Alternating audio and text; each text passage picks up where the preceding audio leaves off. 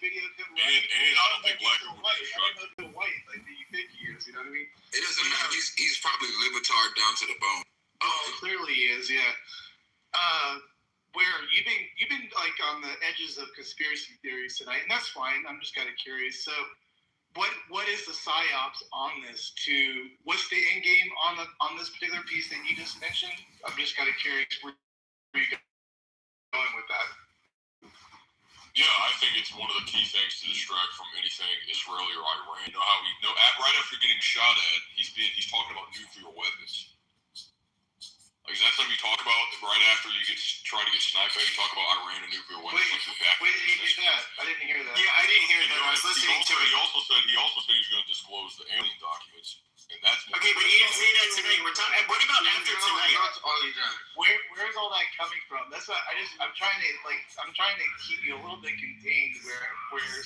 Because I don't know what you're talking about. You're making connections that don't.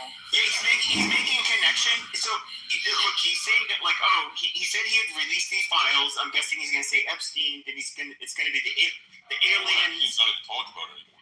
Sure. Then the aliens. They've been teasing that. I get it. But after tonight's incident, okay, I didn't hear him mention nukes. Maybe he did, and I didn't hear it. But that audio that when I got in here, he was talking about nuclear weapons in Iran. Yeah, he did. After a reporter asked him a question, I did hear him bring up Iran. Hold on. After a reporter asked him a question, I heard him bring up Iran.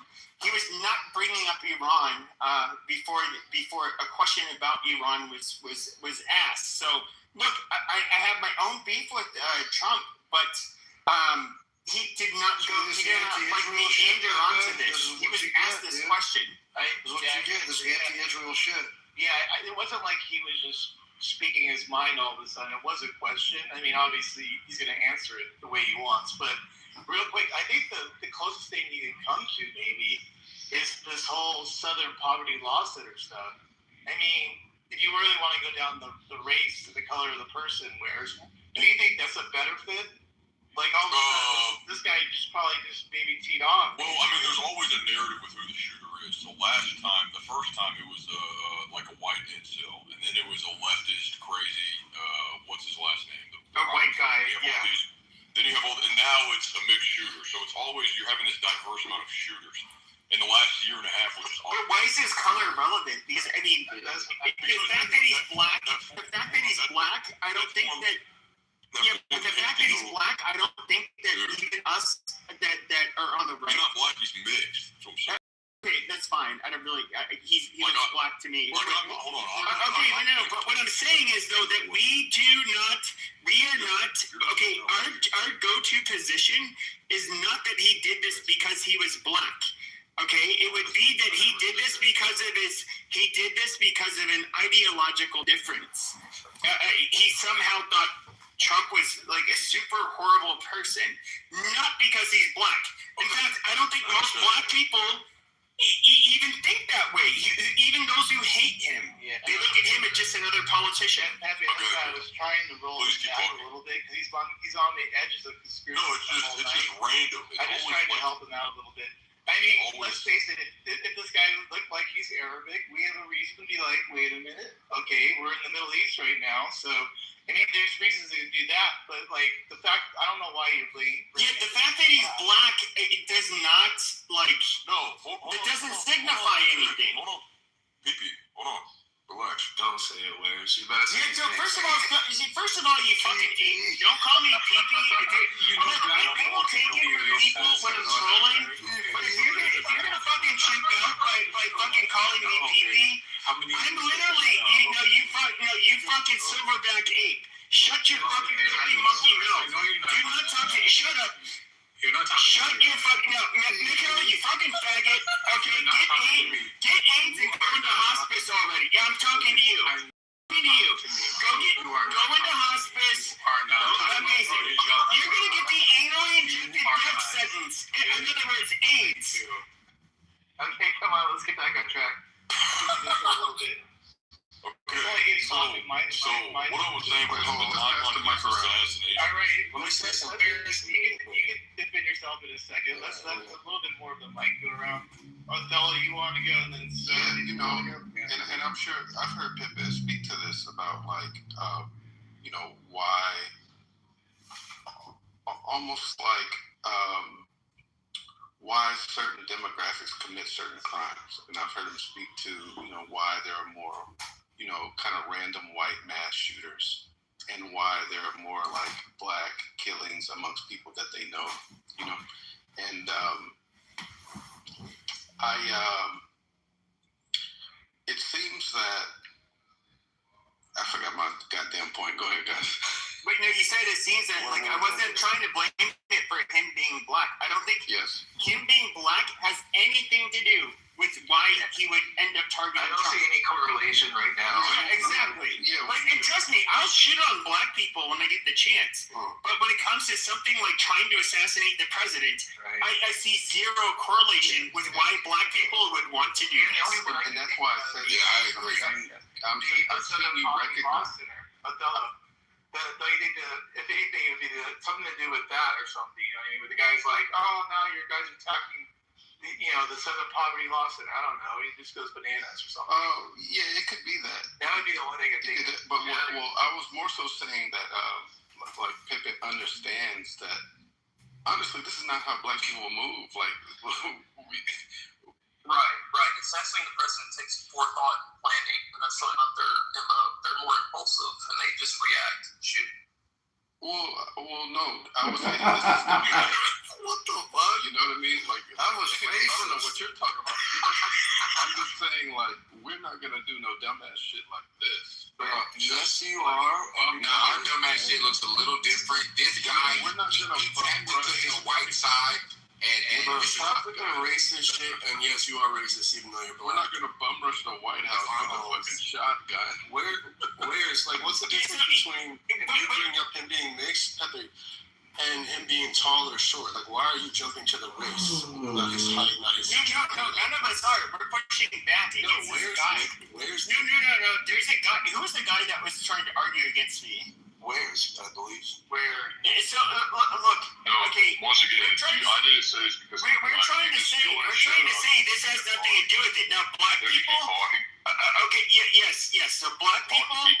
Okay. So when it comes to homicides amongst them, you have a small portion of the black community. It's under 1% usually that are hyper violent.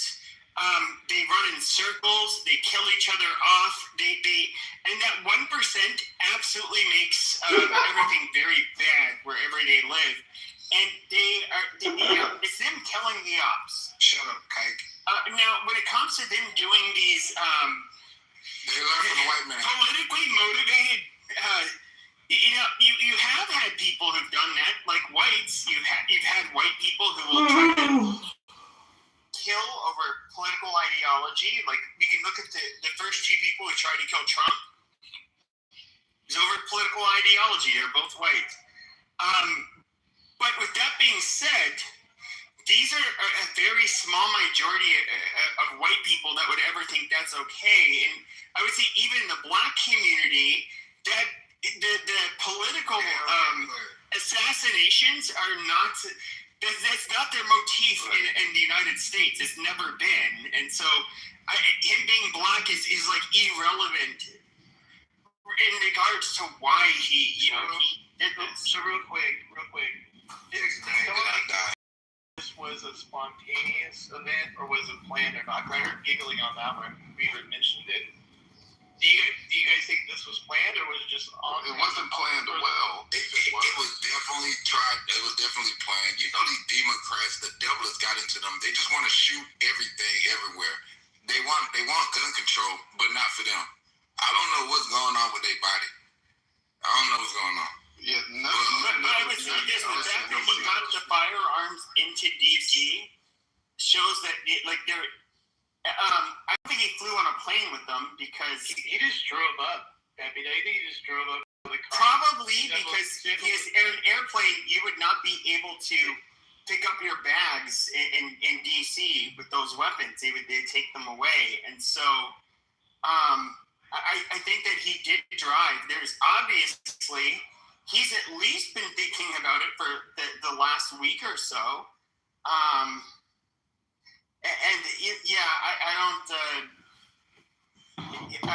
don't think this was just like a super impulsive thing. I think it was a 3-day, like a 3 or 5 day planning. It wasn't like Thomas Cook took probably a year. I think they even said that of planning of some sorts. You know what I mean?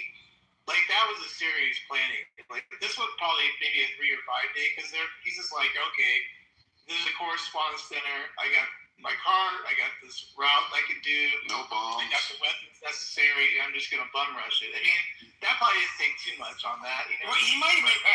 If I had to guess, he's wanted to kill or had. He wanted to get in that ballroom. He probably had it from. You're right, man. He wanted to get in that ballroom. Every guys, he would have fucked shit up. That massacre would have been insane. Not just Trump would have been okay, but I'm talking about the people there. I mean, I don't know if this was it's kind of interesting. If this was a Republican that bum rushed it in order to shoot all the news people, like all the reporters. That would be kind of an interesting twist too on that one. Yeah, the difference would be is that the Democrats, I understand some of the Republicans, especially or post October 7th, a lot of people from a certain tribe are very big on the wokeism bullshit. You won't let it go and cancel culture. But I would say the biggest difference is that if this was to have happened to Biden during one of his correspondent dinners, there would have been like this massive call to shut down hate speech and disinformation, and they would have basically forced the hand of social media companies to do this, where it's like I'm saying, no, that is bullshit. You should not do that. That is where I'm very different from the hypocritical left. Like you can do what you want. Now, if you are planning on killing a president or committing a terrorist act or harming an individual because they disagree with you or they're part of a group that you don't like, I mean, you can land you in hot water. I mean, that's just the way it is. But I think we have a legal standard, and it should hold. I don't want social media or large corporations dictating what it is that we're allowed to fucking say. It's like I sound probably super libertarian, but we can literally say whatever we want without crossing the threshold of making an actionable, threat or terrorizing somebody through our words by, saying like, I'll kill you, bitch, like whatever. And that's the line. Other than that, we should be able to express whatever we want. It can be as anti-Trump or as pro-Trump as you want. It can be far lefty and far right. It can be whatever. Just as long as they operate within the legal guidelines.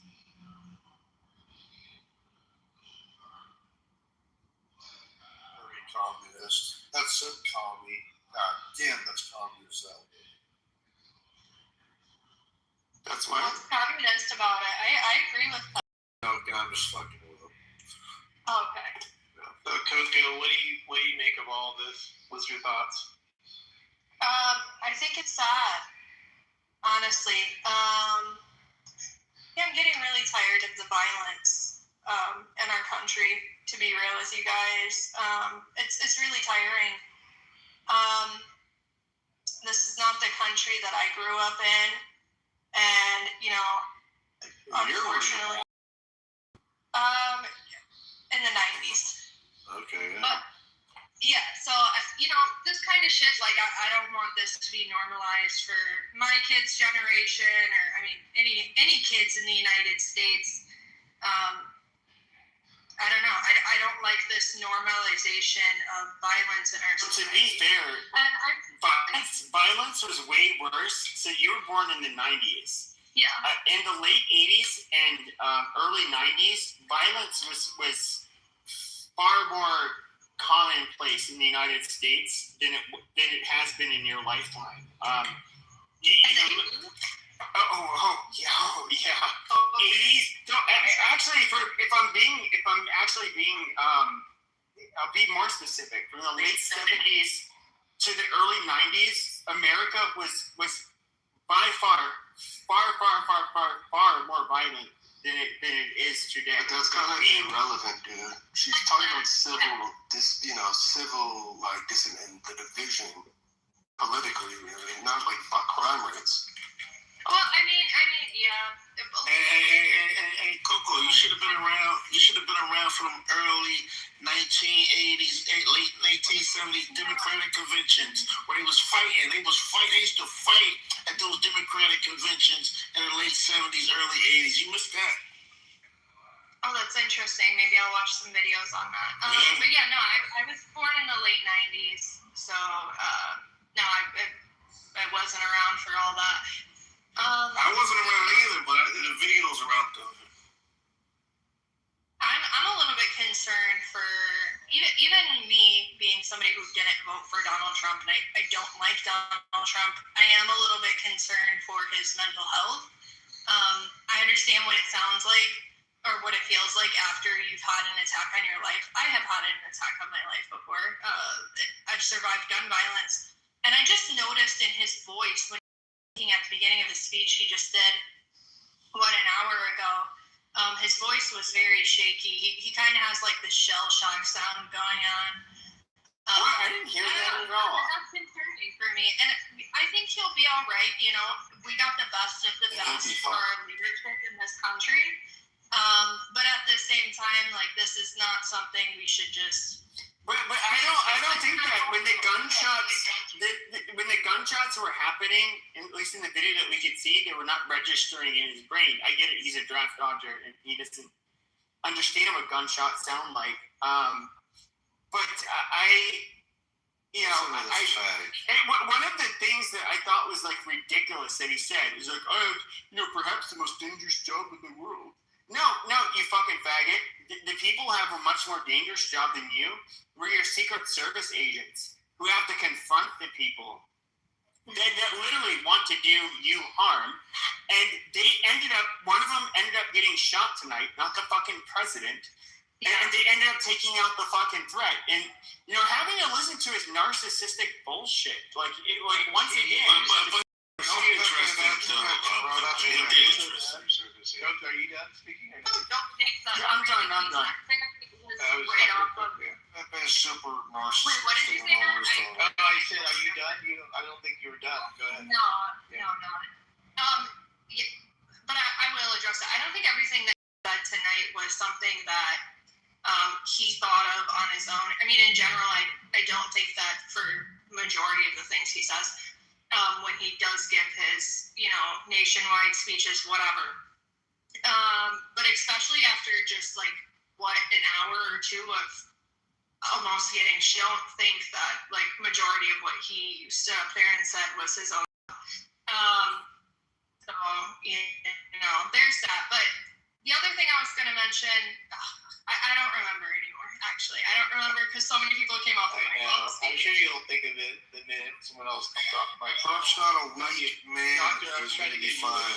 Oh yeah, I'm sorry if I came off the mic. I think there's a couple things that interest me. One is the fact that this was one of the more secure events because all the protectees were in the house tonight. So that's one thing that's alarming. And then I just saw the footage of the perpetrator rushing through the screening stage. So that was alarming to see. I don't know, y'all should watch that. I don't know if I saw it on Fox or where I did. But the other thing is, I don't know what the guy's motive was, but two things. One, Trump's approval ratings are terribly low, right? So it explains one reason why he used, and good for him, he used the opportunity when he spoke tonight to try to bring people together. I think it was very much a defensive and opportune moment to do it. I don't agree. I'm not a Trump fan, but I think that's why he did it, and he really finds those opportunities, which is probably one reason he's managed to land on his feet every time he does something really unbelievable. But the second thing is, and I don't wealth gap is the way it is. You can call him the blue-collar billionaire, but to most people, he represents the billionaire class. And when the wealth gap is, people can say in the room that they're not hurting so much, but there are people that feel the economy is not serving them.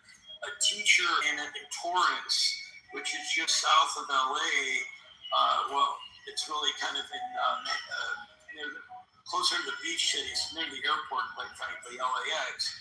I suspect that, who knows if the guy got laid off or whatever. It's not an excuse to do what he did. Yeah, I think the wealth gap is unbelievable, and so most people who realize the disparity of the billionaire class, the Kushners, people like to hate on my tribe for being among the billionaire class. I mean, I see where the animus may be coming from, and we don't even know that was the target. Do you think we have another Luigi on our hands, Dr. J? That's kind of where you're going with this? That we have a what? Luigi. Remember Luigi? The guy yeah, possibly. Possibly. Oh, come on! And how did that serve Luigi? I don't go that deep into it. Yeah, I'm not there with you. Yeah, I don't know about the Luigi thing. And I don't like that wealth gap. I don't like when the money is messed up. People want to hurt people. I don't care how big the wealth gap is, and it's gonna stay big because people are lazy, complacent, and they're too comfortable living their fucking average American life. All right, people who are wealthy are doing things that people who aren't wealthy aren't doing. I'm sorry. All right. What are you doing? That's not how it works. Your mouth. But that's not how it works. Yeah, exactly. So there's a great book that I recommend this Big Mog read, which is called Born on Third Base. And hey, I grew up privileged, so I'm happy to admit all the luck in the world that was afforded to me gave me up, and whether I took advantage of it or not is another story. But there's definitely a lot of luck involved for many people who have seen the kind of wealth that Donald Trump has experienced. That's not to say that there's actually anything wrong with having wealth disparity, and you feel that in the future people do desperate things. Does it excuse it? No, but it happens. Hey, doctor, that's an interesting take, right? But what we know is the guy's from California, right? If this guy grew up in San Bernardino somewhere or out in the valley, right? I don't want to hear this wealth stuff, right? But if he grew up maybe, if he's homeless right now, then I can maybe take that angle. But don't give me that stuff when he even grew up, in Altadena somewhere. We're gonna find out. No, but what he's talking about, the wealth disparity, though, part of the problem is that it runs in families. There's a lot of nepotism that goes on. And again, when I say wealth, that's why I said we got to see his background. Yeah, go ahead. I'm not. Yeah, this guy was no idiot. He had multiple. He's not talking about wage disparities. Yeah, I'm not, and I'm also not talking about the most impoverished people who wouldn't be able to get in a car and have any resources whatsoever to drive across country or whatever you did. I'm talking about the fact that there are a lot of Americans, and it actually doesn't surprise me. Let's say all the PhDs who were laid off at NIH or CDC, those people have done it, but they're not wealthy. Just because you have an education, that's part of the problem in America. It's not Trump's fault. It's that the education is not commensurate with the salary is not commensurate with the workforce. Education, yeah. And so that's not Trump's fault, but what it is it speaks to a great economic disparity. And if you're watching people on TV flashing wealth, and I'm not even saying Trump is doing it, anybody, you feel a disparity. So that's what I'm. That's where I'm at. I gotta get. Wow. That's on me. So what happens? It happens on the white side too. I learned things. Hold on 1 second. Doctor, so the thing is, it's going to be different. People will have differences, whether in intelligence or beauty. No, he just don't get a phone. Let me go. I gotta get so you can't. I don't know the answer. Why are you? Let him go. Hello? Just hold on. We got somebody else going before you answer. Hold on, okay? My bad. Yeah. Real quick, doctor. I hear you with the whole disparity, but the bigger problem here is the fact that you brought it up in the conversation about the shooting. So that's the scarier thing, right? Because you make a bigger point overall, but you're responding to the shooting situation, so that has nothing to do with it. Like, No, we don't know what it has to do with, but if you categorically look at people's occupations, this may have absolutely nothing to do with it. It's just one thought is that if you're a teacher, if he was an entertainment lawyer and a Democrat, I would look at it a little different. As a teacher and a Democrat, with only knowing that information, I'm only jumping to a conclusion that, hey, maybe that guy felt like teachers don't get compensated very well, and he lost his job, and a myriad of other things may have happened, but that could have been an inciting factor. so you're just saying it as a factor that he would do it, not any justification, right? I've not justified it once. I'm simply saying that I would be more hard pressed if it was an entertainment lawyer or a banker doing it, regardless of their political persuasion. That's all I'm saying. And even people like us on the right, there's some of us, like myself, that it gets to a point, if there's enough of an income disparity, we would be willing, I would personally be willing to do things I'm not going to say on this app. I don't need to get my account quit. What?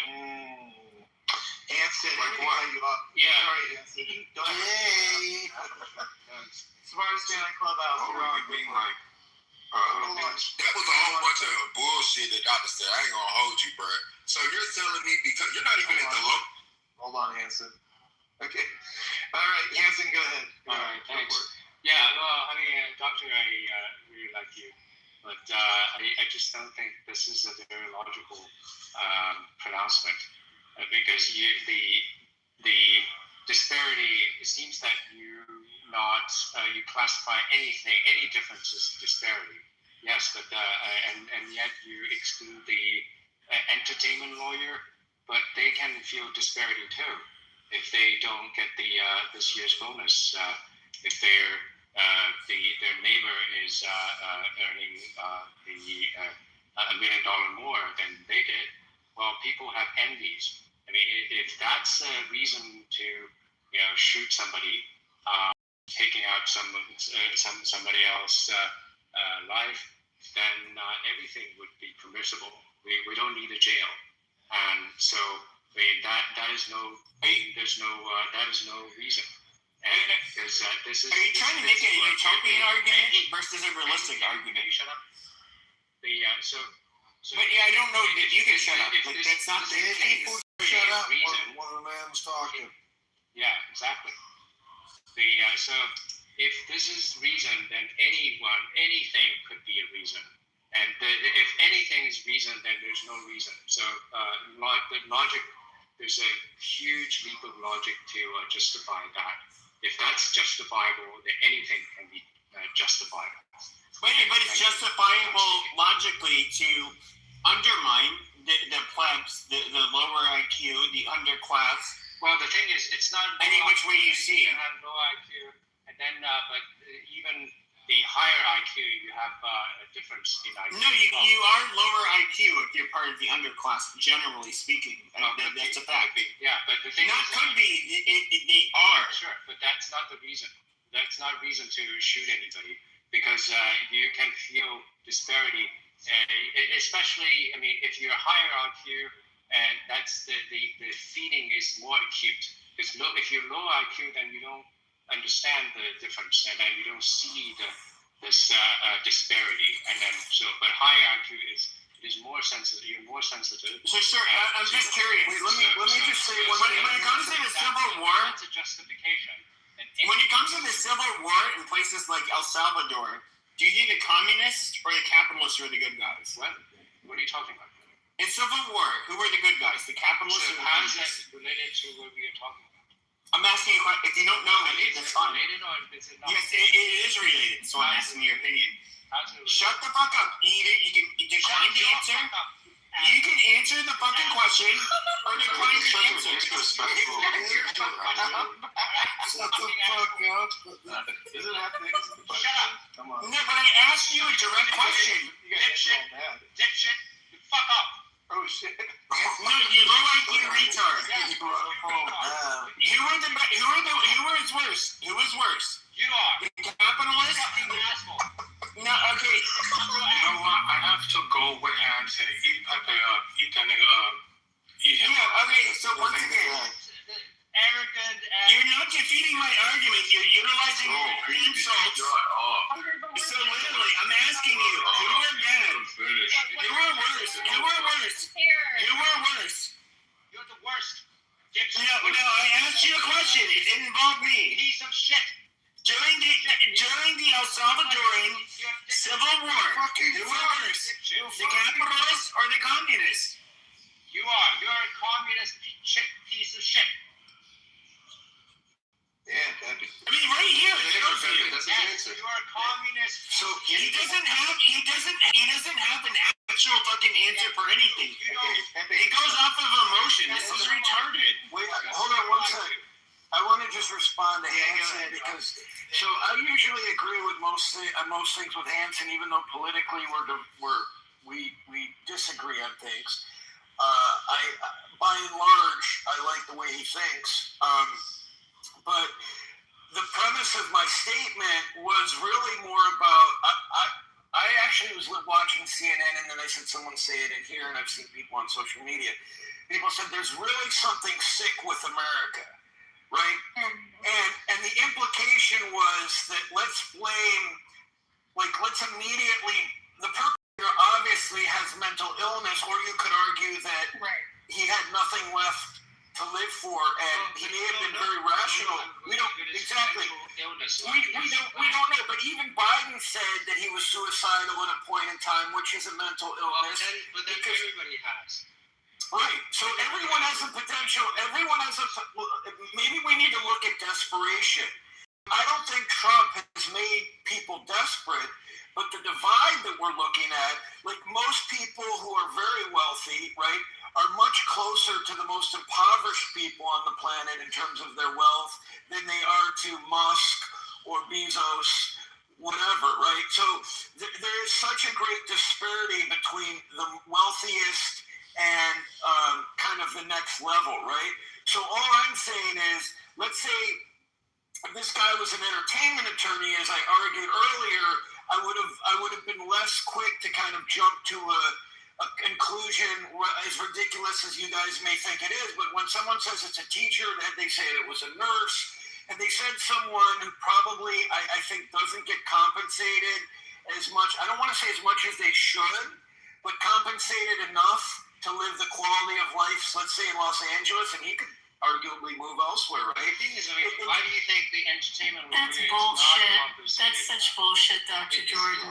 I'm Why do you sorry. think, I That's just bullshit. But Abby, all I'm saying, I love you, Dr. J, I know, but but it's all- bullshit. okay, We've but what part are enabled political violence. People are fucking lauding Luigi. Okay, we're enabling this kind of shit, and it's become like mainstream. Instead of condemning it, it's condoned. And that's the problem. And that's why you get these crazies.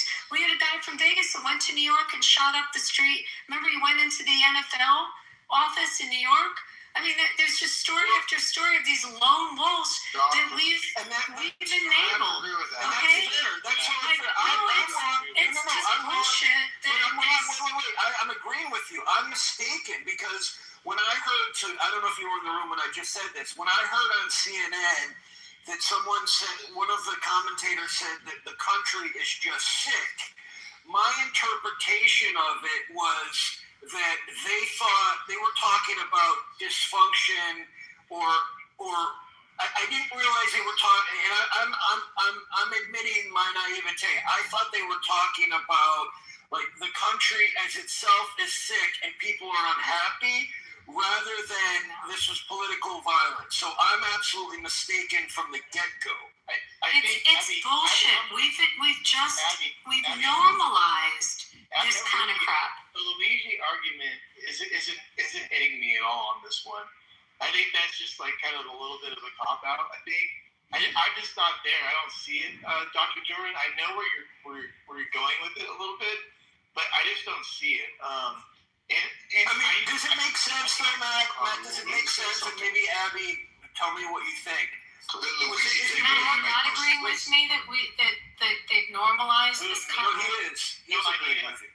What I wanted to ask both of you and others is, am I crazy to say, as soon as I saw teacher, it jumped out at me, and maybe I'm nuts, and they said neurosurgeon or entertainment attorney or actor or something. I jumped. It jumped at me thinking, this is that is on you. Good. I mean, why should you despise the attorneys and neurosurgeon and Elon Musk? I mean, that is on you. Well, no, I said, but I'm not reflexive. No, I have a reflex. Yes, I have a reflex. The reflexive part is thinking that a profession that is underpaid.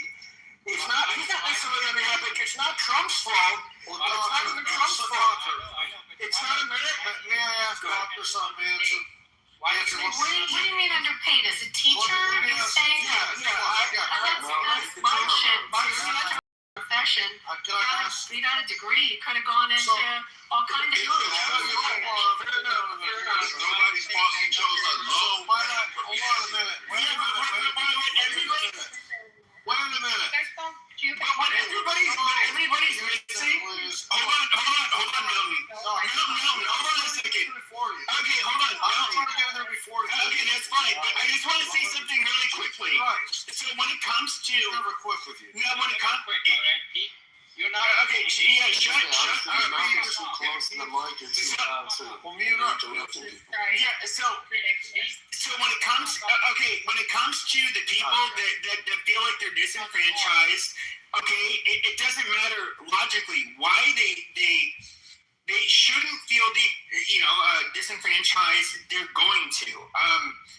Like a very unfortunate reality is that we have people, because we come from different groups, because we come from different classes, we have multiple differences between each other. We are going to look at things through a certain lens. And of course, when it comes to those, the haves and the have-nots, yes, there's obviously connections in who you're born, what family you're born into plays a lot into it. And yes, there's going to be a lot of people that end up really. You would think that's a logic. Disliking them. You would think that's a logic. It is logic. It is logic. Wait a minute. Pepe, don't you think that's not really? Wait, but can I just say something, Pepe? Pepe, it's really not. Pepe, it's really not what's happening. You have a normalization in social media. You have a normalization on this app alone of people calling for harm to our president. You hear it in rooms all the time on here, right? We've normalized it. And if we don't call it out, it's a crime, by the way. And if we don't call it out and say, you can't say that, you can't do that, it's not acceptable. It's not acceptable to kill people because you don't agree with them. And if you don't call it out, okay, social media has amplified it. But Pepe, I don't think it's necessarily because someone's disgruntled in their position in life. I think people there's been a class system for years. It's just we've normalized violence this way, and we don't call it out. After Charlie Kirk was killed, and you saw the people that were celebrating that, I mean, you've got to call that shit out. And now you have to say something. It's just wrong, and it's against the law.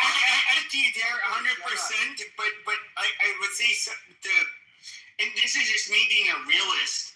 When people feel like they're being done wrong by a certain class or group of people, they are going to lash out. I think wrong all the time, right? So yes. I'm not. This is not. Stop. I'm not justifying. This is not me justifying it, retard. Shut up. Always interrupt.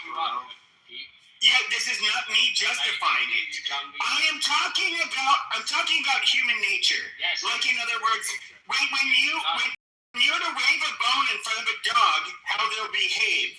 Okay, there are ways that people behave when they see things that they feel are unfair. It's like they are going to react a certain way. Like you can't help yourself in a shower, like a dog. All right, just Okay, because they feel like they they're doing something, they're not always allowed to do so. Mountain, you're up. And Coco, I'll let you get into, because I know you wanted to finish off. Let me go at the Coco, man. Huh? Let me go at the Coco, man. Okay, alrighty. Now, where are you now? I guess he did all that, and now he's not even up here. Okay, so Coco, why don't you just get off the thought that you wanted earlier that you forgot? Go for it. Yeah, the original thought that I was going to talk about earlier is, I think we're going to see some people try to frame this as like, oh, the votes are going to change, and they're going to try and encourage people to vote differently than what they've been planning to. And this is something we've seen historically happen. I definitely think there's going to be a little bit of that going on. So just everybody be aware of that, right? This won't be changing any of my votes, by the way, whatsoever. I've studied on who I want in office and who I want to represent me, and it's just not going to change that. You know what I mean? So I wanted to make a comment about what you guys were actually just discussing right now, and I'm not condoning this. I never condone political violence. However, I always do try to speak up when it comes to teachers, and teachers are severely underpaid. But no, I think this guy was mentally ill. You don't just go and be like, yeah, I'm just gonna, I'm not gonna say that because that's incriminating. But you don't just wake up one day and think about go and assassinating, our leader, and you're just like a mentally sane person. This is not normal behavior.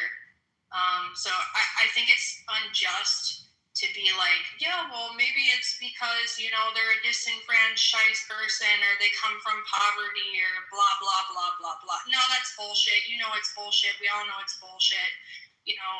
Call a spade for what a spade is. Hey, Coco, can I ask you a question?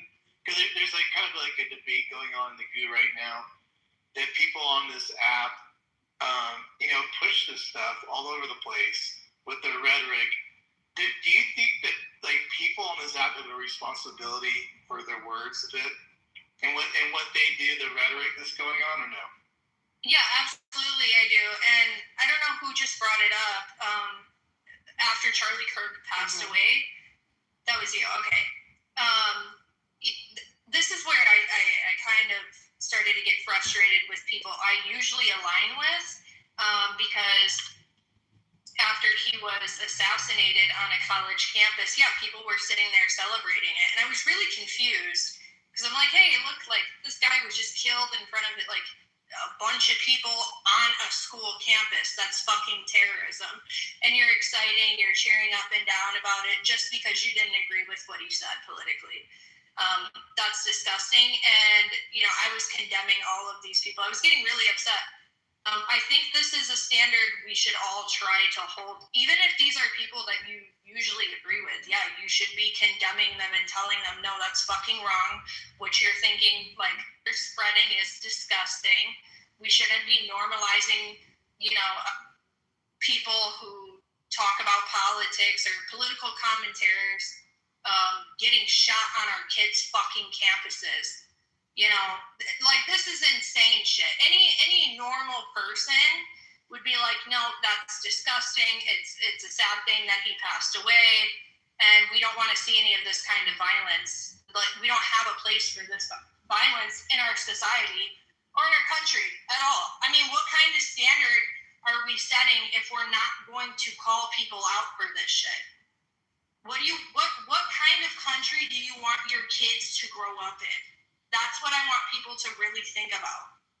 So that's where I'm at with that. That's a great question. Well said. Hey, man, can I respond to Coco?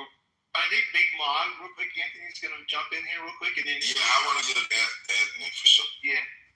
Thank you. I appreciate it. Yo, it's good to see everybody in the room. Most high bless. I'm so happy that, Trump and his family are good. So with that said, Coco, I understand where you're coming from. And I share similar sentiments to you, but there's a line that we have to be careful that we don't cross. All right. So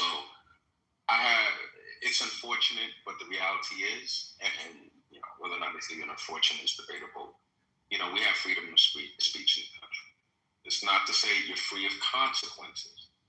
If your employer has a problem and they decide that they no longer want to be associated with you because of you exercising your freedom of speech, rights, First Amendment rights in this country that people have died for, so be it. That's the consequence you may face. But I don't think that we should stop people from freely expressing their ideas and their thoughts, no matter how abhorrent they may be. It may sound crazy to some people. I have no problem being on stage, interacting with, speaking to people who freely use the N-word. I don't really care. That's their right. I can. Why was this thing so giddy to say that to me? Like, please stop. Yeah. So here's what's up, man. Ultimately, we have to. It's a really slippery slope when we start, stifling speech that we don't like. As abhorrent as it may be, that speech, somebody's going to eventually come for our right to say what we want to say. So, I hate the stuff they say about Charlie Kirk. There's so many people that regurgitate information that they have, there's no basis for in reality. They've never actually sat down and listened to what he said in context to understand that so much of the narrative is just poisonous and it's not true. But, like I said, we're going to have people to say what they want to say. I agree with you 100%. I think there's always we can look at let's say Hitler is coming to power. He's going to gas the Jews and all the people he considers dysgenic, whatever.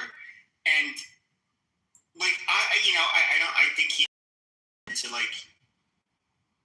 rebel against and kill, assassinate even. There is a line, but what's ironic about that is they compare Trump to, which Hitler. I don't think anybody.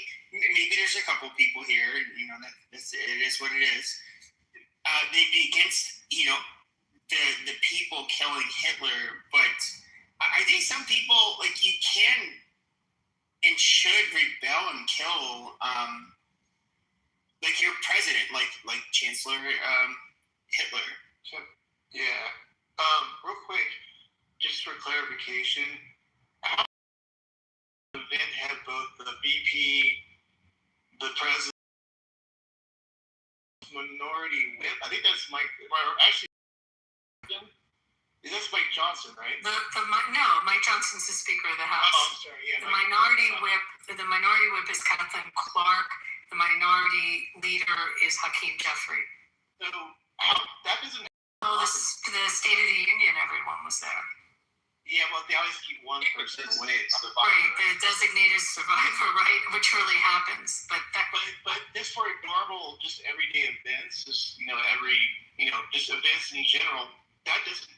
They purposely don't do this. So this is very odd to me. No. Well, no, I mean, I put this in our chat. I went 2016, and I've noticed this, and this was, I haven't watched the news broadcast. I just got back from dinner, so I have to watch all of it. But one thing I definitely remember at the Washington Hilton was how crazy and crowded the hallways are when you're at the dinner, throughout the whole dinner, there's like all these people that come into the building that don't have a ticket to go to the actual dinner.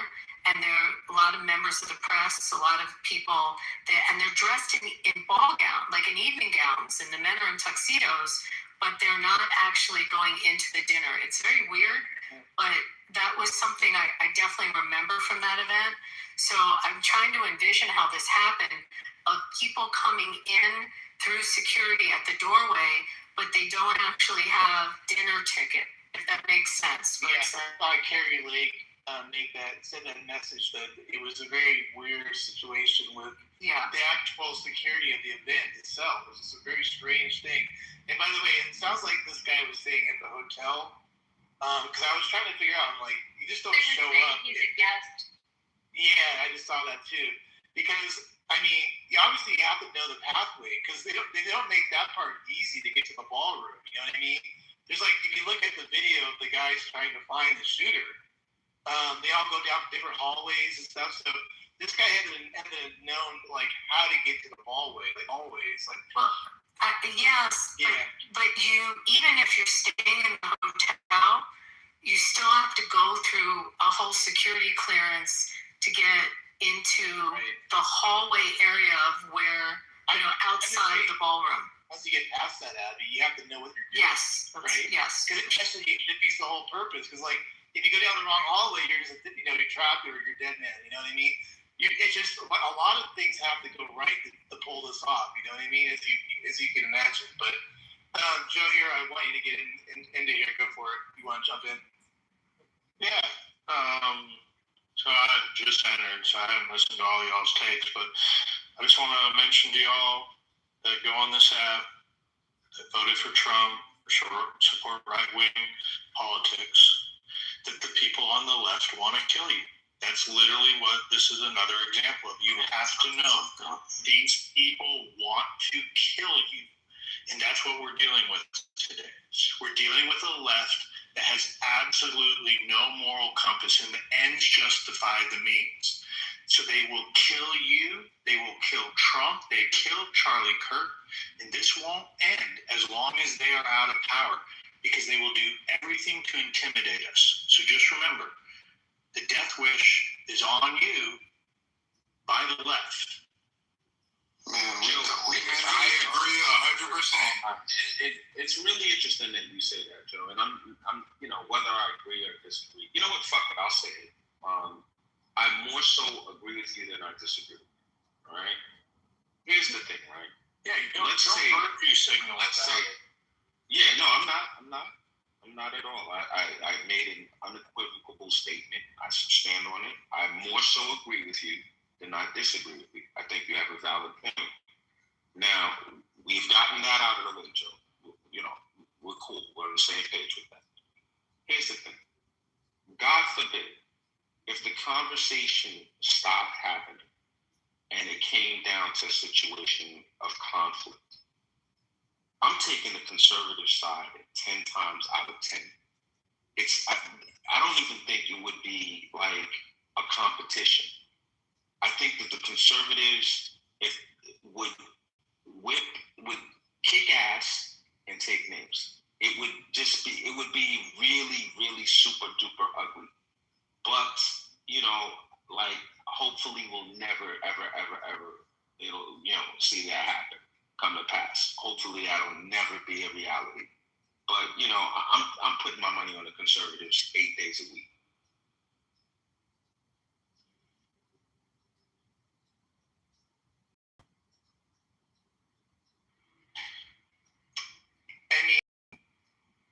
I agree with you, Anthony, on that. I think the left is pushing it. I just gotta put it out there. I think if you just push things too far, you're gonna regret what happens afterwards. I'm just gonna put it that way. I don't know how else to put it. As someone just said in chat, he's a duly elected president. If you eliminate that, you rip that from our hands, what are we left with? We have nothing left in this country worth being around. I don't know what that looks. You know what I mean? So, the left doesn't care about that. The debate is over. The debate ended about 5-6 years ago after they stole the election. How do you explain Thomas Crooks? We're dealing with half. We're dealing. Oh, listen to Othello make it. Try to make excuses. We're dealing with a moment that the people on the left don't want a country with us. They want to kill us. It should risk its reputation while Trump Wait. community. What reputation do you speak of? what reputation is the left?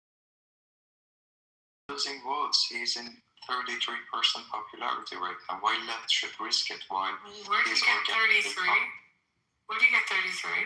I don't see that number anywhere. I don't even know. But Yeah, that's not the number. So this is why let's this say is not that was evolved conversation. Trump already evolved past this tonight when he responded and said there's crazies on both sides. This is not evolved conversation. Yeah, all good. So let's say the number was really 33%, like you're claiming. Who cares? Are you suggesting that our president should lead our country based on poll numbers? Is that what leadership looks like?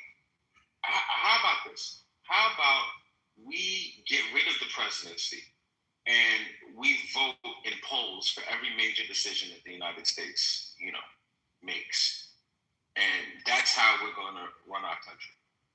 Does that sound like, like something that's realistic and feasible and makes a lot of sense to you? Or do you think there's going to be times that a president has to do something that's unpopular? Do you think that is that what leadership looks like sometimes? You have to make that difficult, unpopular decision that the people en masse in an electoral college landslide, in a popular vote win, made a decision that this is the guy that's going to lead our country. Like it kills me, cracks me up when you guys bring these poll numbers in. It has absolutely nothing to do with the price of tea in China. We don't care. Even if I don't think you're right, but even if you're right, who gives a fuck?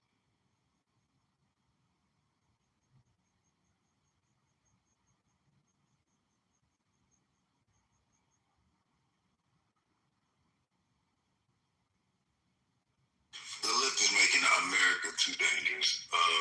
Something needs to be done about them. I know that there are crazies on both sides. I've definitely seen, and so many conservatives do some of the most left-looking. But man, Charlie Kirk, this attempt, a lot of these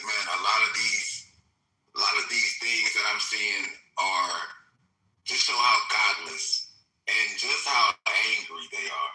I mean, nobody wanted to hurt Sleepy Joe. He wasn't the best person. He was giving, special privileges to his son while he was doing crack and all kind of stuff, young girls. Nobody wanted to hurt Mr. Biden. Even though we didn't agree with him stiffing little girls in 4K, we didn't want him hurt. These people want our president hurt, okay? They're shooting at our president, okay? They're screaming gun control, and they're shooting at all the conservatives. These people need to be, they're anti-American. They want the Islamic regime in Iran to stand. Like, who are these people? Don't forget there are also the people that shot up Steve Solis and the members of Congress at the baseball game. Add that one. You remember that as well. You see? Yeah, they got an anger problem. Because they're just godless as fuck. Yeah, I see this is leading you guys down a dark path to eventually you'll have a new terrorist, and that's what I see brewing, and that's why when Trump acknowledged tonight, man, I have a lot of enemies. That's what he was telling you guys, basically. And they in different places, high places, look everywhere. The way I carry myself, the way I talk. This is not a regular guy.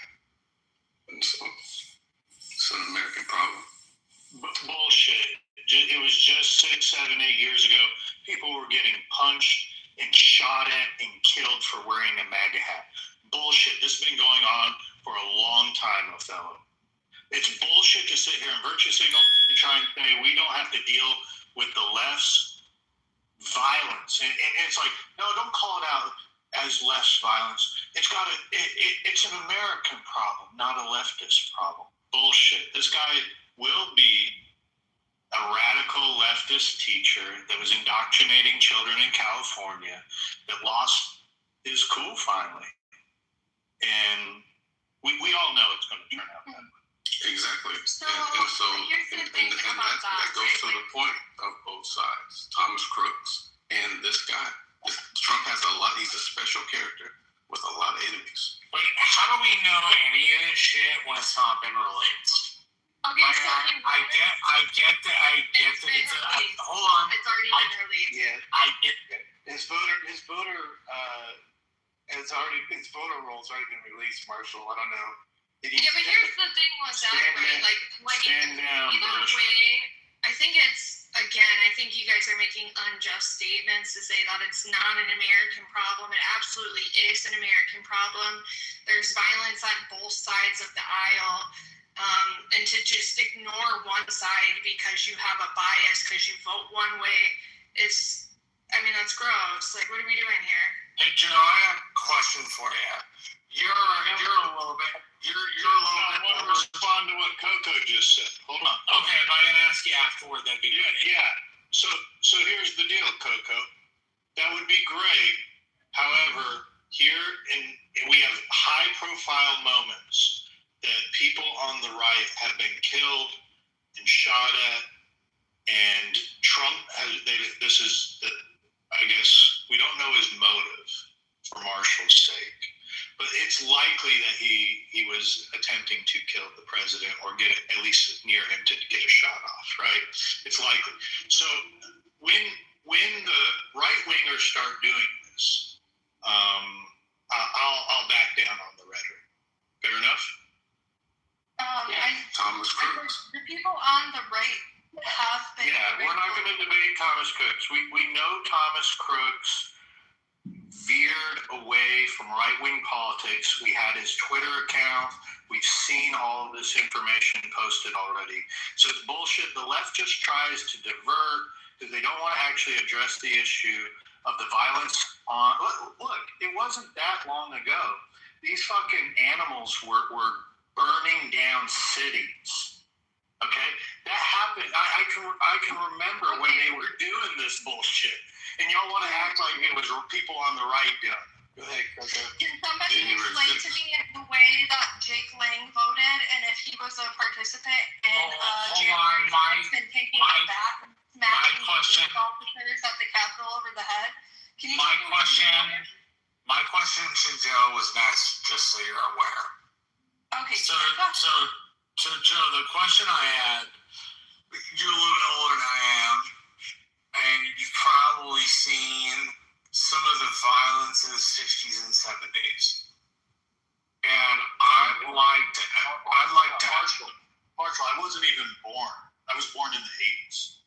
Oh, well, even in the 80s, do you call the violence, it's now, but my impression for the 60s and the 70s was that it was much worse then than it is currently. And the only reason I ask somebody older than I am is because I don't quite know the phrasing of that. I remember my childhood, but I can't. Yes, Marshall, I lived through it. I lived through 2 Kennedys being killed. I lived through Reagan being shot, Martin Luther King being shot. There was a lot more violence. Okay. The assessment. It's not like we didn't have political violence. We had it. No, I'm not saying that. I'm saying the violence of the time was worse than what we have today, or lesser than what we have today. When you talk about the violence of the time, we could go to Chicago during the convention and look at that violence, right?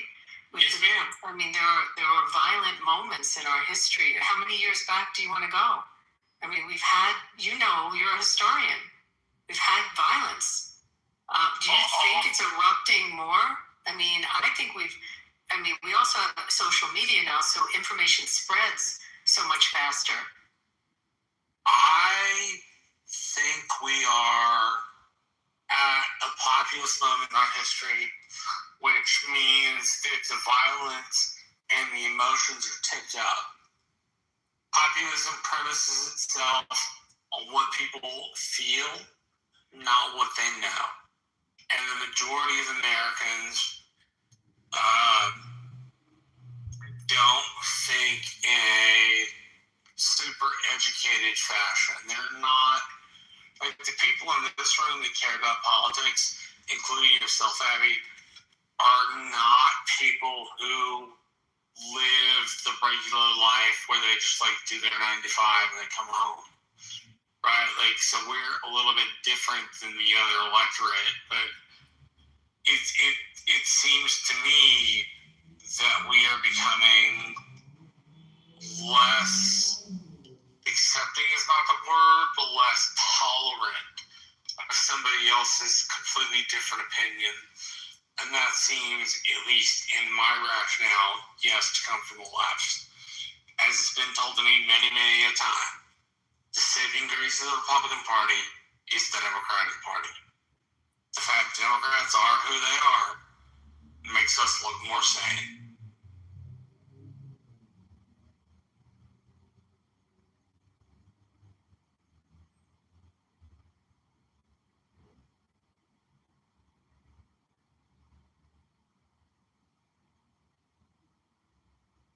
I suggest everybody go back and re-listen to Trump's speech tonight. Sounds like a man that's been humbled. And we'll see what happens from here. But Othello, do you think he was humbled after Butler? Do you remember his speeches after Butler? no, I don't recall. Othello, do you remember what George Bush said on the evening of 9/11? Do you remember? I remember George Bush on 9/11, but I also remember Trump after Butler when he gave his speech at the convention, which wasn't that long after Butler. Do you remember that? And he had still wearing the bandage. Do you remember any of that at the RNC? Honestly, I don't remember, but he was very, as people see him as very bombastic and vocal, and he has that tenor about him. He was pretty subdued and pretty humble. Other people remember that?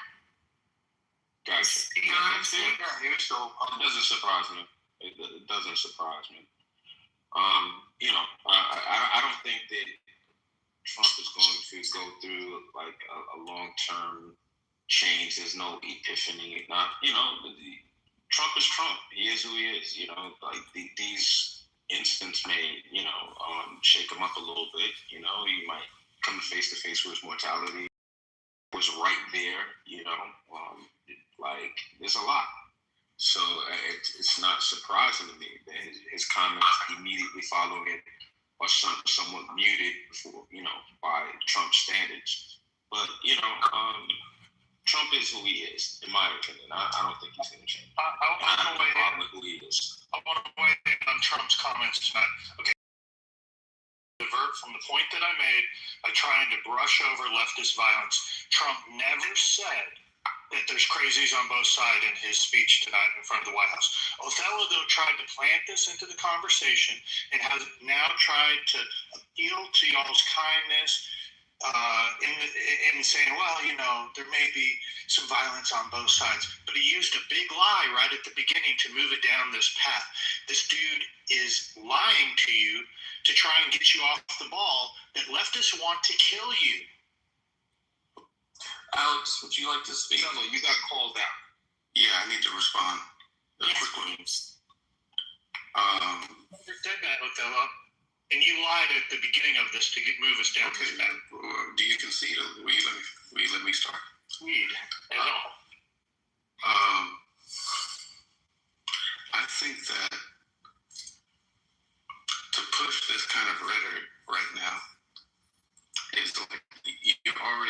civil war in your mental realm, in your mind.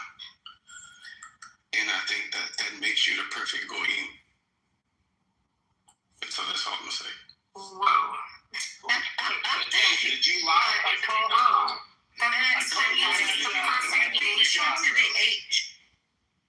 I want to hear Alex. Before Alex goes, I just want to. I think I know where Alex is going, so I want to set the stage for this. I want to. So funny, I said stage. I want to tackle this quote unquote staged event that we keep hearing that's going to start. That's starting to percolate from this room, and it will start percolating all over the place about how this was a staged event. So, Alex, take it away. Go for it. Alex, are you there or no? All right, because we have Ray. Washing dishes. We had Alex and Ray in the chat saying this is another scripted event. Or I don't think Alex said that, but he was hinting at it. Do y'all remember when they were saying you need to take this vaccine because you're the problem? And now all these deaths are starting to roll out, and turbo cancers are occurring, and we don't want to think the left wants to kill us. I mean, they were up telling. Biden said the big lie about the vaccine, saying that it would stop the spread of it, and it never did. I mean, time after time, year after year, you cannot forget these events that the left wants to kill you. So ridiculous. So ridiculous. What is this sudden interest in the left wants to kill you because of this incident? It's such propaganda. It's crazy. I can't remember. It's really bad propaganda.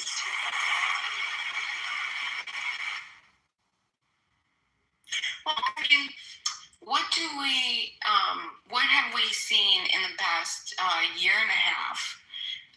What acts of violence have we seen? We've seen the original first assassination on Trump. How did the public, the political sides, how did they react? We saw Charlie Kirk. How did each react? We've seen Mangione. How did each side react? We've seen, you know what I'm saying? Does anybody have any comments about those specific incidents? I brought that up earlier. Mangione, what's just abhorrent and just a vicious statement about humanity is the amount of people that have joined forces to support him. It's grotesque. And the fact that in cold blood, a man goes and shoots a father and a businessman in cold blood on the street, and you have people lauding him. So I mean, just on that one, I wanted to comment because it besides the criminal aspect of a premeditated murder, in other states would put him in a electric chair or firing squad, but just the concept that people accept that and justify it, and that he's got a groundswell of following, and maybe that's what Joe is saying. That's who are those people? Who are those people that are his fan club? Right. So I guess that's my question. And just to follow up with that, what we do know is that college 50%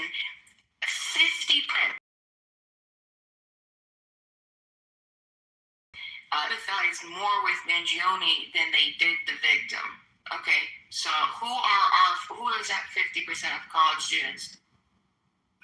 I don't know. Where's that poll? I've never seen that, but that's how I just want to point out there's only one ideology that calls for the death of the rich. There's only one ideology. It ain't the people on the right calling for the death of the rich. It's clearly not all people on the left are doing it. However, the extreme leftists do want to kill you. I mean, that's the pattern we have seen. Do you think, Joe, as the shift in the difference in wealth disparity, the wealth, the productivity, and wage percentage, the EPI said as of 2025, we have since 1979, the two measured quarters was 1979 fourth quarter and 25 fourth quarter financial years. They were both measured, and our productivity has increased 93%, and our wage has increased only 33%. Now, I have a question for the rest of society. When we look at something like that, and we see that, some of you have heard me say these numbers recently because we heard this, but 1% of America holds the same wealth, 90% of America, whereas 10% of America holds 93% of American stocks and investments. So, what are we talking about here? Is this going to only be a political left and right, or is this going to turn to a revolution, a violent revolution, if we don't fix the structure of what we have here right now? Yeah, but this is where did these numbers come from, Bima? Can you cite where they're coming from, Bima? Yeah, tell me which number you need, Abby, in the chat. Specifically on the equity holding, because are you counting in all the 401ks and pension plans around the country when you talk about who owns equities? Let's double check so I don't misquote. We'll drop it in the chat. Doug, you want to get in here? Go for it, man. Yeah, let me jump in. Thank you. So, to the people that listen, Mangione acted upon his own information, right? It's not justification for what he did. People are fed up, right? Healthcare is a serious thing to some people. Maybe there are some people who don't have to worry about their healthcare. Maybe their healthcare is so proper and pristine. They look at other people and say, "Well, too bad for you." Mangione said, "No, too bad for you." Right? It means something to him that he acted upon it. Now, everybody's justifying his act, but the same way when America was fed up with Britain, they acted. It caused a revolutionary war. That's what happened. When people are fed up with a thing, they are fed up. R. Kelly even said when a woman is fed up, ain't a damn thing you can do about it. And that's how Mangione reacted. That's how he reacted. I think it's unfair for people to hold these positions and wave their finger at people that make decisions in their lives because they're fed up. Now, you might say, well, we could have did it another way. You could have went to your senator, go to your legislator, and da-da-da-da-da. It's just madness, man. I don't think people realistically know what world they're living in, or maybe they're living in a that's waiting to pop so they can drop back down to reality. I don't know what it's going to take, right? Until you're in the shoes of Mangione, let the justice system handle him. Stop trying to slander him for, being mad at the system. I'm done speaking. Don't slander someone who murders in cold blood and premeditated murder. Don't slander that. Are you serious? I can show you. Feel that way? I can show you. Watch this, Abby. I can show you pictures of men and women being burned and hung and lynched in this country. I didn't ask about anyone else. I didn't ask what about it. But you don't want to hear that. Are you justifying in cold blood murder? No, don't see me. This man committed in cold blood, premeditated, first-degree murder on an innocent person. And you are... He's not innocent. He's not innocent? Was Mangione the judge and the jury to convict someone? What was he found guilty of? All of this in the civil order, if you undermine it by committing mass acts of political violence, that's the population saying that the laws no longer apply. In that, you're in an anarchical state, and if the governor accepts that, then they're in in the same state. Luckily, we have a government that's like, no, we can't do that despite how flawed it is. And that's an important piece.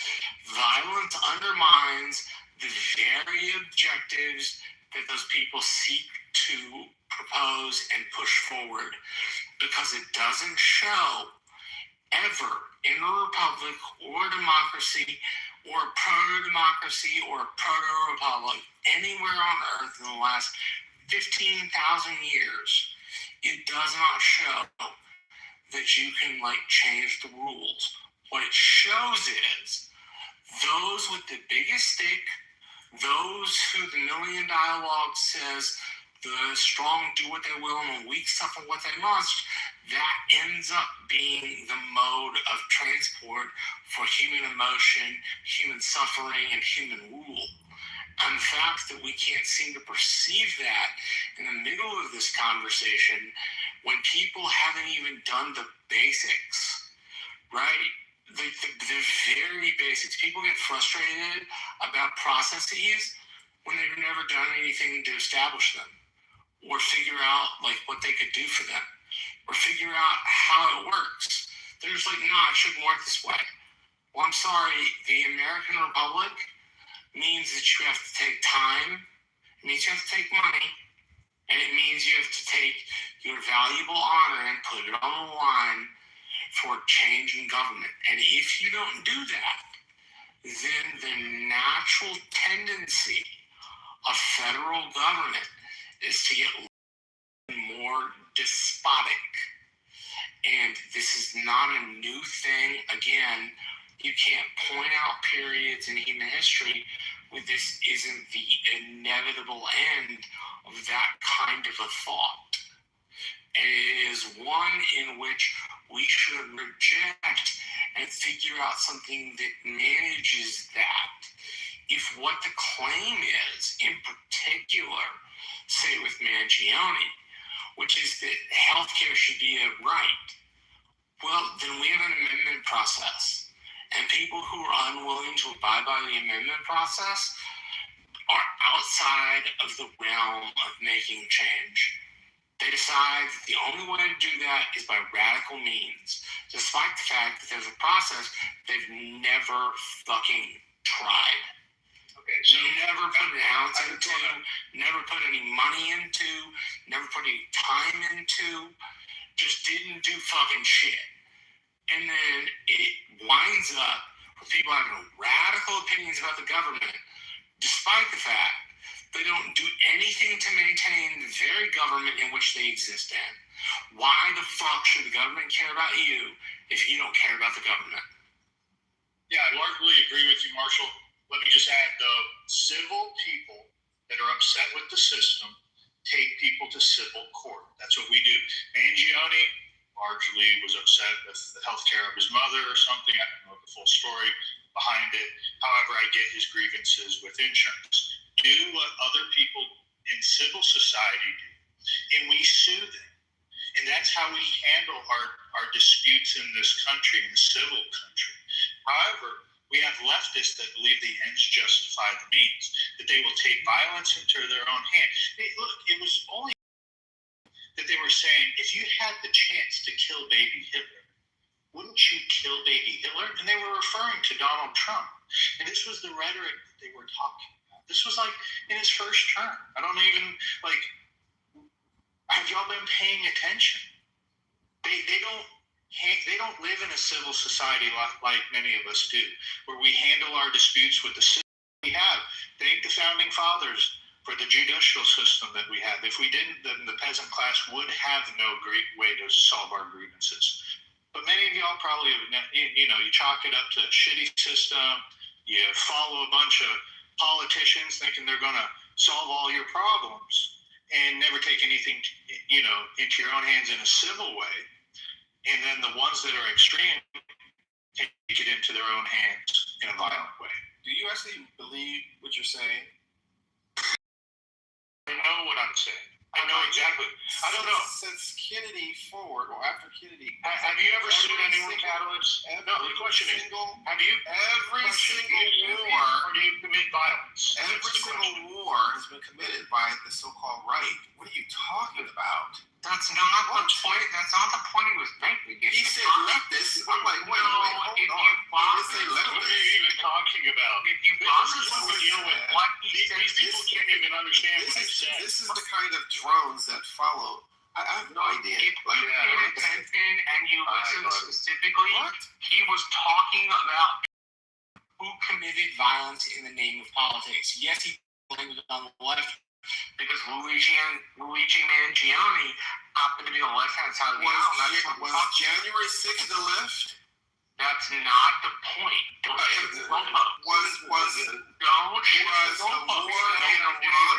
Don't be a shithead in the middle of the conversation. The war in Iran a left thing? Oh my gosh! Can you? This is how the logic of the people on the left are. Catalyst, did you answer Joe's question? Catalyst, did you hear Joe's question that he asked you? He asked you a question. Do you sue people or do you commit violence? Because that's how we handle grievances in our country. Have you ever litigated, Catalyst? Have you ever gone to court and litigated a dispute? Multiple times. Go talk to someone. Joe asked a direct question. Have you ever litigated or if your neighbor did something? Multiple times. That's when he litigated it. So have you gone to court to solve a dispute, Catalyst? That's what he asked you. The fourth time, multiple times. And how has it turned out for you? One knows, some I didn't. But as relates to this person making a blanket claim that individuals of a political ideology focus on warring or violence as opposed to litigation is completely. But Catalyst, not part of the argument. If you had listened earlier, he acknowledged. Came in 5 minutes ago. He acknowledged that both sides had an issue, right? He acknowledged that the extreme right was as big a problem as the extreme left. He simply said that violence was not a place to solving your problem. Right? Maybe Joe is a bit more partisan than I am. So let me jump in for a second, if I may. I think if Joe had said there's a contingent on the left that is very radicalized and dangerous, that's a lot more palatable. Just as I would expect someone to say, yeah, there's probably a contingent on the right that is radical and dangerous, and it would be expected that the most radicalized segments of society are going to be more inclined to perpetrate some violent activity. Not always, but possibly. It's more likely, right? Even statistically.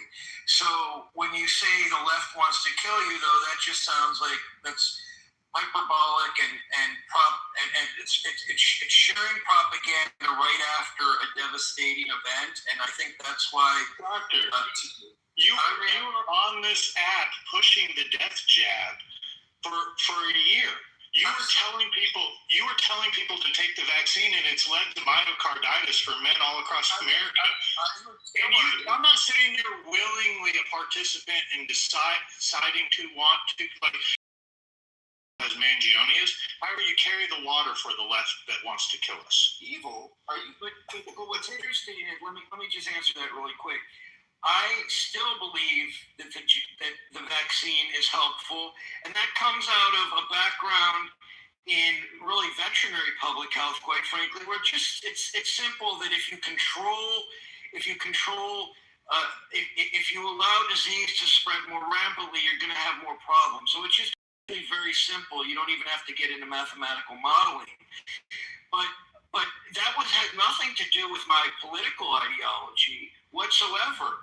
But I do think it's fair what Catalyst said. Hold on 1 second, Joe. Let me just say one thing. But Joe, let me just say one thing. I think it's fair for Catalyst to say that Like, I wasn't thinking of January 6th. But it is a fair argument, I think, to bring that up as an issue.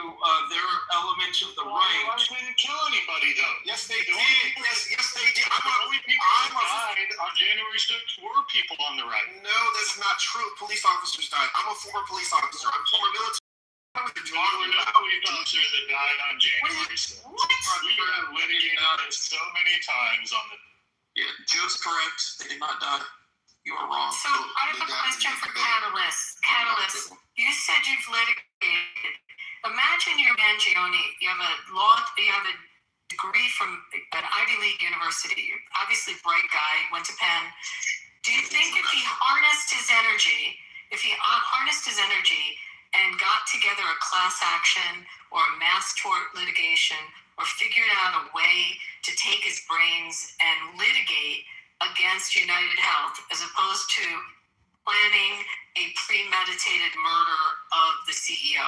Do you think that through the system and through litigation and perhaps taking the incentive to gather people in the form of a class action might have been a more civilized way to approach a company that you had an issue with? No. You don't. So you think the only way was to murder the CEO? I think. Are you familiar with the Powell doctrine that's been taking place from a memo from 1971? It's a doctrine that the guy who would ultimately Nixon put on the Supreme Court. This doctrine states that corporatocracy is to control all areas because the left or individuals of free thinking were not able to control the courts, policy, education, the laws, the wealth. Absolutely not. And I, as one that believes in a civil society, I do not think that had he gone through all those things you stated would have changed anything. These big pharma donate billions of dollars to their from their Wall Street to their K Street folks to get policies done and completed and have torts just to Smith or judges are bought and paid for, juries are bought and paid for every day. Like, really? So you don't believe to work with our legal system, you think that the rule of law shouldn't apply with the situation, that his remedy to United Healthcare was the only remedy, not to take a company down through a class action or a mass tort. The way for you think, is to go outside the rule of law and to commit first-degree murder. What you asked about 4 different questions. What's your? So again, I asked. You said you've litigated when things were wrong in your life, when you had issues. So did you think in those litigation moments of going after the defense? Were you the plaintiff in those cases? I do. I am not. Did you think of going and attacking the defendants, like physically, as opposed to suing them? As opposed to like taking their assets? Did you think of maybe, like if you litigated with a neighbor, did you think of instead just going and beating the shit out of them instead of suing them? It's not about me. I'll just ask generally the question. It's not about me though. It's about what that person did to get redress. It's what that person did to get redress. Was he wrong? Absolutely, he was wrong. Absolutely. But as far as having a class action lawsuit from a number of individuals to take down or change policies from a private corporation that's part of a big pharma entity that donates billions of dollars to have policies written, laws changed, things moved around like they did last year with the big ugly bill by changing a lot of the monies where things were allocated at the expense of tax breaks. Absolutely. It's unfortunate, but it happened.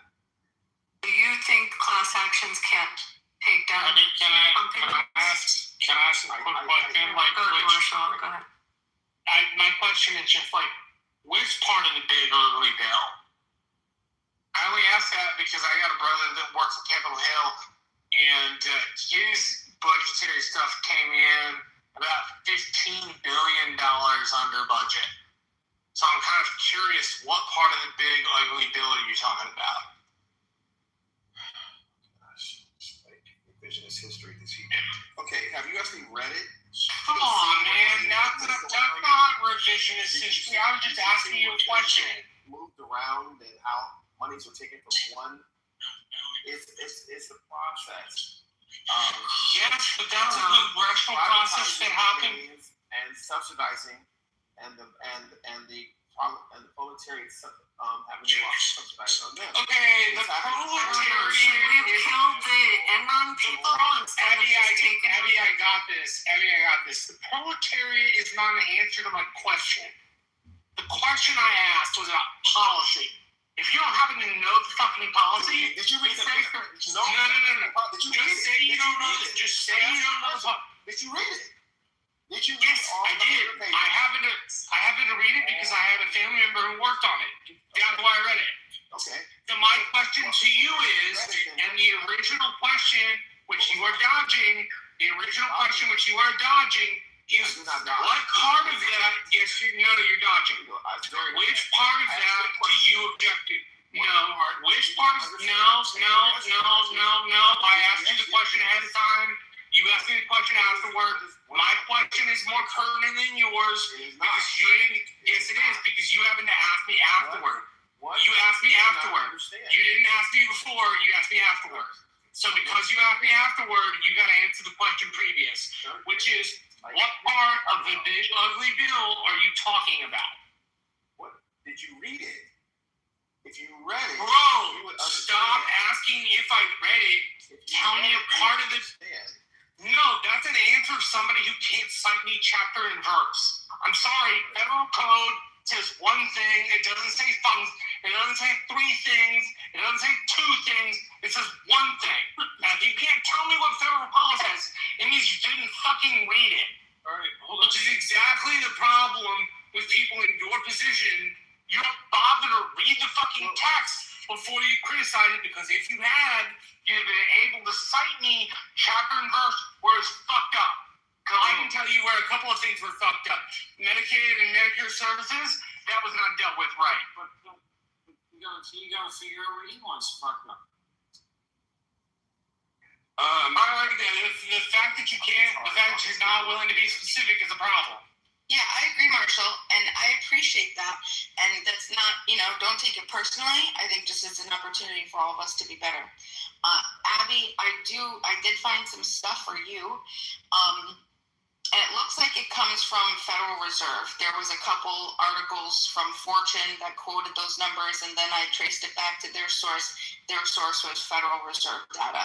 So that's where that comes from. Now, yeah, I could.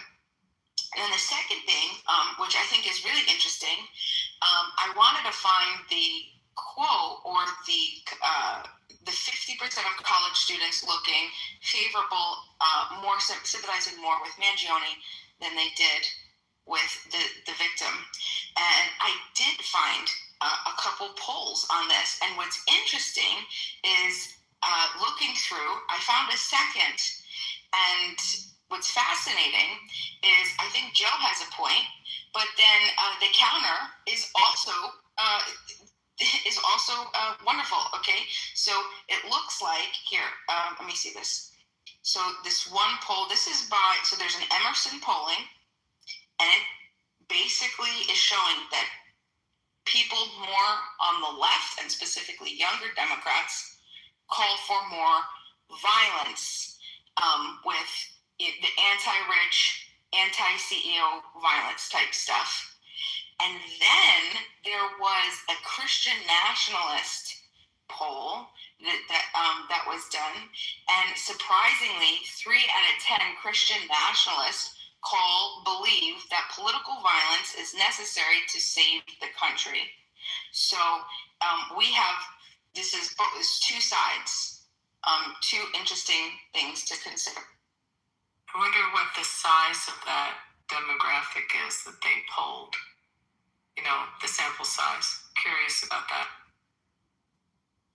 I did want to say to Catalyst, by the way, And I mean, I could rattle off a bunch of them to you, but I quickly said when you were talking, Enron, the Hinkley groundwater, the BP case, the FenFen, these were all companies that went under as a result of large class actions of groups that someone getting together, and same thing with the tobacco industry, taking them down. I mean, you can take down an industry without murdering the CEO. You can do it through our system, through our rule of law. It is possible. And some of the biggest corporations in our country have been subject to it. And Enron is probably the best example, but also the other did. So, I mean, that it's not like so fatalistic that the only option is to have violence. And I'm not saying you're calling for that catalyst. I'm just answering that. To bring up a bipartisan issue that I think you owe, I'm curious what people will say to this. The security issue tonight seems to be of concern, and this isn't to blame Homeland Security, funding, or anything. I'm curious. I heard that with all the protectees in the building, and maybe Abby, you can speak to this, having been to a similar event, all the protectees in the building, I heard the security was off the charts. People could see visibly Secret Service everywhere, as would be expected, but it was particularly intense. I don't know if the pundits are talking about this now, but because I've been watching since I first saw it, but I can't understand. The reason I bring this up too is because when someone doesn't breach security or get shots off, it doesn't become a news story like this. We don't, well, it does to some degree, but we don't typically go deep into their profile, right? Because they were neutralized or nothing happened. So there's a sampling bias with regard to, unless I'm wrong, with regard to the coverage of these things, number one. But number two, I'm curious about the security issue because, and I'm not blaming Trump at all. I'm just curious. It seems like it was very intense. And why was there this breach? Because it's scary if someone can get by 50 yards away. He was 50 yards away. Yeah, Dr. Jordan, when the president is in a building, when you have an event with the president or the vice president, Secret Service takes over security. So even if you have your own security, or even if it's your local metropolitan police that are securing it, or even your FBI, when the president is there, Secret Service takes over all the entranceways and takes over the security protocol for the event, if that helps. No, I was a part of it. I had to be at an event where there was an advance team that came to check, and the president ended up coming. This was when Clinton was president. So I understand that aspect, but what I'm asking is, and I'm not blaming the Trump administration, I'm just asking, what about Secret Service and their protocol? Because it seemed like they had this thing covered to a T, but still, this individual got as far as they did. I'm not blaming any side or even the agency. I'm just asking, isn't that a super surprise to people? Not at all. It seems like it was definitely planned. This person needs to get his ratings up. The war that he's campaigning is totally in the toilet. The Epstein files are still dogging his heels. Congress, the Republican GOP can't get anything through. And every single time he's polling like this, he has something to distract. That's not even remotely accurate. This is massively a distraction and noise and probably planned. Boy, that's a really... So that didn't happen. That didn't happen that way. First off, so the security around the Hilton is open. Thank you, Brad. You can explain. Yeah. So the security layers, they're in layers, and the Secret Service controls the interior around the ballroom, and it locked it down, which obviously is evident by every video you could possibly download. The outer perimeter towards the ballroom to get the entrance in there was controlled by Capitol Police, DC Metro Police, and various other Secret Service entities. The assailant ran through from the outer perimeter, which is the hotel lobby area, and he basically went running past them. Now, he didn't even breach the second layer, which is the first layer is just the magnetometer and those guys that are just checking you, asking you for your pass. He breached past that and then ran into the second layer, which was clearly armed, in which he was subdued. So he didn't even get to the final layers of security, which would have been around the doors, around the ballroom, and sitting there in the wings on either side of the president and most of the staff there. It's not how it's set up, and it was designed that way because in the Hilton, there are other people that are there as well. There are other dignitaries, guests, and stuff, and people just staying there out of the blue. So they have access to that hallway. You're just not allowed to gain access to the other areas. Now, going forward, I can promise you that if there's ever an event held at the Hilton, they will probably have to be forced to lock down, which will be a shame because now you'll have to move the venue just because of the security protocol. But the security protocols that were enacted tonight did hold, they did respond accurately based on everything that's reported. And I doubt any idiot is going to sit there and tell me that some fucking moron running at full speed as fast as he can after he hastily put together a weapon managed to get a fucking perfect shot off to hit a Secret Service member in the chest through the armor plate at a distance that was safe, that didn't cause massive amounts of trauma while running. That seems kind of, well, I'm going to say either you don't know how firearms work or you watch too much Hollywood in order to actually do any of that stuff. I've ran with firearms, and I can tell you, I can't hit that fucking accurate at that range. Even I'd have to be like within 5 yards. But you somehow or another, people are going to throw a conspiracy together, and you just sound ridiculous when you actually meet people who know how this shit works. Yeah, I need to see that outside You camera. know, sounds. It's as someone who's actually been to war and been in a few campaigns for a very long time, and watched how things move in the political spheres, how things are moved and what is said and not said. It seemed kind of staged, very much so. Well, and this is also why I brought it up. I don't necessarily buy into the fact that it was staged, but what I wanted to point to, and this again is bipartisan, quote unquote, I guess you could say it that way, is that, you know, if someone had hit a perimeter wall, it would have been newsworthy, but it wouldn't have evacuated. I imagine it wouldn't have called for evacuation. But because he breached security to the degree that he did, it became a much more newsworthy story. I guess what I'm saying is there's a spectrum of events that we hear about every day that gets on the radar of Secret Service that they either neutralize someone, blah, blah, blah, but, you know, The reason this got on the news the way it did is because it happened at the Correspondence Dinner with 2,000 people. It was a gala. Like, it was picked. Like, you're making weird assumptions and correlations that just don't make sense. No, but what I'm simply saying is that if the gala had continued and there was and something ricocheted off a perimeter wall outside, it would have made the news, but we wouldn't have gone. The media probably wouldn't go as far as to profile someone to the degree. Well, that's inaccurate as well, what I just said. But my point is, the depth of the breach always dictates the coverage that it's going to get, and of course that makes sense. What I'm trying to say is about the numerous incidents. But he didn't breach the layers. He was caught by the first layer. Like, he didn't even get to the second layer. Like, they swarmed him. It was done. There's videos online. You could watch the reaction. He never even got to the stairwells. Like, you're saying something like that just doesn't make sense. Either you're ignorant of not knowing how this event unfolded and you're just going based on what you hear, or you're just making it up. Because he never broke through that first tier layers.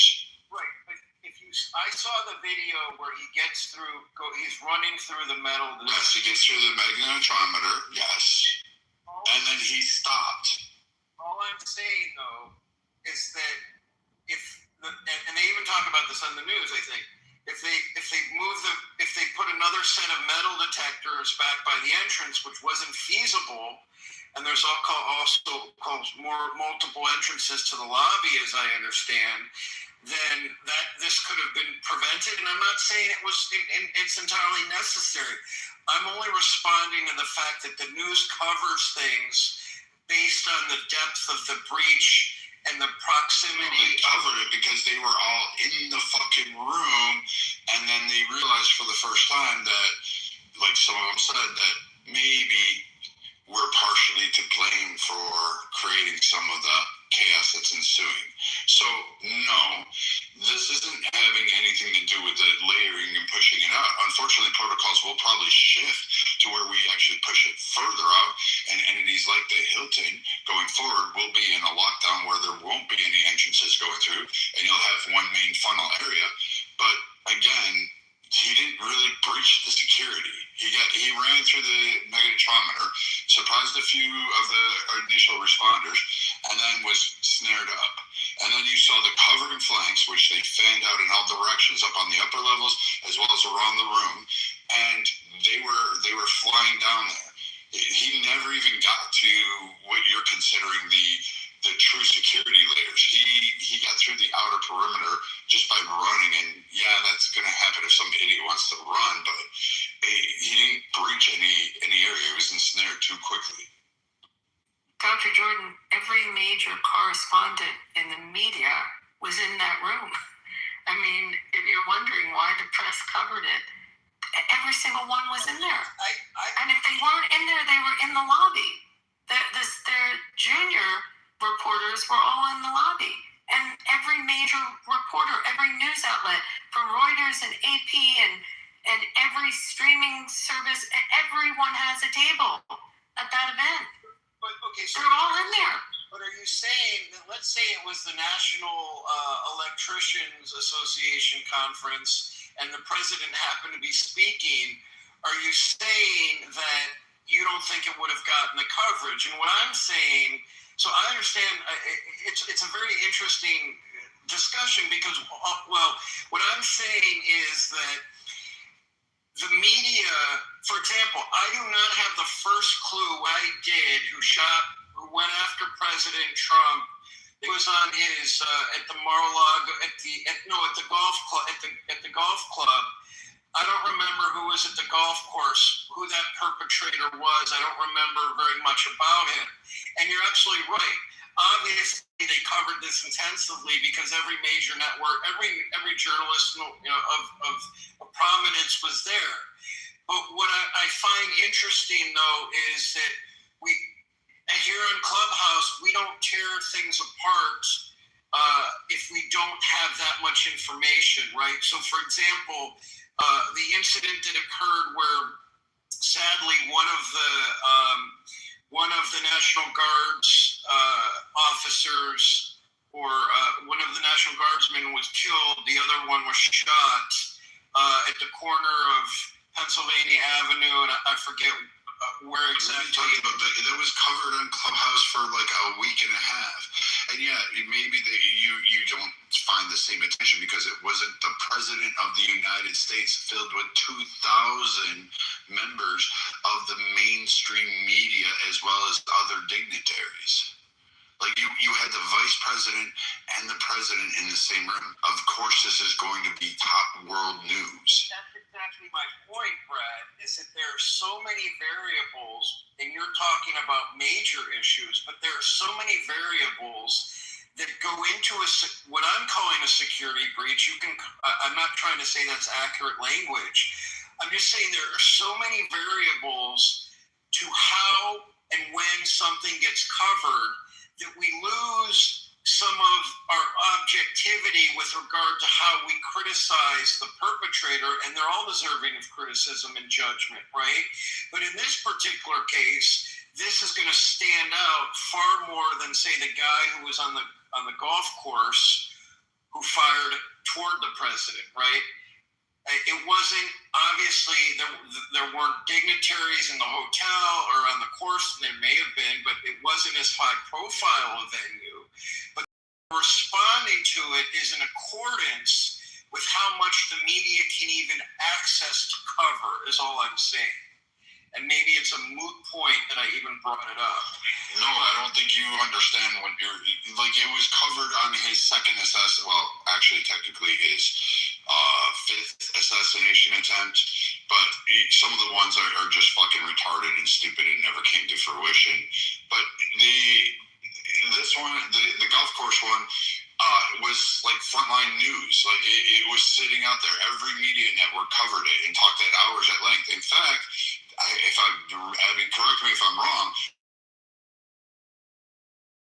there was even an investigation into it. We had to search this guy. We had to figure it out. People talked about him. They researched his background, where he came from, the twit of the month, and his experience and how he wanted to save you fucking Ukraine. All of that shit was discussed ad nauseum. It got boring after a while because everyone knew the facts. This guy is now the next line. He'll be talked about for a week or two, month maybe, and they'll adjust some security protocols going forward. But he too will go until his trial day, and maybe somebody will talk about it. The news networks will probably talk about it. But I mean, I don't know what you're trying to say. I think what he's trying to say, maybe Dr. Jordan, you're saying the sensationalism of this. Like, by the way, one of the assassination attempts that Brad's talking about, the perpetrator, the Iranian terrorist, was actually just convicted in federal court of the assassination attempt against Trump. But it wasn't, you're saying this is more sensationalized because it's a room full of media correspondents where it happened. I mean, it happened with 2,000 people in the room. The assassination attempt that the Iranians had was thwarted by law enforcement, but that was in the news, a week ago, a couple weeks ago? Yes. That guy got convicted. And Butler is still talking about today. There's still rooms talking about it, mainly because we lost a great American guy who died doing the one thing that you couldn't write a script for. He dove in front of his children, his family, and took those rounds and died. And he was a fucking fireman. A man who spent his entire career going in to save all of our asses in times of need. You couldn't script that. That man gave his life for his family. It's not sensationalized. It's just reporting the facts. Stopping the Iranian plot, yeah, it's on the news. We talk about it, and we're glad that they caught the fucking moron. But I mean, these were 2,000 people that were just there for dinner, and to hear Trump. And Trump was going to this one. He's been boycotting him. It's his first time back at him, and that's why it's such a big news, because Trump doesn't go to these. Well, you're right, but also Abby was on to what I was basically saying to some degree about sensationalizing the story. For example, let's use Charlie Kirk's tragedy, right? Terrible tragedy. But if no one been killed that day, the news coverage would have been far less intense, obviously, right? And we probably would have forgotten much more quickly than we remembered who the perpetrator was and what political ideology he favored. And so all I'm saying is there's a bit of a sampling bias. Yeah, Doctor. Hold on one second. Let me just say, why is this distinction important to you? But when you finish what you're saying, answer that. Okay. So Alan, what I was saying is that the sampling bias is influenced by a couple variables in my relatively ignorant opinion, which is one, my perceived or the general public's perception of the breach, the subsequent lethality or fatality if any casualties are involved, and perhaps other members, and maybe a third variable would be the other potential targets at the venue. And in this case, it was very high profile because it was all the protectees and the journalists. So that's one thing.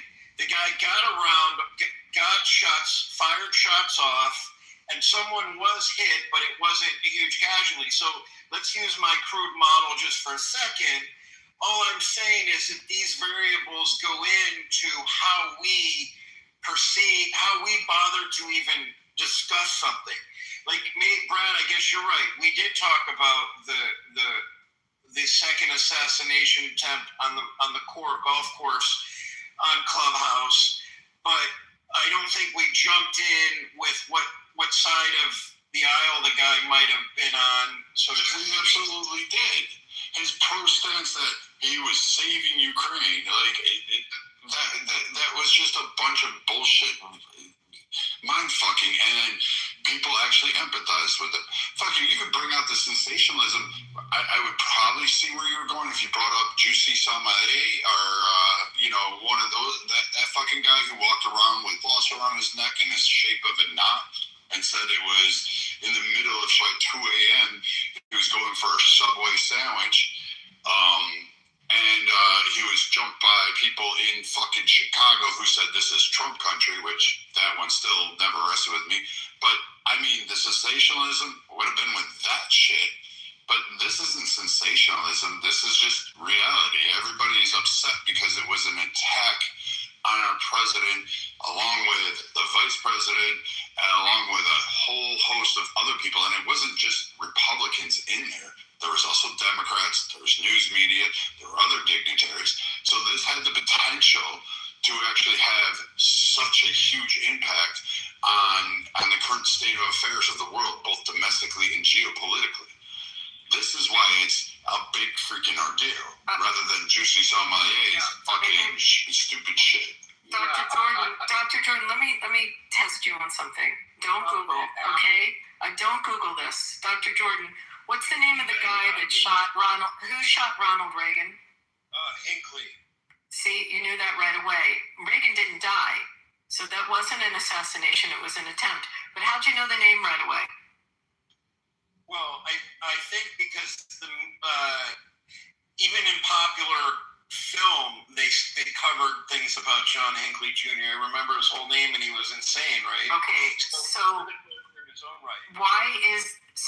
Do you think that was sensationalized? No, I think you're making a good point, but I don't think it was necessarily sensationalized, but I think the reason it received such a response was because wouldn't he have been the first wasn't that the first assassination attempt on really any political figure? Kennedy, Nixon. How many more do you really want to go through? Like, what we got? Kennedy, like the whole family, literally. I would still like an answer to the question. If we assume everything you said, and yes, there's some bias there. First of all, why is it important to you? Why should it be important to us? And what difference is it going to make if we accept what you're saying? Well, because it's like how the media reports it. Well, that's an interesting topic. It remains that somebody was trying to kill the president. And we do have video on it, which being a visual medium makes it more news sellable, if that's even a term, as opposed to some of the other attempts where there's no video on it. So absolutely, it's going to get more coverage. But why? What difference does this whole path you're leading us down make in the end? Is it supposed to be how we're supposed to view it? Are we supposed to view it in some context that maybe we're not viewing it? Are we supposed to not react as much? What do you want from all of this, Doctor? Yeah. Because I think most of us in the room are thinking, yeah, somebody tried to kill him and he got caught, and yeah, that's about it. That's about all there is to it. And you're making this point that I don't know, maybe I'm missing something. No, you're right.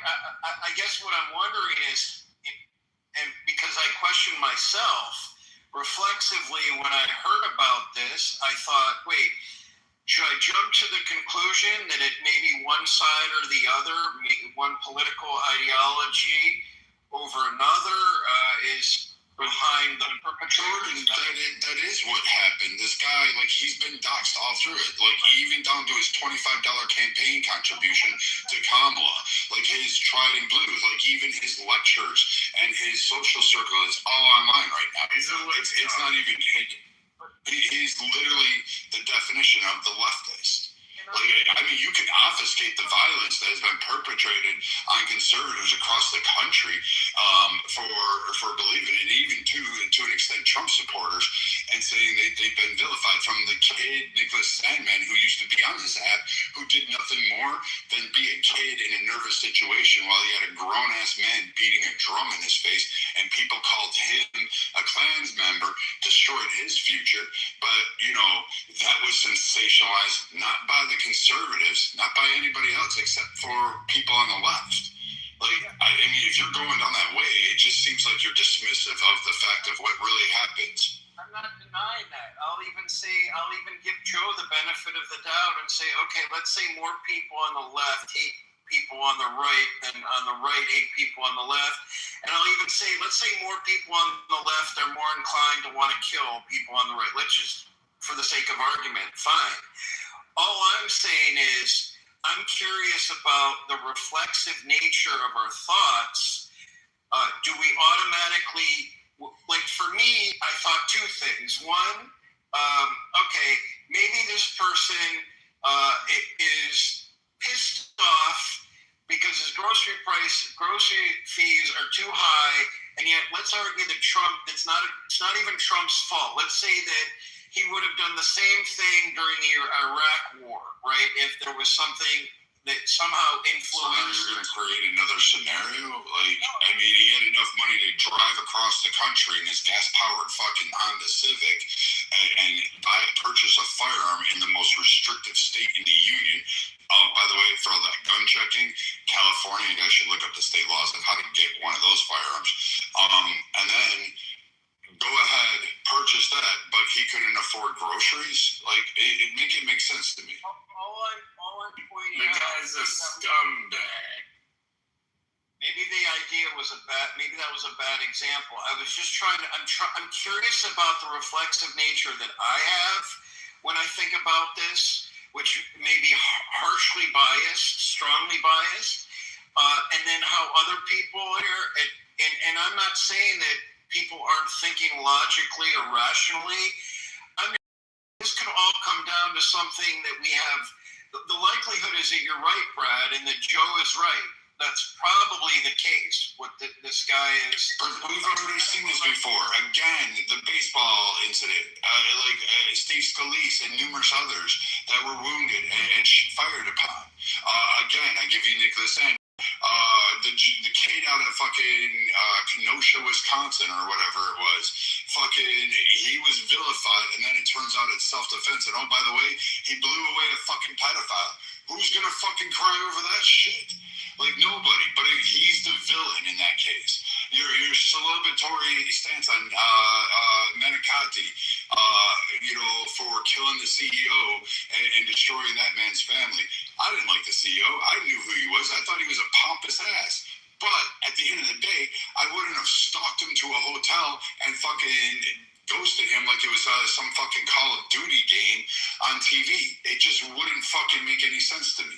So this like glorification of it doesn't make sense. And no one's for political violence, but as of late, when it comes to Trump and the people that support Trump, to deny the fact that they are the most targeted, when you had senators and congresspeople standing up on cars and at gas stations saying, you get in their faces, you don't let them have a day at work, when they lost their jobs, were doxxed, when their families were put in danger for actually believing what they wanted to be and having their freedom of speech and their freedom of opinion, and then you come up here and say, oh, it's just sensationalized. It wasn't. They had to live this fucking life. They had to endure those consequences. They had to suffer that shit. And they watched the guy that they voted with a clear voice, turning purple districts, purple states, breaking the blue wall en masse, a sea of red. They voted in a voice saying, this is the guy we wanted. And you have now saying, well, we're just sensationalizing it and obfuscating the whole truth of it, is that you're condoning the violence that is perpetrated on these people who are American fucking citizens who clearly don't have a right to have a voice because it seems to be that you want to take it away. First of all, I'm not sensationalizing. When this is done, I'd like to speak I'm curious about the response, but I want to add one thing. It was actually supports your argument, quite frankly. So tonight I hear I hear Wolf Blitz say, I was watching CNN, and I listened to Wolf Blitz. I'm not sure. I guess he was very close by, and he was concerned that he was a target, and I kind of smirked or laughed to myself, and it's not a laughing matter, but I laughed to myself. I thought, why would Wolf Blitzer, it's almost audacious for him to suggest that he was a target. And then, in my brainwashing, let's say I'm totally brainwashed from being on the left, I'm thinking to myself, wait, maybe Wolf Blitzer is trying to already change the narrative because he somehow had some premonition that this guy was on the left, and he wanted to somehow insert that he himself was a target because everybody knows that he's on the left. These are the acrobatic activities that my neurons went through just to try and examine something that I don't have any hard data on, but I myself got all twisted up because I believed my own party was inserting something into the narrative just to confuse or distract. So I'm still on the left and quite moderate, but that's what happened in my head tonight. My point in bringing this up at all is just to address the reflexive nature of how we respond to the media culture, the polarized society that we live in today, and all the nuance that we sometimes consider and don't, because it's very complicated. And I'm even lying to myself half the time when I'm listening to the news because I've been so battered by news outlets on both sides. Well, Doctor, I'd like to address that because I would just like to thank the shooter for securing the midterms for the Republicans. Because when you talk about how there it is. I called it. I'm sorry. Thank you. Because when you talk about all of the nuances of this and how people are going to take it, and you being in the psychology field, you see all of those things. The average voter is going to look at this and say that the left has lost their frigging minds. And they're going to say this is unfair what the left has done to the President of the United States.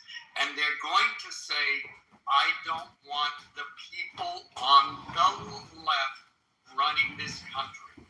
So no matter how bad the food prices are, no matter how high gas is, no matter how unpopular the war in Iran may be, they are going to vote for President Trump, and they are going to vote for Republicans. That's the net result of what has happened today.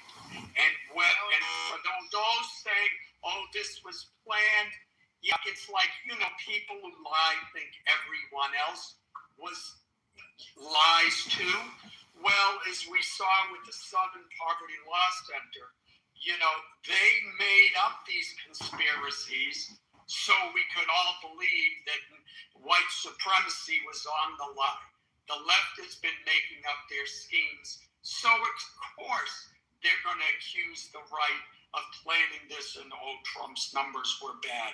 Really, they're acknowledging in a backwards kind of way that their plans have backfired and that, yes, in fact, Trump's numbers are going to get better and Republicans' numbers are going to get better.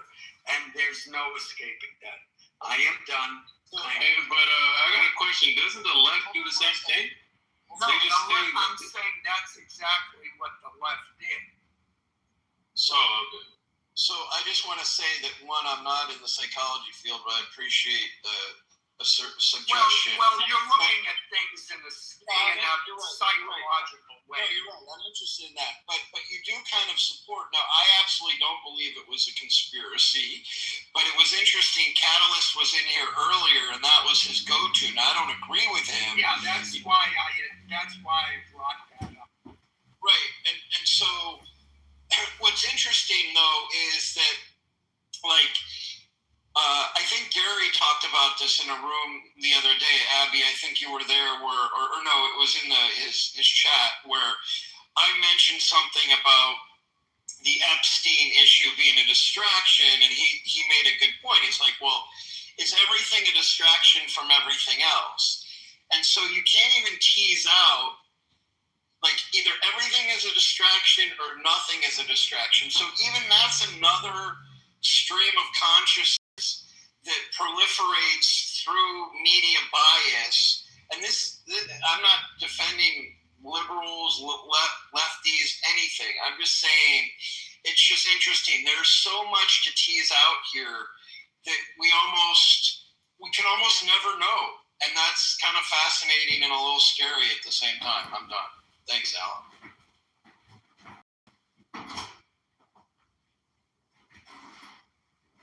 I think why it's so hard for people on the left to accept that they are the violent extremists is because of the rhetoric that has been spouted to them by Wolf Blitzer, by CNN, by MSNBC for years and years and years, that it's the MAGA Republicans, it's the right-wingers, these are the extremists, so on and so forth. So it conflicts with their worldview, and that's what Doctor is going through right now, this struggle to understand why his worldview isn't the same as how I see it or how Brad sees it or other people that are giving you completely contradicting points in what you do. And people calling for gun restrictions. But why is the Wolf people with the Blitzer guns doing are on the left. Who's paying Wolf Blitzer? CNN? I want to ask exactly. So I want to ask Joe and others, Abby. I mean, what I mentioned about Wolf, and I don't really know enough about. I mean, I've watched him for years, but don't really think about his opinions too much, or his editorial. But do you think that he inserted that notion almost with intention to be perplexing, or do you think he was being like? Okay. Without a doubt, he intended it to.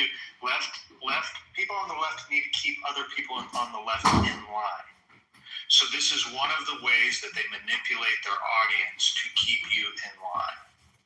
But do you see why even I am like, why in Wolf's wildest notion would he think that he himself was a target? Because he sees himself as a celebrity, and he saw someone, and he was near where it happened, and he saw someone coming in with it in the violent way, and he sees himself self-important as a celebrity, and probably to the same extent if Megyn Kelly was standing there, or I'm thinking the people, or Jake Tapper. I mean, they see themselves as celebrity targets. That's how I think he was looking. Doctor. Alan, real quick, I just want to add to what Abby just said there. Sure. Is, these guys all want to document history too. I mean, they are all witness to history. You realize that. So, if you just put like the bias aside, like whether or not Wolf Blitzer's playing it up, I do think these guys really wanted to document what was happening, and we'll see what's happening. I don't know about you guys, but so far I haven't seen anything that seems like their accounts have been widely inaccurate so far. So this might be a blessing in disguise in a way, because we actually might have maybe not some fake news that come out of this. We actually might have some real headlines, but that's to be seen. Just the whole thing. So, like, let's take the account Wolf. Like, Wolf could have been a victim. He could have been shot. I mean, had this guy breached through the 6 layers of security, managed to beat all the guys with M4s, somehow overpowered with his flashlight superhero speed, zipped in there and started spraying the room, Wolf could have been. Doubt it. It's probably highly unlikely, but given that event, maybe he feels a particular way.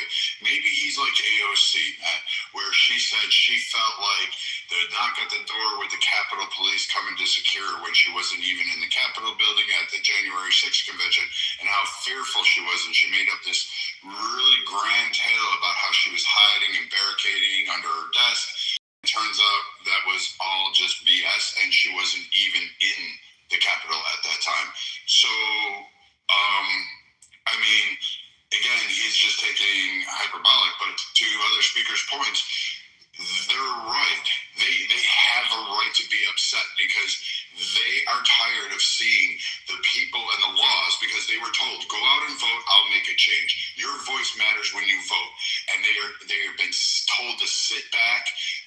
what is right. They followed the laws. They followed the voting patterns. They listened, and the left called them terrorists, KKK, racist, xenophobic. They're out there hunting people.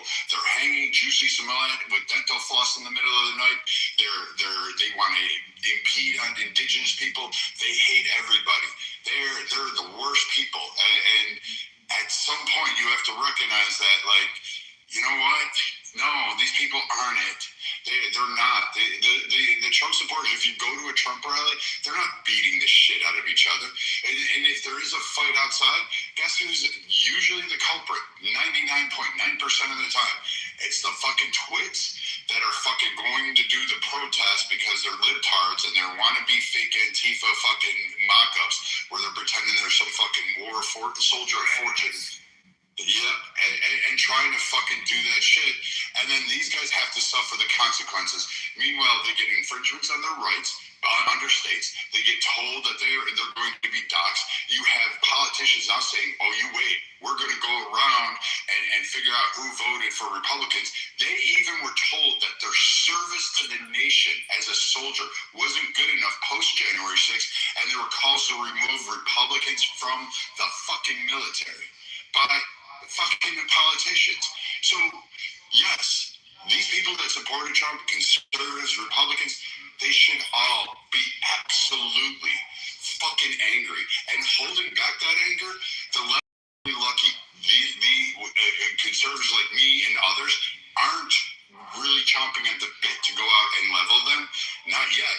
But if you continue down this pathway, yes, and then you're going to cry victim, and no one's going to hear it because, again, we don't care.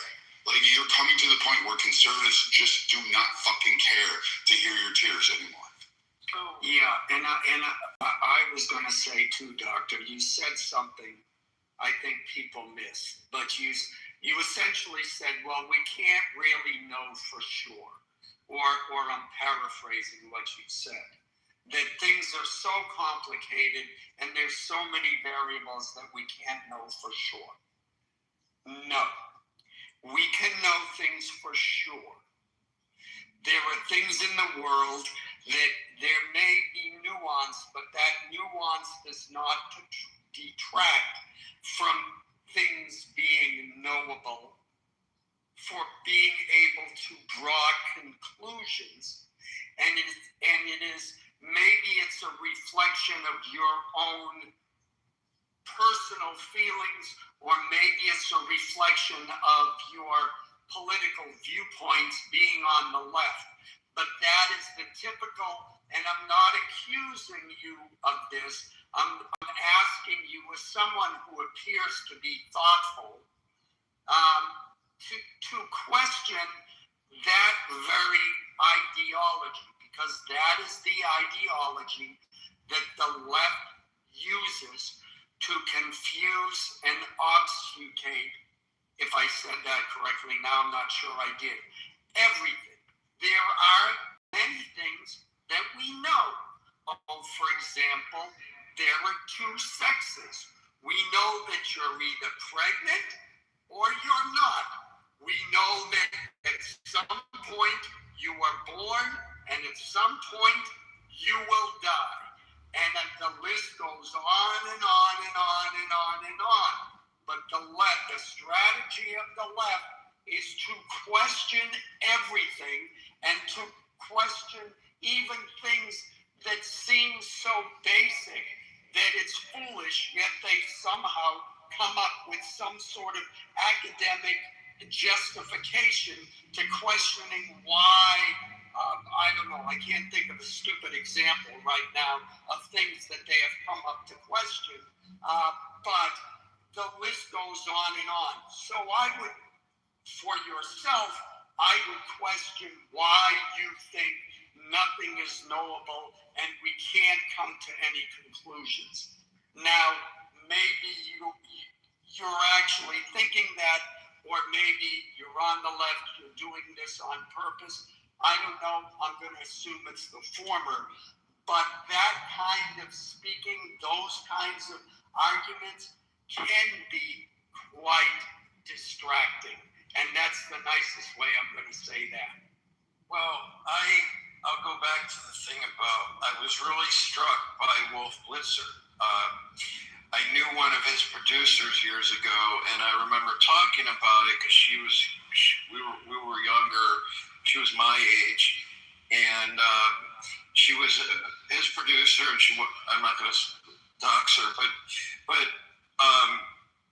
she was real savvy, and I always was curious, well, what's Wolf Blitzer really like, blah, blah, blah. And I always got the impression that I've never met. I thought he was a pretty objective, professional reporter. And tonight, and I haven't followed him that closely over the years, but I've just seen him here and there. But I was really struck by this because it was alarming, and maybe it's just it's so incidental, it's unnecessary to broach, but the fact that he said, I was worried over and over again that I was a target, and admittedly it was a scary moment, but then I rehashed it in my mind. I'm thinking, wow, in some ways he is exploiting this opportunity. I hope not.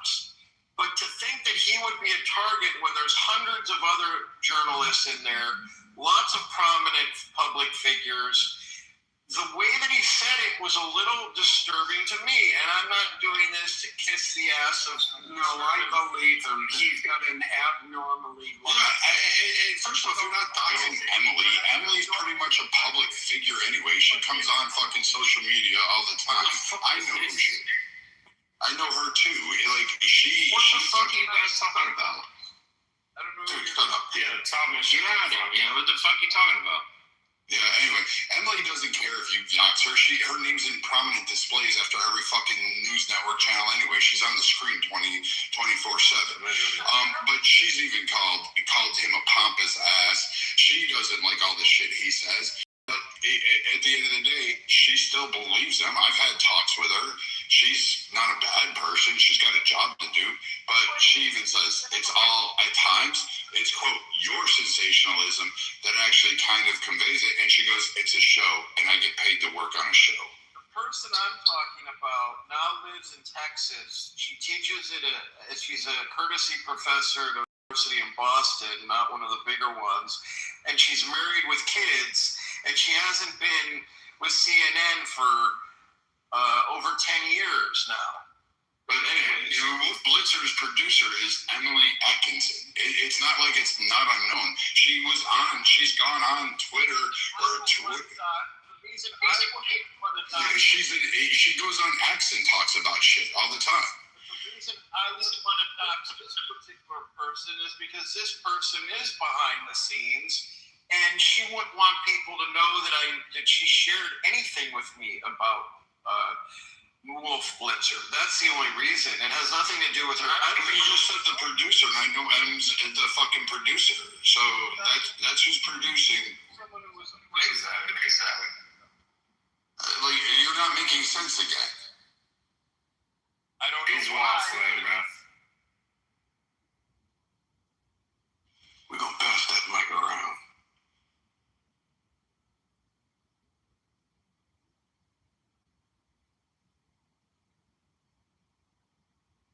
Honestly, fuck Wolf Blitzer.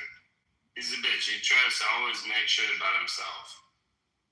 I never liked it. I thought he was pretty good when he was doing the Gulf War. Like, you remember in the beginning when he was in Kuwait and he was reporting, like, in the early days.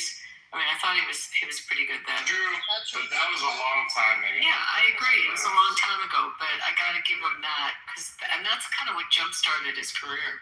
And maybe he's not relevant enough anymore, because what happened, which was kind of funny, was that people, after he went on his diatribe or after his reporting, other CNN personalities and anchors said, "Wow, Wolf Blitzer's seen all kinds of things in his life as a professional journalist, and he's clearly very upset by this incident." And who wouldn't be if you were that close to being shot, I suppose? But they were even struck by his response. And maybe he is self-important. I didn't used to pay that much attention to him, but I'm curious if anyone saw Van Jones talking on that similar segment, because he called somebody out and I couldn't hear who he was talking about. If anyone saw that part, one of the fellow journalists on the panel. You were probably the only viewer talking in this room. Asking a bunch of Trump voters if we watch CNN. Come on, man. I am is to assume. Well, Pepe might have been watching CNN. Joe, when's the last time you put on CNN? Oh hell, I couldn't even remember. I'd have to think about it.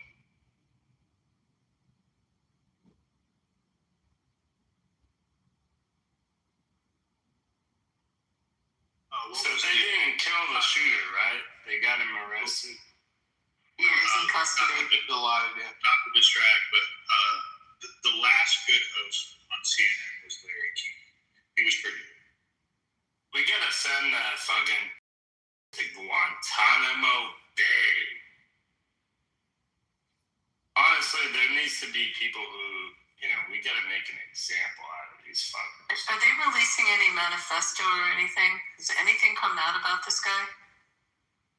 No manifesto yet, but my question is, he was in the Hilton across the street, right? The Washington Hilton is a pretty big hotel. That's where the event was at. I thought it was at the White House. It was at the Washington Hilton. It's at the Washington Hilton every year. It's a very big ballroom, and it's a big hotel. And it's been there, I don't know. Someone could check. Is that across from the White House? Not exactly. So it's not. It's right there, but it's not exactly across. I forget what the cross street.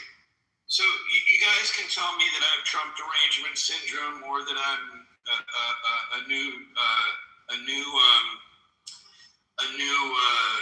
acolyte, but I thought it was very wise of him, or very creative, very smart, or coincidental. He mentioned that this is a great reason why we're building the new ballroom over at the White House. I mean, I got to give it to him. Whether that's true or not, that was brilliant, right? Like that was him being brilliant. At first, I said to myself, "What bullshit?" And then I'm like, "Hey,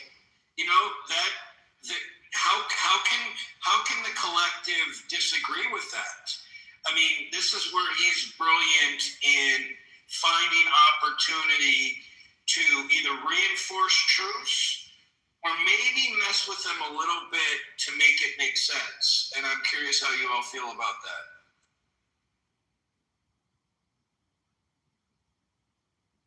Well, he wasn't the first president to push it. Secondly, I always find this laudable. I guess it's privately funded, so it's not costing the taxpayers a dime.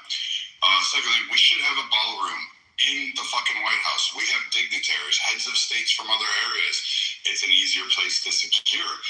You can't get the mass of people there. There's multiple layers of security, defensive networks. It's very easy to control in that kind of area.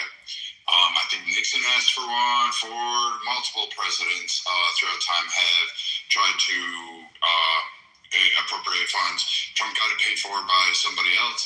And yeah, why wouldn't we? And furthermore, don't a lot of people on the left get pissed off when the president picks their favorite hotel, or because it was a campaign donor that they go and use that hotel for some kind of event that he's going to be attending, and they get all up in arms about him steering money, even though all presidents do this. I mean, now you got it at the White House, so now nobody gets the profit off of that, which, Actually, what's interesting is apparently some journalists who are Democrats boycotted the event, which I don't think actually, I think that was in bad form, but there's precedent here, and it's always been held here. If they did move it to the White House, they couldn't. It's too big.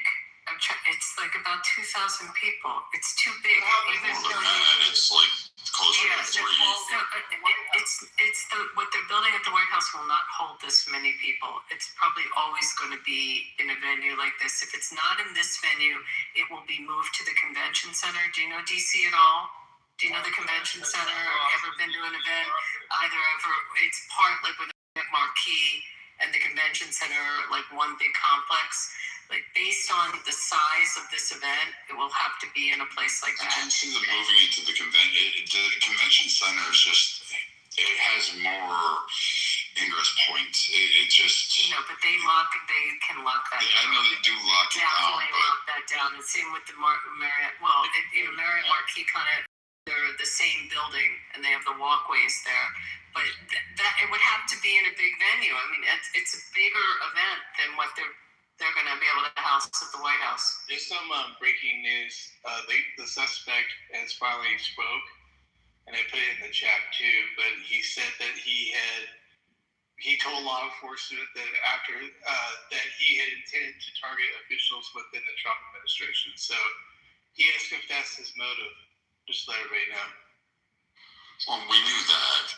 I know, but people are always wondering on this stage what was his intention really, you know what I mean? True. That wasn't CNN anchors. Exactly.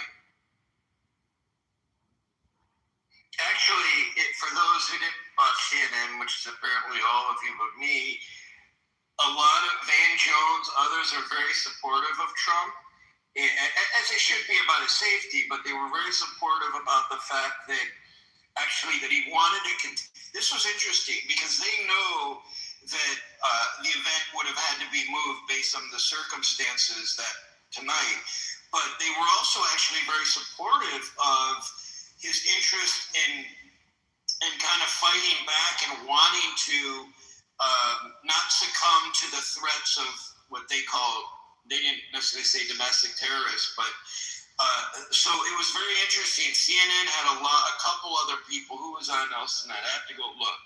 You'll see if you watch the recordings, but they were pretty supportive of some of what he said before he even made his statement, his actions, right as it was happening.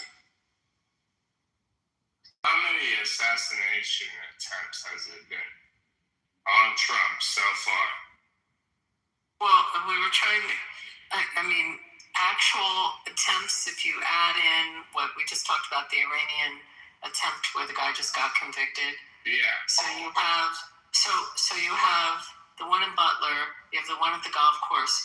There was something that was not an attempt and it falsely got reported as an attempt. It was actually a guy from Nevada that drove down to an event in Arizona, and he is a big Trump supporter. But what's legal to have in your car in Nevada with guns is not legal in, I believe it, I may be wrong, I think he was driving to Arizona, not California, and it was not legal in Arizona, and his car got stopped. So they were it got reported that he was heading to a Trump rally, which in fact he was, and he got roughed up by the sheriff's department that stopped him, but he was cleared of everything, and there was no issue. So that was not an assassination attempt, although it got reported initially that it was. Just because of the weapons, the guy had weapons in his car, because he always has weapons in his car, and it's perfectly fine in Nevada, but not where he was. And also the guy in the tree, right? The guy in the tree was... No, it's the fourth one? No, so the guy in the tree was the Trump International golf course. So there was another one, like in the hunting top of the tree, overlooking the airport. In Palm Beach? Yeah. It was on the tarmac, the Air Force. Oh, okay, so that's 3 the plus podium, the Iranian is 4, so this would be 5. You had the podium during his campaign speech where the guy ran up on stage. Oh yeah, like early on. Yeah. By the way, I think there was. He can't be stopped.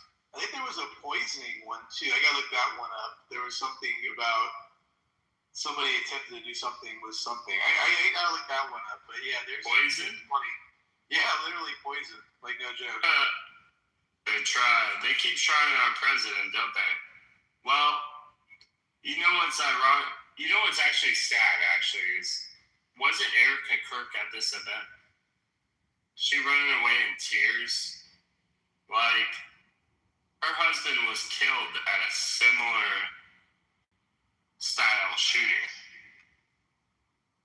I mean, who's safe anymore? That's the real fucking question. Who's safe anymore? This shit is just crazy. This happened at a federal government event. But yeah, I mean, tomorrow or Monday, the Democrats, Chuck Schumer's going to go in the House floor and say, well, it's Trump's fault. Did Bush Jr. have any during his term? He had a shooter at him in Baghdad. He had the fucking sandals. I think, was he the one that had the grenade thrown at him? I think he might have been one. Or was that somebody else? That was Obama, maybe, actually. Do you guys remember that incident or no? I remember the shoe. It was overseas. Someone threw a grenade at which president was. I think it was Bush Jr. And it just didn't go off. It was over in one of these, I don't know, like Croatia or something. I don't even know, some country like that. That was Bush. So Bush did have one there. The grenade, it was one attempt. And till the BC, whatever it was, I can't even remember it.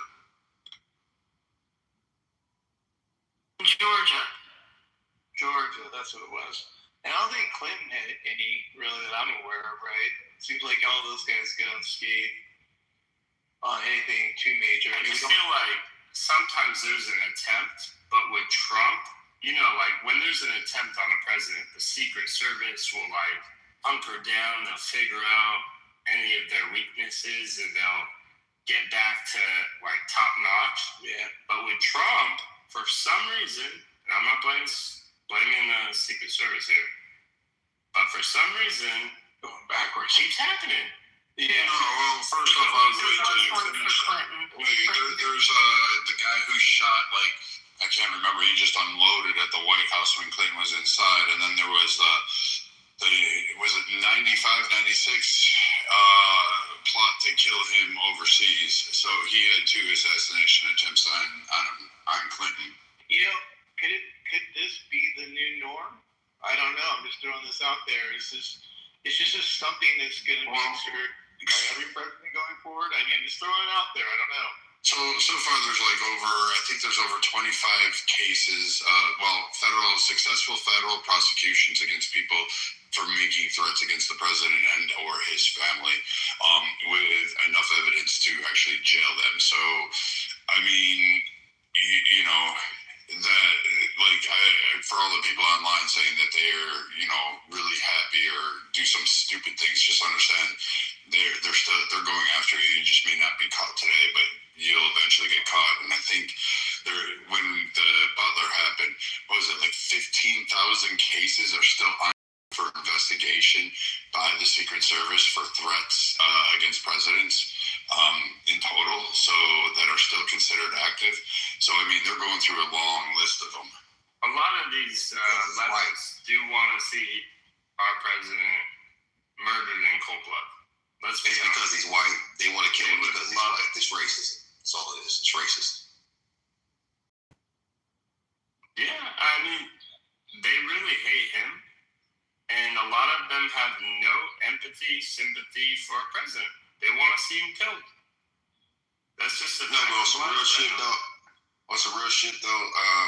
Teflon Donnie is a threat to the white liberal, white nationalists that want to leverage and traffic in racism to get him up out of it, because he's really essentially exposing the different root elements of power. Even with the Epstein files, it exonerates him more than anything, but it exposes the power fault. Like, right, him saying about the cleaning out the moat, the things that he's doing, he's putting America back on track. And there are people that are fundamentally embedded into American fabric society that really want to take him out. And it's the people that look like him that traffic in racism. You haven't seen even this many attempts on Obama's life. Right? So, like, what the fuck is it about? That is such a threat that so many people want to kill this man and he's just trying to put America back together. You know what I mean? In my opinion, I've seen, in my 45 years of living, this is the best president I've seen in my lifetime. If we're such a racist country, why do you vote in Obama? And I thought they would try to kill Obama. With Obama? More than Obama was the operative though too, but Obama was to appease a certain demographic, a certain group of people, right? I mean, don't get it twisted, because the first and only time I ever voted was for Obama the first time because he was black, right? I mean, shit, I was like maybe 27 at the time. So I just did it for the symbolism. But after he killed Gaddafi, I was like, oh, fuck that. And the more savvier I became in terms of dealing with, politics and understanding it more, I became unfucked from that mindset anyway.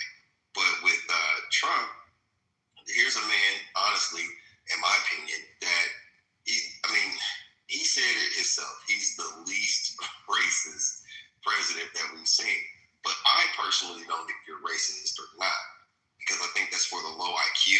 And if you are racist, you're a politician, it's better for me because I can manipulate you better, right? But at the end of the day, that's not his calling card.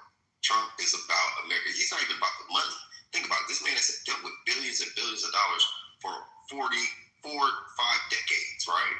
So I believe that he's doing this shit for legacy. He wants to go down as the greatest president ever, who did all of this amazing shit that he's been talking about for 40 fucking plus years. And for the very most part, he's achieved, if not half, almost all of those goals. And he's doing it right? for us. Because it also, yeah, exactly. But he's also doing it for himself in terms of legacy. But what he's also doing in the process of that, he's saying, fuck the power system, the powers that be.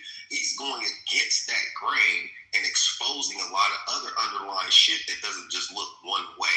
It doesn't indict all the Republicans or racists and Democrats or pro-black. No, it actually indicts the Liberal Party and their access to evil and rooting and trafficking and things like that. At the same time, it highlights the opposite, right? But that's the thing. The whole core of the racial issue is like, I think, a proxy to cover up something a little bit more nefarious. Because at the end of the day, let's go with the facts. This guy doesn't give a fuck if you're Benjamin Netanyahu on air or if you're Obama. He will criticize. He tells you exactly how he fucking feels. He plans to do about certain shit. And when he says he's going to do something, doesn't matter how long it takes, he ends up doing it, right? Even if it goes against his own party, which he'll hold hostage and show them like. Or the other party comes around to our side. Say that again. Or the other party comes around to our side. Yeah, either or. It's just, for him, it's just like the agenda, and his agenda is not the powers that be's agenda. You see what I'm saying? So is he playing to a certain tune? Yeah, but it's his own. You know what I'm saying? So it's just that everybody gets so riled up with the racist rhetoric shit. And really, I don't think that that's a fair indictment of him. I don't believe that he's half as racist There's no proof as everybody would pretend it. I think it's a made-up claim. I think he's matter-of-factly about his position about, the solutions that he has. But the whole racism trope, that's a whole fucking liberal thing. If anything, they're probably some of the most racist people I've ever come across myself personally. But this whole shit, it's like, why? One should have to wonder, what is it about what he's doing that makes people really want to kill this man? And if you start really unpacking it truthfully and without bias, I think you'll get past a lot of the layering and racist, a lot more nefarious. It's not just that.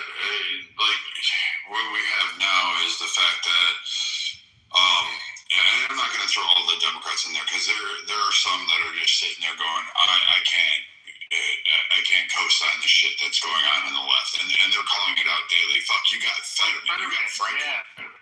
You got Frankenstein about to cross the aisle. He's probably going to go independent, but he might as well just cross the aisle and just get it done with. According to the left, they've turned on him. You've got like fucking idiots like Bill Maher out there, and he's not an idiot, but still at the end of the day, you have this guy sitting there trying to like push people and saying, where are the Democrats at? Because this isn't the party that I was part of. And you have a lot more crossing over onto the Republican side. And I'm just sitting here watching this, and when the left loses, they do become violent. They do attack because of, if you hear conservative speech, you don't hear Trump, you don't hear Vance, you don't hear anybody really sitting there condemning and saying that the left is a threat to fucking your existence. You may have people now saying this because, quite frankly, they're tired of getting shot at. They're tired of getting beaten in the streets. They're tired of being doxxed online. But the odd thing is that the left is losing their shit. They can't make Target close their stores. They can't boycott Tesla enough, which is really stupid. I don't know why they were going around damaging Teslas, because, quite frankly, it was them that bought the fucking things. But they continuously jump and flip. There's no line. There's nothing they're offering. And so whatever affects them as a group, they just virtue signal and become violent. And then they're screaming, oh, no, we're the ones standing on the right side of history. And you can't win with a group like that. You just can't. And Americans don't want to co-sign it in mass, which is evidenced by the last fucking election, that Trump took all of the swing states.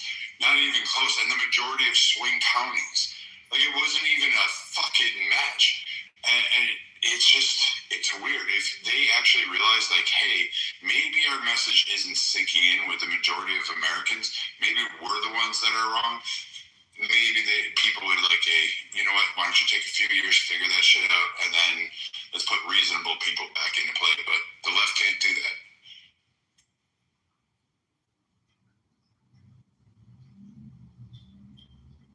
The recent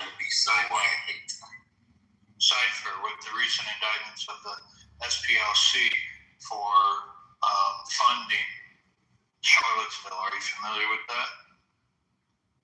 No, educate me about it.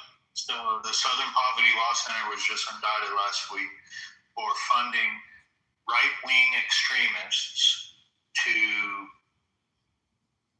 throw a protest called Charlottesville. Frame Trump as the racist.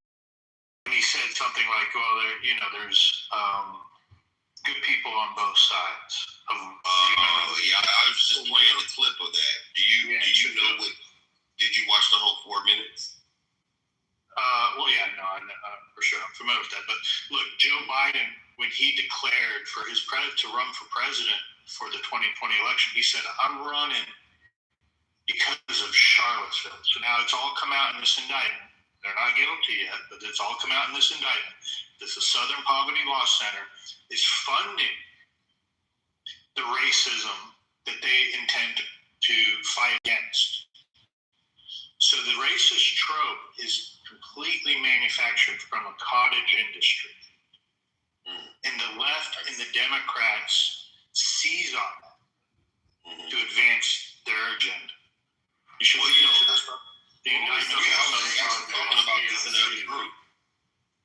I was literally talking about this in the other group, and I played the 4-minute thing. He literally, in the same 4 minutes, utterly obliterated and premises on white nationalists. And even, I believe, in the same year of 2019, there's a joint House resolution that designated white nationalists and racists as domestic terrorists, which could imply that murder them if they're on one side of the law enforcement or not. If you deem them or connect a nexus to them, and white nationalism would exonerate you of, any criminal repercussions, because you would be getting rid of a citizen or you getting rid of a terrorist. So it's an identifier, if you will, right? So the whole thing that the left is leveraging, racism, like Joe Biden's goofy ass saying, you have a hard time figuring out whether to vote for me or Trump, and you ain't black. I'd have slapped the dog shit out that bitch ass motherfucker. I would definitely ask him what kind of audacity did he get and from where, because that is one of the most egregious shit. You would have had to beat Corn Pop to that. Yeah, and Corn Pop too, and it's so much shit about him. He's the real motherfucker racist. And he really want to know something about Biden's legacy? Go look up the 78-79 Biden policy, which he took from fucking, if I can remember it. It's how he pushed for an allocation on schools for school funding. Yeah, school busing. Yeah, I remember that. Yeah, all that shit, and how the funding actually worked, and how it actually promoted and actually allowed more segregation while it was codified under law, and denied funds to fucking black majority schools in the country. Meanwhile, he's lauded as a great hero for civil fucking rights. I'm sitting there going, are you fucking kidding me? I never saw him in pictures with fucking Rosa Parks, and he never gave money to Jesse Jackson. He didn't give money to the Black Panthers or fly Nelson Mandela in.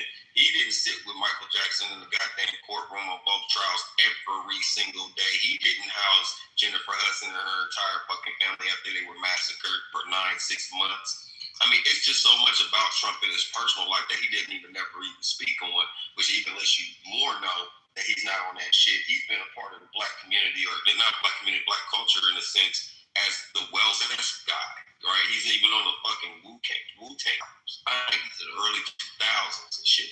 Nobody started saying that he was a racist until he ran for office as a Republican. Then they start talking about all the other shit. See, the other thing about it is, too, and this is where I'm going to give you guys both sides of the shit, because I can't exonerate white nationalists and white racists, too. So if you feel indicted by it, just check your heart. The only thing I would say, if it doesn't, feel any kind of way about it, just, roll with me on this. As a black man in America, I understand the nature of how this country was built upon, right? And I understand we want to move forward past it. So it's hard to do without reparation, and it's hard to do without admitting facts and just correcting history. But I would say to you this, the racist trope is valid to a degree. He validates Trump's ideology, even though I believe in a lot of ways he is a scapegoat. He validates the anxieties and the complaints that other ethnic groups, especially Black Americans, say about white Europeans. On one hand, he's an embarrassment.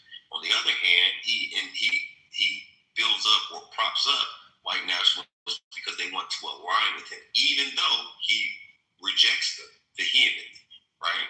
That being said, I feel like it's fucked up because he might not be nearly half of the guy that everybody purports him to be, but at the same time, his existence highlights an undercurrent that has never been really fully fleshed out. Right, so we have to deal with that. Here, bear with me a moment. So when Trump came down, his first statement was he wanted a 6-month moratorium on all Muslim immigrants, right? You remember that? Right. Okay. So bear with me, because this is a bit of it's a road to get there, but it's not, I'll say it really. The people that have the loudest vocal racist cries against Trump tend to be immigrants. They tend to be of a certain persuasion. These are also the same individuals who go and set up shops in black communities or impoverished areas and watch how they actually treat black Americans as if they were lower than dog shit, as if they don't stop. They complain, they scream, they say all sorts of things. But when it's convenient, or when they feel that, oh wait, I can gain a grift off of this, they literally jump on the backs of black Americans saying, you sit down, you're at the back of the line. I'm the one that's being oppressed. And they jump above it, trying to take over and narrate the story of black Americans. And that's the issue I have with a lot of those tropes, like an Ilhan Omar. Right. Now, Matt, that's fucking accurate. We have our battles on certain days. I think on Mondays and Tuesdays we get along and agree. On Wednesdays and Thursdays we fight and argue. But I'll tell you this, brother, what you just said was accurate and it was wise, and it's the truth. And that's the thing that I try to tell some of my people about this war, if you will. It's not even a war against black and white. It's really about good and evil, right? And the devil is a manipulator. He sets the stage. If you keep people divided, then they can't never come together, and there's going to be constant war. You can hedge your bet because you can both bet on both sides of the situation, and whoever wins, even though there's no winner, the adversary wins in that, right? But when you're dealing with intelligent minds that can see the manipulation, that's why I'm not feeling no fucking kind of way, because I be thinking about the Democrats. It's like, well, you should be outraged and you're an Uncle Tom. Well, one, I let them know when they used to, because the protagonist in that book was Sampo, right? So that lets me know that that's ignorant. But then the other side of it is why do you want me to be so offended, right? Like people talked about Venezuela. Do you know the Venezuelans were happy about what Trump did? Iran, same thing. Nigeria, same thing. But they want motherfuckers to be outraged so you could leverage that to validate trying to assassinate him and his character, or trying to devalue the good work that he actually is and has been doing. Right? Because I saw eggs go down. Shit, at the top of the year, when I came back to top end, I got gas for $1.72. It's in my PTR. I mean, when everybody else paying all these, I'm like, how the fuck is y'all complaining about this dude? So it's like, in the world's eyes, you have to have a villain story to kind of scapegoat or bypass a lot of other shit that nobody really wants you to pay attention to. So I agree with you there. And in terms of those immigrants, we know that they're not our partners. We just saw that Latino fucking officer in Houston, Texas, talking about how good she felt to use the N-word. Like, dude, like, you know what I'm saying? We know that there are other motherfuckers that come to this country that's racist as shit about our oppression. Like, we should feel a way about it. I'm like, well, look, at the end of the day, to me, like, yeah, I feel safer in South America and shit. But I asked them, I said, you know all this shit, why the fuck would you want to come to America? Because the lighter their skin is, oh, we think we can get in. I was in an elevator with a motherfucker, and they was talking about that shit. And I said, hey, and where I come from, y'all Colombians, y'all are worse than niggers. You guys will be treated lower than Black Americans, right? So that being fucking said, like, don't think that this is because of your skin. Once you start speaking that Guala Guala shit, they gonna put your ass in a Dorito bowl too. So it's not like, you know what I'm saying, like the is a shit stain that only Americans can really fix. But you have this left hand over here that wants to be morally right, that's just as corrupt, if not more, than the motherfucking Republicans are keeping the shit going. And if you did trace back racism, you did trace back a lot of racist rhetoric and legislation, it starts with the Democrats. But historically, whether it's Democrat or not, I feel like they're both two wings on the same dragon. It's just about good people. If you're a good person, you're a good person. If you're a shitty person, you're a shitty person, no matter what your political affiliation is. Evil doesn't have an address or a political party or an ethnic group. I just wanted to say I put in the chat a couple links. There was an incident when Trump was leaving the dinner. A woman came running out in front of his motorcade, going after the motorcade. There was a pro-Palestinian protest happening outside while the event was going on, and she was one of the people from the protest. I also put in the chat some of the protesters that were inside the lobby area, you know, that hallway we were talking about. Code Pink. Yeah, so, I mean, one of the that also occurs is there's all these other parties that are happening at the same time and then leading into the dinner itself. So that's why there's also so many people in the hallway. They're already in the building at like pre-parties and, you know, maybe the AP has a party, you know, different news outlets host different events. And so it's kind of like, imagine a convention center, you know, it's chopped up. There's the big ballroom, but then there's all these smaller rooms where they're having other events. So that also enabled a lot of the people to have access inside the building and these protesters.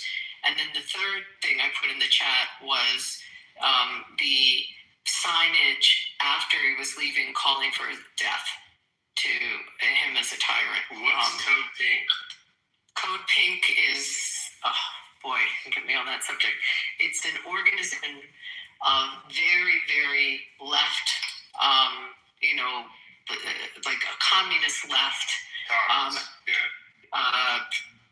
advocates and protesters that it's run by this woman, Malia, I think I'm probably saying her name wrong. Medea, thank you. Yeah.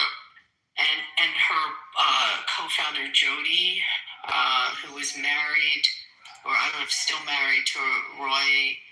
I'm so bad with names. It's Lee Bingham Singham that lives in China. It's involved with the Communist Party, so that's where their funding comes from. It's an extreme political acts group, and you'll often see them. This may sound familiar to you. They hang out in the halls of Congress, and they go after members of Congress, Senate, and try to corner them. And the older lady, like blonde, very, very wormy looking, like mousy, wormy looking. Yeah, that's her.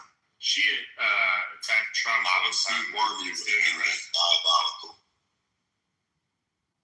The interesting part is the funding for them is related to this Roy. Is it Singham or Bingham?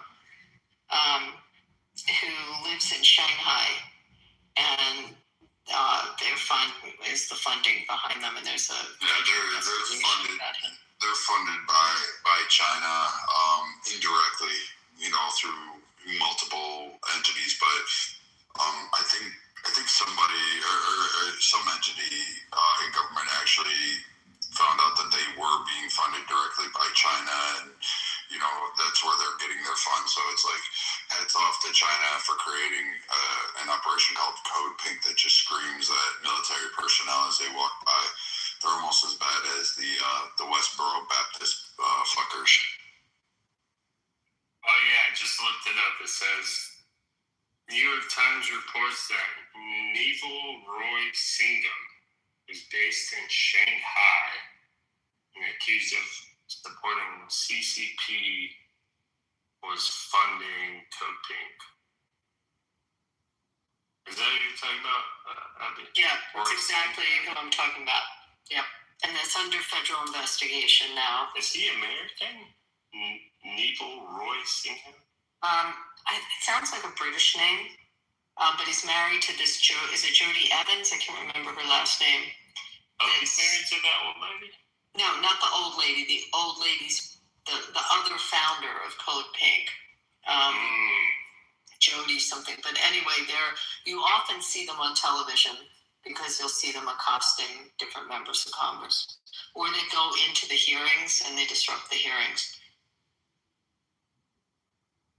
I put a video in the chat of them in the hallway outside the ballroom. So they were part of this? Allegedly? No, of the assassination attempt? No, I'm saying that they were trying to explain the temperature of what was happening outside the actual dinner and who has access to it. And there was protests going on. So I put that in there. Now, correct me if I'm wrong. Isn't this the fourth or fifth assassination attempt on Trump? I think this is the fifth. That's what I thought.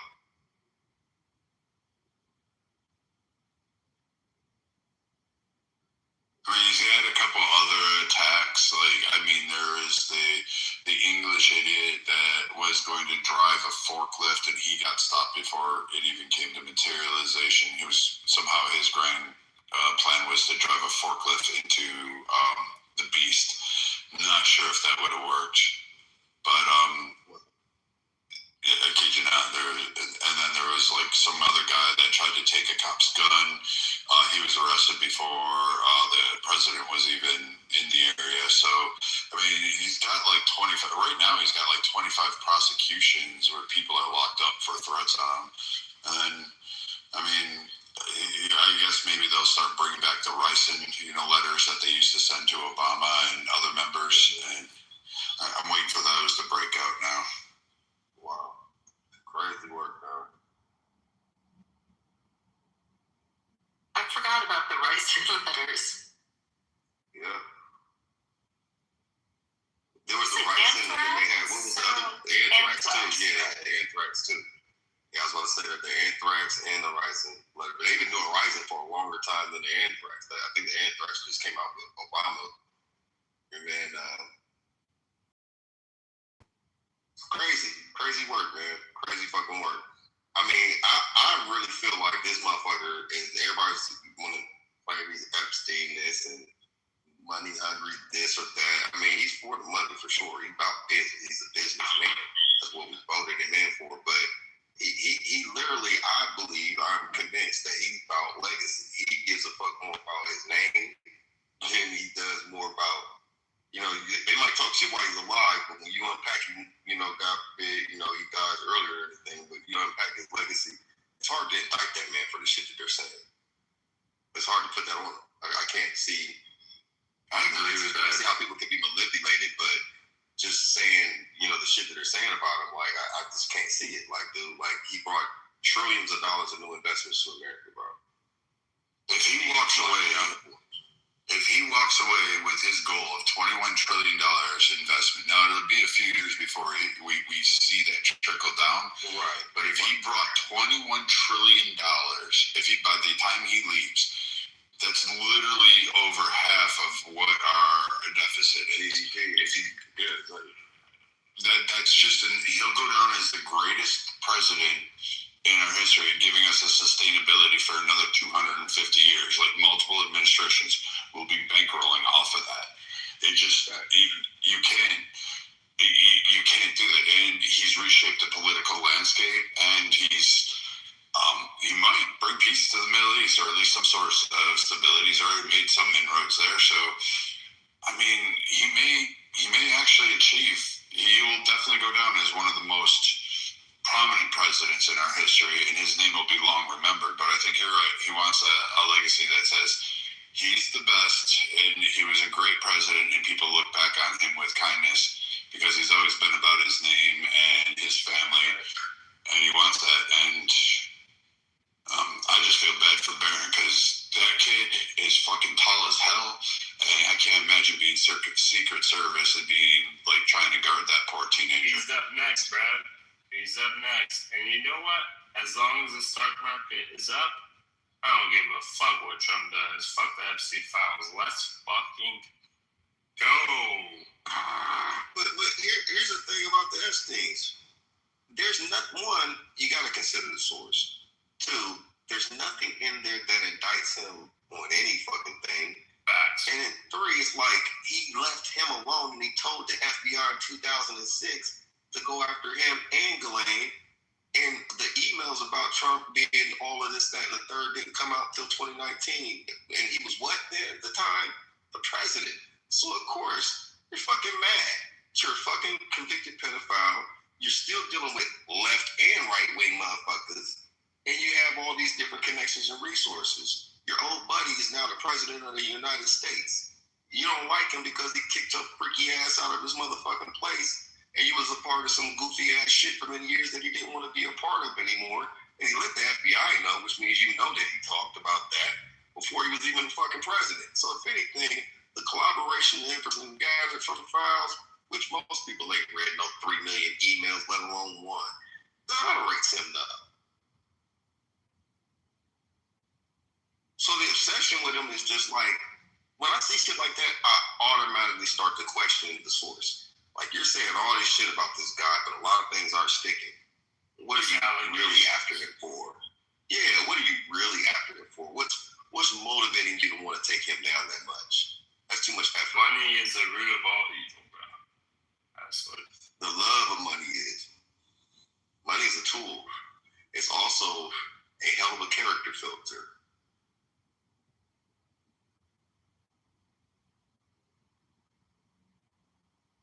I see money do a lot of good stuff. What's that guy's name on Facebook? Zach something? That does he acts like he's poor and shit and gives people money. No, not Mark Zuckerberg. This is MD Money. Oh, white guy.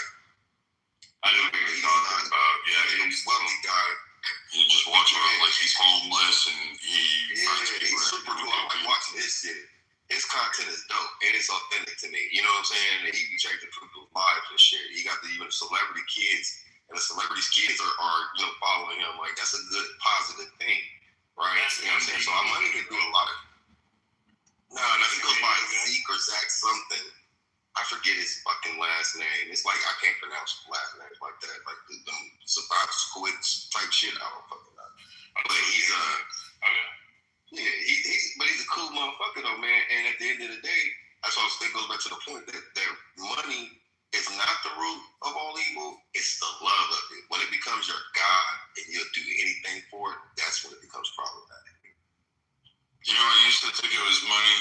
I no longer, my age, think that it's money. I think it's power. I think money is just a stepping stone to help you get power, but I think what really is truly the evil that we have is power. Because once they get it, they can't go. Look at AOC. She's done nothing for her district. She's brought nothing in terms of creation. She's boosted her portfolio, but she hasn't done anything for the people of that area. She's stomped on jobs. She stopped on investment opportunities there.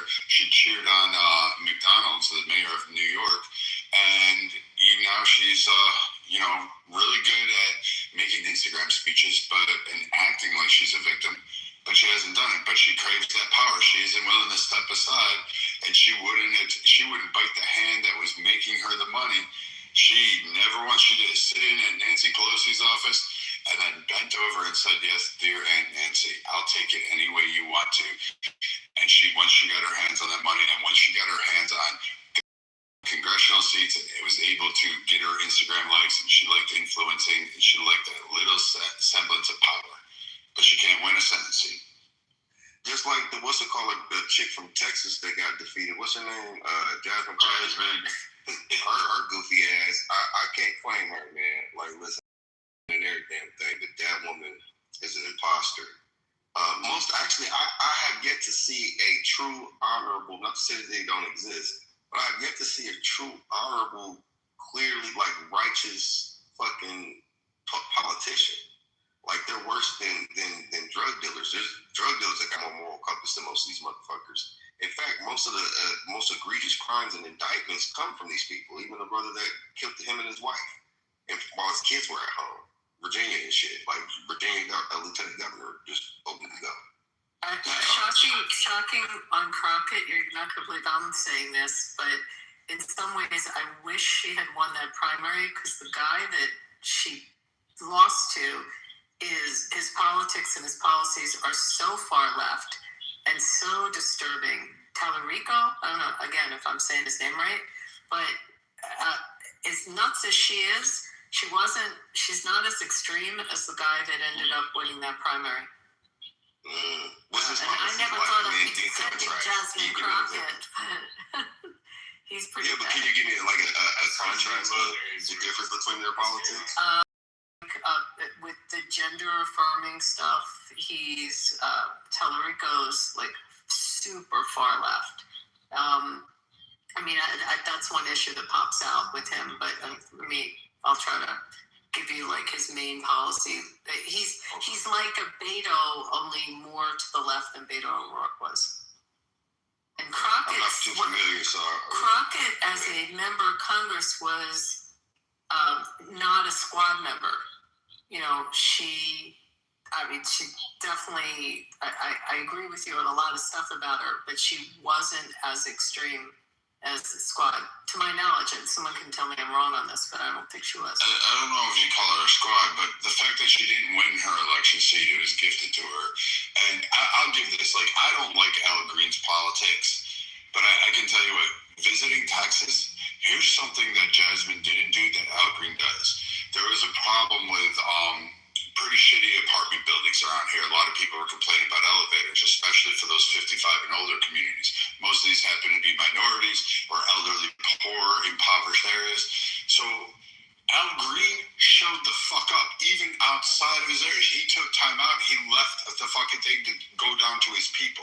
He showed up. He sat there and said, "Hey, these ACs have been off for a month," and he's sitting down there having a glass of water with a 90-year-old woman and listening to her complain. He actually listened. Then he got on the phone calls. He called other people. He brought them in. I have a lot of complaints about Al Green's policies and his actions, but when it comes to being there for his constituencies, the motherfucker shows up. You can't take that away from him. There's a respect level, and he showed up. Jasmine never did that for anybody in her district. Never showed up to help absolutely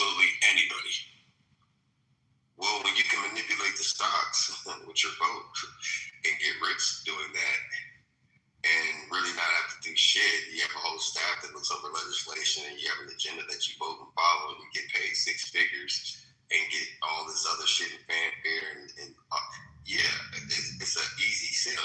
That's why I'm saying some of the most corrupt people I've ever met are politicians. Bankers are second. The investment pool and the political pool. Oh man, that's just the jacuzzi inside of the hot. That's like the hot tub inside of the pool. Like they're both in the same shit. It's just, you know what I mean? Which one do you feel comfortable in? Yeah, it's like that. The girl out of Florida, 25th district, saying that she took donations. My name is James Sean Thomas the Fourth, 16. Sorry, I'm playing with buttons. Yo, am I in a room? Can you hear me? You could hear me? Yeah. I'm just kidding. Who the fuck is that guy? Yeah, but anyway, there's like that congresswoman out of Florida that she just resigned, but she was going to face, they were going to remove her out of Congress. And she's walking around and saying, I never spent $3 million on a yellow diamond ring. And when they do the investigation, she violated like the laundry list of ethics, which I find laughable, but because probably all of them done it. But she's got the diamond ring on during one of her speeches and a couple other incidences while she's up at the fucking in DC. And she's like, and they're just like, here's a picture of you wearing the fucking ring. That's crazy. Talarico, one of the things he said is God is non-binary. He's had some radical stuff about, they're saying too radical for Texas. A lot of gun control. I mean, in a state like Texas. Well, he's going to lose like that. for being shit like that. He's going to lose. Yeah. It's probably good that he's in, because Jasmine seems like she would have been more palatable than he would have been. But that's a good thing, you know. I mean, here's the thing, guys. We're not going to pretend that America doesn't have blood on their hands and like karma doesn't exist. It is what it is. I mean, at the end of the day, I'm a fucking American, so I definitely don't. I mean, it would be nice to visit China or even do business. It would be good if America and China had better relationships. Honestly, I wish they could find a pathway for it. That would be nice if they could all get along in terms of money and everything else. But there's going to be things that are going to happen that's going to make the human race have to come together. I can see it in our lifetime. There will be events that will force inflection points to where it's not going to be about black and white. It's not going to be about countries. It's going to be about the have and have-nots. And even then, it should be something to where I would like to see, where it doesn't matter as long as you're a fucking human being and you're a good person, like you're cool. But it's not. The world doesn't work that way yet, right? It's just that this shit is so divisive, and at the same time, I'm on this side of the fence. Regardless of anywhere I go in the world, I'm cool to have my blue passport, but I also know that my house is fucked up too. I'm not gonna sit here and shine the finger at anybody else, knowing that there's three pointing back at me. But I'm gonna rather be on this side of the fence than the other. I don't want to live in China and be up under their rural political system. I believe in America, it is racism. It is some bullshit out there. In South America, it's fucking beautiful, and I feel safer there. But at the same time, I don't have the same freedoms or the same infrastructure as I would in America. I see from a business opportunity or a business position that if America could get their house in order, right, internally, we would be better positioned to lead. And I believe, in my opinion, that that's what Trump wants to do. Whether he does it or not, or whatever the case, however anybody else frames it, I think that he literally probably shares some of the same things. But America should lead that cause. Who else better, right? It's just, time will tell. Time will tell. And I'm not one of those motherfuckers that want to see, America's going to lose this war with Iran. I don't want to fucking see that. I'm in the house. Why would I want it to burn down? I mean, the American Empire is fairly strong. I mean, we get a lot of attacks, and it's weird. Everyone tries to emulate being America. But they also stand there with their hands outstretched. They're like, yes, give me.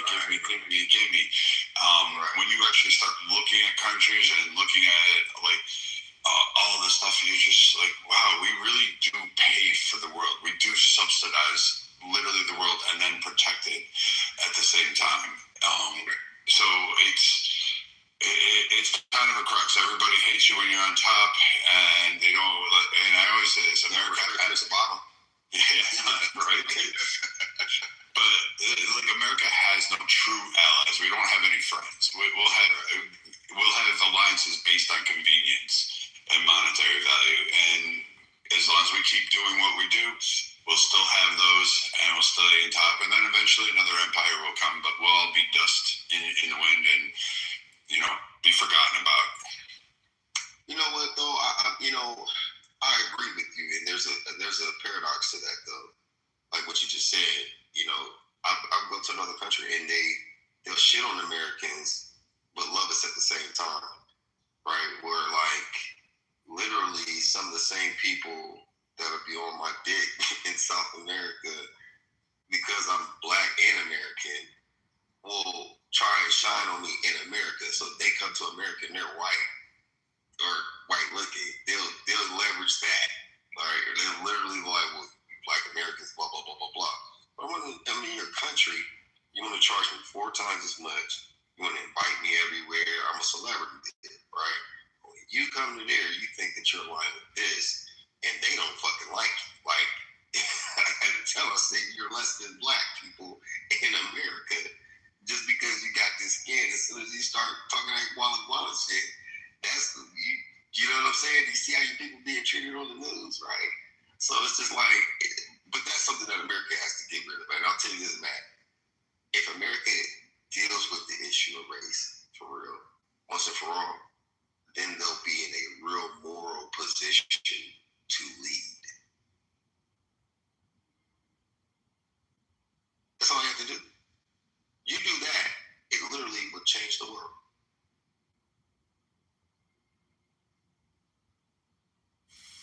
How so?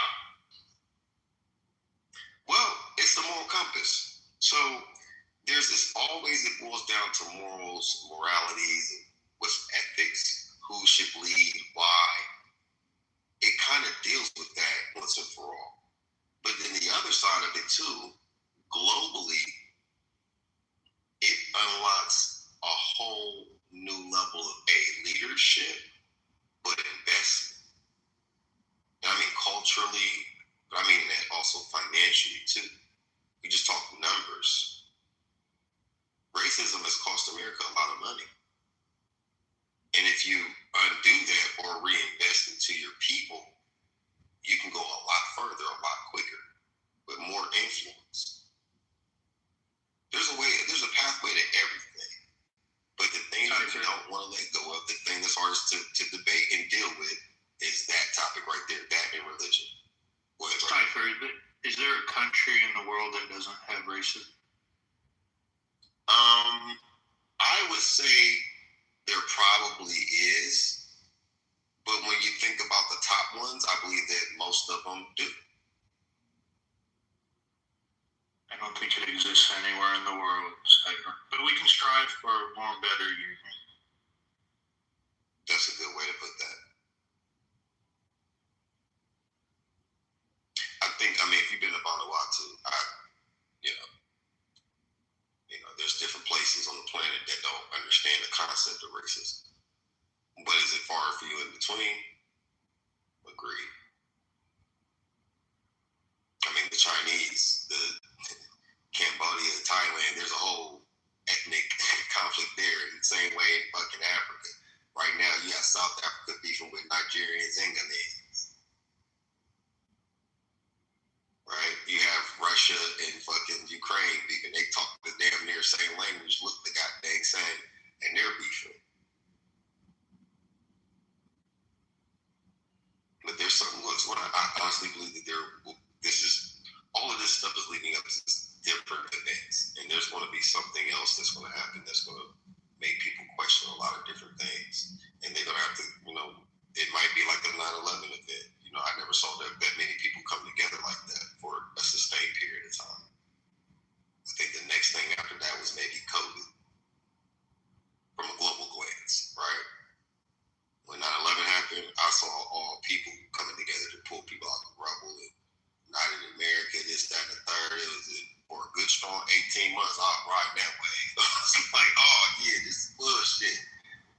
but then, certain things start to come out, but those events happen, and it changed the world, literally, right?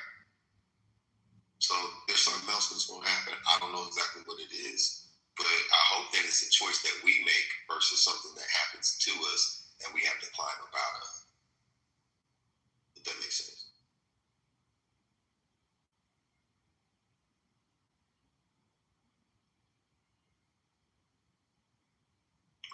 Yes, for 9/11, people came together, but the political parties were still divided. Because right after it, the Democrats, and they shut up about this very quickly. They said, "Oh, it's our fault that 9/11 happened," and then they looked around and saw the rest of the country going, "What the hell are you talking about?" And then they shut up about it. But eventually that narrative came out. If we hadn't interfered in the Middle East, then we wouldn't have had these problems. Narrative. Now, I don't want to debate that whole issue, but yes, I agree. People on the ground and the support that the actual citizens of this country felt towards each other after 9/11. There was a sense in, we got attacked and we're coming together and we will, we're gonna do something about this. But politically, the Democrats went underground for a while, but they never stopped being Democrats. And the difference is, and this is conjecture on my part, but when you look at from the 1930s to the 1940s, the leftists, the neoliberals hadn't formed yet, and they were still, actually, never mind that, because I'm realizing then around, never mind that whole thread. I was sort of thinking on the top of my head, but the two political, we'll just say the two political parties were more closely aligned, I think, during World War II. And certainly you had dissent, but it somehow seems different. I could be wrong on that last point, but... Well, I think, though, I get what you're saying, Alan, and I appreciate your perspective on that, but I really think that the original sin of America's was causing the divide. It's not a political party, right? It's not the Republican and Democrat. It's literally about good and evil. It's really about the both parties haven't served this country very well. They both have flaws. They both have a lot of things that combined together has oppressed their own people and other people around the world. That's the truth. There's a legitimacy in impacting their authority because they gotta remain on top, right? So the sins of the father is what they are. The karma that you carry now is you bear the reputation of those sins. Can't dismiss them. At the same time, it should not be the reason why you fail. It shouldn't be for the person in that position. I wouldn't be like, look, that was my granddad that did that shit. I might have some of his ways and everything else, but I'm not on that shit. I don't want you getting mad at me neither. Yes, I understand that. So then it's up to you to fix it. What are you going to do about it? Well, I don't want to do about it. That's the problem. So you can't say that I'm going to be the moral authority of the world, and you carry this embedded hypocrisy that discredits your defense, so that those that indict you have a legitimacy to it, right? So you could then understand the aggression. To detach from that is to not be morally accountable. Yeah, we if I come addressed. from, Cypher, you and I disagree. We addressed. yeah, that's fine. Yeah, that's fine. Yeah. I can still appreciate what you said, even though we don't agree on. I do believe that the government. Hold on, before you cut me off. I do believe that the government did something with 9/11. There's evidence that suggests that. I do believe that fucking COVID shit happened with China, America, and a whole bunch of other shit. You know what I'm saying? I feel that way about that. But it doesn't dismiss. It doesn't dismiss the impact. The reason why the world has a problem with American authority, though, is legitimate to a degree. Even though America could be right about their approach to certain shit, but if you don't have your own house fixed and you're not a moral leader of any goddamn thing. I mean, let's just be real. We are protecting our interests, and yes, we do look out for a lot of countries, right? We do have influence. We did do some things for countries that we knew that were fucked up. We did some egregious things. We can't ignore that, Alan. Only thing I am saying, though, the focal point of what I'm saying is that doesn't mean that you don't have a right to self-determination yourself. You have a job to do to stay on top, right? We have a job to do. I'm an American citizen, a real American citizen by blood and by work. By every means and stretch of imagination, I'm a real fucking American. But I can't sit here and say that the house that I come from ain't got blood on the walls. Doesn't mean I want you to come and burn it down. And I appreciate the degree to which you look at it. The problem is, from my viewpoint, is the obsession with the sin, to use your term. I mean, this is a country that is sin, but is also obsessed with correcting that sin, and has done huge things not only for its own citizens, but huge things for other countries. You say, well, they've done some things for other countries. No, they have done a lot of things for other countries at the expense of our own country multiple times, more than any other country. Now, the fact that we have gained from it is irrelevant, and it's irrelevant because it's irrelevant because everybody gains, and there's lots of issues that we could. There's lots. What's irrelevant, though? I missed that part, brother. I couldn't find the words. There's lots of countries with lots of issues that we from, and yet we chose whatever the particular ones we happen to choose. We could go to China and say, well, we don't like the way you're treating your Muslim population, and we're going to go to war over it. And we would gain a lot financially, but we're not. And that's okay, But when you say the obsession of the sin, what do you mean by that? It's like, can you go into that area? Well, let me put it another way. The fact that you claim that we don't have the right to have any kind of moral authority because of the sins of our past, I think is defeatist thinking. Those sins, why? Explain your thinking. Let's start with number one, the sins like what we did in other countries. Okay? Like, when I was in college and after college, it was all about what we did in South America. Well, the Soviet Union was fucking with South America. We fucked back. Who would you rather have taking over your country? The Soviet Union or the United States?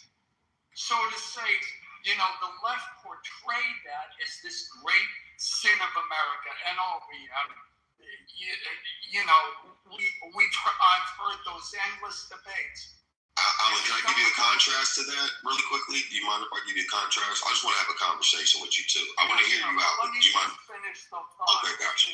That was I'm done. That was considered a stain upon the moral authority of this country. Mm-hmm. No. And you know how they won that war was poisoning their own citizens and criminalizing them and fucking up generations of people who are again coming out of other traumatic issues, like the funds from trafficking cocaine to your own urban neighborhoods and creating laws to lock up those people that makes more money. Like you could create a financial flywheel based off of demonic actions of oppression on certain groups of people to win that war and influence. There was a more I don't think the Iran-Contra scandal was the determining factor in that war. Well, no. Hear me out though. The funds from it, the proceeds that kept the engine running, was seeded from that, and that directly fucked up my communities. It wasn't seeded from that though. Where did the funds come from? No, the Iran-Contra scandal started when Congress. That whole thing you're talking about, using cocaine to fund the war against the Contras, started after Congress cut off funds to them. Right. So what does that have to do with my point? That didn't seed the war. The war. It was already going. I get what you're saying. Correction. Yeah. I'll agree with that. But still, it kept the engine going, is what I said too. It kept that going. So what I'm saying is that is an egregious fucking that right there is you should give reparations for that alone.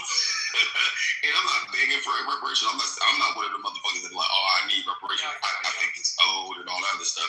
I think it's legit and it's definitely a debt that's owed. But we can go with just that right there. Like that is something where a country should be like, I did fuck up about 50 years or 40 years plus of a whole generation, like people, a whole demographic of people locked them up. I created laws behind it. I destabilized neighborhoods, broke up families, and made money off of the abortions and the foster children and the sex trafficking them. And it's all kinds of nefarious shit that's involved in that, right? And it's never dealt with the sins. So no, you are not a legit moral authority on anything. You're just in the position of power. And because you're in a position of power, of course, you want to protect that position, right? Because like Matt said earlier, they don't like you when you're on top. They hate you when you're on top, and they don't respect you at the bottom. Yeah, but does the fact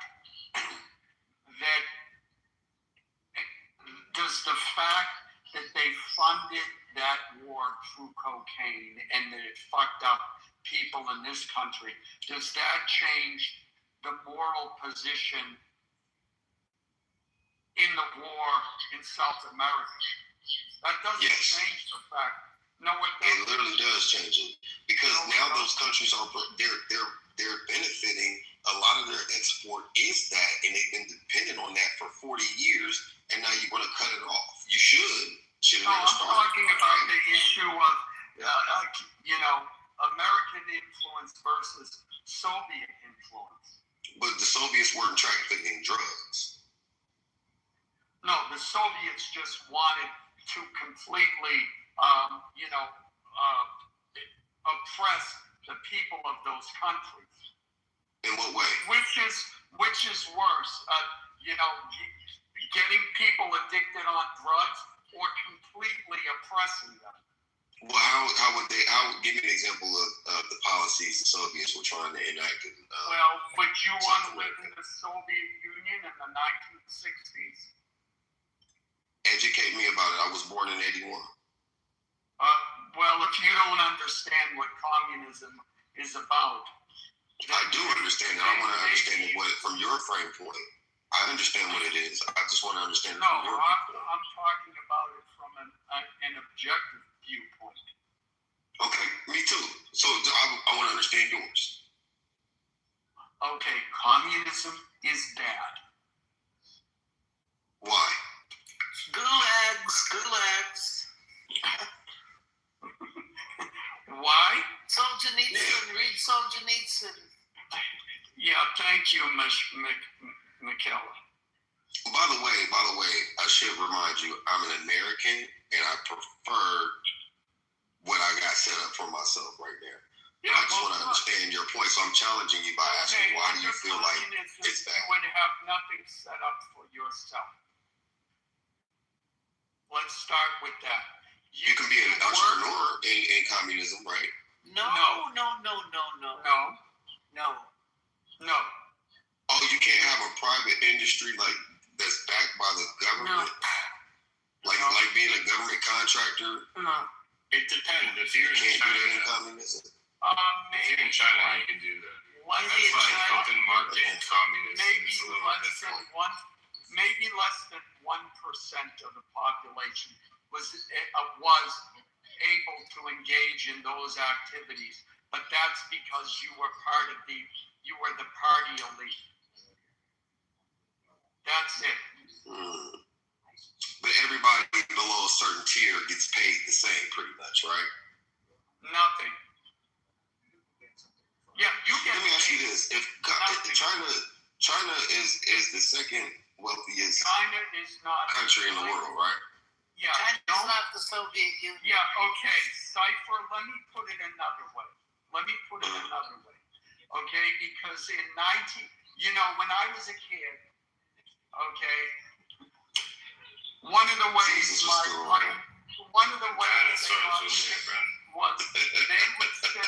they would say, eat your food, people are starving in China.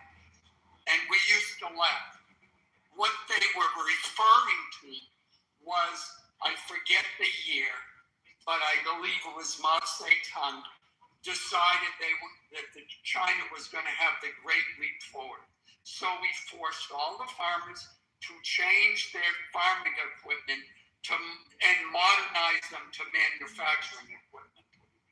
They stopped as a result, they stopped growing food, and within 5 years, 20 million people died. And that happened twice in China.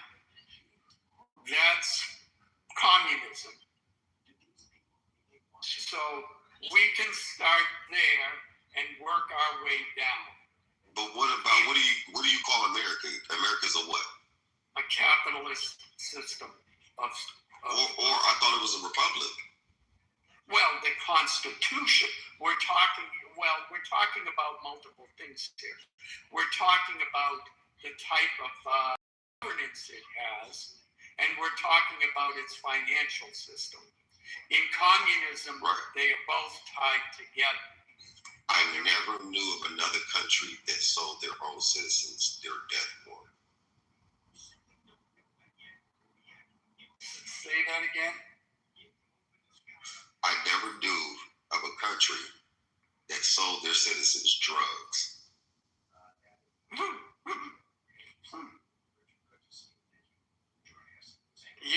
It's been such a long time, okay? But it's still going on, sir. Well, look, it's funny. I was just watching Dave Chappelle talking about the opioid epidemic and his perspective on it. And I love Dave Chappelle, but when I hear compares the opioid epidemic, which affected white people, and the crack cocaine epidemic, which affected mostly black people, when you go to your doctor and your doctor prescribes a drug, you assume you're going to a doctor which you assume has training and is licensed and is sanctioned by the government. If you go to some punk on a street corner and buy a drug from him and you don't understand that it's illegal, bad for you, that's on you.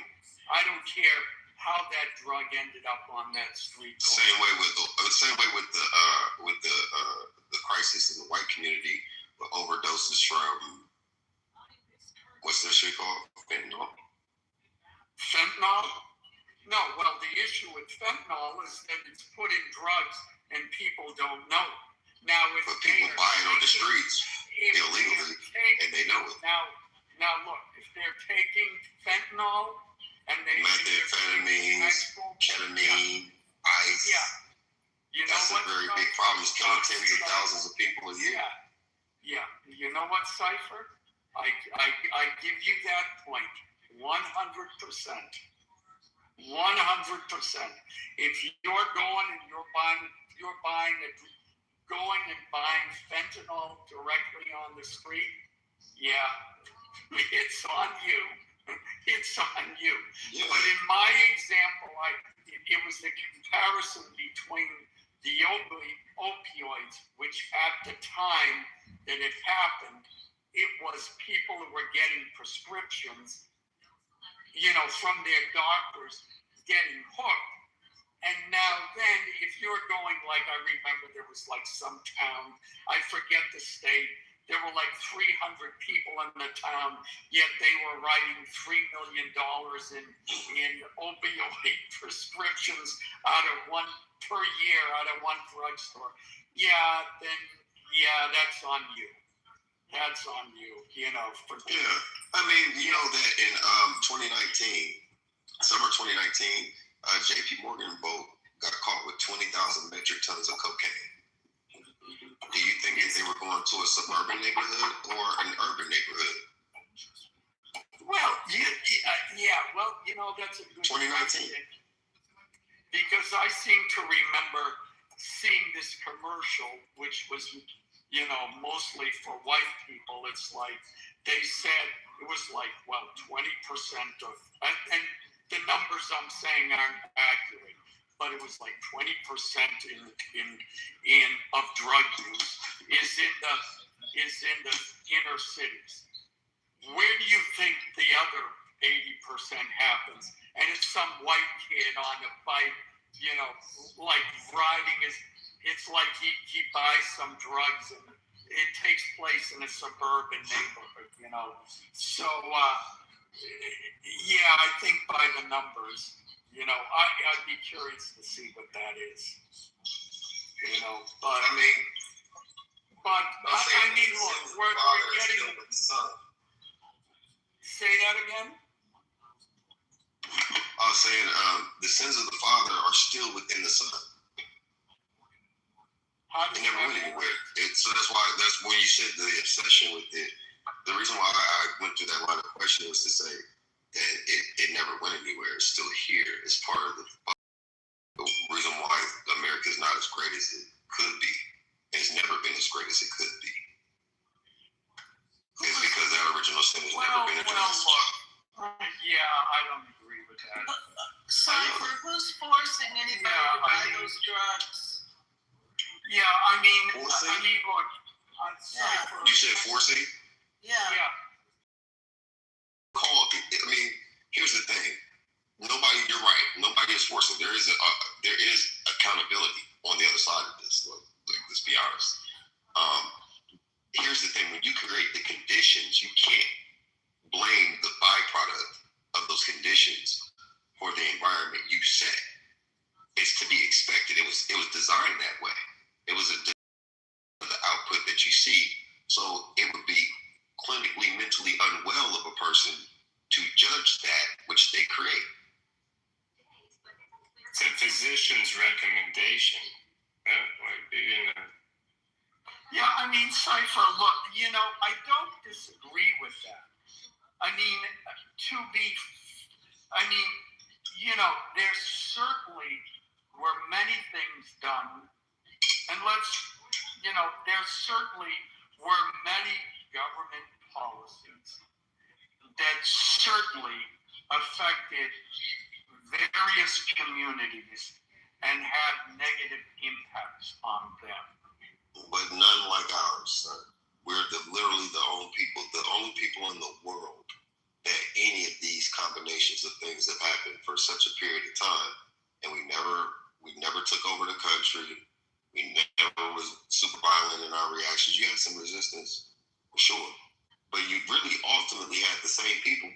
for you and winning every war.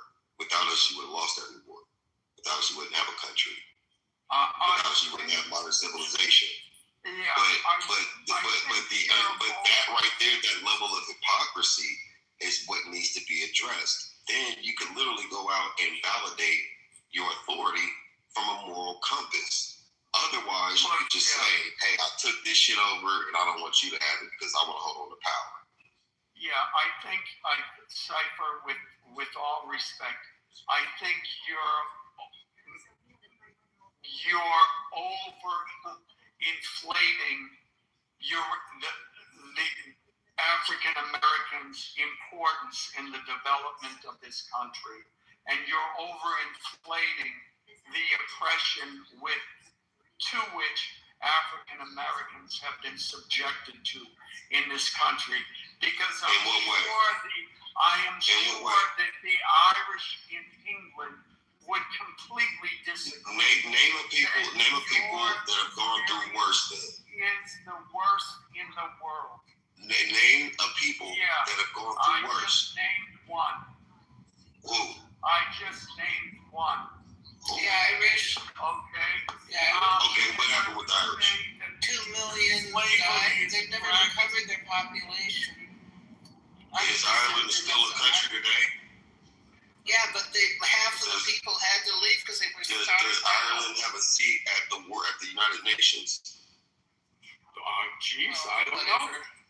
But don't they have their same language? They got their own language. Interesting about that. Hardly anybody speaks it. 1/3 of and 2 million of them died. Did their government sell them drugs? Cypher? No, they starved them. Cypher, if you go is it still going on today? Cypher. No, and I don't think what you're talking about is going on today. Yeah, Cypher. What part? No, Cypher. You could go back to Nigeria and speak the language of your great. That's not where I'm from, sir.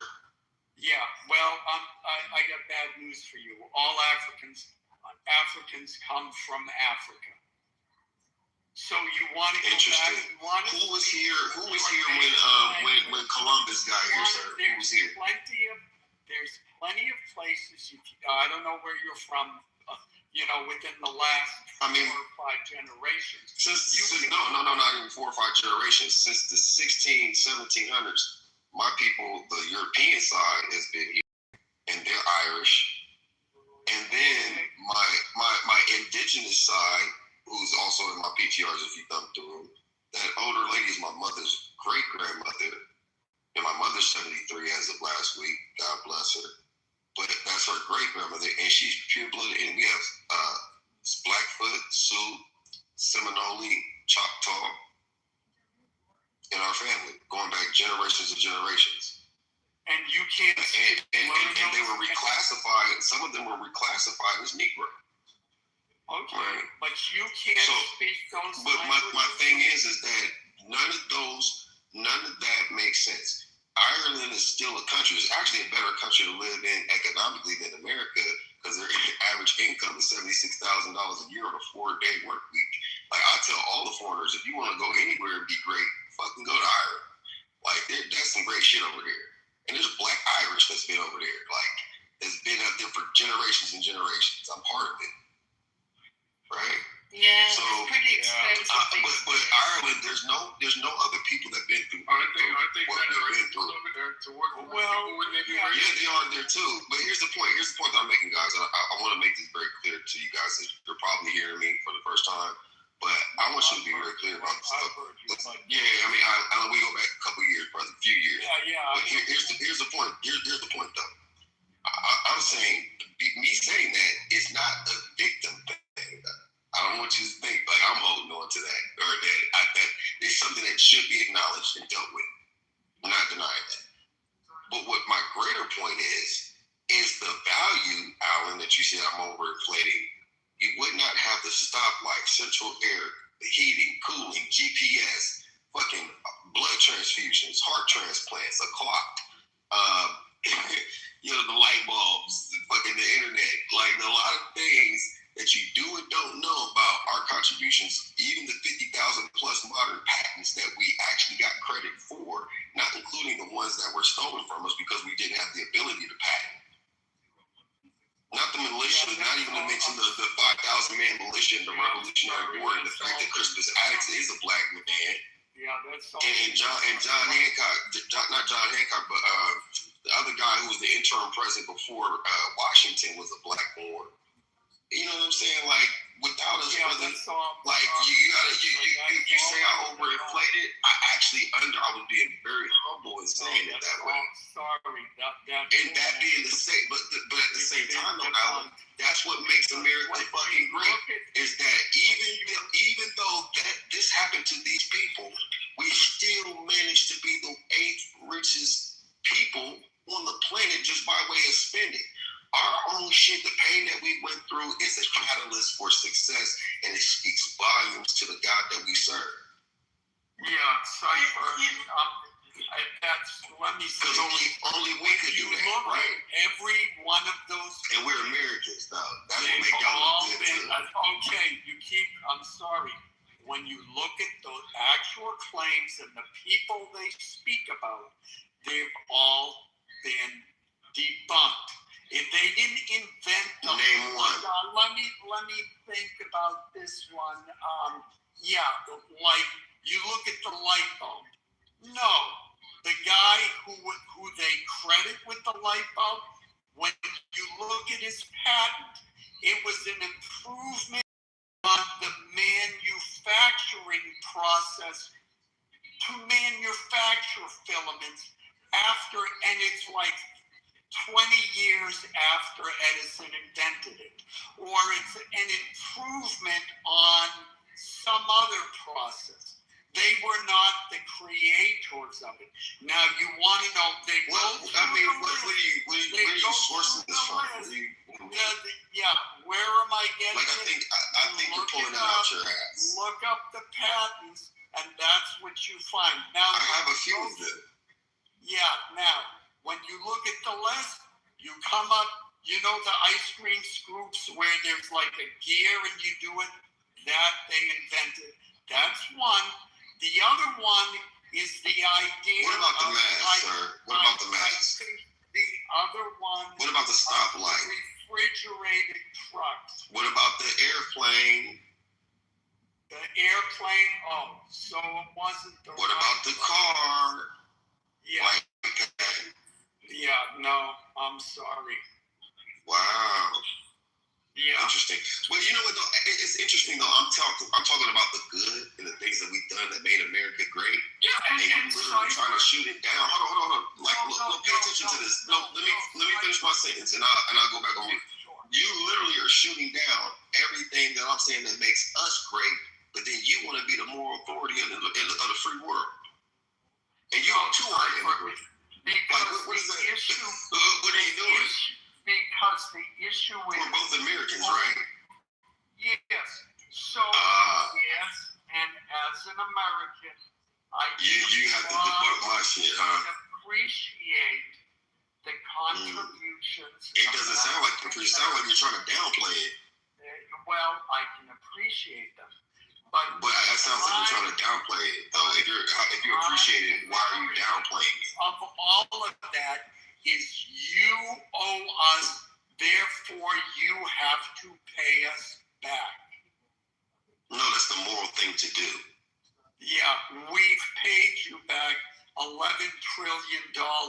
And when the Jews in Germany got $11 trillion? What trillion dollars? What do you mean? I think it's $20 billion. Who paid like Americans $11 trillion? Yeah. When? Hey, not too much on the Jews, guys. When? When you look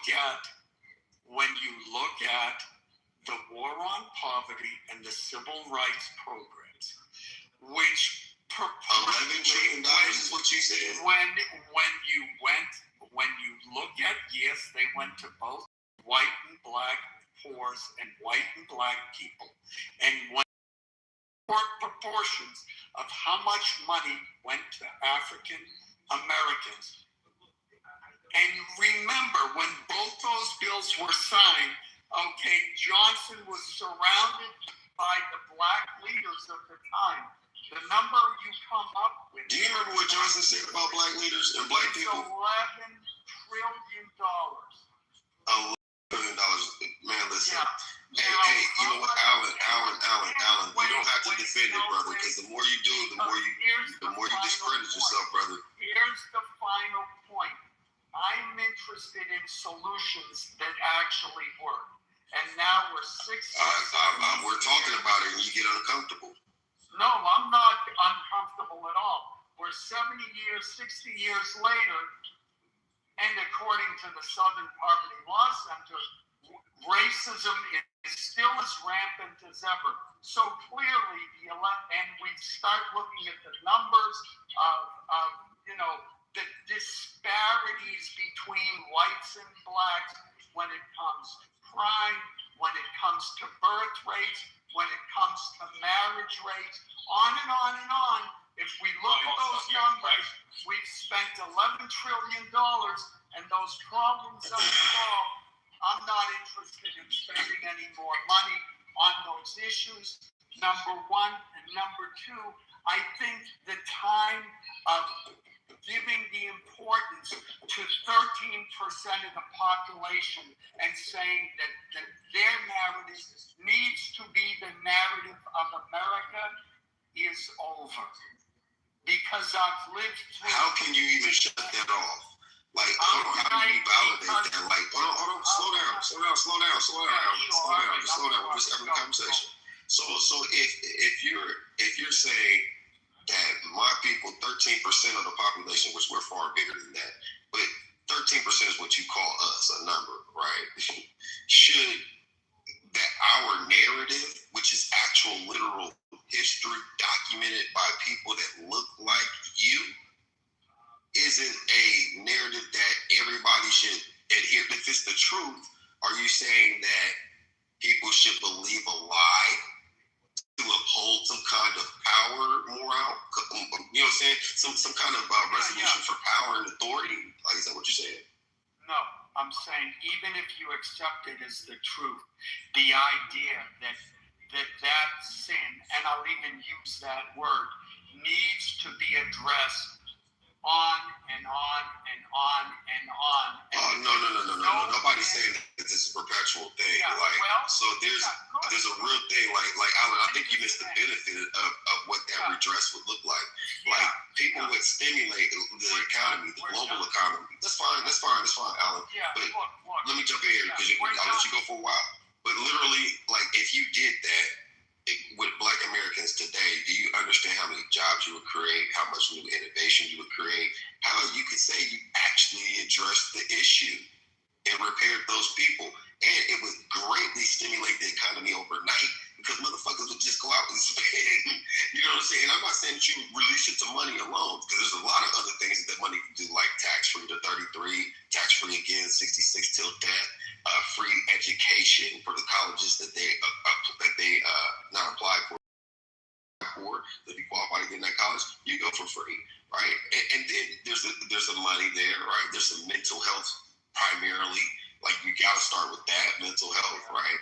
If you started, the crime goes down, education, innovation goes up, it stimulates the global economy, and you dealt with the moral issue through a fire that automatically came back. It's a reimbursement, if you will. We're an investment vehicle.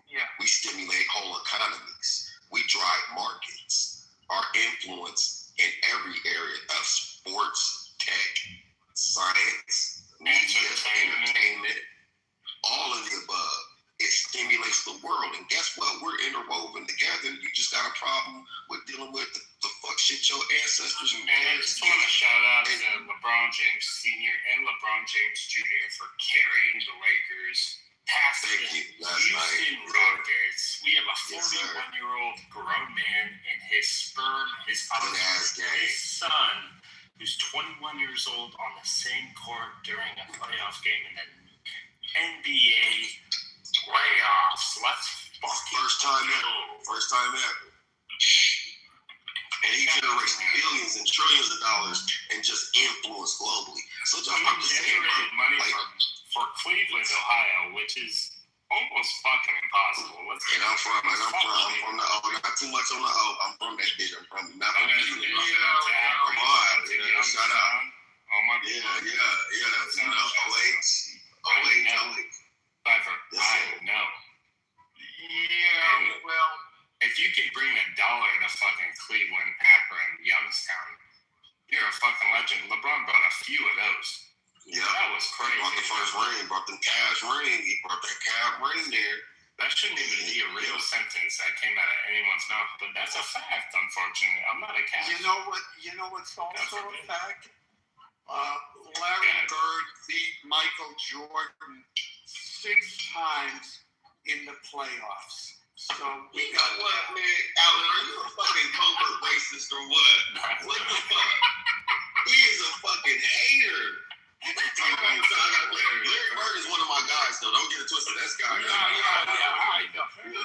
Once you went to basketball, all bets are off. Alan is an asshole. He got to throw the white man in there. You have been at the game, motherfucker. Larry Bird, he hates it. Right.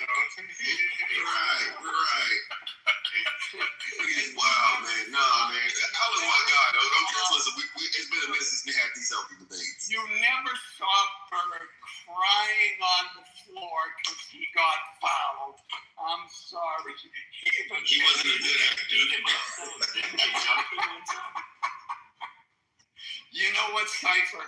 Maybe we should just end the conversation there. We can keep going back and forth, but man. All I'm saying is at the end of the day, it does go back to what I said earlier about Trump. I know. He's the solution. I think that Trump's existence as a president is a solution to this because it highlights both sides of the coin. On one side, I believe that fundamentally he's right about a lot of his global politics. I am in alignment with. I understand it. But hold on, let me finish the sentence, brother. But the other side of it, though, it just highlights the undergird of what everybody else is complaining about, and that's why I said it serves as a utility pocket or pocket knife because vertical sides to it, right? And it can cut either way. I can see that shit. But your argument though, Alan, is that you don't want to deal with that though, and that's where we disagree. Alan, let me ask you something real quick. Alan, did you see Zoran Mamdani's statement about the Armenian genocide yesterday? And if so, what are your thoughts? I need to know. I think every year that there are certain politicians who come out and say, yes, I support the Armenian genocide, and I'm sick and tired of hearing it from politicians. They're pandering to the Armenian population, and when the fact is, first of all, no one in the Middle East cares about what some mayor of New York has to say about it, and second of all, the United States has never lifted a finger when it actually needed to do anything for the country of Armenia. So it is exactly what it is. It's pandering and nothing more. But do you think he's pandering to who? The Armenians in New York City? Yeah, that's all he's doing. There's probably more Turks in New York City than Armenians, no? Probably. I don't know. I'd have to. So what does he win out of that? What does he win? Mayor Adams was like deep throating the Turks. And when it comes to that issue, some land on the side of Turkey, some land on the side of Armenia. That's what it is. But they get a certain amount of votes because they will make that statement, and then some Armenians will be, he understands us, he supports us, we got to vote for them. I just thought his statement was like very deep about out, though. I mean, you never hear that of an American politician. You know? No. Well, maybe you're paying attention to these more so because he's got some more notoriety. So the fact that he said it, he got, people notice more. But hell, I've heard that before. I give more credit to Kanye West when he went to Armenia and making people aware of that more than anyone else. Yeah, he had a concert there, that's true. Yeah, and the fact that he's there with Kim Kardashian, and now all his fans who've never heard, first of all, they've never heard of Armenia. They might not have even known that she was, half Armenian at least. And now he's giving a concert and they went to the memorial. Yeah, I give him more credit than anybody else. Shout out to Kanye West. I like that. All right, Alex. You give him credit for his just a question. Like all of his fans who maybe did not know who Hitler was possibly, and now they sing Hail Hitler. Who, Kanye? Yeah, young. He apologized, bro. He apologized. Well, I'm just wondering. I just wanted to see what he thought about that since, we give him credit for. We thought that the beat was hard as fuck, but, we know Kanye has mental health issues, bipolar, you know what I mean? So we give grace as we would want people to give grace. Kanye, as a rap artist, was the best live performance I've ever been to of any rap artist in my whole life. Okay? Do you understand? How many performances have you? I've seen him once at the LA Coliseum. Talking about in whole. I've seen. How many performances have you seen? Music. Good question. I've seen dozens of rap performances who've all been horrific, and singing every other lyric out of their song, not giving a fuck, very lazy performances. I didn't do that. He gave the people what they wanted, man. Have you seen Ice Cube perform? Because he was the best I've ever seen. I'm not. I'll be honest. I'm a little younger, guys. I'm a little bit younger. Joe Hero, I'm a little bit younger. I'll be real.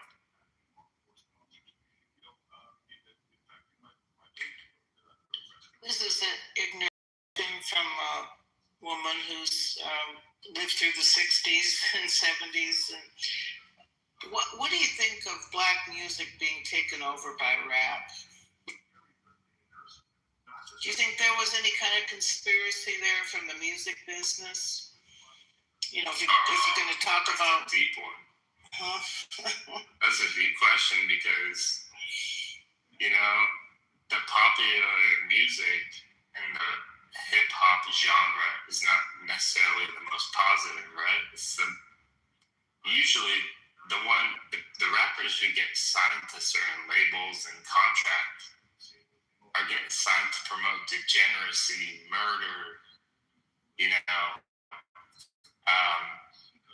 polygamy, all sorts of extramarital affairs, violence. And I think that's more about the music industry rather than anything to do with black culture because it's a predatory ass industry. Yeah, it's not. My nephew is in the music, is a musician, been involved, and he has no truck with it. He's gone on his own, but I used to like black music, but I black music.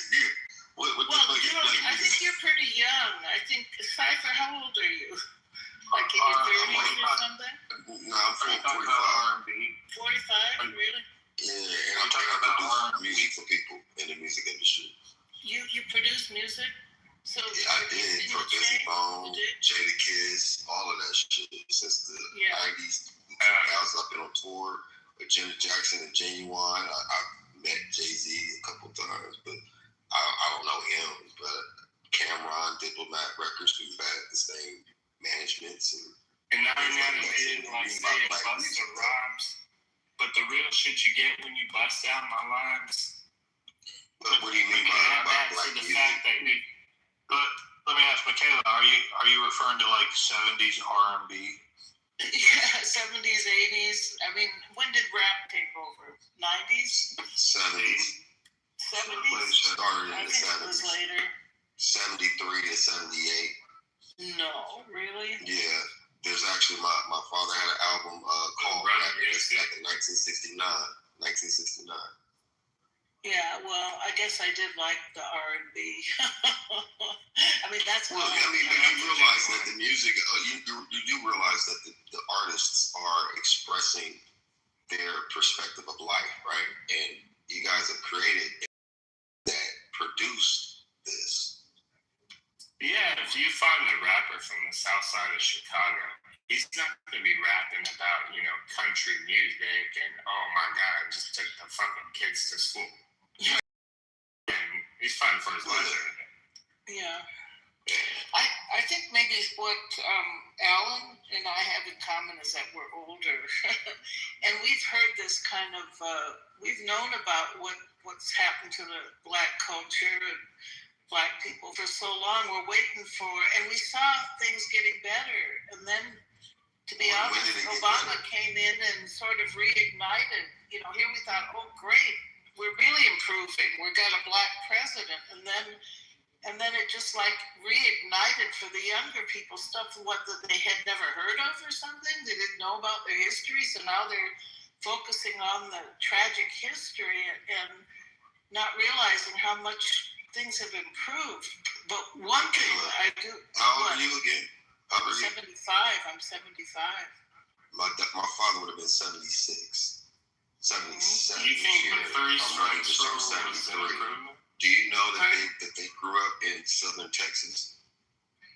Your father? Are you familiar with the Great Migration? Yeah. From the south to the north? Mm-hmm. Yeah. From my sister-in-law is Black. She went from the south to Chicago. Boom. And my people went to Ohio from Texas. Mm-hmm. Mm-hmm. Right? Now, that right there alone for thousands and tens of thousands of people to migrate out of the South from early 1900 through 1970s, right? What the fuck kind of environment were they living in to where that had to happen? Terrible, and they got out of it. And they expressed themselves through music, and things continue to happen. Breaking up the families, busing, civil rights. Yeah, the busing. You killed their leaders. The residual and rippling effects, it perpetuated all of this. And then you exploited it and made billions and trillions of dollars off of it and then blame what you don't like. I have to sometimes be humble too because I come from what you would call the old school. And I've made beats. I got shit on YouTube. I was in the streets for real and lost that opportunity. And now I've been in business for 23 years. But at the same time, like that experience for me back then, I seen the change. So I have to, when I run into little brothers sagging and shit, I don't come into my own. Now certain shit I just can't get with. Like, get out of the way. You know what I'm saying? Get out the way with that. But I tell them about these sagging pants because my generation was the ones that put it forward, right? And I asked them, I said, like, you ever been to prison? And like, no, I'm like, look, on the yard, that means you're advertising your ass, right? And then the second thing, if you had to run from the police or an adversary, you're not going to get very far. And if you have to fight, probably get your ass beat because you got to keep putting your pants up. So I apologize to whomever ill-advised you, young brother. It's not to your advantage to have your pants sagged. Men wear belts, okay? And I always get a good feedback. Now, that's my responsibility as a young Black man, right? Because I can't blame them and think that the environment that we created, the motherfuckers was dying over starter jackets, Jordans, video games, basketball games, the shit that was perpetuated. I can't think for a moment that they should be better based off of the environments that some of them were raised. Now,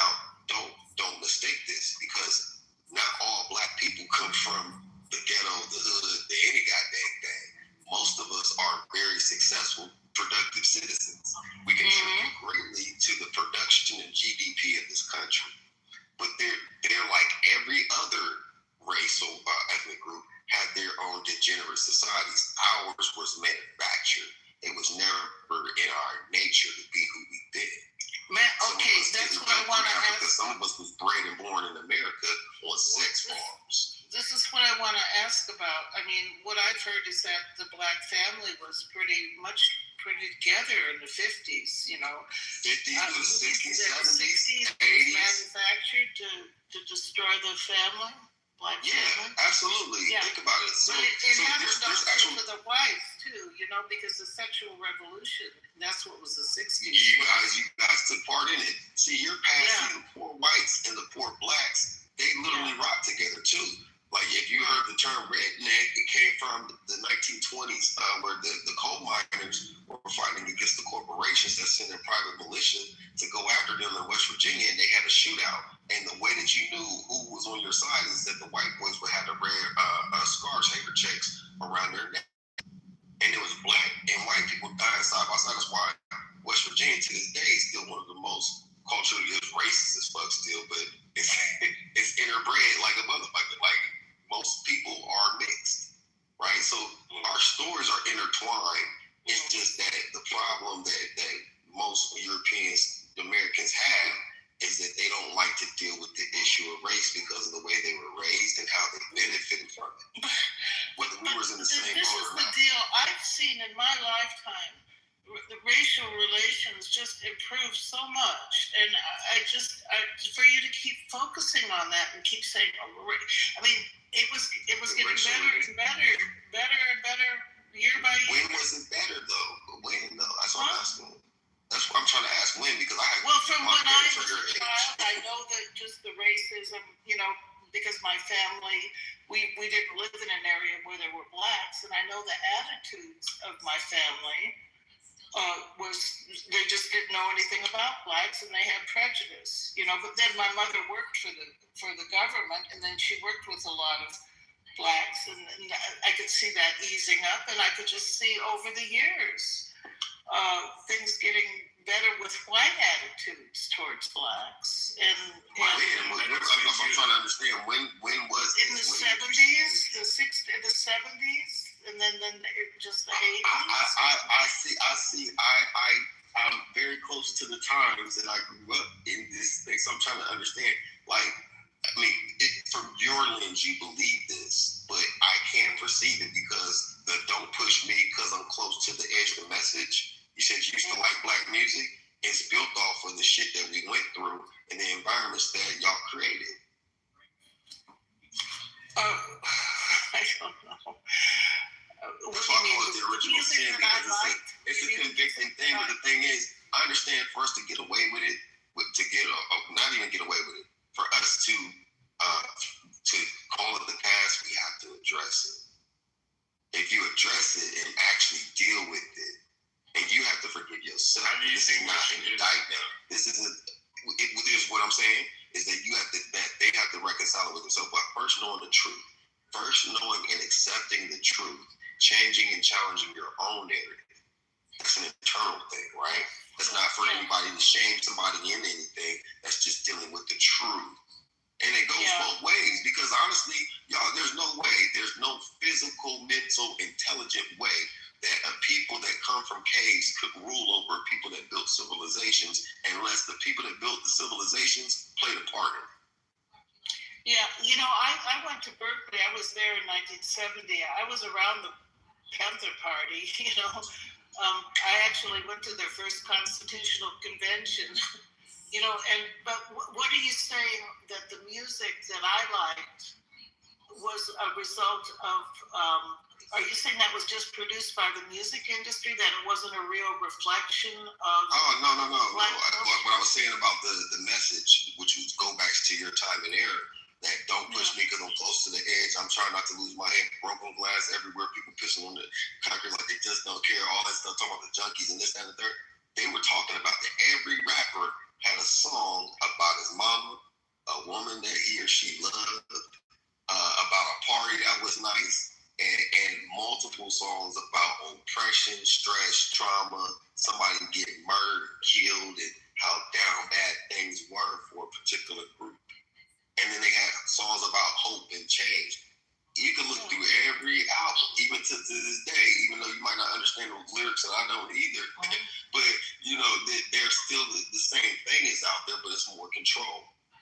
So it's manufactured by a small group of people that even shit on poor whites that are creating this narrative of criminalization and dysfunction and degeneracy. The parts of that are true are manufactured by the very people that are judging. Yeah, what about the black family? I've heard that there were. Yeah, what happened to Cosby's? What happened to BET? No, I'm not. What happened to Family Matters? I'm not talking about TV shows. I'm not talking about TV shows. I'm talking about statistics. Okay, so you remember that movie with James Earl Jones?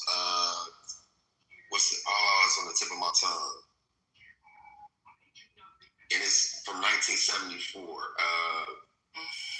Not sure, but it talked about the black family being split back then. There's multiple documentaries about the man in the house clause. Oh, okay. So you're talking about maybe the welfare stuff. You can't get the welfare if the husband. Well, white women are the biggest recipients to this day from welfare. White women were. That's what welfare was for. It was for white. No, but the black family didn't need welfare in the 50s or on it. No, they weren't, but they couldn't get good jobs neither. We know but they were together and they were more successful. Yeah, because they didn't have drugs. They didn't have drugs going into. They didn't have drugs in their community. They didn't ship their men to war. They didn't, and they didn't also. Onto them. I mean, that was the Reagan administration who admitted to. Well, no. It's heroin, the cocaine, the heroin, all that was before. Nixon or Reagan? Well, no, I mean. Why did the young people go for it? Listen. If you're asking questions, it's here to answer, right? Yeah. Like literally, it created an environment where you're seeing death, murder, you can't get a job, you're seeing all kinds of shit happen to your people, and you want to be nonviolent. Some people deal with trauma differently, don't they? They get depressed. They get on drugs, especially when you make. Shut up, nigga. Shut up. So when you create an environment, you can't get mad at output if it's calculated. Wait a second. What got worse in the 60s? If in the 50s the black family was together, more successful, more financially. You killed their leaders. You oppressed them with law. You beat them. You mistreated them. You're saying that the 60s was good for black Americans? So you're saying that the 60s, the civil rights movement, caused just an upheaval in expectations or something? I mean, I think it had all kinds of effect on the whole culture, which we're still suffering from today. I think we have to look back at that, not way back to slavery, but what happened? Well, nobody mentions slavery, man. We literally, our conversation has been everything after slavery. Right. Well, I mean, something happened in the 60s. In the 50s, the black family was more together, more financially stable, more successful. More financially stable? What do you mean? Like, when you say these things, like, what do you mean? Well, it seemed to me that they weren't split apart. Maybe they were poorer, but they were together. Right, but when you introduce drugs, sex, alcohol, and depressed environments, what do you think is supposed to happen? Introducing sex, drugs, alcohol, the whole culture sort of went wild. What culture? Yeah, it was in American culture, right? Right. So when you add that, the feminist movement and all that other shit, welfare, the men are off to war and things like that. Like, that fucks up the black family, doesn't it? Especially when you create gang wars. And it affected blacks worse. And then they're expressing themselves in the music. So it becomes a soundtrack to their environment. The music and if it's never been addressed, in decades upon decades, how do you expect people to make a change? But what hasn't been addressed? What hasn't been addressed? You're blaming it on racism, but I think what hasn't been addressed is what happened in the '60s to our whole culture. The whole it was racism. Racism is America's fucking origin story. Well, the drugs were affecting everybody. And the sexual revolution. And that's the thing, like you see how in this conversation, right? You're skipping around the obvious. You're not even acknowledging what I'm saying. Well, you're just adding in other elements to discredit or take what I'm away saying from it. is the racism, to me, it was getting better. It was getting less and less and less. The culture. It was just less in your face in terms of violence. But you've seen over the last 20 years, black men being shot on camera and killed in front of you on the TV screen. You know what the prison system is set up to do. You know what the schooling, we know that there's racism in schooling, housing, banking. It's always been there. And you're right. The nuclear missile that blew up a lot of black culture is the destruction of the black family, which was engineered. There's a fucking memo, a government memo about this in 1979. There's a whole agenda to do that. It was literally. So how do you judge people for reacting to an environment that you engineered? What is the memo in '79? Is it about drugs or what? What's it about? I'll pull it up in a second. I'm just wondering. As we're talking, I'll pull it up because I am in front of my laptop. But my thing is what is the cognitive dissonance? Is it that much? I mean, this is the sins of the father, but this is what the thing you have to deal with, the elephant in the room to get over the hump. And you don't want to talk about it no more. It's not about talking about it. It's about doing something to fix it. Okay. Because it's not just because, hold on. It's not just because that you're white, you need to fix it. I would go after, me personally, governments and big pharma, not big pharma, but big companies. Because they're the biggest benefactors. If you are a corporation that benefited in any kind of city group, insurance firms, all around the goddamn globe, and private companies, and those would be the main motherfuckers that would have to finance this. In my world, I was going to say, I think that a lot of white people don't feel guilt or whatever personally because they were from the South. My family came here, after, they weren't in the South. They came to South Dakota, from Ireland. They weren't a part of, we don't have, and I think probably a lot of white people today their ancestors had nothing to do with slavery. What? You keep saying slavery. I said everything after slavery. When did your parents so after slavery, you're talking about corporations? Not even corporations. You can go before slavery. It was corporations that created slavery. You know what I mean? Like it was always there. You know what I mean? People benefited. You know what I mean? So here's my point, though. My point is this. My point is this, love. Hear me out. I'm asking you a question, though. When did your parents come to? You said they came over here from Ireland. When did they land in America? Actually, they did. Some of them, my great-grandparents came before the Civil War. They came. Okay, so so they were here during. They went to South Dakota. What was going on in South Dakota? There was no slavery. They were farmers. They got land. How did they get land? I don't know. Probably land grabs or something. Land grabs from who? Probably the Indians. Who were what? Sioux. That would be my people. That would be my people specifically. Yeah. Sioux, Blackfoot, Choctaw, Seminole. Yeah, and they were all reclassified as Negro. Oh, please. You should look through my PTR, literally. Look through my PTR, just flip through it. You'll see a picture of my mother and her great-grandmother. Okay, so, but we're talking about blacks, not Indians right now. They are black. They are black. If you look at my great-great-grandmother in my PTR, go to my PTR and click through. You see an old picture of my mother and her great grandmother. Well, another part of my family married into the tribes in Nebraska. Yeah, and those are $5 Indians. Yes. What's that? They bought their way on the scroll. Yeah, the doll scrolls. It was made. Yeah. Okay. So this is our history. Okay.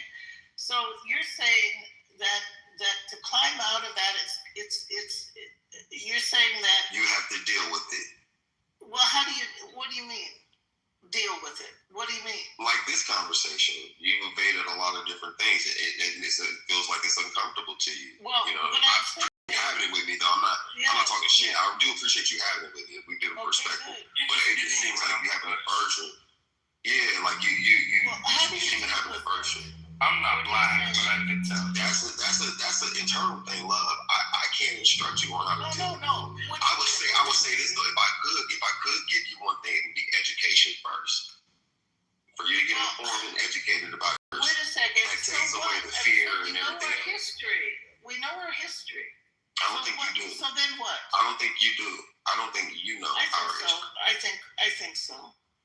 And my people you who know came how powerful the KKK was. My family had nothing to do with that. I'm not. But see that right there, that's the aversion. You see that right there, I don't feel any guilt over the KKK. And you do. You're projecting it right now. Why? You're projecting that right now. No. Listen, if I'm talking about history, why do you immediately go to my family? Blah, blah, blah. That's right. I'm talking about history. My family had nothing to do with either. Weirdo KKK people. I'm Catholic. I'm asking. Do you know what the Catholics did? Do you know about the Spanish Inquisition? Michaela, I simply asked you a question. Nothing. I'm Irish.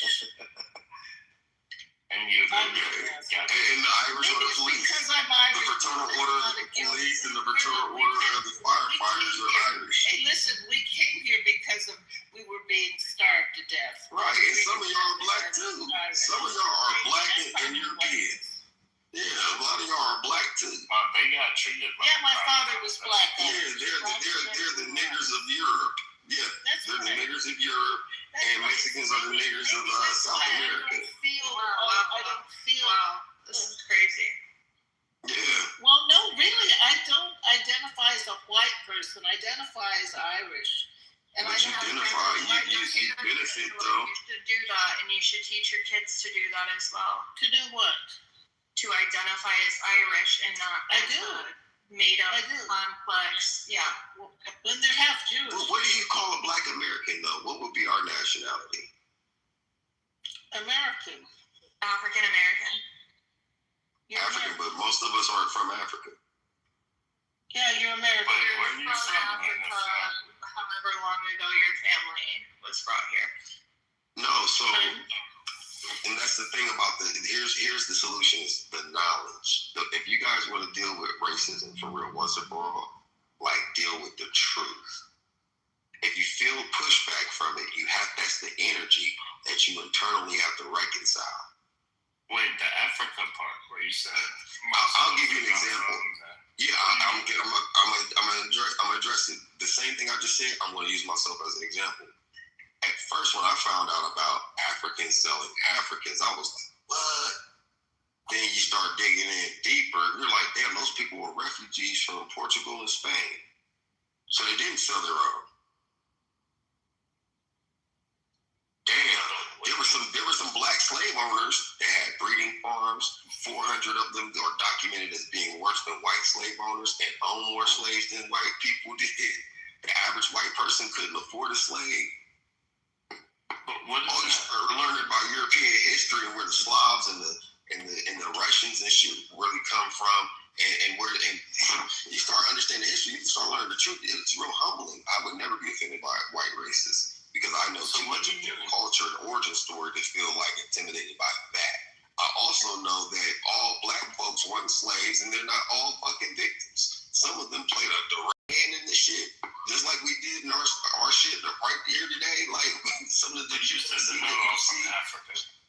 They're not. I was just saying that some of them are from Spain and Portugal. So if you look at the Alhambra Decree, if you look at the Manuelian Ordinance 1515, and others well-documented information, like name specific books and pages. Ordinances, yeah, it talked about the expulsion of the. They talked about the expulsion of the Jews and where they went into Africa and then were later sold into the slave trade. And then Jews were sold into the slave trade? Absolutely. Okay, wow. Well, I have books that from the time of the 1700s, 1500s. Okay. I have a lot of documented information that proves that. Right. But then there were also there were Black Americans that were here in America that were also reclassified as Negro, like my great grandmother that you see in the picture if you scroll through the shit. Right? So you see that woman, right? Now that woman had one of 22 kids, had 19 kids of her own, right? So and my people were born in Oklahoma and Texas, and then also there were breeding farms. What happened in slavery, they did have to manufacture after the 1830s. It became illegal to traffic slaves. So they had breeding farms. And that would be their little brothels and pleasure palaces. And a good documented history look on this comes from a 1971 movie, which is the most graphical, accurate account of slavery that I've ever seen. It's called Goodbye, Uncle Tom. It's a 2-hour movie on YouTube. It's free. It's a very interesting, very graphic. Like, first time I saw it in 2003, it took me 2 weeks to watch it because it was really kind of hard to digest. But it's actually one of my favorite movies because it talks about the visuals of certain things, how this actually went down, right? But there were also Black slavers. There were 455,000 Blacks in the North and in the South combined that were never slaves.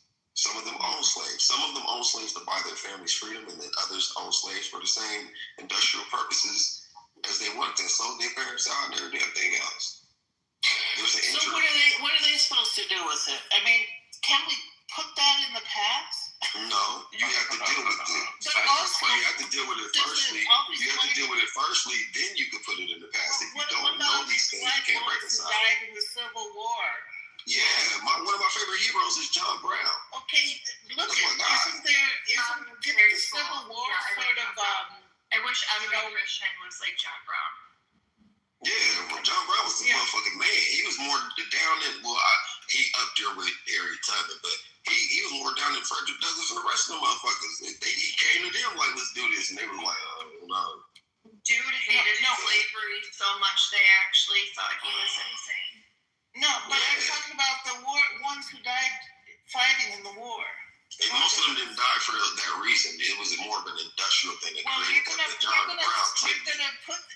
You're gonna say that, so then we have to keep dealing with slavery. A lot of white people. No, you're going back to slavery. I was talking originally, we started talking about everything from the 1900s on out. I can just talk about my years growing up as a 45-year-old man in America. I feel safer in South America than I do in America, bro. I mean, sis. They had slavery. And I'm from Ohio. You know what I'm saying? My family's from Texas. You know what I mean? Not all of us were slaves, and most of us own land. You know, still own land down there.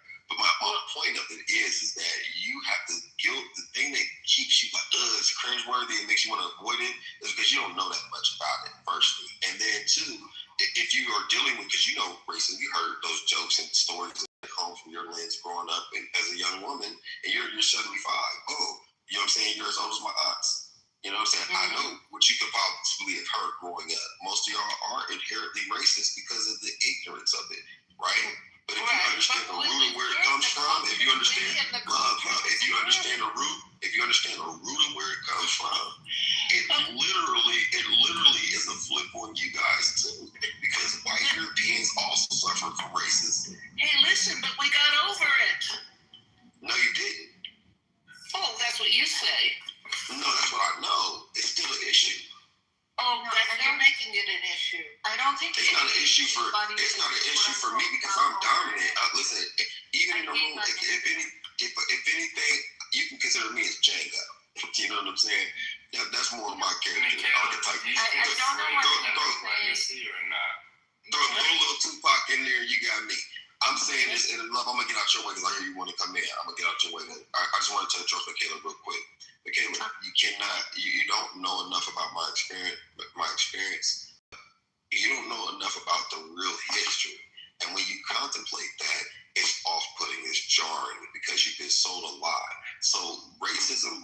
definition of racism personally is the personification of ignorance and fear. Once you get over it by learning the truth and reconciling it, then you can move forward. Because I'm not worried about slavery or the past. Yeah, I mean, I know the history and I'm doing things to change that narrative, but at the same time, I'm focused on the future too. It's just that's what's keeping America stuck. Go ahead, Dave. Well, if you say so. Yeah, I think there's a lot of things that are keeping America stuck. I don't think it's only that one story, but I definitely think that one story is holding, I don't want to say holding our society back, more so our society is allowing ourselves to be bound by not actually doing the work to move forward collectively. And I really hate, by the way, Michaela, you just made a statement. I really hate when people do this. And they tell people when they're talking about their own story. And I usually hear this when it's like a Native person or a Black person talking about their own history. Someone else will say, yeah, well, get over it. Or we got over it. But it's interesting because when I heard you talk about your story and where you come from, you're Irish. You brought up some of the horrible things that your ancestors went through. But when somebody else was talking about it, it's okay, well, get over it. I am over it. I don't hate the British. Okay, I like the British. This is really disingenuous, but... Oh, I'm sorry. Go ahead. I'm just saying, show courtesy to others the same way you would like to be shown. You know what I mean? If I just interrupted you when you brought that up and I'd say, just, get over it, that's not a great way to go about things. So okay, so just food for thought. Yeah, I understand he has his point of view, what he's seeing, but he doesn't know my point of view, what I see in other white people that I know. I see the change in the white people I know, and that I've rubbed shoulders with throughout these years. Michaela, those people may have been like, okay, we're not pro-slavery anymore. We're not pro-Jim Crow anymore. We're not even racist. We'll work with Black people. We might, be friends or have family with Black people. But does that change a system or a whole society in terms of coming to terms with what we've done historically? Even take the Irish, for example, right? Their whole language was wiped out. That's right. Right? They weren't even allowed to speak that language for so long. It was nearly wiped out to this day. Right. Most Irish people don't know how to speak it. Yeah. Yes. There's a legacy. There's basically a legacy that happens through oppression, right? I hate to sound so fucking like a liberal leftist piece of shit, but it's just reality, right? It's just a reality that there's legacies that happen and are affected by this. And one of the legacies of slavery turns into Jim Crow, turns into horror for a lot of Black families. There's some Black families that are just well off and they're fine, but I know, the criminal justice system, from Jim Crow to today, it's it's damaging for a lot of people. You look at the Nixon administration, talk about how they flooded their neighborhoods with guns and drugs, and these are poor neighborhoods, people who don't really have much. The effect of that is crazy. And then the 3 strikes rule. A lot of my Black friends never had a father growing up.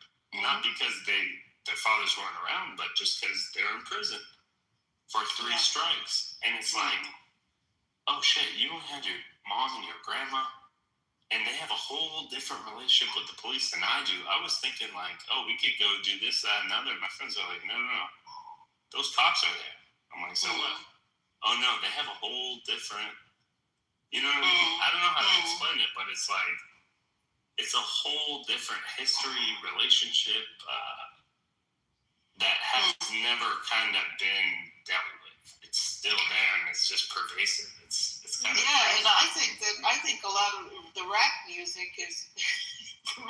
this is I might be ignorant. I'm sort of divorced from a lot of things, but to me, it's like things were getting better, and then it's like that the culture of maybe drugs and guns or whatever that was sort of extended through that. The culture was kept going through the rap music, through the resentment and the anger just kept going and going. There couldn't be healing. Why does the music record labels only promote that kind of music? I know. Why? I know. And who's running those labels? I know what they're doing. Who's running those labels up? Well, I'm not going to blame some ethnic group, but I think there is. But it's nefarious. Even in let's say like entertainment in Hollywood or music. Forget the music industry, like television or movies. All of Hollywood, yeah. Yeah, it's like it's all fucking degenerate. It's just That's like right. Black people are gonna be typecasted as like thugs. You know what I mean? That kind of shit. Well, Hollywood has done a number on the whole culture. I'm Catholic, and I have become very well aware of what the sexual revolution has done to our culture. But what about Hollywood the has Spanish done a number Inquisition? on all of us. Huh? What about the Spanish Inquisition? Well, what about it? What does it have to do with America? I'm talking about Catholicism. It's the Catholic Church. Oh, you're gonna get into it? No, I'm not gonna get into that. Nobody's doing that. I'm just asking you about it. Like, what are your thoughts about it? It was run by the government, the Spanish government. The church was doing their own private inquisition. They were dealing with conversos. And what were the conversos? Who were they? The conversos were Jews and where did they go? The church was trying to weed them out to see if they were really converted. Okay. So where did those people go? What do you mean? Where did those conversos go after they expelled them? Where? America? I don't know. Where'd they go? They went into Africa. Oh, North Africa, yeah. No, not North Africa. Congo. No, specifically the Congo, Angola. Matter of fact, Google. Do you have a laptop? Or does any of you guys got a phone in front of you? I got my computer right in front of me. Okay. Just real quick shit. I just want you to check out this book. It's literally called the Annals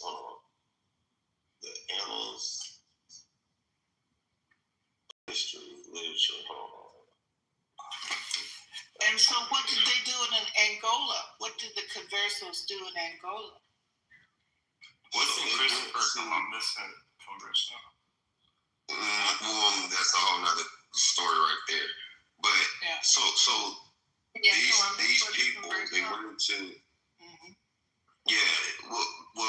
so basically these people, they were sold into, they went to Cape Verde, they went to modern day the Mali Empire. If you look up the 1747 map called Negro Land, right? Look that up and it will tell you exactly where the slave coast was. And this is from a guy named Emmanuel Bowen. Let me know when you get that picture up. I'm putting in Negro Land 1747 map. Emmanuel Bowen. 1747 map. Huge images of Negro Land. Is it 1929? No, like the 1747. Oh, sorry, 1729? Or no? Guinea. No, 1747. Well, I'm 1747. Here. It's sort of a old map. I can't make head nor tails of it, but I see one at 1727. There's one at 17. Just put in 1747 map, the Negro Land.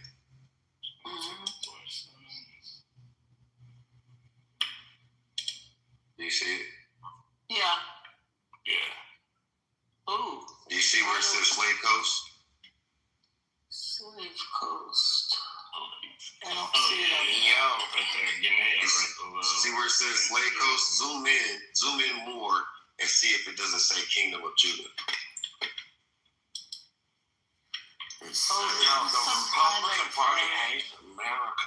It doesn't say Kingdom of Judah. No, it says it has Weta in the middle, and they have a northern and southern kingdom that says Weta, and it has a northern and southern kingdom that says I see Lagos or Lagos.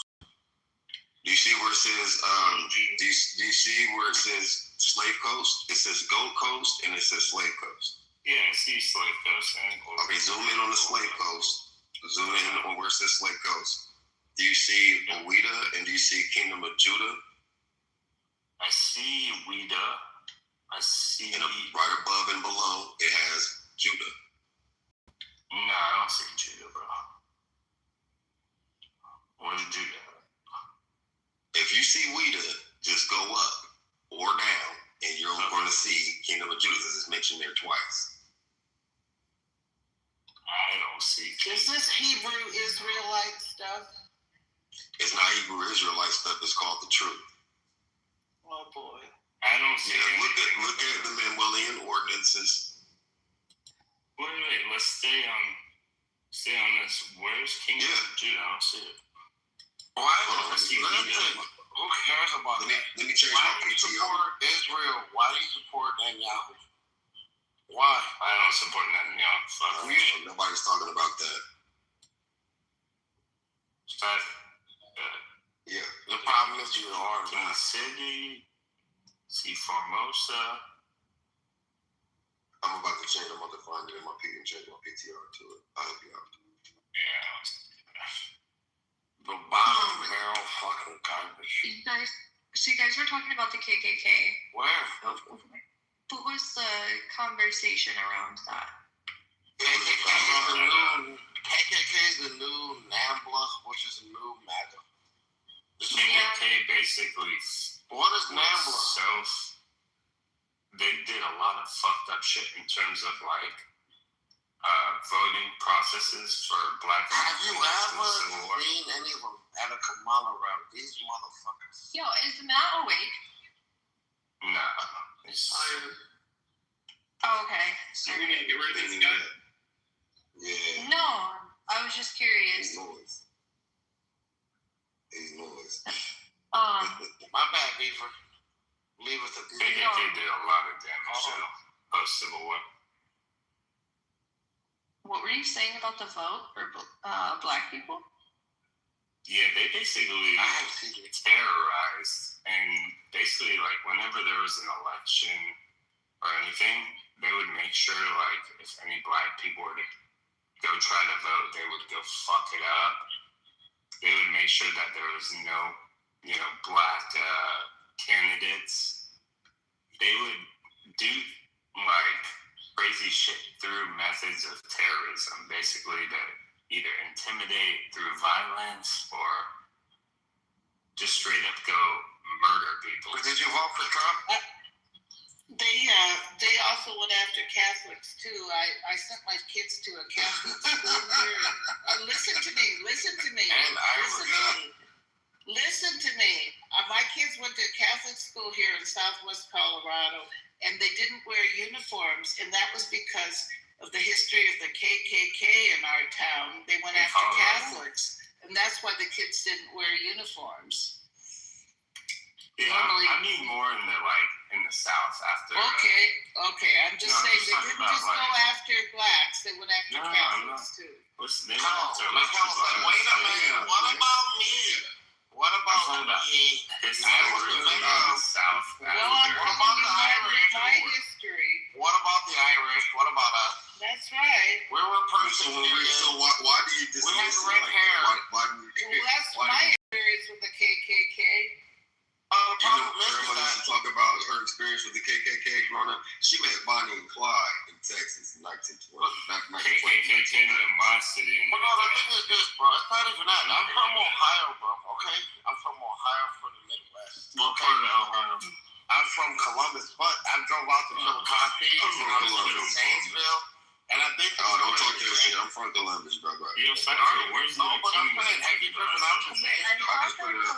see it? was KKK No, it's not. territory. No. Columbus is a great You see it, Jimmy? Columbus is a great Are city. you sure? Columbus is a great city. Don't do that, bro. It is. You haven't traveled enough to know that Columbus is a great city. You have. It is. The problem is, No, I definitely have. I live very close. I've been to Columbus before, but I'm pretty sure that that's KK. That is KKK territory. No, it's Yeah. not. Columbus is not. Yes, Bro, no, they just had some white nationalists marching down the street. Yeah, they You see it did. in the DC and Also, like history of the KKK being. I don't see them. Listen, you can't speak on behalf of the whole city because there was some It's the same man. some trailer trash inbreds who happen to fucking walk through the city, these fucking meth heads who live outside of the city of Columbus, who come to the city. I mean, we're not gonna act like Columbus ain't racist though, bro. We're not gonna sit there and say that, bro. I grew up there. I don't. I'm born and raised, bro. Columbus is a fucking hero in this household. I am too, bro. I lived in Yeah, Columbus. PTR is actually, this is how the map looks on my shit. I don't see Kingdom of Judah anywhere. What the fuck is that? What is the Kingdom of Judah? PTR. Oh, you looked at the wrong. Yeah, you looked at the wrong. Yeah, but it's still there. You got to assume. No, it's not. Where is that? Where is it? It says Weta, right on that one. You got the wrong one. The one that I got is the Manuel Bone one. If you go into it, it says it's 1747. Negro land map of Negro land. Manuel Bone. Yeah, you see it. Yeah, but bro, we never say that Ohio ain't fucking racist. No, I never said that. I never said that. I said Columbus, where I'm from. Y'all didn't even fucking let me finish.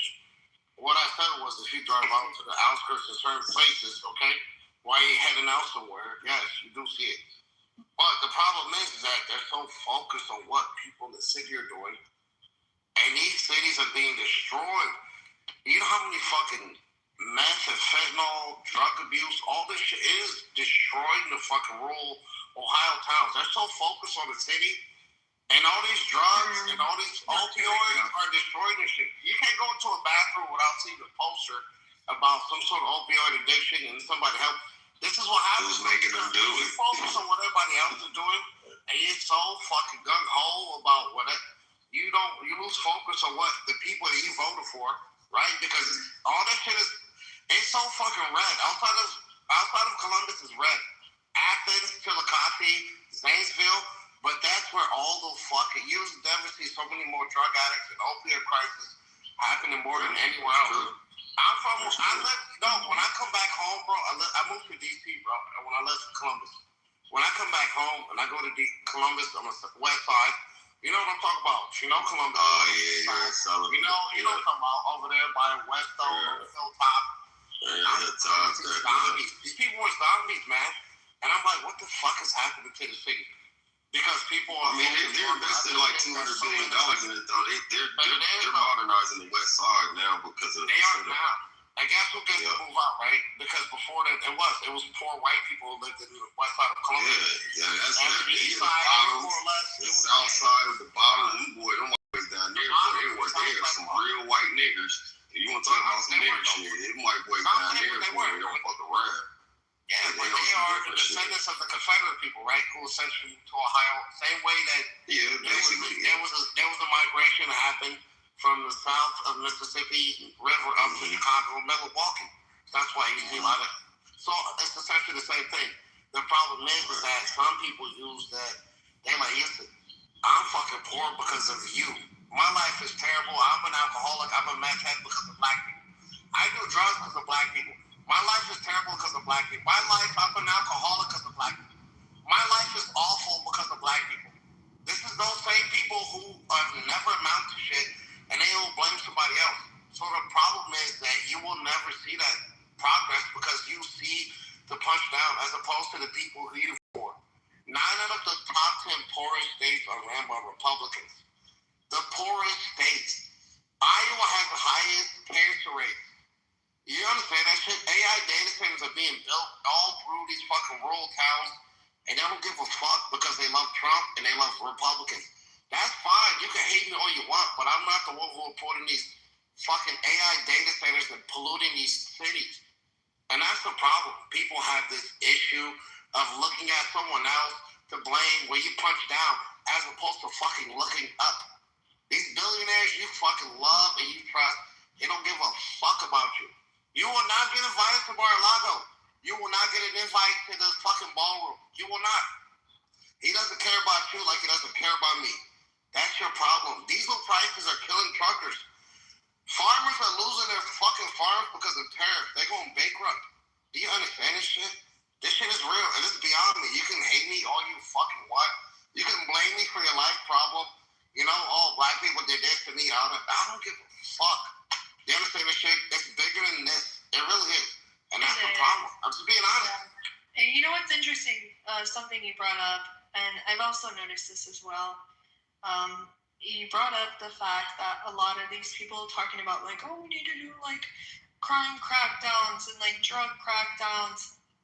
Well, if you look, and this is the pattern across the entire country, is they're only going to cities that voted Democrat, which is really interesting. But when you get out of the city, exactly the same thing that you're talking about. I know what you're talking about. I grew up in the city and I moved outside of the city. And thankfully, my little small town is a... She's so I grew up in the city. Amazing. I'm speaking. Shut the fuck up. Sure was Do you have any fucking manners? Shut up, bitch. Shut up, bitch. Beaver rapping. No, this is where I'm from in the city. And nobody gives a fuck where you're from, bro. Nobody cares. Nobody cares. So, anyways, what I was saying is, once you get outside of the city, you see, oh shit, like you're in a red wave. You're in an ocean of just Republican counties, right? Thankfully, in my little small town, it's just a little blue dot, and I love that for me. But what I've noticed is in these Republican, rural towns is there's a lot of drug issues. Absolutely. Like meth labs are constantly getting cracked down. And I'm like, what the fuck? These people are doing meth? Like I had a cultural shock at first. I'm like, wow, this is crazy. People actually do meth and they're like doing, they have these fucking labs that explode and they kill themselves because they're retarded, But, Trump isn't doing any of the crackdowns in the rural cities or not cities, the rural towns that voted red. And they have drug problems too, and crime as well. And I don't get that. But he's doing a disservice to those people because what you're essentially doing is you're focusing on Chicago and New York and places that you don't live in. Why do you give a fuck? You live in Alabama and Arkansas and West Virginia. Why the fuck do you care about what's going on in the blue city? When the blue cities are feeding the red cities. You understand that shit? 9 out of the top 10 poorest states are led by Republicans. So why are you focused on the blue states and the blue cities? And you can say that shit all you want. But those cities, California has the 4th highest GDP in the country. I mean, in the world. In the world. 25 states rely on California alone. 25 states rely on California alone.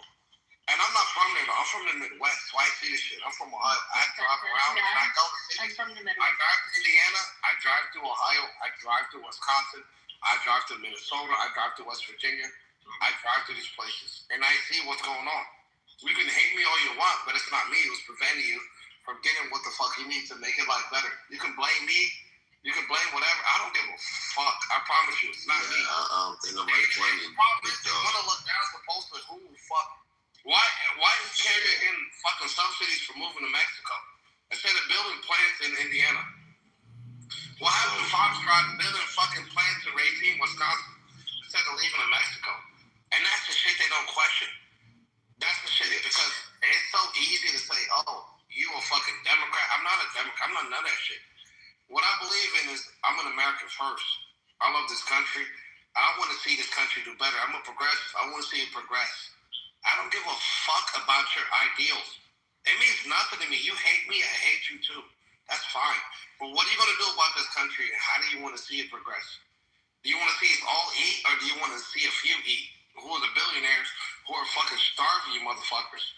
And building AI data centers and wiping out these fucking family farms to buy them. BlackRock is buying all these family farms. So is JD Vance. It's a fact. Somebody got to say it to them, though, bro. It's happening. Yeah, but somebody has to. Farms are going to be obsolete. And they voted for this shit. They voted for this. Slow down. They voted for it. Literally, somebody's making a profit, so nobody's taking this shit. Somebody's making a profit. BlackRock is. So, but hold on one second. You don't know who look how many family farms they're buying up, bro. Yeah, I understand, bro. I understand, bro. You can't get mad at the person. Brother, I hear you, but you literally. It's America, white. I hear you.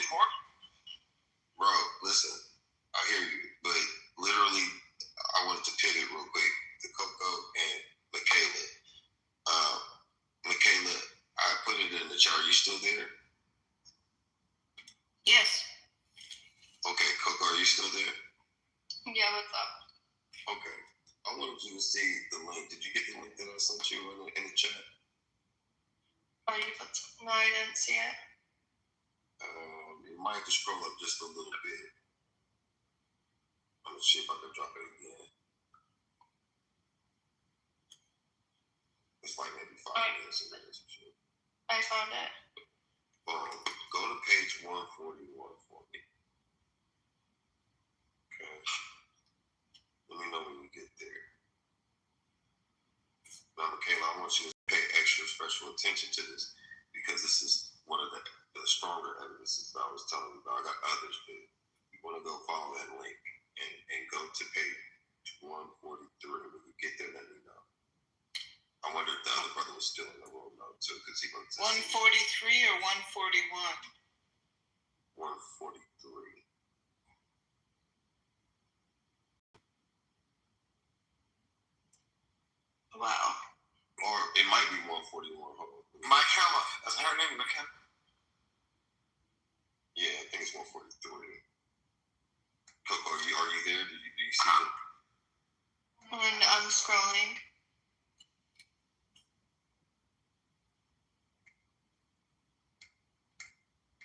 The thing is, though, a lot of us we root for America. That's what you'll realize. Yeah, if I was doing a great thing, I would root for him 100% if he had everything going like he said he would, right?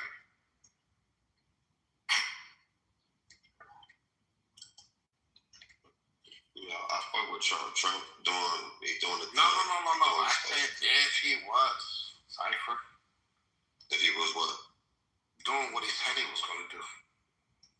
What did he say he was going to do that he didn't do? What the fuck are you fucking kidding me? I'm just asking a question, good brother. Where the fuck have you been? On the world.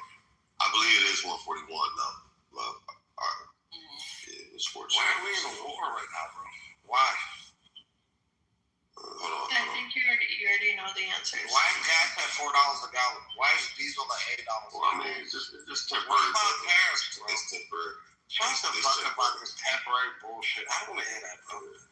Yeah. Why is it always the African American that has to take this temporary pain for this necessary gain? Why ain't the rich people? Why is the billionaires? What are you talking about? Why is it African American? Why is it not the fucking rich people? What do you mean? Billionaires have to take this thing. Why is it the average American motherfucker? Why average? Yeah. Who's thinking? I mean, you're choosing to buy from it. Yeah, you're choosing to buy the gas. You know, there's a lot of shit to this, bro. The link that you put in there comes up to 143, and I'm trying to search for 141, and I can't get to it.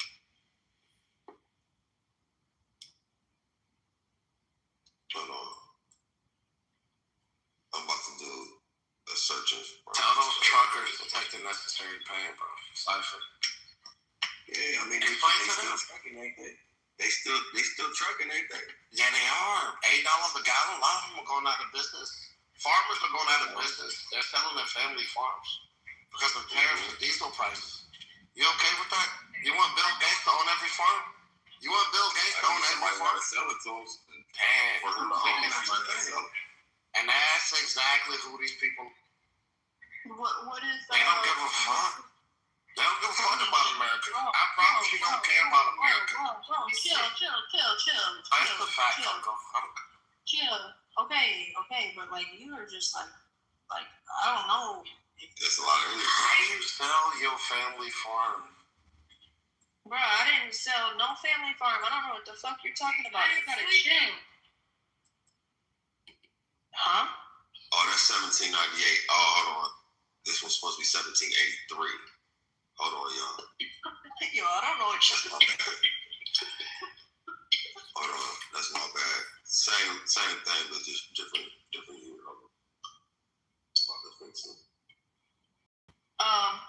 Matt.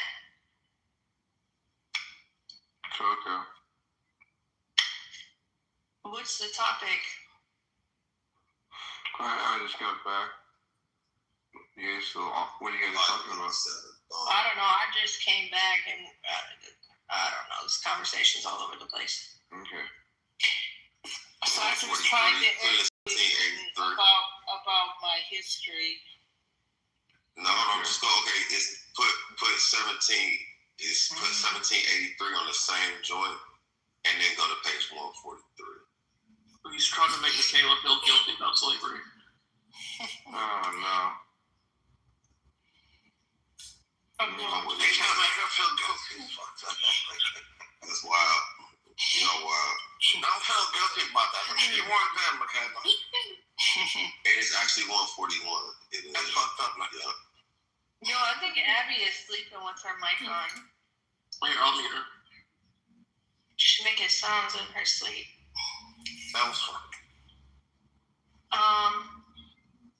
Yeah, I went off that link, bro. This is too much. I ain't gonna lie to you. I'm doing all that. You could just tell me whatever you want to tell me then.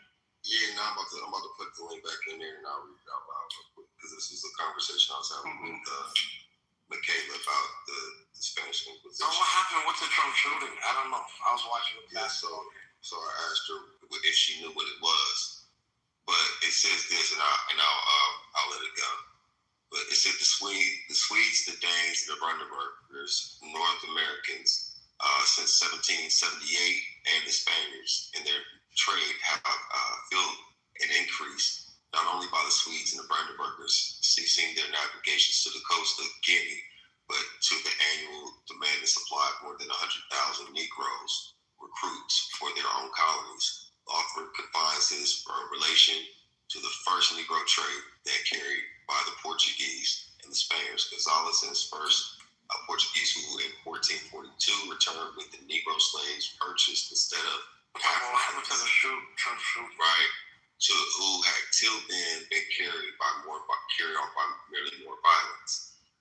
But soon after, the Portuguese became better acquainted with the African regions and their valuable productions. Prince Henry founded the first Guinea company that settled the factories and fortresses in Argentine and got the exclusive privilege of trading with the Arabs.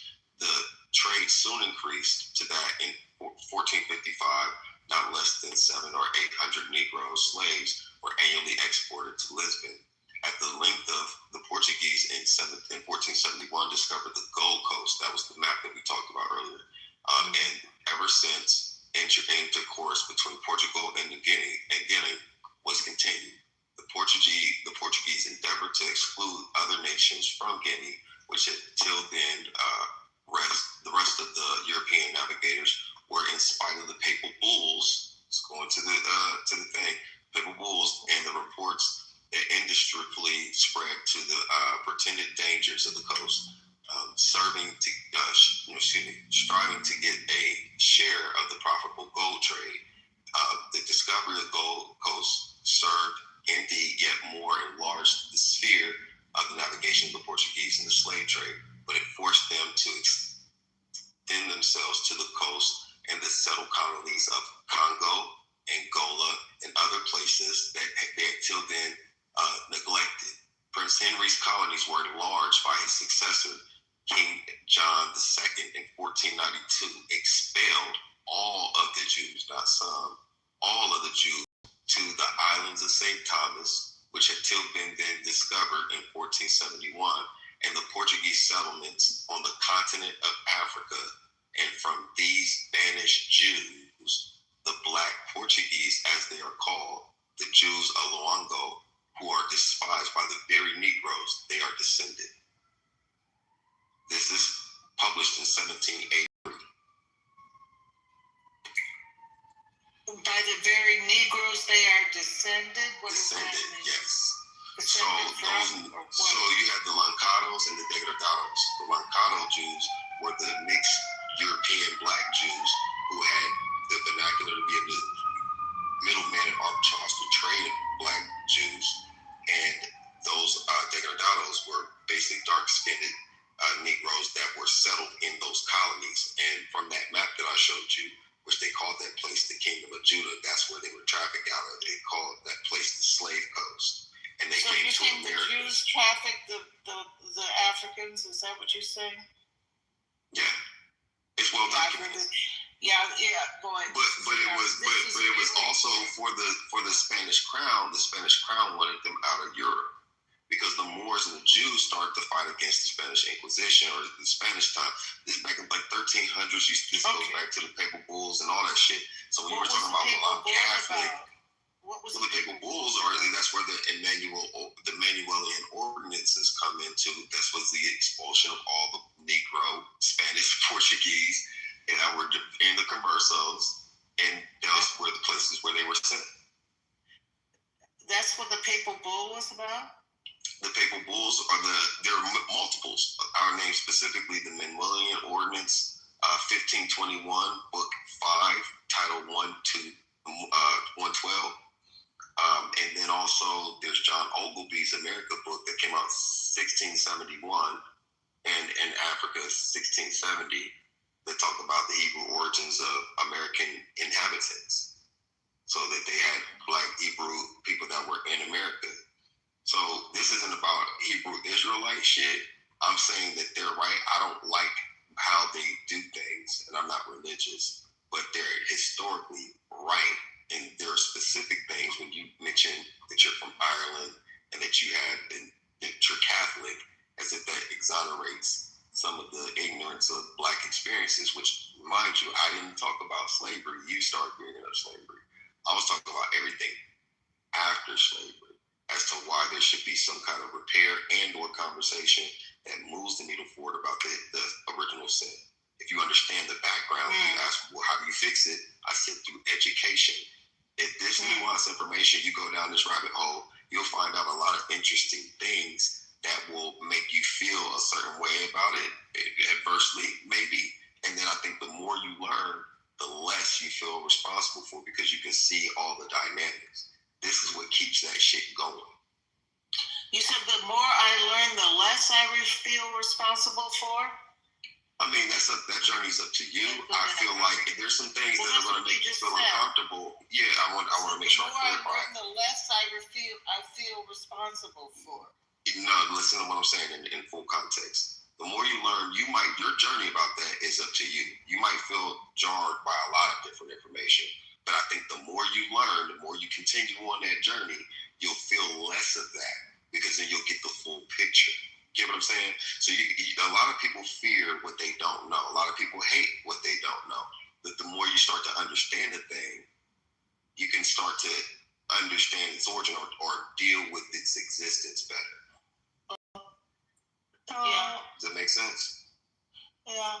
And is there anything in the history of your people or your group that you identify with that you have to deal with fuck yeah, absolutely. Whatever. I mean, absolutely. The fact that we look at people like you conquer us is fucked up. Horrible stuff in the humanity's past, okay? Well, I mean, the thing is that you wanted to ask me what was the pathway forward, right? All I'm presenting to you is that, hey, this is something that you can do. Now, how you feel about it and how far you go with it is up to you, right? Yeah. Education. No, I know that's that the first step. papal bulls existed, and the papal bulls did a lot of things that were terrible to people all over the world in history, right? I'm completely aware of that, and I've read these things in deeper context at different points in my life. However, did the ending part of where you said that there's like Hebrews that, you know, were in America to begin with, that's bullshit. That doesn't exist, and I don't believe in that, and I know that for a fact because I'm from America. I originate from this side of the world, and I've read context in so much historical documents and archaeology and so on and so forth, because that's my history. And that's just bullshit. This is an idea that comes from, actually, it's racist, and it comes out of the Mormon church originally, and other groups have co-opted this idea, and now it's turned into this huge mind fuck where people are completely brainwashed and actually believe this is something true. People go to to the extent of literally creating AI about it. They'll, make up random you know that shit. this book that I just read is real, right? Okay, that's all right. I'm telling you, I don't believe in. No, there was no Hebrews in America to begin with. It's just not realistic. It's not. How do you know that? How did you come to that conclusion? I already told you. Dude, come on, bro. We're not doing this. He is risen. I was just asking. Hebrews come from literally Hebrews come from the other side of the world. They're not Americans. How do you know that though? Like, I mean, what gave you that idea? Oh my god. Lack of evidence. History. I mean, reality, evidence. Like what? Give me an example. I already did. This is ridiculous. Come on now. Look, you made the argument. I was just asking where it comes from. I just want to understand how did you get there. I've already told you. I've looked into archaeology. I've read text history books from all over the Americas. I know that's fucking bullshit. That's my history. I'm an American. I was here before America was here. I don't identify as a black person. I don't identify as a Hebrew. I identify as an American who was here before America was here. What tribe were you? What tribe were you? I'm an Anishinaabe. Anishinaabe from where? What part? Okay, amazing. And this is sad. This is why I think that, Beaver, this is why when I told you that conversation that I had with you, when I said I really like how Canada teaches their students when they're children about the original people, how they do that when they're kids, because Canadians don't have these kinds of conversations. You notice that? I've never heard this shit until I got on Clubhouse about Black Hebrew Israelites and Hebrews, being from America and all that bullshit. Yeah. The bullshit though, too. And it's really sad too. Like, you live on our land and you have no clue. You probably don't even know whose land you live on. Which tribal nation's land do you live on? I mean, I'm in Ohio, love. I mean, that's where I'm from. Okay. All right. So you don't know. This is my Back Creek, you have a lot of different tribes, love. There's like hundreds of fucking tribes. I'm just like 50% Cherokee. The Zips, the Rockets, the Falcons, the Penguins. Yeah, Cincinnati Reds. Yeah, the Cincinnati Reds. Oh, the Guardians. Big brother. Michaela, do you feel guilty? Are you going to do the works? You don't feel guilty anymore? I do not feel guilty, no. Yeah, and you know what? You shouldn't. I mean, if you understand it, you shouldn't. No. But if Michaela, but to Coco's part, though, I'm just, you're making blanketed statements and you're kind of talking around in circles. I mean, like, what makes things, like, how do you explain John Oglesby talking about this shit back in the 1670s? Specifically in a book from the 1670s. Like, how do you reconcile that? Maps from 1747, Back Creek Stone in Ohio. There are multiple findings of Hebrew existence in America, actual artifacts. So if you go and we do know that John Oglesby is, right? If you look up who this is some random Christian gynecologist and OB, and he was a historical Illinois politician. So if we go back in context, even what year? What year? What years ago? Can same person. Okay, what year are you talking about?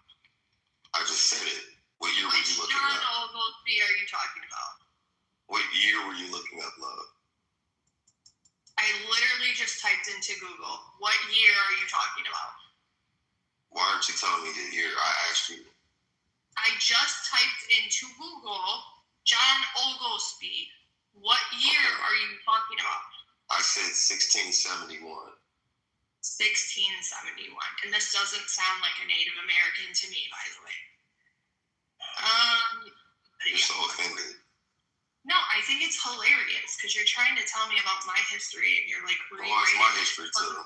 I mean, it's my history too. John Oglesby, a 17th century Scottish cartographer, geographer from London.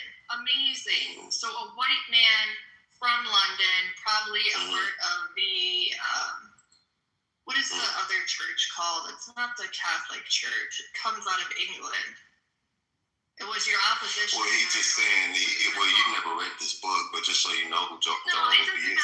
It doesn't matter. It shows that Hebrew-speaking people were documented in the Americas before the 1700s. You don't like that. Why do you have such an aversion to that? Funny? It's funny because you're quoting people who came over here and made up all but that's from the 1671. Are you going to just keep over talking me, or are you going to actually let me respond to anything that you're saying? My apologies, I'll go on mute. Okay. So you brought up a document by some European man from the 1600s who's not from the United States. White people, you're not from the United States, right? Okay? When going back to the 1600s, yeah, now in modern day, okay, you know, you're the great grandkids of settlers or whatever. So in the 1600s, this is active colonization in this part of the country. So, you know, you have an invader coming into lands who are trying to come up with any kind of stories and using all sorts of coercion tactics. You know, these are abusive people. Obviously, they committed the worst genocide of all time. Making up a story to basically erase the people whose land they're on so that they can have a claim to the land. This is not anything new. This is like very textbook, settler, erasure. I mean, anybody who has any sense at looking at history would say, yeah, I think that's some fucking bullshit. How would a white man from London who's colonizing America in the 1600s know what a Hebrew is? Right? No, you have a different objective. You're here to colonize the land, settle the land, genocide the people, and enforce whatever your practices is for your new society. So whatever tactics you've got to do to try to erase the people, you will do. And I'm from the Midwest, so I know this is bullshit. And it's just weird. Why do you guys hold on to this stuff? It's like, it reminds me of like somebody romanticizing Manifest Destiny. It's really gross. So have you ever read this book? What if I made up a story about the black That was just a yes or no. in America? That was just a yes or no question. And I just started writing books from like pulling books from. Are you bothered by this conversation? No, I'm asking you. I'm trying to level the playing field. I just asked you a yes or no question. Okay, I didn't hear you because I was in the middle of speaking. No, you wasn't. I asked you a question, and you went into this. Oh, now Yo is crashing out in the chat. Exactly, that's what I'm saying. So I'm just wondering. Yeah, stay focused. Have you ever read this book?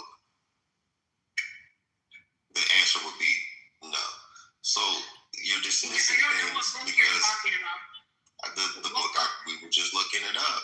The John Oglesby America, 1671. Okay, I don't give a fuck about that book. I understand because you don't really know that much about the country. You don't know much about this topic. I don't know much. You don't know much about it. About this topic. Wow. You don't even know that much though. I mean, it does not make any difference. Yeah, no, this is erasure. You're ignorant, but the thing is, you feel insecure about it because you're speaking on something that you don't know. I'm actually talking. I want to mute for you, though. I gave you. No. I would like to speak because I did go on. I went on mute for you. Could you do the same? You sit here and talk about, let's fix racism in America. Here you are practicing erasure. Well, you would know because you don't know what the truth is. No, I would definitely know. And so, are you going to allow me to finish? I did go on mute for you, your though. whole movement, by the way, is racist as well. I don't have a movement. I'm not even religious. No, I know what group you're a part of. You think that you don't know anything. I'm not a part of any religion. What's from like? Ma'am, could you go on mute so I can finish what I was saying? Though I don't want to be rude to you. I didn't get rude with you. I know you're triggered by this. I know you feel insecure about it. No, fuck you. You feel insecure. I know. That's why you're trying to take Jewish people's identity and American Indian identity. But you don't know enough to have an opinion like that. You have an identity crisis. Not me, buddy. You're practicing. Ma'am, my identity, you wouldn't even begin to understand or comprehend. You don't read enough books. You don't know enough history. You listen, like literally, I know that I'm introducing new information, and the insecure people like you that are insecure. I get it. Are you done? You're not done. Person's point of view. That's what's I'm not talking about. I don't know what you are. Land you're on. That's what's crazy. Ma'am, that's fine. But I like to control. No. You say you don't even know whose land that you're occupying right now. And you want to tell me about who was here before anybody else? Talking about, you don't read it. I'm sorry, ma'am. You're insecure. No, you're insecure. You're young, you're spunky, you don't know that much about this topic. Insecure and who I am. And that's why I'm telling you, you're full of shit. Who are you? Who are you, though? Practicing erasure. It's disgusting. Shame on you. Who are you, though? So do you not believe, Feather Indians were here first? Is that what you're saying, Cypher? I think he was saying that there were some conversos that were part of the slave trade, so they weren't here before. They weren't here before the colonial. The Portuguese brought the slaves in. I don't think he's saying that there was. I don't think it's the Hebrew Israelite thing that says that there was Hebrews here before the colonists. So what I'm saying is that there were some Hebrews that were already here before Europeans came. There were Hebrews that got trafficked here during the slave trade as well. So some of those became some of those became the Gullah Geechee. The Geechee Gullahs, the Seminoles. Some of them merged in with Crete, right? Blackfoot, But who was here before the colonists? The same people that I'm talking about. But the Seminoles, but listen. The Seminoles and the Geechee Gullahs, for instance, those two were parts runaway slaves and Native Indigenous people who mixed with each other. The others were always here too, the ones that I just named. Now the lady in my PTR on the 19th picture, right? That lady is my mother's great grandmother. Wait a second. And her mother was born on an Indian reservation in Oklahoma in 1925. Fine, but you're talking so about I come from. I have a. Yeah, but wait. What about way before that? That's what she's asking you. Before. Are you saying that there was Hebrews here before the Europeans came over? Those were my people, and they were here. They would always been here.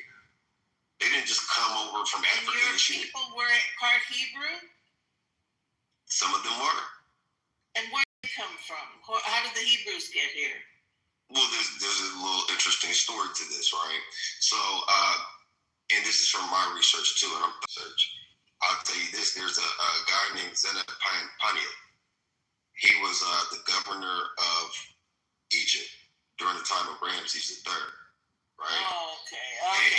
And supposedly they had the Isis temples and all that stuff that they found in the Grand Canyon are connected to him and his dynasty. Oh. And Zenapania is the name that Pharaoh gave Joseph. Okay. How do you believe this stuff? Well, I mean, it's called research.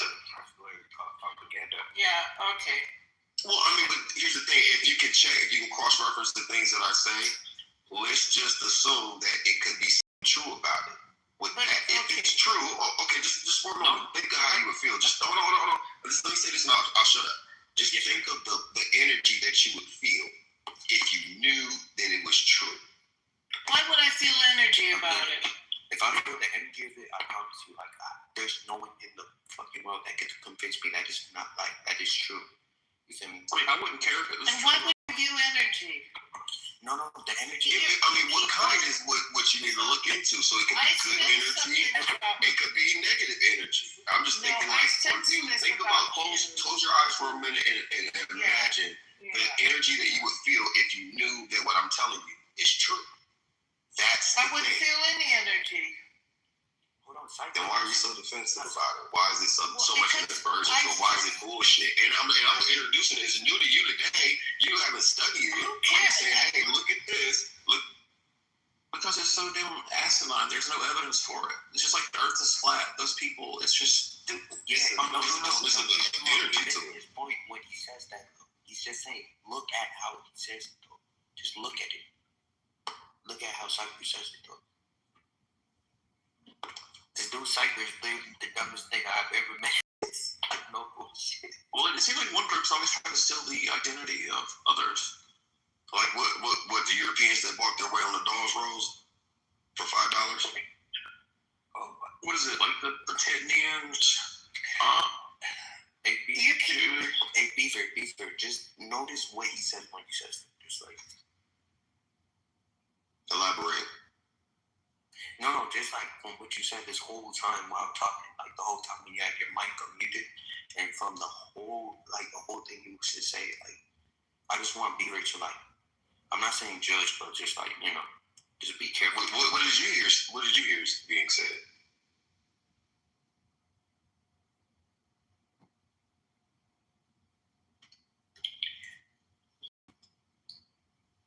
Can I say something? Yeah, go ahead. Yeah, I sensed this from Cypher. Going back, he wants to go back and say, oh, this people did this and that people did that and this and that and this and that and this and that. And that's supposed to make us educated so that then we can go for it. To me, it has a lot to do with resentment and blame and lack of forgiveness and a lack of forgiveness. Yeah. You don't think that people to kill people? What? You don't think that the people like that shouldn't go back and kill those people? I mean, you guys did it over tax. People like who should go back and kill who? The very people, those Black Americans, those Native Indigenous people that were first and killed. Do you think that they would have the right to kill back and get their land? Do you think so? Do you think they should? They wouldn't be wrong. I know. This is the whole thing. This is this. But you want forgiveness, and when you say, listen, love, because you don't even know. You want me to say this. You want me to say, but no. Don't put words in my mouth. Let me speak for myself. I am literally saying that they would not be wrong. But when you say that you want a lack of forgiveness, the fact that you're breathing and that nobody's coming after you just for the simple fact that you're white is an act of forgiveness. What? Right? Literally. Think about this. The fact that we fight in all wars is an act of forgiveness. Yeah, right. The fact that we haven't gone that route is literally what you mean by forgiveness. What you mean by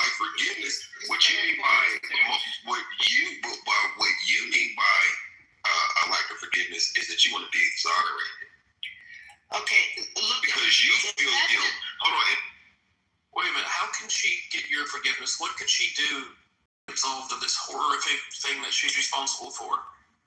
That happened way before. I didn't say that she's responsible for it, but she's willfully ignorant because she doesn't want to deal with the truth. And if you have to deal with the truth, then it's like, it's not so. So if these people are this, and we did that to them. From you, it's in her mouth like 5 times when she inhaled it. Would that absolve her? Say that again. This is so absurd. No, say that again. What did you say? It's like the South Park episode where, the black people would fart and the white people would bend over and smell it. And then they would say they're sorry. No, so what we're talking about is the original sin, right? And it really sparked That's the right, the conversation about original Trump. sin. Yeah, of You America, probably don't even right? believe It's in never the been real dealt with. original sin. I do believe in the original sin. And I do think we're all fallen. And we all No, I'm not talking about that. That would include fucking. I'm not talking about that. The original sin was sex. Committed sin. All I'm saying is the original sin of America. And here's the thing, though. This is where I touched on this, but maybe just to make you feel a little bit better. When I talked about this, to cure that would start with, because you asked me what would be the solution. I said knowledge. And everything I'm giving you that's new information today, you're dismissing it without reading first. So that's number one. Hold on. That's number one. The number two part of it is that I also indicted black people. There's no way that we, who brought you out of the dark ages, brought you into the Renaissance, and gave you. But see, you're lying. Why do you just look at this history? Like, I don't know, where do you get this from? That black people. You're just uneducated, you cracker. Shut the fuck up. I'm worried about Michaela's soul. I want her to do some soul searching so she can get better. Yeah. What I'm saying with that is that how did we allow people like you guys to conquer us? And you are the original slave. The word slave comes from the word slav. Do you believe the lived in caves? So how did the people like that come up against us and fuck us? Well, we got out of the way. We got out of our way. We started oppressing ourselves. We do it today, even in the hood, motherfucker. No, you were outwitted. Intelligence. You were outwitted. Called oppressor. There's niggas that actually own other niggas. There's niggas that hate niggas worse than the white man. Okay. And we talked about it earlier, how my favorite hero is John Brown and all that other shit. I see both sides. That's why I'm not, when I flex my racism, it's really to teach you motherfuckers and just debunk you motherfuckers from the ground up. But the other side of it, though, I understand how fucked up we are. Like, how dare we, complain about this motherfucker? Like, that didn't have a language? Like, you know what I'm saying? Like, what religion, what major world religion comes from them? What kind of, what would the world be without us? But that's where. When did you guys discover the will in Africa? Brother, you don't know enough about Africa to speak on Africa. But I would tell you this, they're fucked up today. They're fucked up today. Black people, wait, I'm gonna finish the point, love. There's black Americans, not black Americans, but black Africans that were, no, you're not even listening. There are Africans shit on other Africans. And I said that earlier today. I said, look, there's Africans in Africa fucking each other up, but they want to blame the white man. Some people use that as a motherfucking trope. I just happen to know who you are, right? If I can never be oppressed or offended by it, right? Because some of your people suffer from the same shit. But see, I said earlier, my definition of racism is the personification of ignorance and fear. I brought new information today, and none of you looked into it, and y'all dismissed it. But I'm not racist. Being wrong. Because it's your fear of being wrong. Because it's your fear of being wrong. Amazing. Okay. Can I say one thing, please? No, Michaela, I'm speaking now. No, okay. So for you, I don't have a racist bone in my body. This is too much white and white violence. Calm down. Let Coco go and then Michaela. Okay, so you said a lot of stuff about my white brothers and sisters, and I might poke fun at white people here and then, but I don't don't hate white people. I'm just not a fucking hater. It's not in me. I don't hate black people. I don't like racists, though. I'll tell you that. And I don't like erasure either. And you're sitting up here, you're criticizing everybody about, you're racist and blah, blah, blah, blah. But you're actively trying to erase Jewish people. You're actively trying to erase the American Indian. And now you just try to erase white people. And you just made a claim that all white come from Russia. That's not fucking true. And then you said that... That's why I don't listen. Yeah, I didn't finish. Okay. Yeah. Tell us how much you don't know. Then you made the claim that white people had no language and no religion. Now, I know that's not true, because white people, I've studied your history. I said, what world major religion did they create? White people, I've studied your religion too, right? So, I can study what major world religion did white people create. Wow, you didn't say that. You didn't. You just told me. You don't listen. Mormonism? That they didn't have a language. They have a language, and you're speaking their language right now. You're not even speaking your native tongue. You're speaking the white man's language right now, English. Hello? The white man's language? Do you know what the English language comes from? It comes from an older version of English. Which comes from what? White people. White people? Who is white people? Oh my God. What is white people? Who do you believe those white people? I thought that the English language is an amalgamation of Spanish, Arabic, German, all kinds of different languages and root words. Actually, it's not Arabic, it's German. French, Arabic. An Arabic word would be science, geology, all those things. Those are. So you just named a bunch of white people. I think you're Muslim, right? No, I'm not religious, man. Okay. Sorry, Coco, go ahead. No, not religious, but it's just funny because you said white people from white people, and then you start naming a bunch of groups that are white people. It's just weird. Like, I don't know. What about white people? What did you say that I said about white people? You just said, English doesn't come from white people, and then you named. I never said that. I never said that. I said, where does English come from? I said, where does English come from? No, you did lie more than you think. You lie more than you think. You need to think before you speak if you're gonna lie. Here's what I don't know. If whites are so inferior to blacks, then you taught us how to bathe and you were superior, then why does the scoreboard? I didn't say that, but that's true. Why does the scoreboard, what the last 500 years, what have you guys done? The scoreboard is pretty lopsided. Okay, where does GPS come from? Whites. Who created the math algorithm that made GPS possible? Hey, before you guys, I thought I had my Don't look around. You did, Yeah. I just quickly want to say that when we were talking earlier about the Soviet Union... Hey, y'all got an issue with dealing with this issue. Y'all be getting triggered and shit. That's y'all only downfall. No, y'all reveal yourselves when these conversations come up. No, you triggered me when you didn't know anything about the Soviet Union, communism in the Soviet Union. What? Your history... I asked you a question. I know exactly what it is. No, you didn't. You said, didn't they have entrepreneurship in the Soviet Union? I asked you if that exists. Yes, it does. Right. Okay. You found those are the people that usually break out of the system. There. Okay.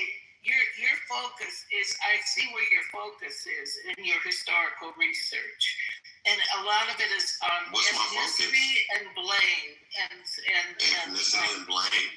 Yeah. Is your focus. Yeah, and interesting. How did you? Where did I blame anybody? It's sort of a communist. Where did I blame anybody? I said black people let themselves down. Matter of fact, I will say this. This is interesting. I really do believe this. I believe that if you pull the hood off of the actual powers that be that create this racism shit, I would not be surprised if it was a nigga.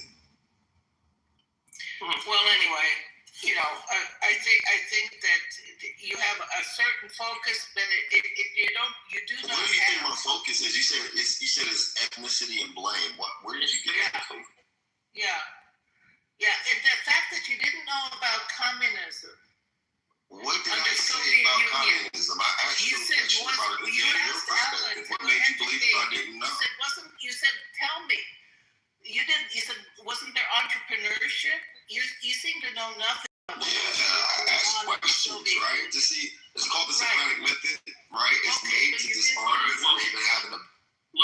Let's go over the most influential inventions and advancements in history, and then we can all throw in and say what they are. The printing press is one. The transistor is another. The assembly line, the automobile, the airplane, the internet. Those are Wright brothers. Let's see, what else is there next? The vaccination, modern medicine. What else we got? Who's this? Light What are you talking bulb, about? telephone, telegraph. The steam engine. Okay. No, all were made by white people. Oh, really? Yes. Look up black inventions. Yeah, peanut butter, the doorknob, and the sock. No, you didn't Google it. I want you to Google it. It's all fiction. But this is the willful ignorance that I'm talking about, though. On your part. No, not at all. Not at all. I'm just asking you, can you look up black inventions? Just Google it. Yeah, I could. It would say something about the elevator, the stoplight. Keep going. Some black girl in NASA during the moon launch. It'd say all these little contributions. Why aren't you looking it up? What makes you feel so inferior about your position to where you don't want to look that up? I've already What makes you feel so insecure about your position where you won't look that up and read it out loud, just like you did that? I'm not insecure about my position. I'm very stolen. That's why I just listen to all these. Name a patent that you didn't steal. Name is stolen. Okay. Name a patent that you didn't steal. Did Henry Ford steal the assembly line? Name a country that you didn't steal. Did Einstein steal the theory of relativity? Is Einstein black? No. Oh, you didn't know. Well, so he's black now? He's black now. You should look him up. You should look him up. You should look up Picasso. You should look up Alexander Dumas. You know who Alexander Dumas is? I just want to know how you guys do you know who Alexander Dumas is? He's a novelist. Who wrote what? What books did he write? I forget. I don't know. I never read him. I just know. Three Musketeers. Oh yeah, right. Yeah, a lot of those big books. And check this out. Check this out. His daddy is the one that won all the wars for Napoleon. So why are you telling us all this? He was Haitian and white. Why are you telling us all this? Because you guys don't know that much. And that's what a lot of the things that I'm saying. No, again, you focus on ethnicity. Cleopatra was actually a French woman. And France was around in the BCs. And I'm reading a Vikings, right? I'm reading it doesn't matter. We can give you clear facts. Vikings invaded Ireland. She's one of thousands that you would have to go through. Like, what do you need? Why are you getting louder? Oh no, I'm entertained, especially by you. Yeah, Donald Trump is also a Haitian man. Michael Jordan's I thought he was German. He's a Haitian man. See, you don't know that much. You don't read. I didn't know that. I thought he was German. Dale Earnhardt Jr. was a black dude. Jesus was definitely black. I forgot Tupac is white. And what are Americans? We're a mixture of everybody from all over the world. Yeah, we're human beings. Mm-hmm. A lot of you I question your humanity. Yeah. Oh, really? I do. Oh, really? Yeah. Oh, how's that? Just the way you think. You're evil, Michaela. Huh? You're not you, not necessarily specifically. But That's I know. white Europeans and Americans have question their humanity. Not at all. Yes, you are. I said white Europeans and Americans, which would be that melting pot that you're describing. And I question certain motherfuckers' humanity. Cypher, if you order, say, a $40 meal on Uber Eats, and then your driver pops up and it's a white guy with a mustache, you tip $0, or do you actually give him a tip? Depends on how I feel that day. If I feel racist, I won't give him anything, but some advice. If I feel non-racist that day, let's say it's 79 degrees, and when it hits my balls a certain kind of way, then maybe I might give him, $5 in pesos. Maybe in pesos. Can I tell you a little story, Cypher? I had a boyfriend who was in the IRA, and I was all for all that stuff. He dropped out of the IRA. He left. They had him infiltrate the British Army. First, they sent him to Cuba to be trained as a teenager, and then they sent him to infiltrate the British Army in Northern Ireland. And he got to know the British soldiers there, and he thought, I can't blow these guys up. And he fled to England and never went back. And I met him in America. Interesting. Well, my great-grandmother helped build up Bryan, Texas in the 1940s as a single black woman. And she told my granddaddy he would have been 102 this year. You go up to Ohio with that one, with that girl, and your children's children will end up working for the white man. And over 70, 80 years, none of us have worked for the European. I said, damn. My great granddaddy, he owned slaves, and he killed several of them. Yeah, And my great grandmother, the guy that helped her get the land that she got down there, was an old Jewish white guy, friend of the family to this day.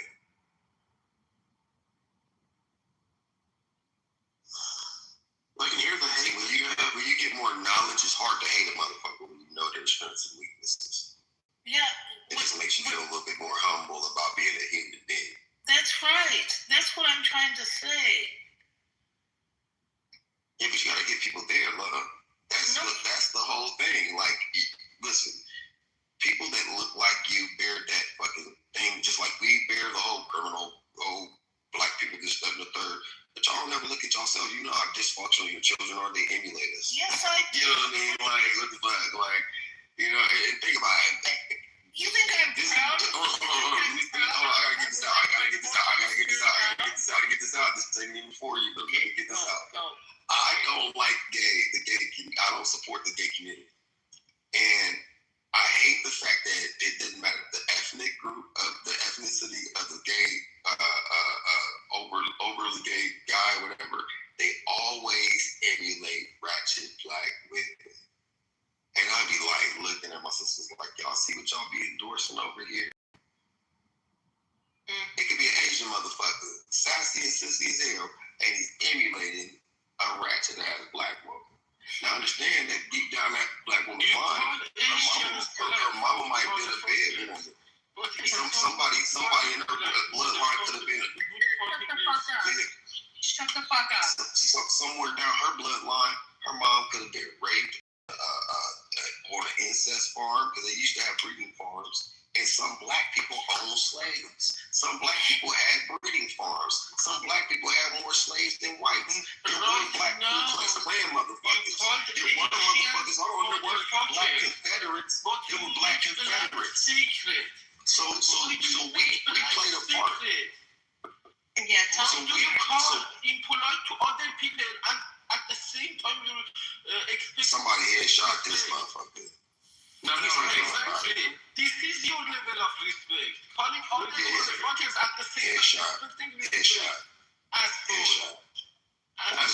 Okay. So check this out.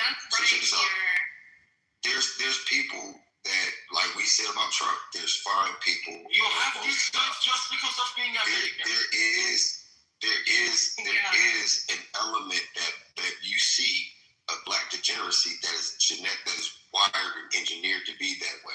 If we understand it, we could be like, hey, I'm not excusing bullshit, but I can't judge them as a people because most of them, A, are not like that. B, are hardworking and contributing people, and they have an excellent group, a place in history and in society, and without them, we wouldn't be as great as we are. Now, if you have aversion to that, that speaks to what you don't know. If you I don't have aversion to it. Heating and cooling, central air, the gas mask, the stoplight, the doorknob, the iron board, this, that, and the third. If you can't acknowledge how great we are, right? Right, yeah. Everybody, but what I'm saying is see that right there, that's your aversion to the truth. What I'm saying is that if you're great, you're great. It has nothing to do with your ethnicity. Because you can't sit here and talk about how fucked up. You can't sit here and talk about how fucked up America is and talk about black degeneracy without talking about the people that create the environment. It's called humility, right? And if you lack that, then that's a lot of part of the fucking reason why we're in this position talking about it today in 2026. That gave you this right. United States was too strong to give you this right to disrespect others at the same time expecting respect. United States was too strong, not fucked up. Too strong. Peter, that's really deep right there. You're planting a seed, I think, in this room. That's fucking super dope. It's so deep. Michaela, you just made a statement a minute ago about the Irish culture, and I don't appreciate that. What's that? What's that? Yeah. What did I say? Like the Irish culture is fine. Like people in Ireland, they still speak the language. I didn't say anything about the culture. I love the Irish culture. Okay, I'm Irish. What? Maybe you said that you don't like how your culture has turned out in response to Cypher. Oh, I meant America. What's the origin of the Irish culture? I'm curious. Do you guys know where that come from? Gaelic and Celtic. What is Gaelic and Celtic? What's the origin of that? Where did they come from? Indigenous people of Ireland and their cousin island or brother island. The guy just won the fucking national championship in Augusta. Rory. He's from Ireland. Oh, period. Yeah, he won it. So that's great. That's great. What natural resources come out of Ireland that the world depends on? Fish. Potatoes. Rainbows. Grass. Leprechaun. Beef. Now let's tell the truth. What does the world depend on? I mean, it's not. Let me ask you this: Where does the history of the police come from? Were they Irish? The who? The police force, like the fraternal order of police and the firefighters, were they Irish? Irish, yeah. So what about their racism? What about their complicity in the racism? What about it? What about the gangs? What about the gangs in New York? What about it? The original gangs. What about the pimps and they came far about 100 years plus after. About 150 years after. If they were not holding those gangs, why are they the only people that had a dark age? What was their dark age? What are you talking about? What were they doing in the dark ages? What about the Dracula? Guys, what about that was engineered by the same people that lived in Fraggle Rock. They created the Fraggle Rock. They are quite capable in gang. Irish people are quite capable in ganging. What about the black slave owners? We already talked about that.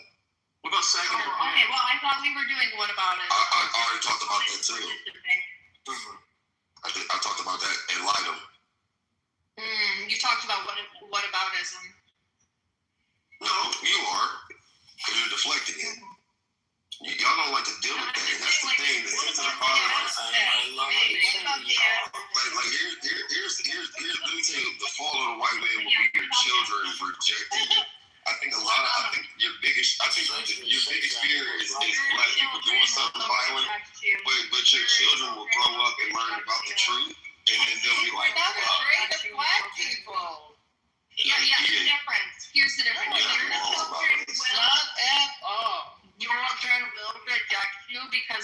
grow up and they'll realize that, oh, my dad has a fucking identity crisis and I wasn't rooted in anything that I actually come from.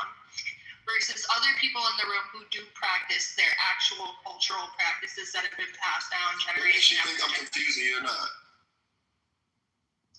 Well, I know I'm not. Because you're over here speaking I can tell how do you know? Because you started talking about American Indians coming from Egypt and then coming from Hebrews. It doesn't make any fucking sense. Why is that so hard for you to comprehend? Because it's not realistic. You are like. Have you ever heard of the Kincaid? Why do they got a place? Why do they have places named after Egypt? Why is Mississippi and Tennessee places in Egypt? Okay. Why is there Egyptian fucking hieroglyphs in the Grand Canyon, man? This is what I'll tell you, right? You don't know that much. I was confused about this earlier. No, you don't know that much. You think that American Indians are Egyptians. You're fucking retarded. Just for the name of the So here's the thing. There's retarded is much bigger than your mouse.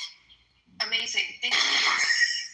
So there's places all around the United States that were renamed by colonizers. Is that not the name? Do I need to explain further, or do you grasp that concept? Have you ever heard of the Hebrew Decalogue stones? They are not Indians. And where they were found? You know what I think? I think Cypher, if you just converted to the Latter-day Saints of Mormonism, I think you would belong much better there. Why would I do that? Than whatever you're doing, because this is the. Why would I do that? What do you even know? What are you talking about? But no, I just asked you a question and you danced around it because you don't know that much. I was asking you, have you heard of the Decalogue stones? They were found in America, man. Explain that. Okay, yeah. How do you explain that? How do you explain that, though? How do you explain that, The Decalogue stones. Oh, the Mormons? Yeah. You talking about the guy who was a fraud and a con artist who said that he found golden... Joseph Smith? Yeah, that's say that about my prophet, bitch. Watch your fucking mouth, Pepe. Anyways. What about that? How do you explain that? Yeah, you're going off of a con man's religion. And by the way, if you go further into that religion, you don't even know. You're not even smart enough to look it up. Oh wow! You're not that smart. Oh, you're not that stupid. You're fucking stupid. You think that American Indians are Egyptians? You're retarded. I didn't say that. I didn't say that, man. But the Los Lunas Decalogue stones is a large boulder hidden in the mountain of Los Lunas, New Mexico. Inscription of the commandments of Paleo-Hebrew discovered in the 1930s. Wrote about how black people are more sinful because they are black people, and because of their sin, they are unpure, unholy people.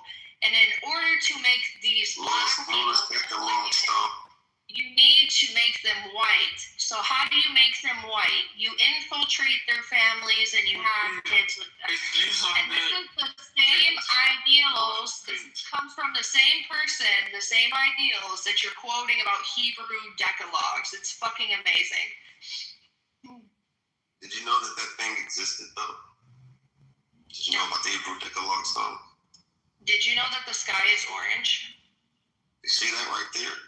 That's called lunar. So you feel a way about it. Because, I mean, if it doesn't do anything, my question is this, if it doesn't do anything for you, if it's true, then why do you have such an aversion to new information? According to archaeologists, you the stone is almost certainly a fake. Source. Wikipedia. If Slate could be the air conditioner, is a polluting your map. How is that possible? To put look at the back creek stones.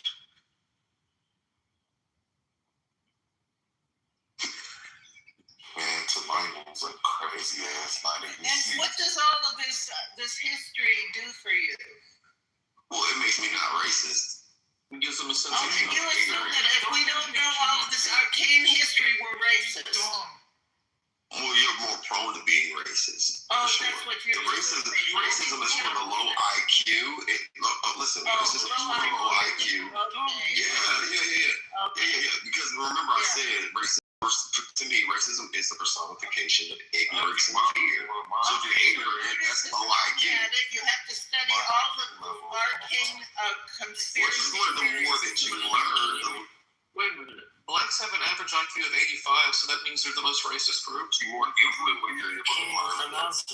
Decalogue. What did I say? What did you hear me say? Did you have a ear or something? Yeah, clearly. Yeah, I did definitely said the Los Lunas Decalogue stone. Yeah. And then look at the Back Creek Stone. The Back Creek Stone, 1889, artifact from Tennessee. Versus 10 Commandments. Paleo-Hebrew. That's exactly what it is. Pre-Columbian transoceanic contact. I know there's a lot of evidence that suggests that there were Hebrews in America, but y'all don't want to know this because you don't want to. You fear being wrong. You do. You care. You see how it burns you. Fear it burns into you. Okay, tell me where the Chaco people from. It is voice. Chaco thinks that if you are wrong or not, it is voice. So if you should also try that. Sometimes people are wrong and they need to second guess themselves. I hate that. It is voice. What I'm curious about, Bill Cipher, is that you get like Native Americans. I live in Alaska. Native Americans, all Native Americans look somewhat alike. Now, I get it; they can like differ in phenotype quite a bit. But why is it that from whether it's all the way in the Caribbean, the southern tip of South America to Alaska, and of course Siberia, the Siberians look like the Native Americans. Why do they all look the same and none of them look black? I mean, what are you talking about? Like, what do you mean? Can I speak? Like literally, PP. The reason why a lot of the Negro ones, they were reclassified. That's actual history. They were reclassified as Negroes. And millions of them died from their diseases in war. So all of these archaeological things that you claimed are actually hoaxes. So. Nah, I mean, I get what he's saying. Like, cause I don't have to. There's you just don't know what you don't. You're not them. You're not them. Just Google it. Just Google it. You'll find it's a hoax and that you're Yep. Just Google it. Literally. You'll see a bunch of different links that say that scholars and archaeologists. She doesn't even recognize the Seminoles, bro. Seminoles or the Gullah Geechees. But that's what she don't know. I know Seminole, but you're not a Seminole. Seminoles don't think they're fucking Hebrew Israelites. Well, my you don't know what the fuck you're talking about. No, you don't know what you're talking about. You think that you're a black. Where did the Seminoles come from? Tell us where the Seminoles came from, though. You think that you're a black. Tell them where the Seminoles came from. It's a question that you know the answer of. It is some kind of integration PC. That's right, Peter. I said I'm black. I keep level of country. He's asking her. So you get PC? The Seminoles are from Florida. I said I'm black, but I have It's the Miccosukee. It's the you have 100 IQ? Yes, and I proved it too. I got tested a couple years ago. So you have the IQ of an average white person. Yep. What? Wait, why are you acting like that, bro? Why are you talking about him like that? Because, like, I'm not dumb. Like, I'm not dumb. That's what I'm saying. I don't know why the fuck he's talking shit.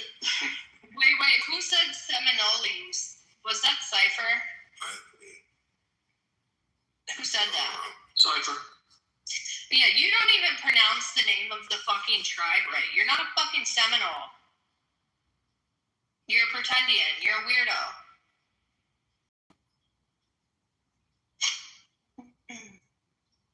It's gross. And it's Miccosukee. It's called insecurity. I get it, baby. No, you're so insecure that you're calling Seminoles Seminoles. If you were Seminole, you would know how to pronounce your family name. You know, it's crazy. The family, they get nice. An outsider talking about an insider like it's an outsider's paradox. That's what you're doing. That's what's interesting, because I'm an actual Native American and you're not. So it's funny. That's what you said. No, that's why I'm on your ass like this, because you're gross. You're practicing erasing. No, you like eating ass. That's why you're on my ass. You're not right about anything you said. Are just rolling in their fucking graves because you won't honor them. And your ancestors are embarrassed by your OnlyFans. Your ancestors are. I don't have an OnlyFans. Your ancestors are maggot food. You go by Pocahontas. Pocahontas. Okay, and you go by slave. Slave. No. Martin Luther King. No, Martin Luther King. Say it right. I had a drink. Martin Luther King. Okay, porch monkey. No problem. Porch monkey. That doesn't offend me. Do you understand? If you shave a white man, what he would look like?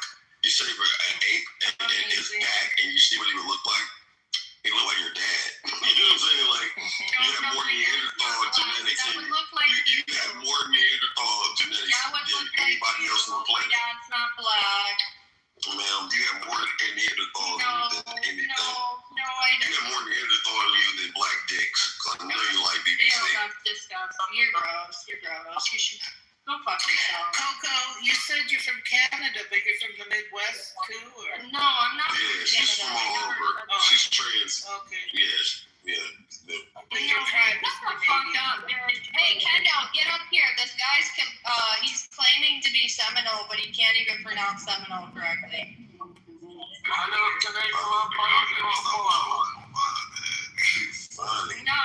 Kendall, come up here, bro.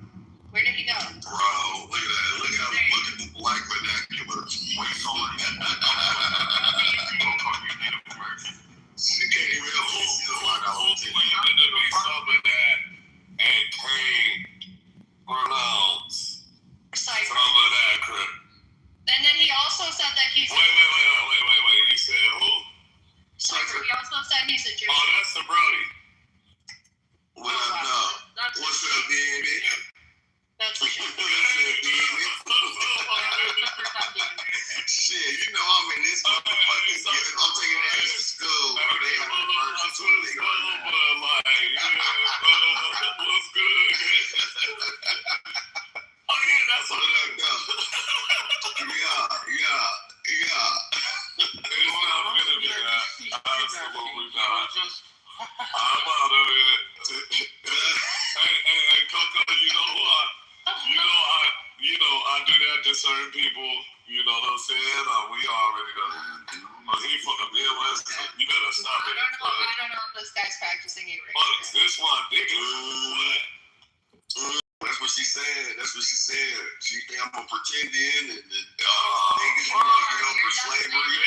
Niggas need to get over slavery and shit. We have identity crisis and all kinds of talk about in the aisle and everything. Money, I'm not finna get off on my butt. You think I'm finna fight in front of these white people? No, we ain't doing that. Hey, see all good. I'm over here talking my shit now. Cause they woke me up. I smacked the pixie cut off of Michaela before I fucking got down.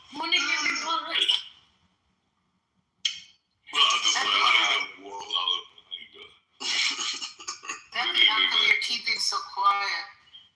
Are you there? Oh damn, Alaska white ass wanna pull up. No, I don't want to hear that. Question. No, you know what? How you did me the other day, little mama? No, that wasn't my fault. I didn't say anything. I was asleep, and then. I said no. No, I was asleep. I didn't know if you were a bitch. I just had to be quiet. I'm sorry. I see how you do me. I know you want. What you see. Oh, next season. No, don't be angry at you. I'm not gonna be nice. I'll make up, yeah.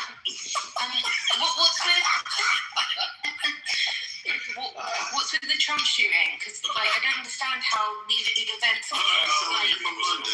London, yeah, London. I think the shooter this time. I think the shooter this time he was biracial. You won't lights. I don't understand how you guys have guns, but like the security at these events is so lacking. I don't get it. Oh shit, that motherfucker could run a 3.9. He was fast. I ain't gonna lie. All I seen was a big ass forehead and a flash. They got his motherfucking ass. But yeah, that's interesting, man. Hey man, you know, baby girl come up like talking about some porch monkeys and shit, calling us niggas monkeys and shit. You wild. She was calling us all kinds of monkeys and shit, and then dead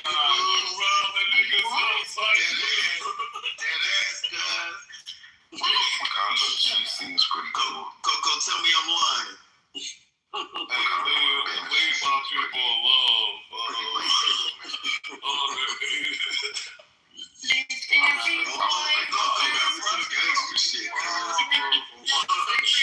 Cypher, are you a Egyptian now, or what are you? What? No, y'all stop that, both of y'all. I mean, 5 minutes later.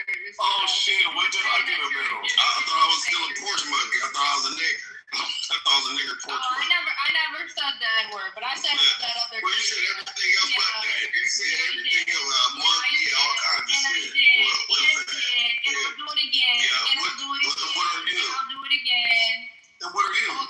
According to you, I'm a bunch of racial slurs as well. So I mean. Like, what are you? What did I call you?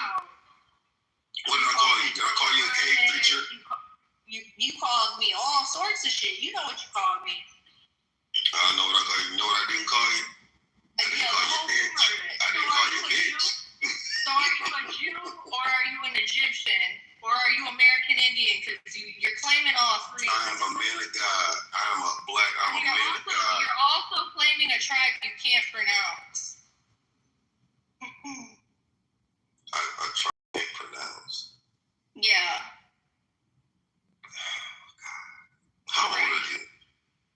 You gotta be like. How old are you? How old are you? 20s. You have to be in your fucking. How many drugs do you do? Your pussy smell like girl. Why do you keep talking about my vagina? Like dead ass is weird. Right. Because he's home. He might be home. Not at all. I just wonder. She smells like she sounds like she smells bad. Like she doesn't keep her hydrated up. Hey, Coco, he probably. Hey, come on. You guys were talking like this till about 10 minutes ago. You wasn't chiming in when she was calling me monkeys and shit. We gonna respect the hell. Bodily fluids. No, ma'am. You gotta calm your ass down too, though. When she was talking all that shit, she was on mute. She had shit to say. So now I'm talking about her vagina.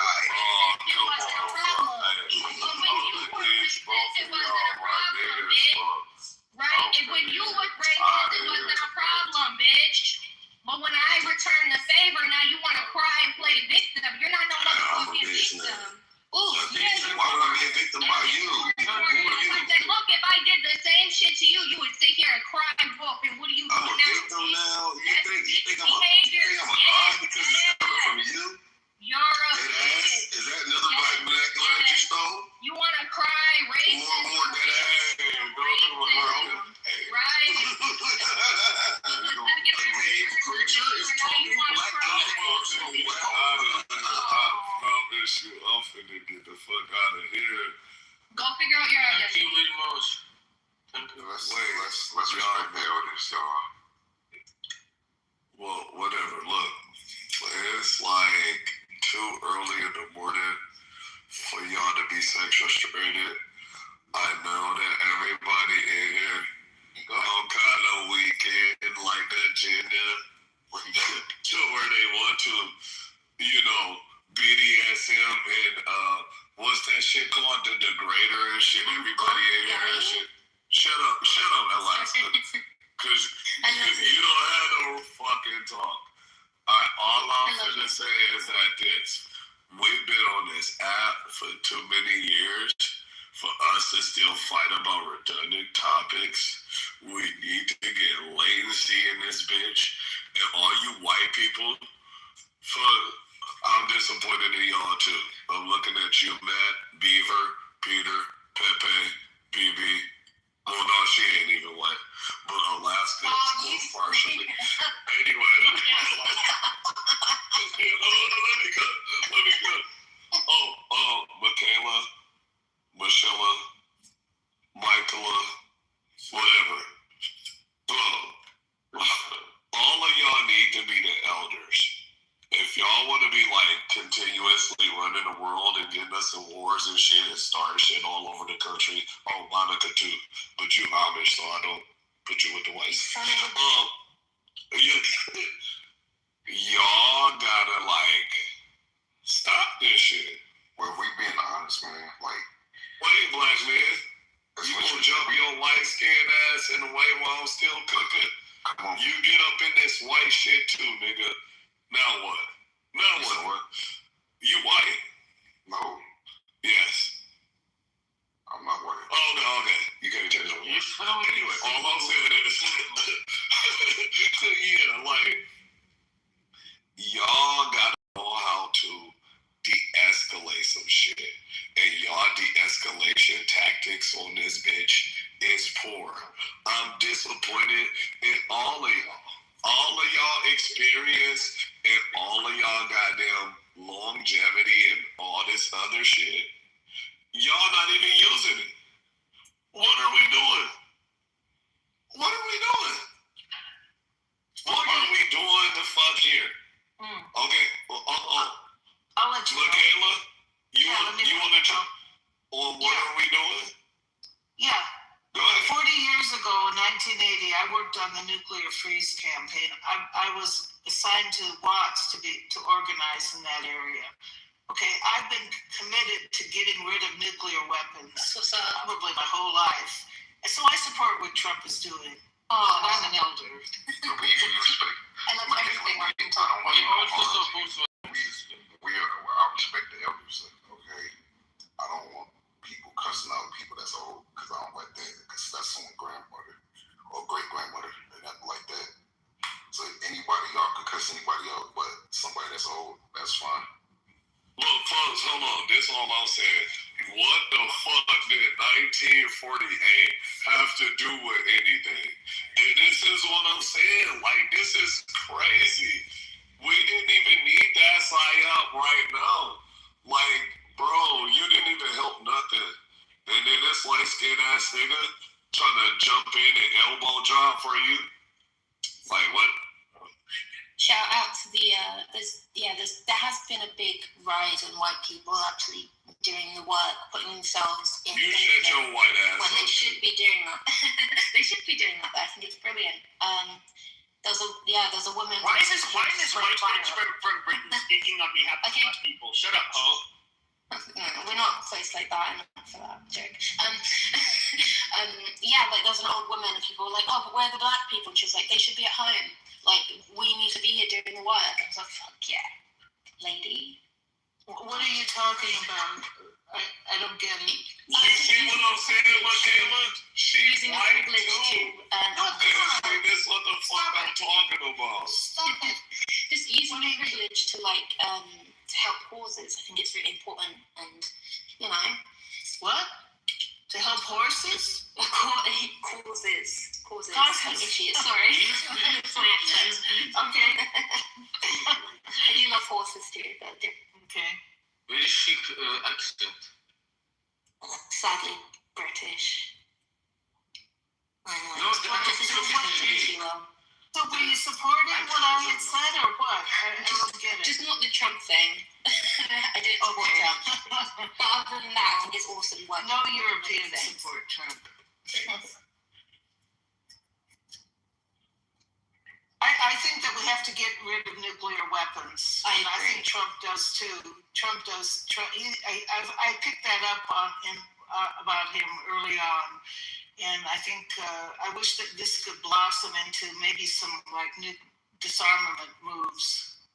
I mean, he does move quickly for what he wants. It would be nice if he could turn this into. What? How do you want to comply Russia to this? They have nuclear bomb and they would. Well, it has to be an international agreement. It would have to be the international, all the nuclear armed nations would have to agree to start. See, I don't think it should go. I don't agree that any more nuclear weapons should go to any more countries. I don't know how Pakistan and India got the nukes. I was raising kids during that time. It sort of passed me by. But I'm shocked that, we've got to disarm, not spread them to more countries. Pakistan is a different, so they cannot use it. But Russia, what? If you disarm United States, Europe, and other countries, Russia will never ever comply with that. And No. Take over the world. I agree. Neither will China. It has to be international. It can't just be one or two countries. Yes, international. Actually, China will. Voluntarily. China likes to secretly suck our dick, and they don't want to admit that they do. Loves this supremacy. They want to be. They want to fear others. They want to lead their government out of fear. They want. And talk that shit, Peter. Are you Chinese, Peter, or what are you? I'm from Iran. Israel. No, he's lying to you. He's Chinese. I am from Iran. You're from Iran? Yes. And really? I am seeking for another Henry Kissinger between Iran and the United States this time, not between China and the United States. Another Kissinger for this generation. Do you have? It's a great. I don't understand what you're saying. What? I do not need to understand. Just listen. Okay. I was wishing. These are my wishes because, as I remember, the history of diplomacy of the United States had a very big turning point at the time that Henry Kissinger was the foreign minister of the United States, and it was a very brilliant progress during his service. One of the biggest moves was the peace between China and the United States. He was not successful to, for example, solve other issues and other countries. And, for example, we need to take the inspiration that he had now between, for example, Iran and the United States and Israel. And this is my wishes. I was thinking that this kind of mindset is not going to be implemented by mindsets like Cypher. It is different, it is too simple for this level of diplomacy. But what happened as a result of Kissinger opening up China is that now China became the manufacturing center of the world, and it's become, and the whole Western world has become dependent on China and enriched China. But also, China also needs this. This is some kind of mutual need to each other. It is not something, but because they are populated countries, they have a lot of capacities, and it is undeniable to be strong. They will remain strong if the competition is fair, because they are two populated countries. They have a very big collective power. So they are the second power of the world. It is undeniable, I think, because they are too populated. They have much more population than US, Europe, and things, but their power is still lower than United States.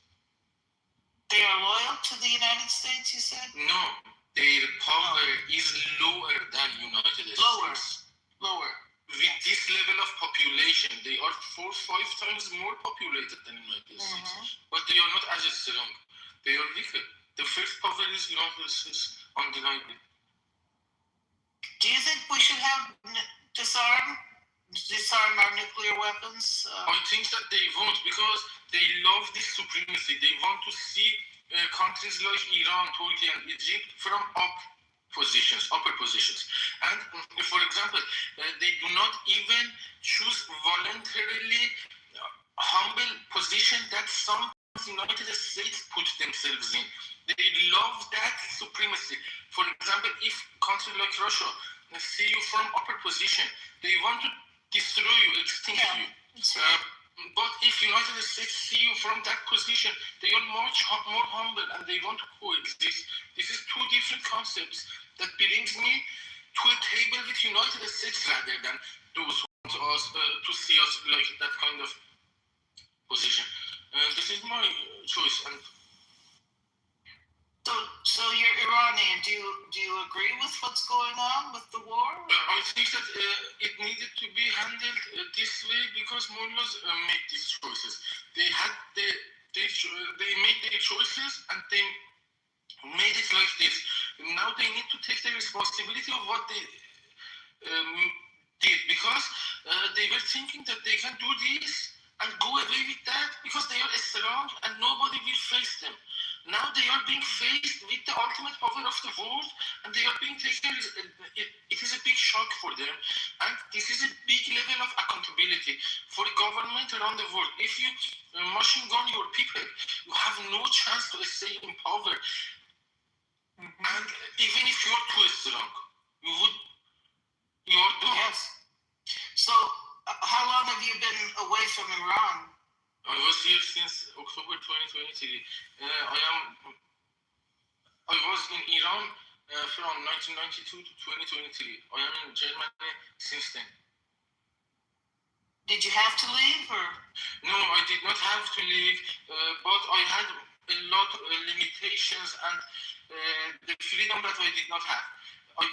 Because of that, because the situation was going to be much more harder than before. They were coming step by step to much more private issues that you have. Even during the last decades was not this strict. They are implementing those laws differently on different people. This is totally unacceptable because this is a tool to suppress people. Some people come out and walk in the street freely without a scarf. Another person with more covered position is taken out of the street. This is some kind of discrimination between people. This is not a code. This is something to hit people and make, for example, to suppress them. This is something that needs to be dealt like they deserve to, I think. They need to be out of the decision-making processes. We need our country back. Yeah. Do you still have a lot of friends there and family that you communicate with? My all assets and family members are there. I am alone in Berlin. I came here to see how it is, to progress and to tap my untapped potentials. There are numerous chances for me here. However, I see that we could have had that there if we just could have made our independence because we had all these. We were not poor people. We did not have lack of land to progress, and this was just self-control by mullah to the people. They did not want us to progress. Because of that, I am expressing clearly that if Russia puts themselves in that position of governing another country or colonization, they would try to extinct them, like they did in Iran during 2 decades. But when their name came out surface, when their name came to public, they are getting the heat from that. Before that, their hands were hidden inside the power.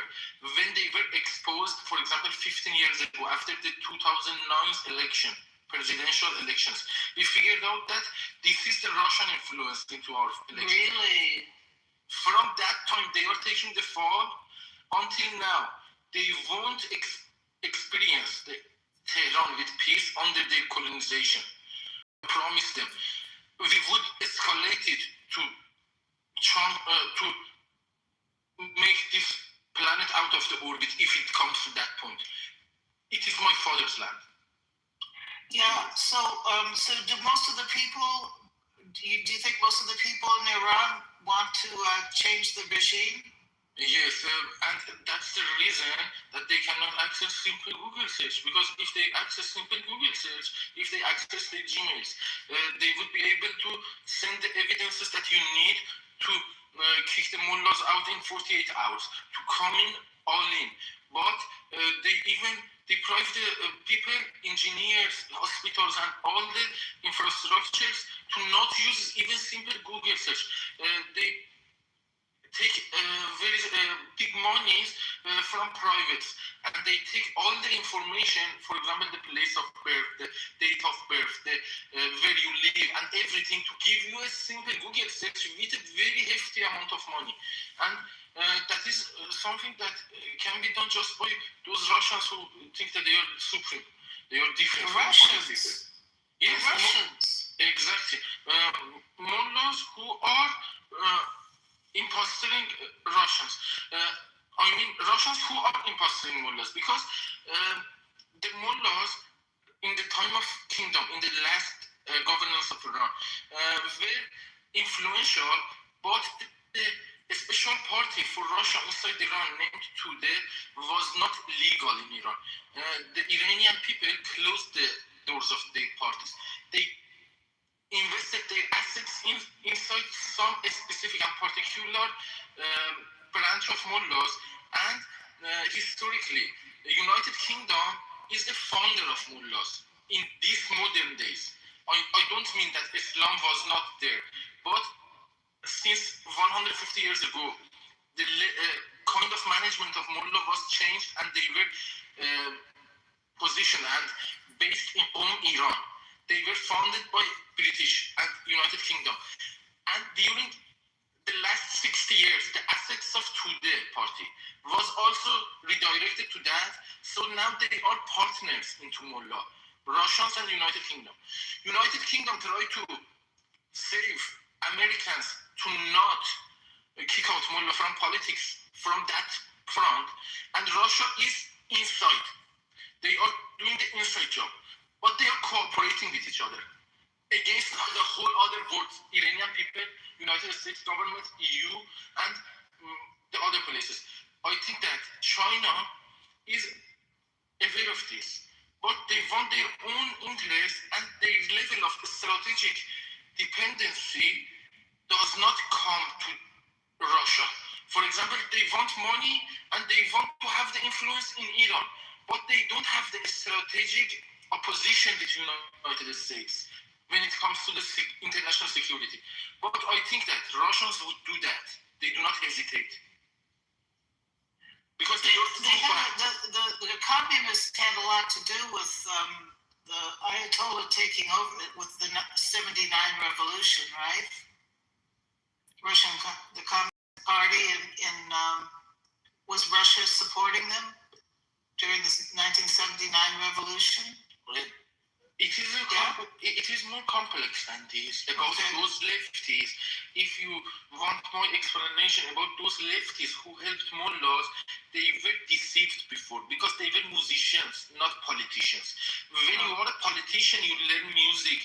It makes you sane because you know the complexity of politics, but you learn music to balance yourself. But when you are a musician who thinks that you are the best, you are balanced and thing, and then come to politics, you are too naive for this level. You are played with, and they were played with these Russians. And at the first, they had some extent of power in their hands. But step by step, they got retired, they were replaced by some doms who did not the rights of that organization and from the main organization. For example, when you are from the state benefit organization, when you are retired and replaced with a dom who do not know the history of this organization, and the main organization would be able to manipulate you if they want. And the main organization was conquered at the first of the revolution.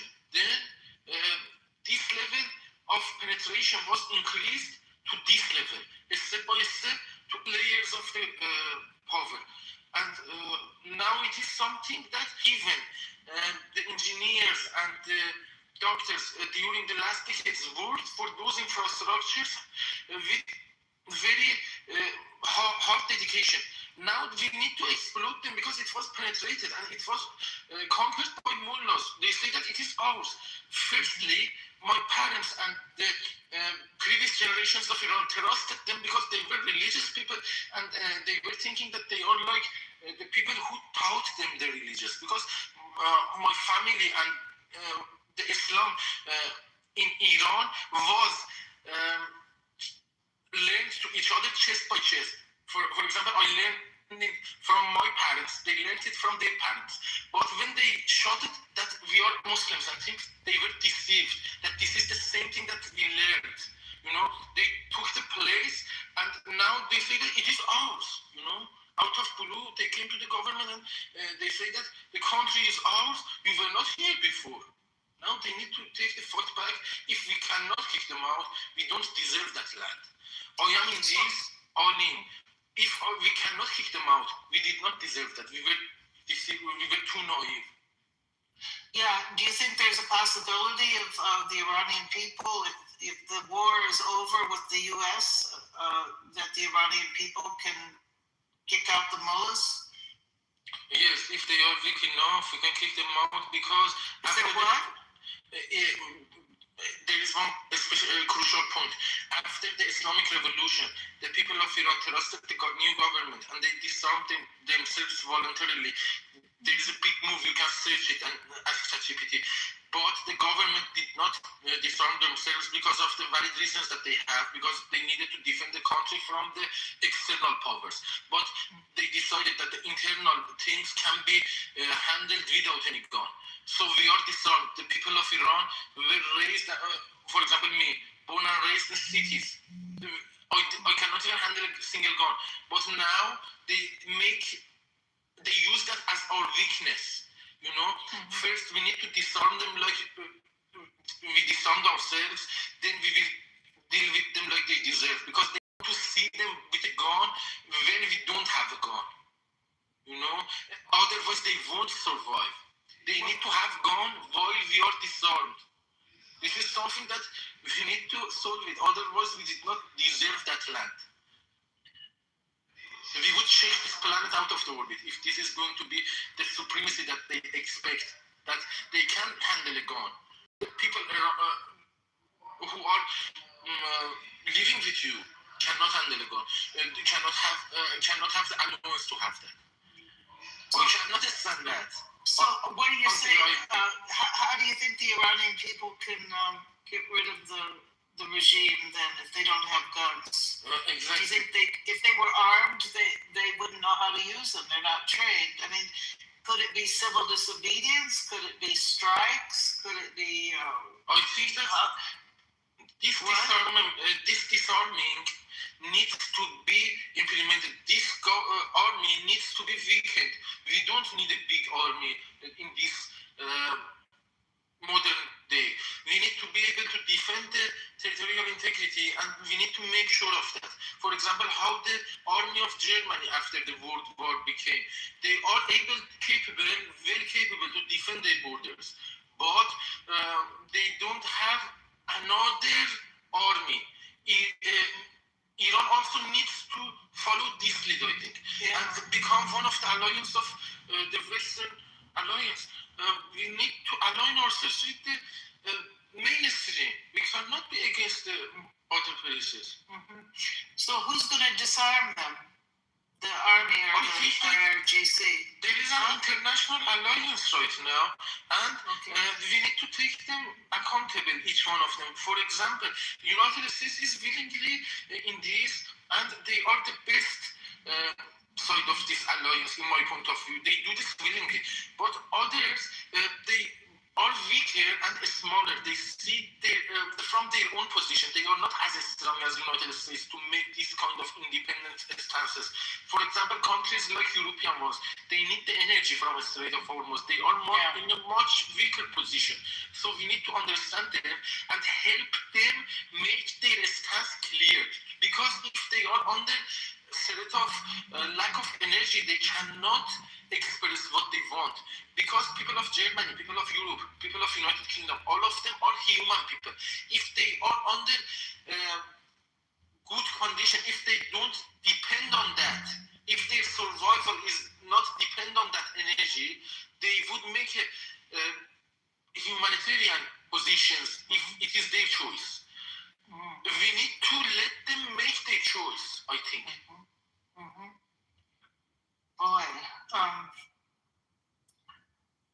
so it has to be the international community, Europeans and Chinese too, maybe.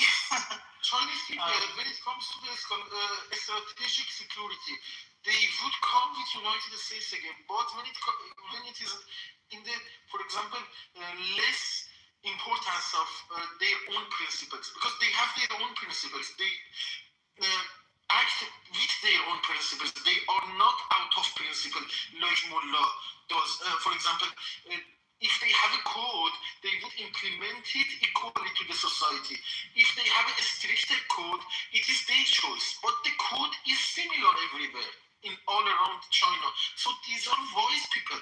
If the strategic security of their principle is under threat or is under question, would shift their positions like a wise person, I think. So maybe you think the war needs to keep on going on. If the U.S. can't get more support, maybe they have to keep going and just disarm the mullahs themselves, or IRGC. What about the MEK? Are they an issue? The MEK? Sorry, I don't know them. You don't know them? They're sort of communist leftovers, I think, from the revolution. Inside Iran? Yeah. Well, maybe they're outside. Yes. Yeah. I know them. The people who got allied with the biggest enemy of Iran in that time, while the whole population of Iran was defending the territorial integrity against Saddam. They sat with Saddam, and nobody inside Iran, I promise you, want those leftists, because they are far left. They are too far left. They are even going to demolish the country to, for example, say that we are Democrats. What is that? The nature of democracy says that you are willingly going to accept that.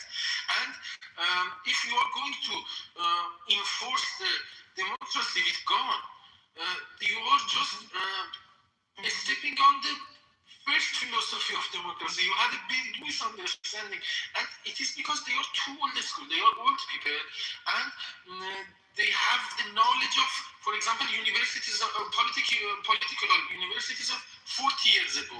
They did not update them with the recent days, modern day.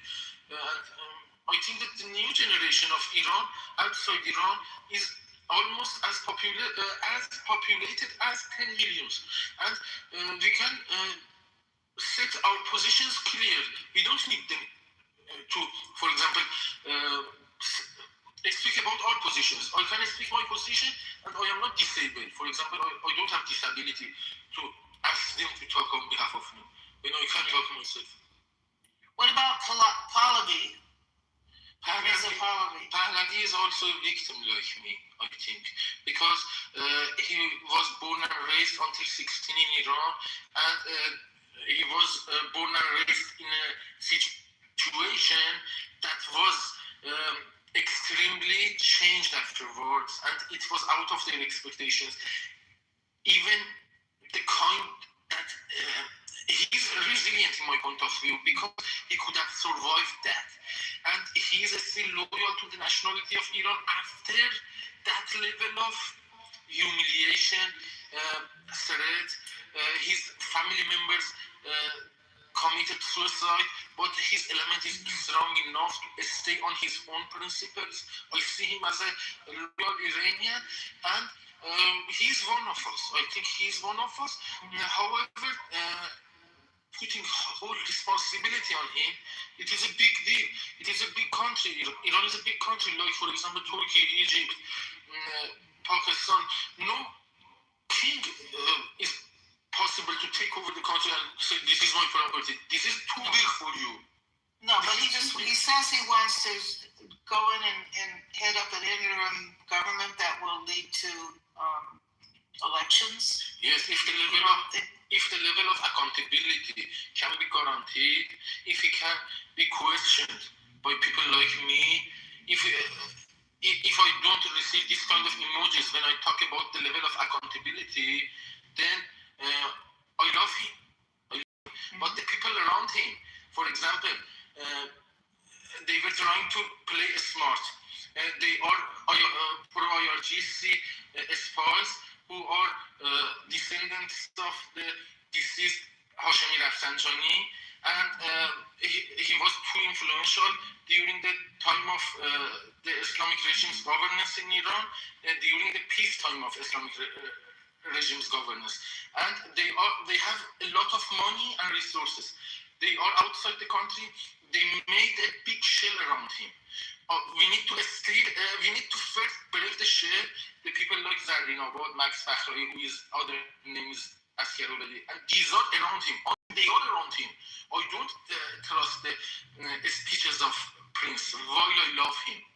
You know, that is something that I am supposed to do because I know who they are. If this doesn't change, they want to change IRGC to Garda Javida. They just want to change the title, you know? And we need to change the concept. Pahlavi's going along with that? He's surrounded by IRGC people who are, what, reformers or something? Pahlavi is out of the country for the last half a century. Right. You said that he's got IRGC around him? Or spies? Yes, he has, and a bunch of them. Because at this point, he needs to get to know them. Because he cannot distinguish them, because he was not in the society of Iran during that half a century. And, for example, he cannot distinguish me with another IRGC member. While most of us come out of Iran. He needs time to process us, and the time that we don't have at this point. We need to have, for example, that level of knowledge and the data that we have, and which is also cross-referenced with other references. But he needs time to distinguish. He cannot distinguish between people inside Iran. He needs support of people like me and the people who were also victimized in their mind. And we need to, for example, speak up, and he would judge who is the honest person. But until I can speak with him, and the other side also can be able to clarify their position, they don't let me question them to Pahlavi. You know, if you see him as the leader, I need to explain my side to him, you need to explain your side to him, then he would judge independently.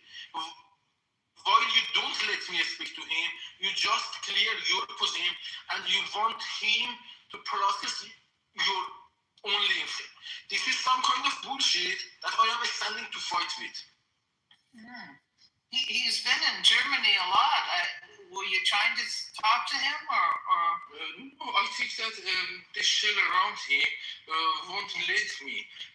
Even my security is not guaranteed when I go to that places. I don't participate in that because I am politically active in Clubhouse and I don't feel safe to go out with them. I go out with myself, I wear my own hoodie, Woman Life Freedom, and I do it alone because I don't trust them. I don't trust them. I am not one of them. Ooh, that's bad. I would think that gosh. I saw him with a group of leaders from different parts of Iran giving a press conference. So you're saying those people he had around him in that press conference are guarding him or something? The people from different tribes. That is just a laughable concept. Those people were outside Iran for that half a century. They have some memories from 50 years ago and before that, and they are from that tribes. But now they have no clue what's going on with that tribe inside Iran. So how could he communicate with the right people inside Iran? I am already having my Instagram account, and sometimes they get online. I understand when the time the internet is a bit opener than before, or can access the pro internet with a lot of data that they have to give to the manipulative power of Iran. And I can see that, for example, in the political diaspora, especially. For this sake, I think that I can give a valid opinion about the internet and who whose allegiances lies with who. So, are you in your 20s or how old are you? I am 33, 1992. So you just left there just a few years ago. So you have a lot of contacts and experience. I know all the details. I know if you asked each and every details. I learned English by political. For example, I was watching CNN and I was learning, for example, English from Christian Amapour or Farid Zakaria. Somebody else goes and watch some other concepts. For example, this guy cannot deal with the level of reasonability that I have. He just wants to interfere because they want the independency. They don't know how, and they have no clue for that. When somebody comes to speak up, they just, out of some naturistic feelings like feel jealousy and things, they would rather to demolish the country rather than speaking, let me speak. This level of selfishness is unbelievable for me. That is some kind of treason in my point of view. When you are not able to, when you did not spend enough time to learn, now you do not let the other person who has studied about that talk on behalf of yourself. Who asshole you are. You are ready to demolish the country, but don't let me speak. Interesting, no? This level of bullshit. They are setting a standard. Are you talking about somebody here in this room that is trying to talk over you? Yes, this guy was a Kurdish guy, and from the language that he was using, he was too dumb. He was separatist, and he was not those kind of Kurd that we have inside. That's right. The separatists, the Kurdish separatists, are the downfall. They care more about their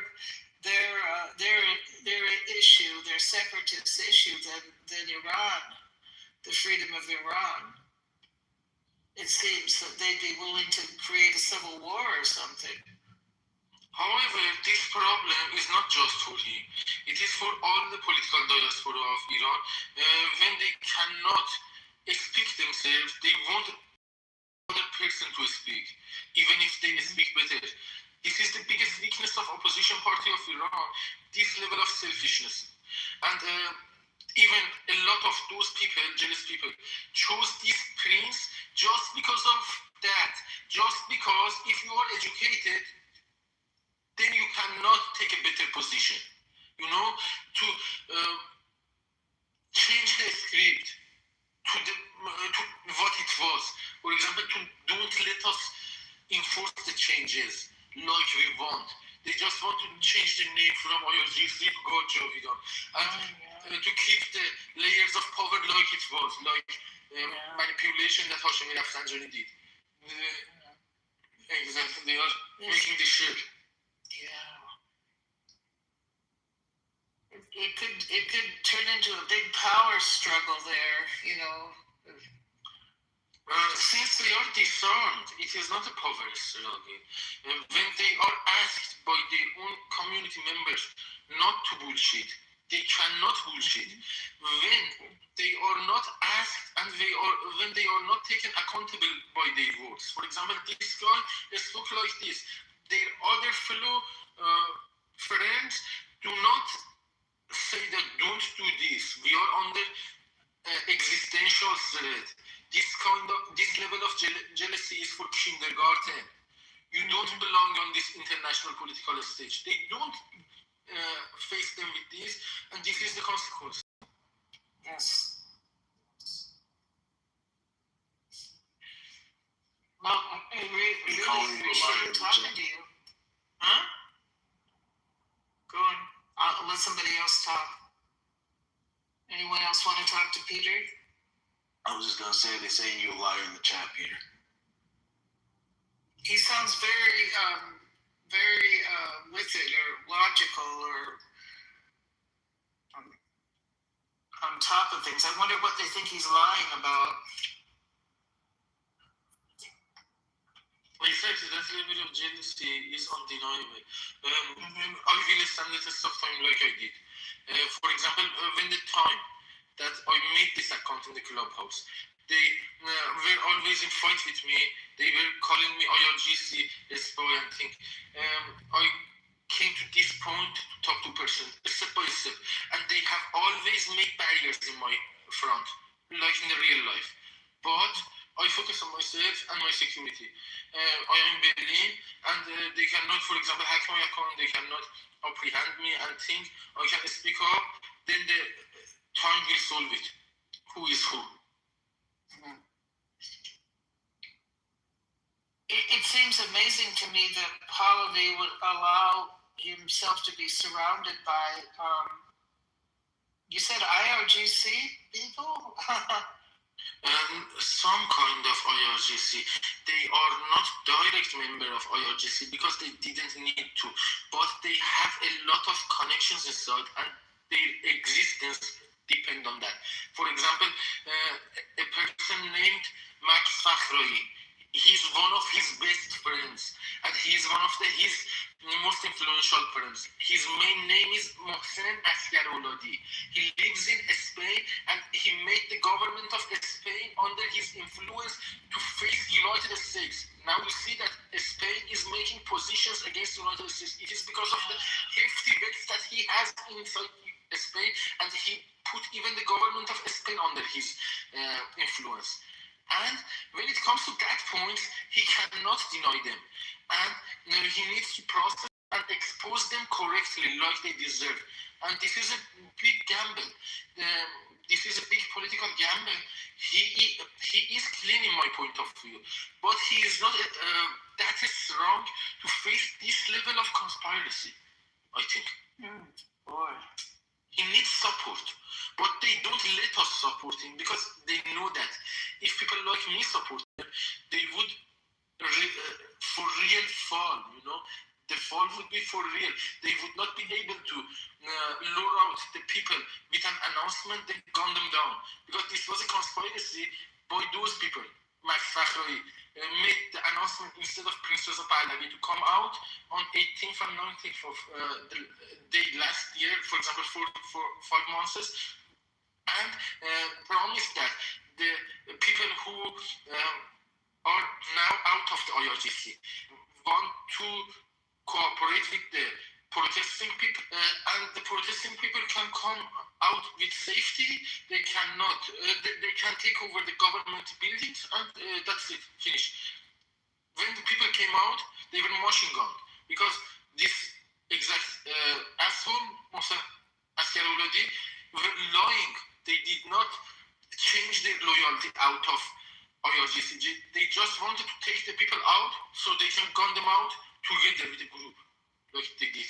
So they're the ones who advise Pahlavi to tell people to come out? Yes, exactly. And how to move. They are making the moves of Princess of Pahlavi in some extent. Because he can make his own moves. He cannot control them. He is one person and they are independent, truly independent from him. They don't need him. They are not under his leadership. They are just barking his name. The leadership comes with influence. He has no influence on top of them. They have influence on top of him. They can even influence the king of Spain. But you said they are the ones who advised him to tell people to come out for those 2 days? Yes, to bring them up. It is a very valid point. You can see the history of this in the clubhouse and everywhere else.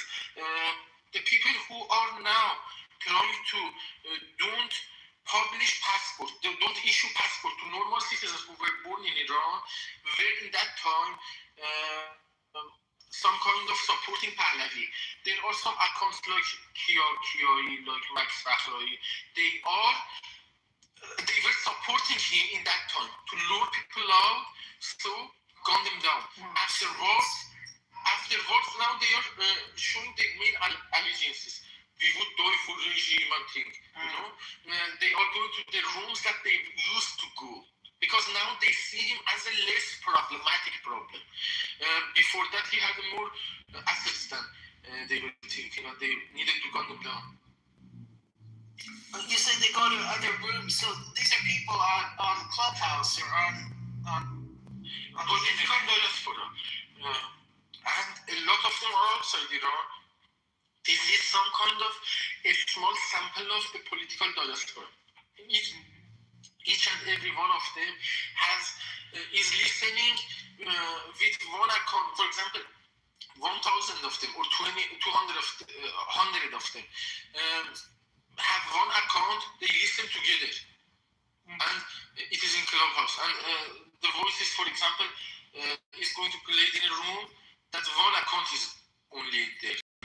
Some of the rooms even see the comments when you want to send inside the back channel of the room before letting it to be visible for everybody. They even control the chats. You cannot send a comment on the chats in Clubhouse if they don't want to. Now, out of sudden, when you progress, when you come to this point themselves, they want you to, for example, come and say our problems. You can talk about us, I think. But this is a big lie. Because now they see you as something that can add to their credibility. They want to use our credibility.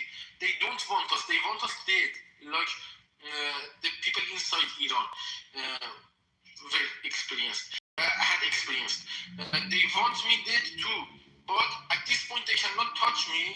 They would approach like that. They want to use my credibility.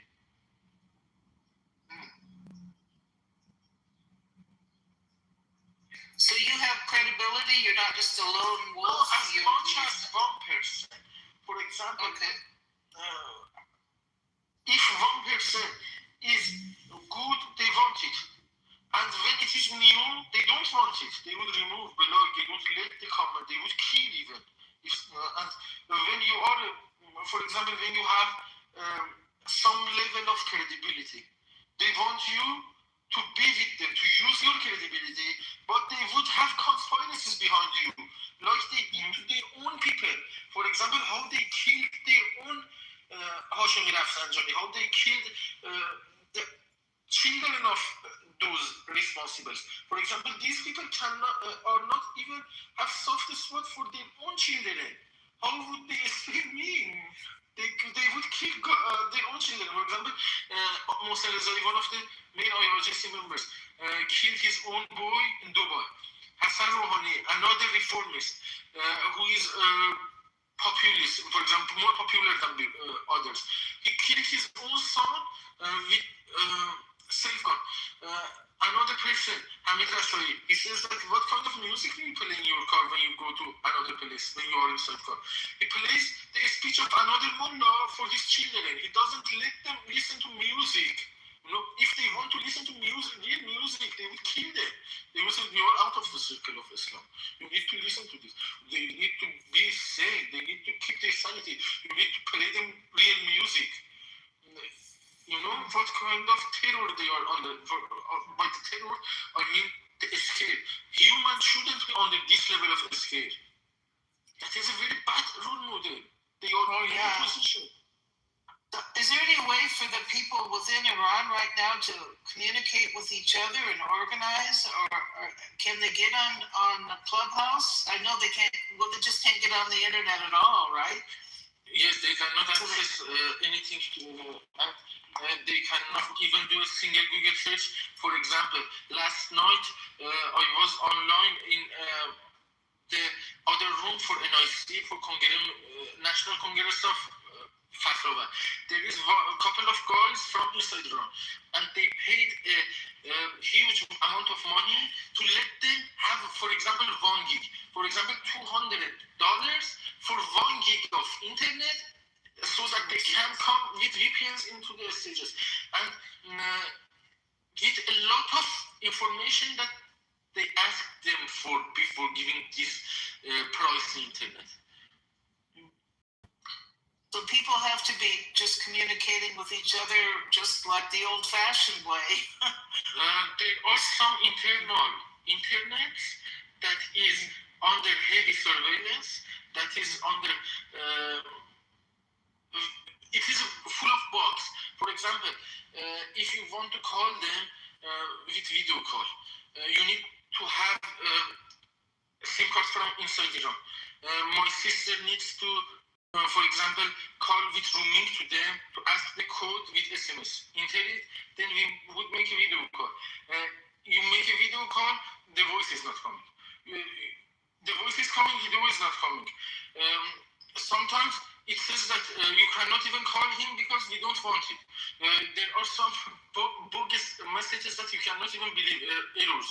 It doesn't explain anything. It says error. You don't want. And this is some kind of bullshit that I cannot understand in this world, especially. A simple Google search was available for me since I was 8. If they want to exclude us from simple Google search, we would fight to death. I don't see if I'm disarmed or not. I cannot go back to Iran or not. We need simple Google search. If you cannot provide that, if you don't feel safe for country to not have a simple Google search, you don't deserve governance. It's simple. If you cannot, they say, even if you consider their excuse to say that this is because of security, if because of security you cannot provide a simple Google search, you don't deserve shit. No. Well, they know that you guys would be communicating with each other. I mean, Google search is the least of the problem. Well, I suppose it hurts businesses there and all that, but yes, people need to be able to organize and communicate with each other. It's gonna, well, before Google, before the internet, people were able to organize. So, gosh. Does anyone else want to talk to Peter? I'm hogging the stage talking to him. Anyone else there? Is anyone else awake? Do you come to this room much, Peter? Is this your first time, or? Yes, these people bothered me 2 or 3 times. I loved them, and these were the guys who trusted on me, gave me the stage like I want to, and they let me speak. While my own countrymates deny this from me, and while they need me, but they deny it from me. But these people do not need me, but they let me speak. This is very admirable, and I love them. It's really good to hear you. It's I've been following this since things started just after Christmas. Watching all the time. I watch Tusi TV. Do you watch him, Mayar Tusi? No, sorry, I don't know that. You don't know who that is? Go on the internet, Tusi. He's from Iran. He's in England, in Britain. Tusi is some kind of religious preacher, right? No, he's not religious. He's been in Britain since he was, I think, young. I don't know if he was a teenager or what. I think he's in his 30s. But his father is still in Tehran. I guess his parents divorced, so his mother and he moved to Britain. But he's been following the whole situation there. He's very clued in on things. But I haven't heard from him what you're saying about Pahlavi being surrounded by these people that are. If I know the exact person, if you write it in the chat or something, I can search it and tell you the exact root of his political view. If it doesn't stand the test, I would not comment. Tusi.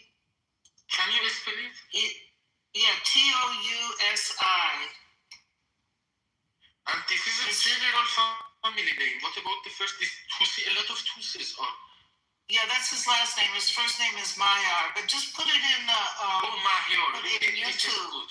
Okay, let me mind you. He's on YouTube. He has, it's called 2C TV. There's a free part on YouTube, and then also you can subscribe. And then also I've been watching Iran Revolution live with Goldie Gamari. She's a Canadian. She was in Parliament in Canada, but she's from Iran, and her family left there when she was young. And then she has another guy on with her. Pardon? He is not a bad guy. He is somehow like Pahlavi because his information is not current. He does not know the complexity inside Iran, and he might also approve my point of view if I think he would. I think he would. And also Goldie Gamari, she's on. She might want to talk to you too. Tusi's a little bit higher level. He's been going on Fox News and stuff. But Goldie is. They have and the fellow, the Iranian fellow that comes on her show with her. He does a lot of. He also has a YouTube channel where he gets a lot of people discussing things on there. You can sign up to talk, and I can't remember his name. It's Iranian, I can't remember it. What? Hello? Somebody say something? But I bet you if you want to talk with others, Goldie would be good. Iran Revolution Live.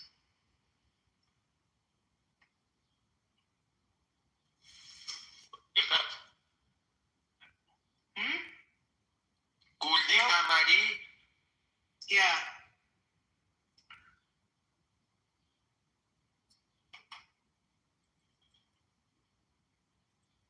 Where have you been getting your news from? He's also good. Huh? She has also good intentions in my point of view. Yeah. Yes, the intentions, however, is not enough, I think. Yeah. They do a lot of rah-rah, stuff. Just, I remember when the shooting started, for those 2 days, it's like she says, let's not cover this. No, we have to keep positive. We have to keep positive. She couldn't. It was just, she does, they have a lot of music and videos on there but she's on for hours a day.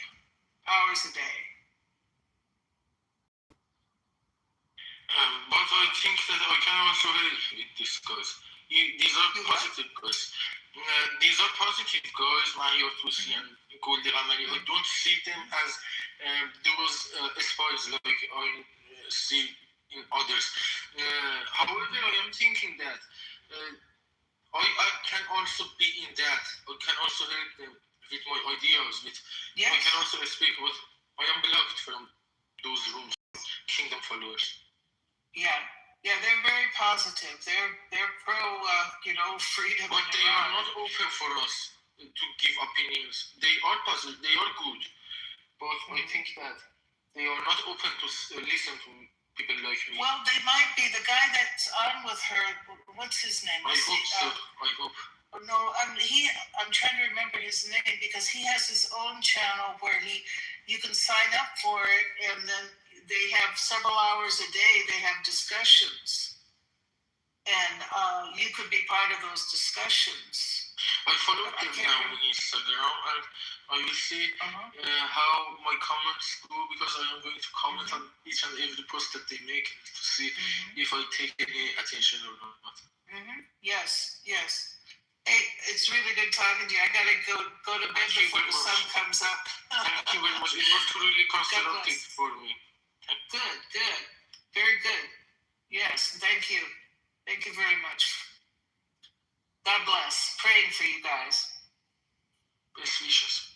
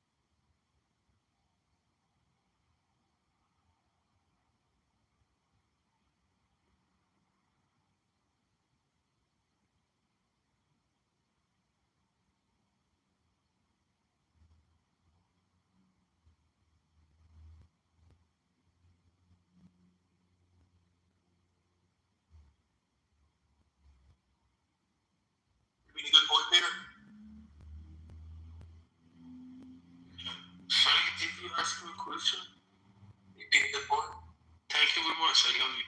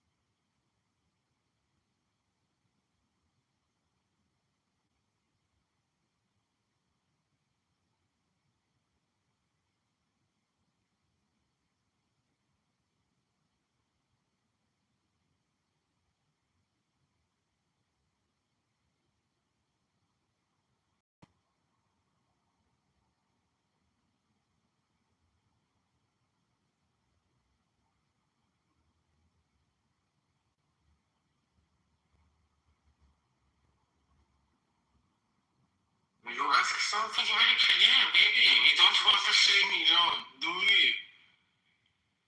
I think that you are in the... I don't know what to say.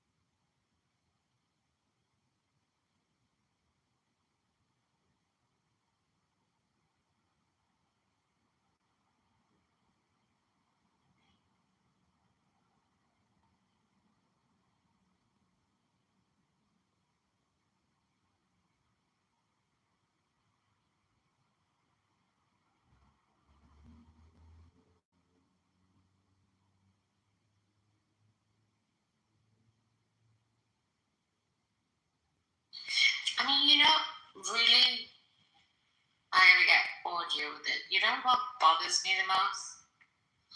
It's like,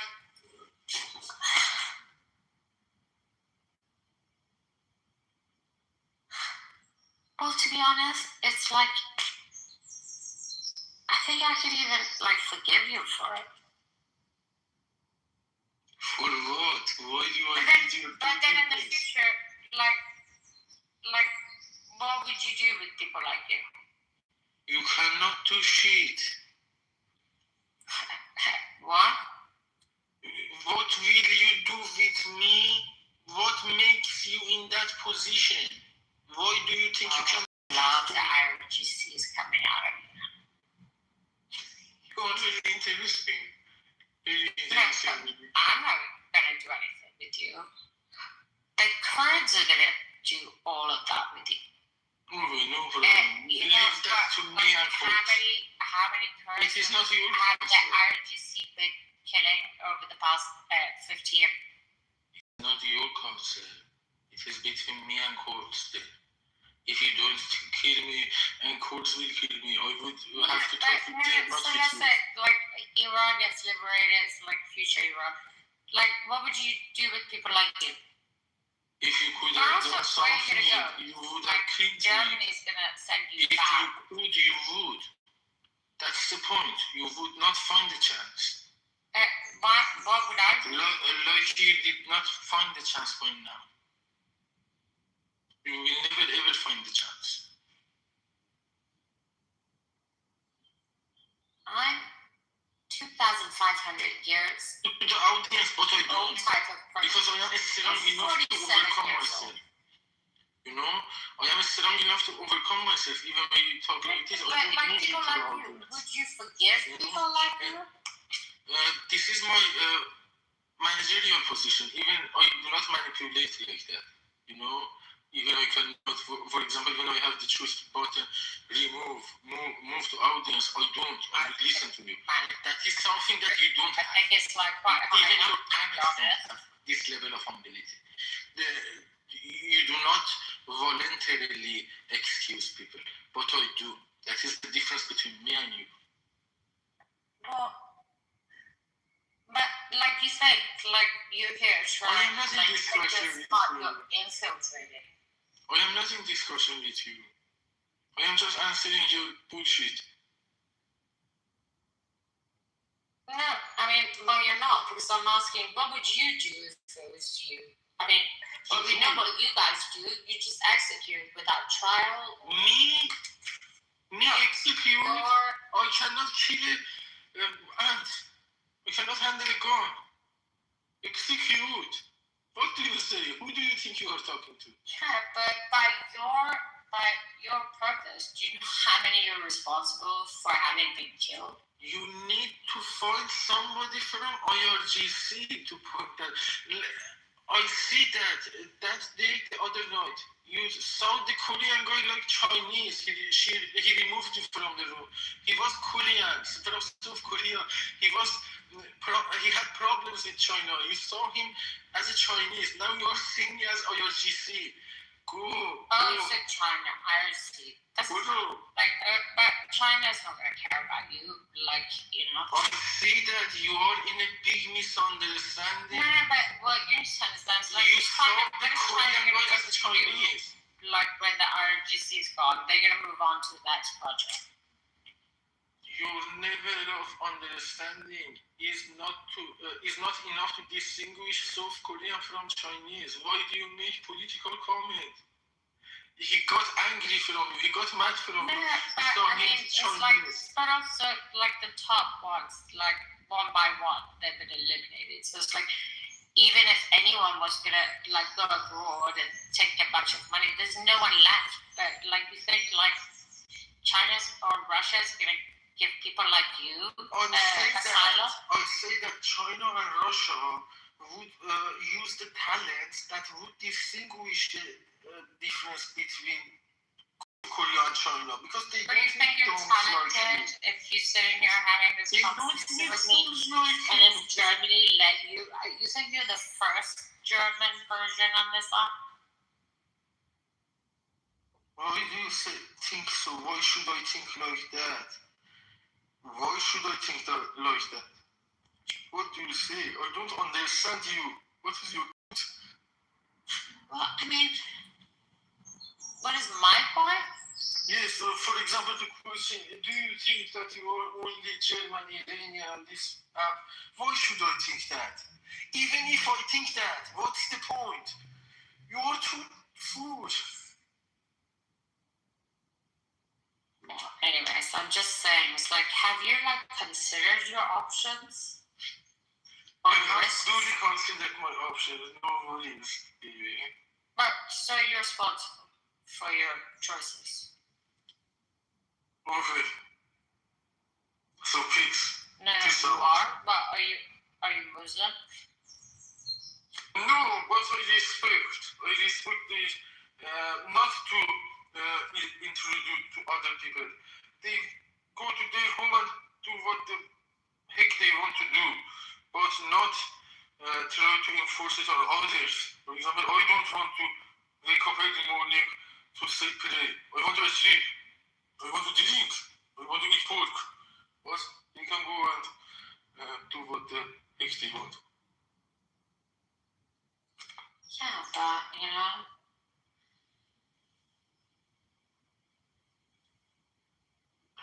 Now it's the point that you don't have anything to counter offer in this discussion, so you use the accusations of IOGC. No, I mean it's not an accusation. It's kind of like I'm just thinking. It's like, have you weighed it up? Your kind of, your whatever. When I listen to you, I'm saying you can just play dumb. When you want to play smart, it is very interesting for me to listen to your tone. Please continue. Now you are playing the smart game. I am a political commentator. از طرف کی؟ از طرف مامانم. From my mom's side. I have family. My mom was a secretary of a school. شما را اجازه دادن so they can keep an eye on you? Yes, I think I don't have a problem to having eyes on me. I have no problem. It was valuable people. They would like, risk losing. I was grown exactly for this situation because I was grown in Tehran under a lot of چطوری؟ اسم کل کشور رو من بود. من بچه سعادت آبادم. هر جا میرفتم به من نگاه میکردن. داشتون برات میسوخت؟ No, but I was under their attention. They wanted to see me. They wanted to, and I am used to that. You are not used to that. You are not used to take that. ولی فکر می‌کنی ایرانی‌های اصیل رو میشناسن که مثل تو نیستن؟ ایرانی‌های اصیل. I don't know how to answer you not to be racist. Because if I try to answer to you, you would not be happy, But it is some kind of racist. I'm willing to disclose that with you because if I want to defend my originality, you would not like it. ولی ایرانی اصیل مثل چیزش حرکتاش مثل تو. ایرانی اصیل چجوری حرکت میکنه؟ How does original Iranian move? How do you describe that? We would diversify. You were thinking something to extinct us. We would diversify on the form. Okay. We have survived the whole history as the longest history of the governance on the country in the whole is only 47 years old, by the way. Iran, I am from a country that has the oldest history of the being under the same flag. You understand that? I come from there. I'm one of them. I don't need anymore. Yes. I don't seek to be special. No, I am one of them, and I know that. Just rejected that. Because you don't have any other concept than this. No. You want to just ارزش اونی که you are racist to talk زیرش تو بودی هیچ وقت نفهمیدی. شاید هم فهمیدی ولی برای ارزش نداشتی. چرا؟ به خاطر که دهاتی هستی یا نفهمی یا دیگ بدی فهمی یا هر چی که بودی، ولی اون هر چی که تو بودی wasn't that innocent به خاطر خیلی از خوش به خاطر این. دیدی بین تو پیره کیر پیره تو دهن تو. Why not? Why not? Yeah, why not? Yeah. Sure. That's a lot of power. خودش کسخله ولی بین تو این کیره این تو دهن تو. Do you want to play smart, Julia? No, I don't want to. هر چی شما هستیم من فرق نمی‌کنه. All I know is that this woman is wasted, guys. Whoever is listening to this, she's not Persian. She's not a true Persian. She's fucked up. She's wasted. All I can say about it. Bibi Montini is a wasted woman. I don't know where the fuck she lives in. But this woman is fucking out of her fucking mind. You guys are all should know about this. It's dangerous, by the way. کردان این کار اصلا نکرد. Yeah. شما کی هستی؟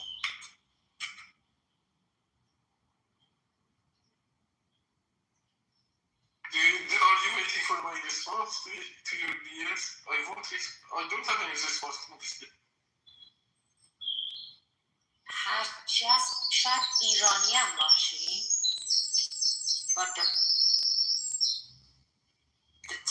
کسکش زیاد کوک زدی صبح شده برو بگی بخواب برو بخواب نه برو بخواب کسچر نگو برو بخواب کسچر نگو مغز ما رو گاییدی با این افکار کیری تاخه برو خفه خون بگی بابا زنزوله بی سواده بی مغزه بی کل آخه تو چی گو میخوری اینجا بردان همتون رو میکشه یه هرچی کرده تو دهن تو ننه جنت که تو رو پس انداخت متوجه ای؟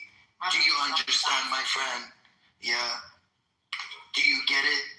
فکر میکنی اومدی اینجا برات خوبه فکر میکنی هنوز تو چی sustainability داری sustainability انه این کیرم تو خودت و سواد مادرت و جایزیه نصف و نیمش چرا قد از من بدت میاد Fuck man, I'd rather because you're speaking BS on the political stage, baby. هیچ که فارسی صحبت نمیکنه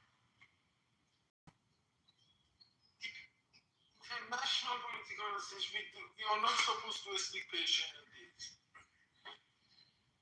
فرق میکنه فرق کله نه فکر میکنی من از IRGC میترسم Do you think that I am scared of IRGC? نه خب برشون کار میکنیم و یعنی یه نفر مثل تو انقدر چی میگن پخل نه چیه خپه نمیمد اینجا حرف بزنم اجازه نمیده We understand your language. I am waiting for you to address the Iranian interest instead of me to listen to you. How you want to defend me?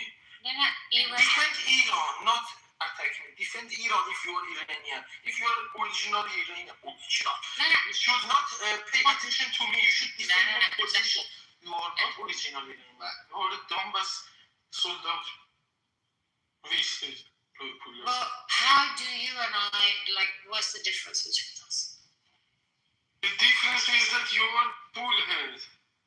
No, the difference is bullhead is the main difference of it. You might not even be religion, but you would still fight for the ideology. You want to stop ایرانی اصیل هیچ وقتی کار نمی‌کرد. That's the difference, you motherfucker. A true Persian would never fight for you. No, you called me motherfucker, and since I come from a good mom, I cannot stand you. If I have the public motivation, I will send you to audience right now. مادرش have the capacity منطق است ولی تو فکر نمی‌کنی ولی باید Sorry, he called me motherfucker. She called me motherfucker. I cannot stand on the parent this accusation. If you say I can bring her back home.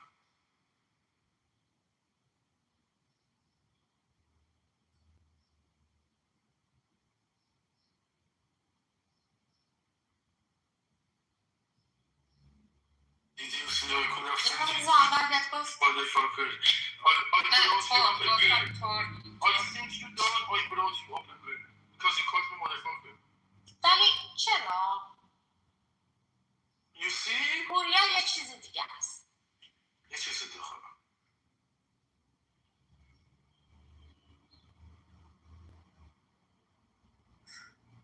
گناه داری What did I say to you?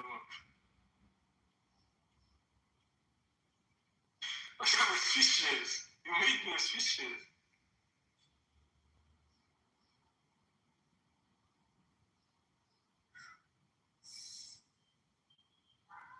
پس چی بگم؟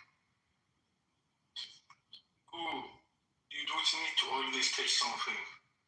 Good.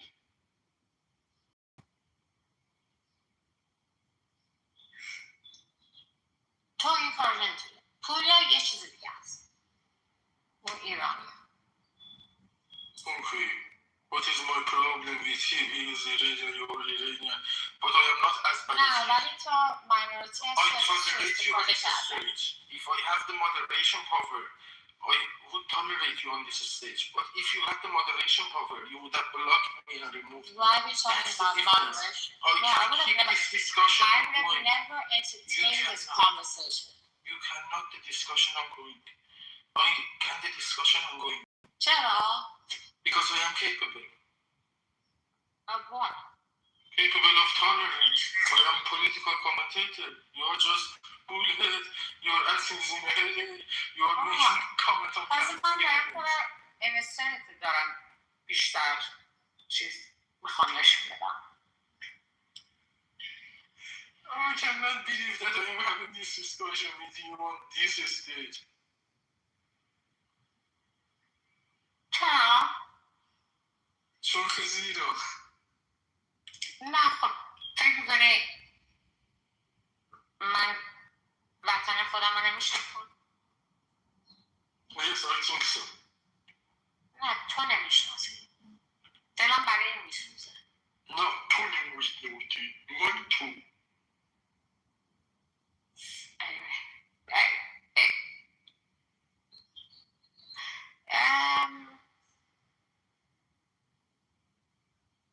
ولی it's not a game by the way یه خود به خاطر همین میگم یه خوردم فروچلی به خاطر اینکه نمیدونی چقدر سریس هستی من سریس هستم خیلی نه خیلی هم نیست خیلیه ولی چی بدبختیه دیپولیه یا no the options I love my country. You cannot understand that. You cannot understand because that level of patriotism comes from the homeland. You have never been. Hi, Peter. How are you? Hello. patriotism که این نیست patriotism ایرانی بودنه What are you talking about, Bibi Azizam? none of your concern واقعا دلم میسوزه چرا دلت میسوزه؟ به خاطر که کشورم رو دوست دارم الان مشکلت what's wrong with Peter؟ چی شده؟ پیتر هم دوست دارم Oh, interesting. You need to be discovered. I still need to discover it.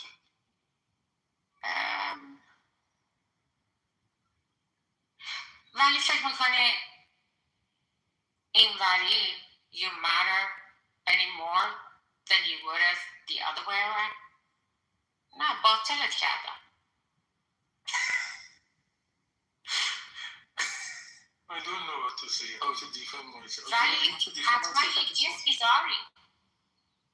Yes.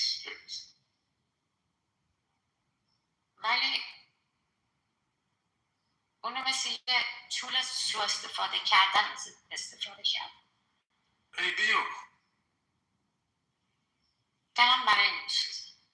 No problem. ولی میدونم وقتی یه نفر to this level میتونه brain wash بشه.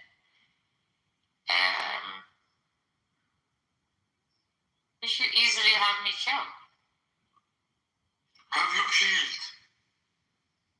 Well, I mean, you wouldn't. You don't care, to be honest. It's not like you're going to go and like rat on me. Killing you. Why should I? You cannot do shit. Why should I kill you?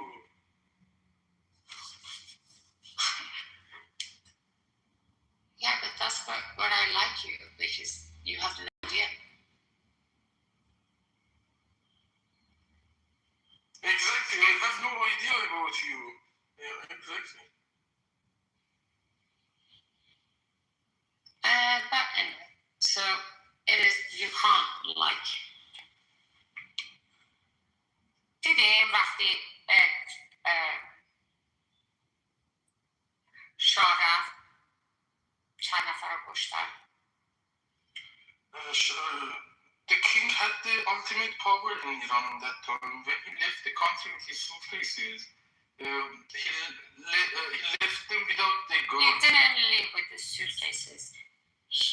And a couple of more suitcases. Yeah. But he didn't run. He left. He left them. And that's why he can come back. They were because they didn't have a leader. They asked him, do you want to stay and fight? He said, no, I'm not going to kill my own people.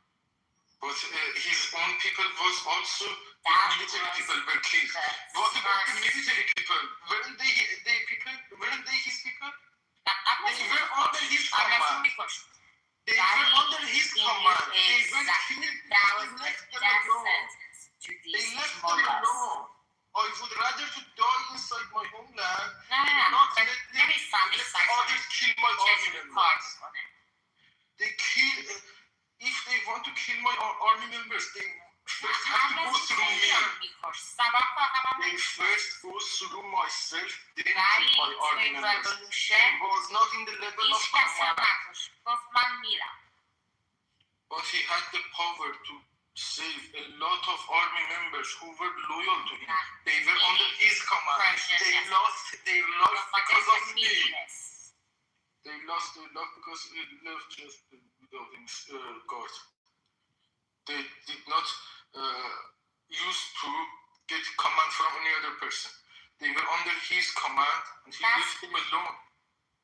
That's when what's it called? When something the end justifies the means, or the means justify the end. Okay. Exactly just that. If this is your justifiability, then you should have defended your army against those people who are destroying the order inside your country. Keeping the order is the first importance. That was America. Just like if you want to use that justifiability, that is to keep the order. That's justifiability. You are wrong. That's how. If you are using that justifiability, that is for bigger cause, not for. And it's not gonna work. You're gonna come back to me. I think that you don't understand what you say. That level of justifiability and reliability is for the point that you keep. هر چقدر یه نفری رو بخواد برات بگی هیچ وقت تو اینو نمیفهم. ببین اگه میفهمی بگم بفهمی میگم اگر تو میخوای این سطح دلیل رو بیاری که طرف میخواست برای دلیل بزرگتر یه چیز کوچکتر رو فدا کنه اولش اون خودش رو حفظ میکرد. میدونی قدرت خودش دلیل بزرگتر بود، نه اون چیز میگی؟ اولین چیزی که خمینی گفت ما درباره ریس و کشور نیستیم، ما درباره ایدئولوژی هستیم. اون مردی که اینجوری میگفت. Yes, Khomeini was a bigger asshole that was let inside the country because mismanagement of the mismanagement of people like you. I was not planted in that time. I was not. My father was a child. برای توی اتاقایی که ایرانی ها تو کلاس اساسا 5000 تا و فکر نکن چند میلیون ایرانی الان تو اروپا بزرگ شدن، همه اینا برمیگردن. Yes, all of them will return and take the power inside Iran and make Iran the strongest ally of the United States. دیگه نمیذارن. We would be the strongest ally of the United States with these assets that we have all around the world. The mullah cannot face us because we are not limited to one country. For example, if some of us are in the United Kingdom, some of us are in Germany, if United Kingdom wants to misuse the intentions of Iranians inside their country, let me address this clearly, then I will bring her up again. She said about something touching in my heart, and this is about the population of Iranians outside the country. We are in all around the world in different countries, and each country who wants to misuse the population of Iranians with their own politics when it comes to sacrifice and choose between those two interests. Iranians in the third country would interfere. You know, if United Kingdom wants to misuse Iranians in their land, the Iranians in Germany would support Iranians in United Kingdom, and that goes to other places too, like United States and everywhere. This is the point that I wanted to add. I would bring it.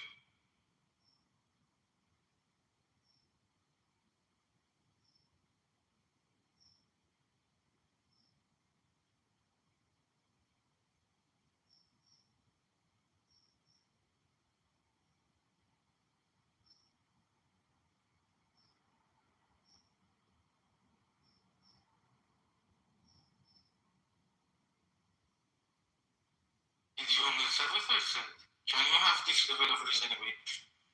Are you more valuable asset than me, or not? Did you listen to what I said? حتما که هستم. ولی You could have not started this. خودت نمیدونی. اصلا نفهمیدی چی گفت. من هستم به خودم که میتونم تو رو کمک کنم بفهمم.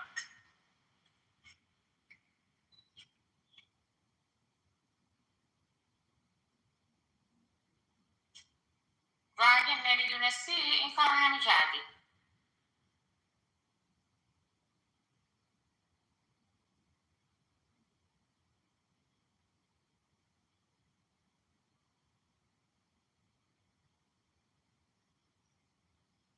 ولی فکر می‌کنی این کار داری الان می‌کنی بهتر از اینه که حرف من رو گوش کنی.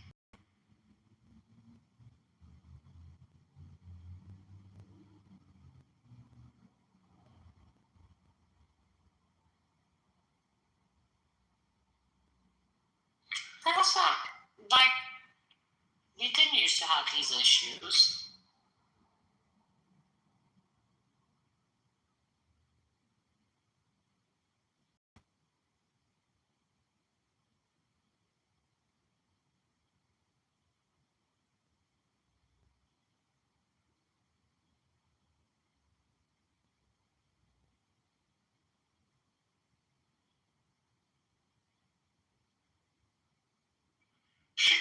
She got the problem when I guaranteed that I can't speak my part, then you have the chance to speak your part. She did not want me to have that chance. She left that because she could have not stand that opportunity that I have.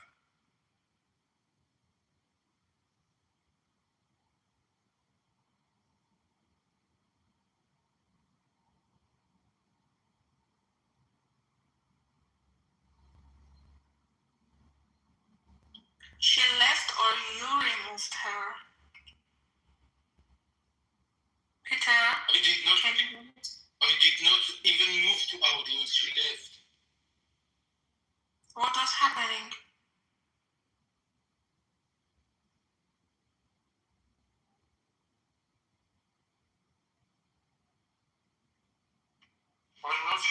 1 second. Sorry, my hand was wet. I could have not opened the mic.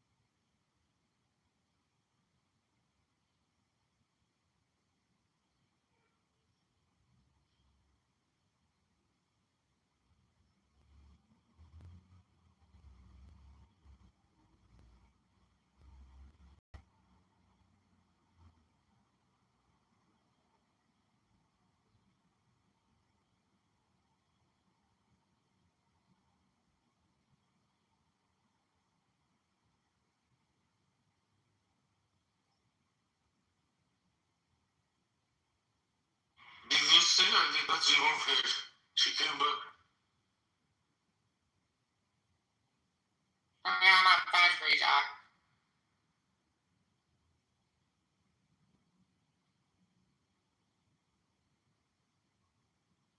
Where were we? I think that if you have international diplomatic mission, your backfield would die good. Since this is international political stage, this is not important for you. Everybody's sleeping. It's like, what's international about this? I don't know. You say. I mean, also, like, I don't care. Oh, me see. Well, anyway, that's got nothing to do with it. Escape from votes. From votes.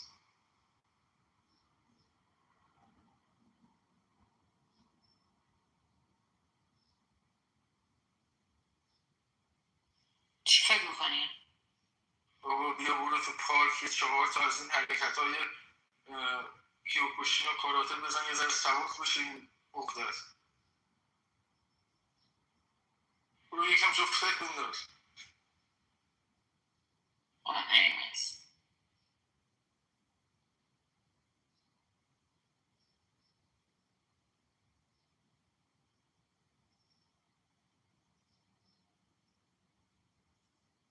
واقعا فکر نمی‌کنی اینا وقتشون تمام شده؟ Why not? They are ended. Mullah is going to be ended by Peter. نه، مالا نمیام. RGC ها. IRGC is going to be ended by Peter. نه فکر نمی‌کنی که اینا وقتشون تموم شده؟ Yes, I will end it. Somebody needs to end it. If it is game over, then somebody needs to announce that. I'm here to announce that. ازشون کسی دیگه نمونده.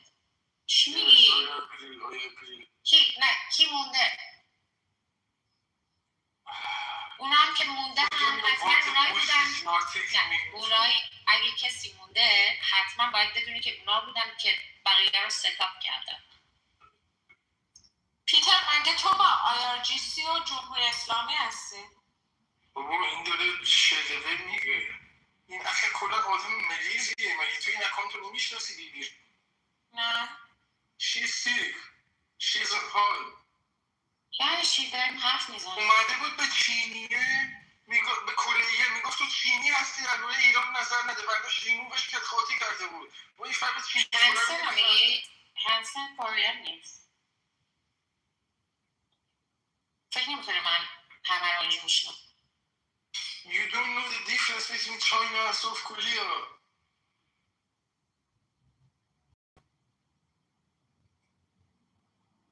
Yeah, what's the difference?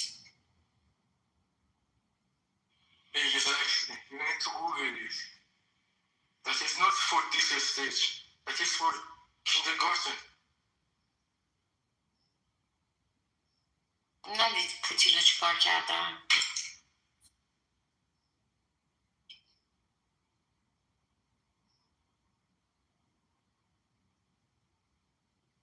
آقا شومه من تو اولین دشمن پوتین دارم زندگی میکنم. مگه من دشمن آلمان بودم؟ مگه مثلا با پوتین بودم؟ مگه من اینجا بودم شومه دکت کلیه؟ چی رو داشتم گفتم؟ شاید در نبگی که نظر سیاست رو دارم. مگه سیاست انقدر complicated؟ Either it works or it doesn't. یا برو بازی تو خون یا برو کبرکای بازی کن خب داریم حرف میزنیم. آخه واقعا داری حرفای سبوکی میگی بیبی برای این استیج نیست. واقعا میگم به تو من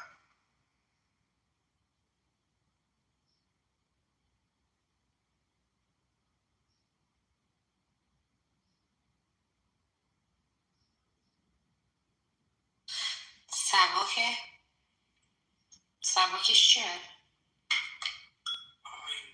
Why don't you just agree with me? I am speechless. I don't know from which front I answer you because this is not the level of response that I was expecting to make, the level of reasonability for this stage to defend the country with this logic. They would come and misuse us again with this level of mindset that you have, with this sharpness that you have. You are not for that stage. I promise you. من یه چیزی هم بهت بگم. نه بیشتر به خاطر تو میگم تا برای خودم. خاطر تو جوون ایران هستی whatever. اگه یه کشور آدمای خودش نمیتونن توی اپ بشینن like straight up درباره بعضی چیزا حرف بزنن این یک گاورمنت هلتیه.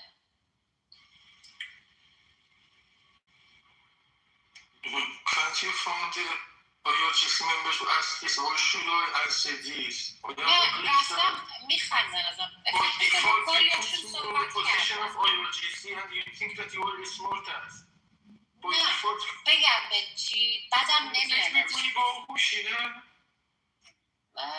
باهوشی درباره چی هست؟ میخوای مثلا ذکاوت به کار ببری یا این چیزه مثلا بگی نه من تو که IRGC هستی بیا اگه تو هر مطلبی من چی رو بگم؟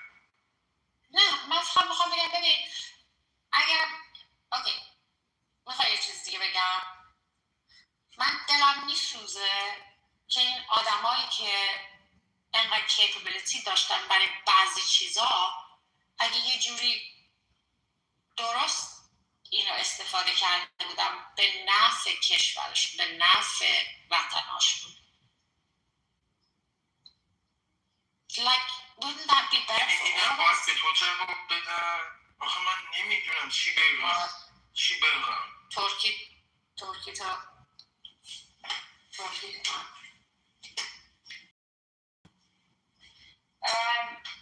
but that's fine, it's cute.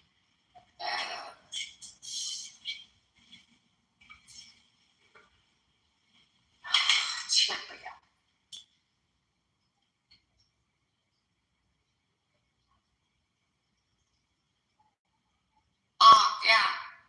خب هممون با هم صحبت میکنیم. چرا صحبت نکنیم؟ ولی نمیتونی جوانای خودتو اینجوری بکشی.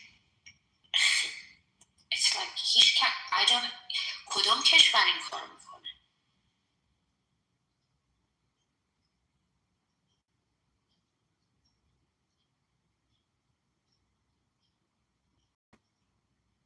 حالا هر چقدر مسلمون باشی یا هر چی باشی باید ادبت بکنه که این اصلا it's really something else.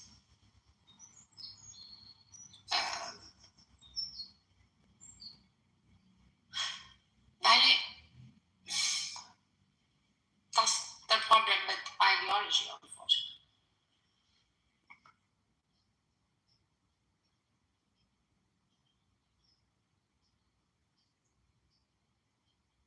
ولی فکر میکنی وقتی رژیم عوض میشه you think it's going to be any different?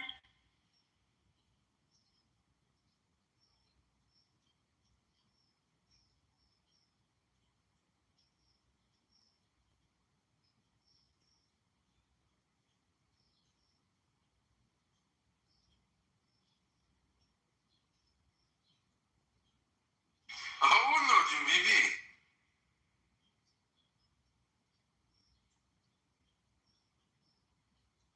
فرق میکنه؟ واضح خیلی فرق میکنه. ببینیم کدوم دوره بچگی کردی.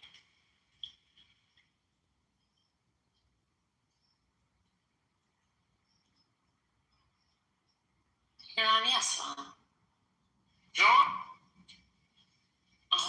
جون how cute. ایرانی هستم. خب منم ایرانی هستم. 33 سالم ولی چه ربطی داره به سن ایرانی هستی؟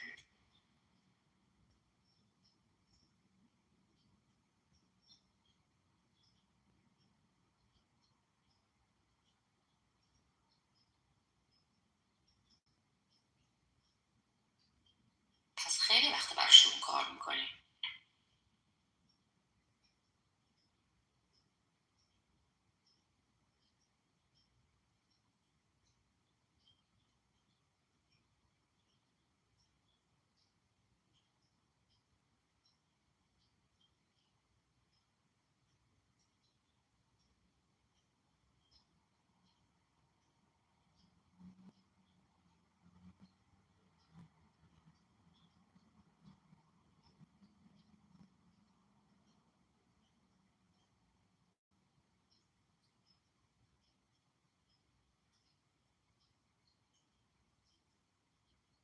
خوبی تو اینه که میتونن تو رو ریسایکل بکنن.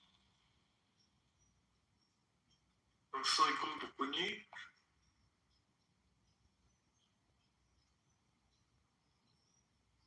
خوبی تو هم اینه که باید زیاد حرف نزنی بدی اونجا فقط ببینی چی میگن.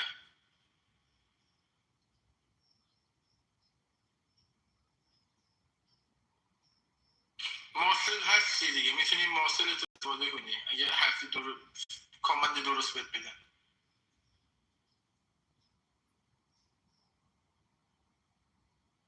بری از ماسلت استفاده کنی. نه فقط میگم بهتر از این نیست که ادامه بکنن. فارسی هم بلد نیستی آخه چی تو رو بگم.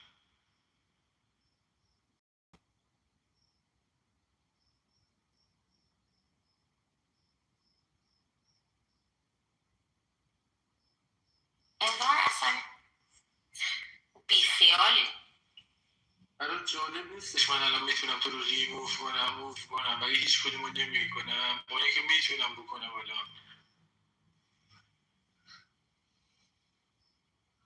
فکر میکنه اگه من فکر میکردم میتونستی کاری بکنی این کانورسیشن رو اگه میخوای چالنجم کنی ببینی میتونم یا نمیتونم میکنم. میخوای امتحان کنی، میخوای ببینی چالنج میخوای بکنی که من میتونم ریموف کنم یا نه. اگه میخوای اینو چالنج کنی بکنم. فکر میکنی already here Germany دیپورتت میکنه همین حرف که زدی فکر میکنی سمارت هست دیپورت میکنه جالبه آخه بیشعور من مقیم اینجا من تو بیشتر اینجا حرفه به خاطر تو منو دیپورت کنه چقدر تو شمپتی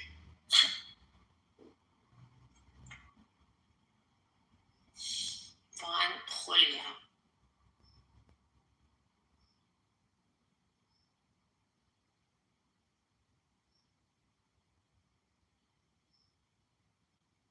چرا دروغ میگی؟ چه دروغی من تو رو بگم؟ من چه دروغی رو میگم؟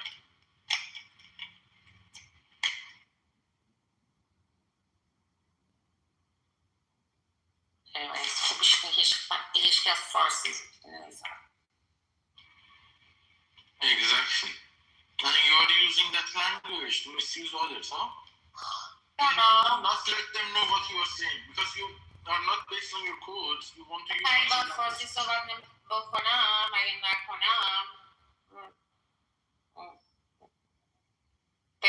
تو نمیتونی این چیزا رو بگی. You cannot say. I can speak in the PhD level and study in the PhD level in English. PhD چی خوندی تو؟ من چیزای زیادی خوندم بیبی یه چیز من 33 سالمه از 5 سالگی دارم میخونم از زمان زیزی گلو به بعد نمیدونم دیدی یا نه من دیگه دارم درس میخونم از زیزی گلو تا الان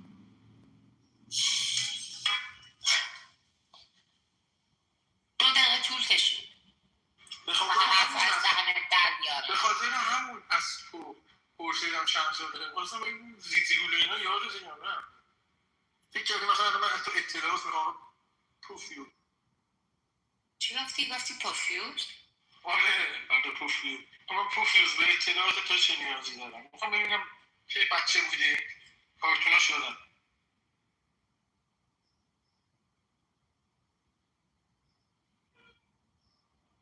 نه من خواستم اطلاعات تو رو بفهم این گرخی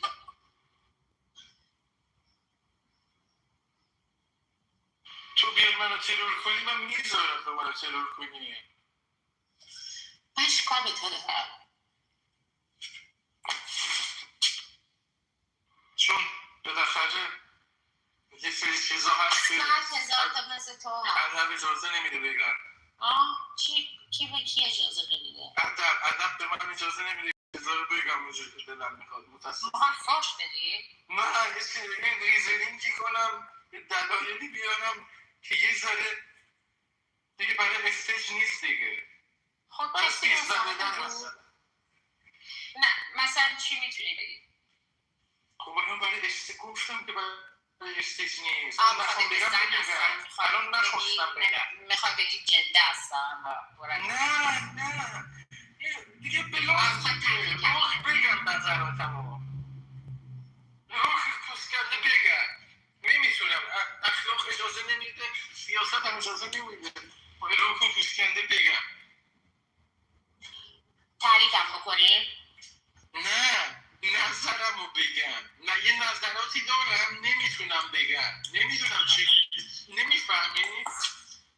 نه اصلا یه نظراتی دارم با همون دیگه تا حالا توی شرایط نه تو میتونی چه نظری داشته باشی ولی اینجا جایگاه نداره به جز تعریف کردن چه نظری میتونی داشته باشی؟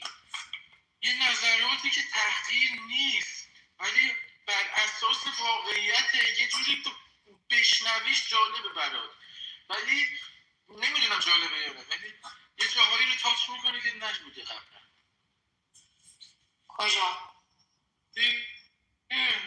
تاچ میکنه اگه قرار بود بگم این همه داستان نمیگفتم، اونو میگفتم دیگه. اونو نمیخواست بگی ولی گفت نگفتم هنوز نگفتم. خیالت باید اونو بگم برای جالب شب باشه.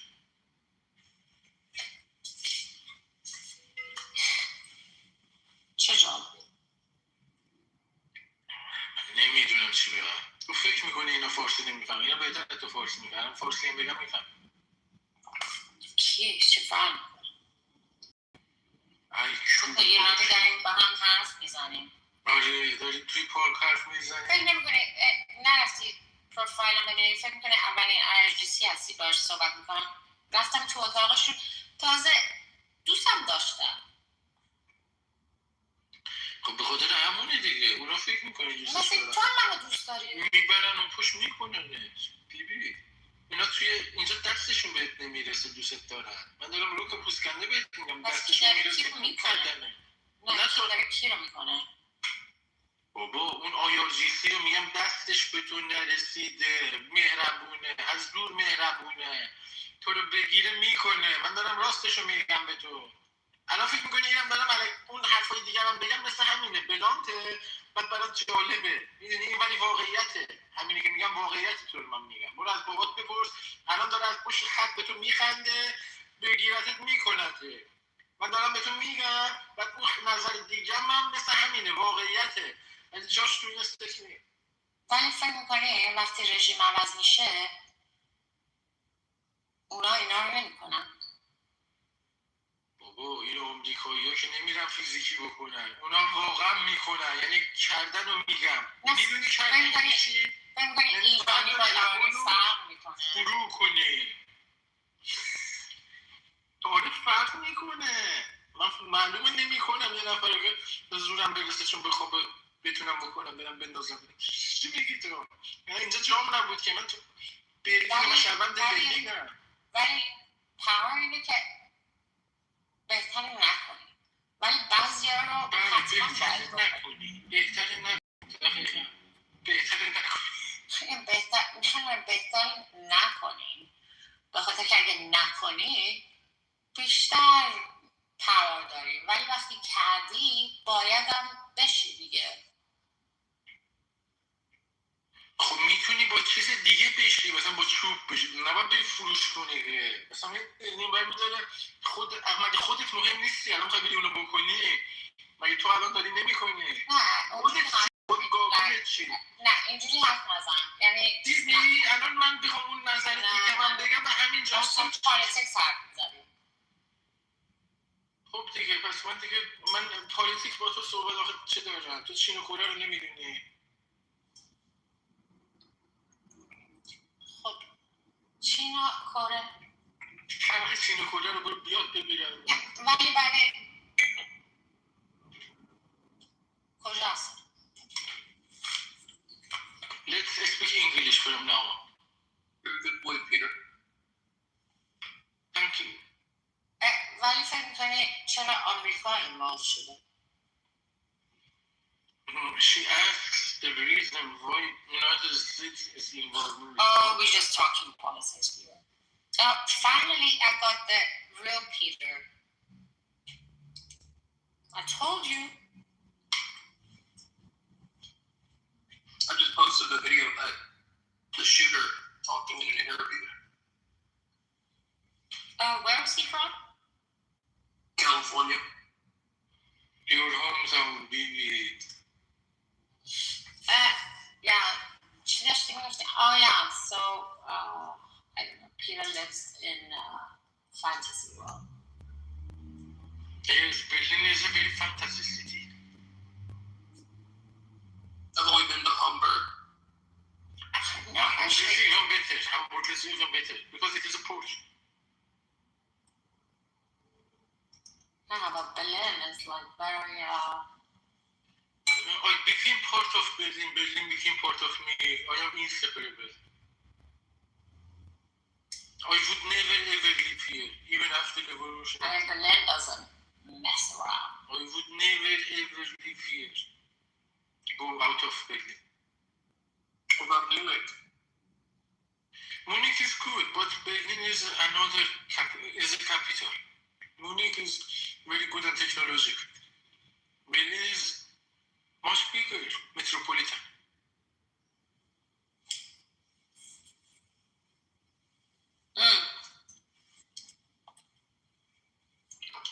Yeah. Isn't Thailand in Berlin at the moment?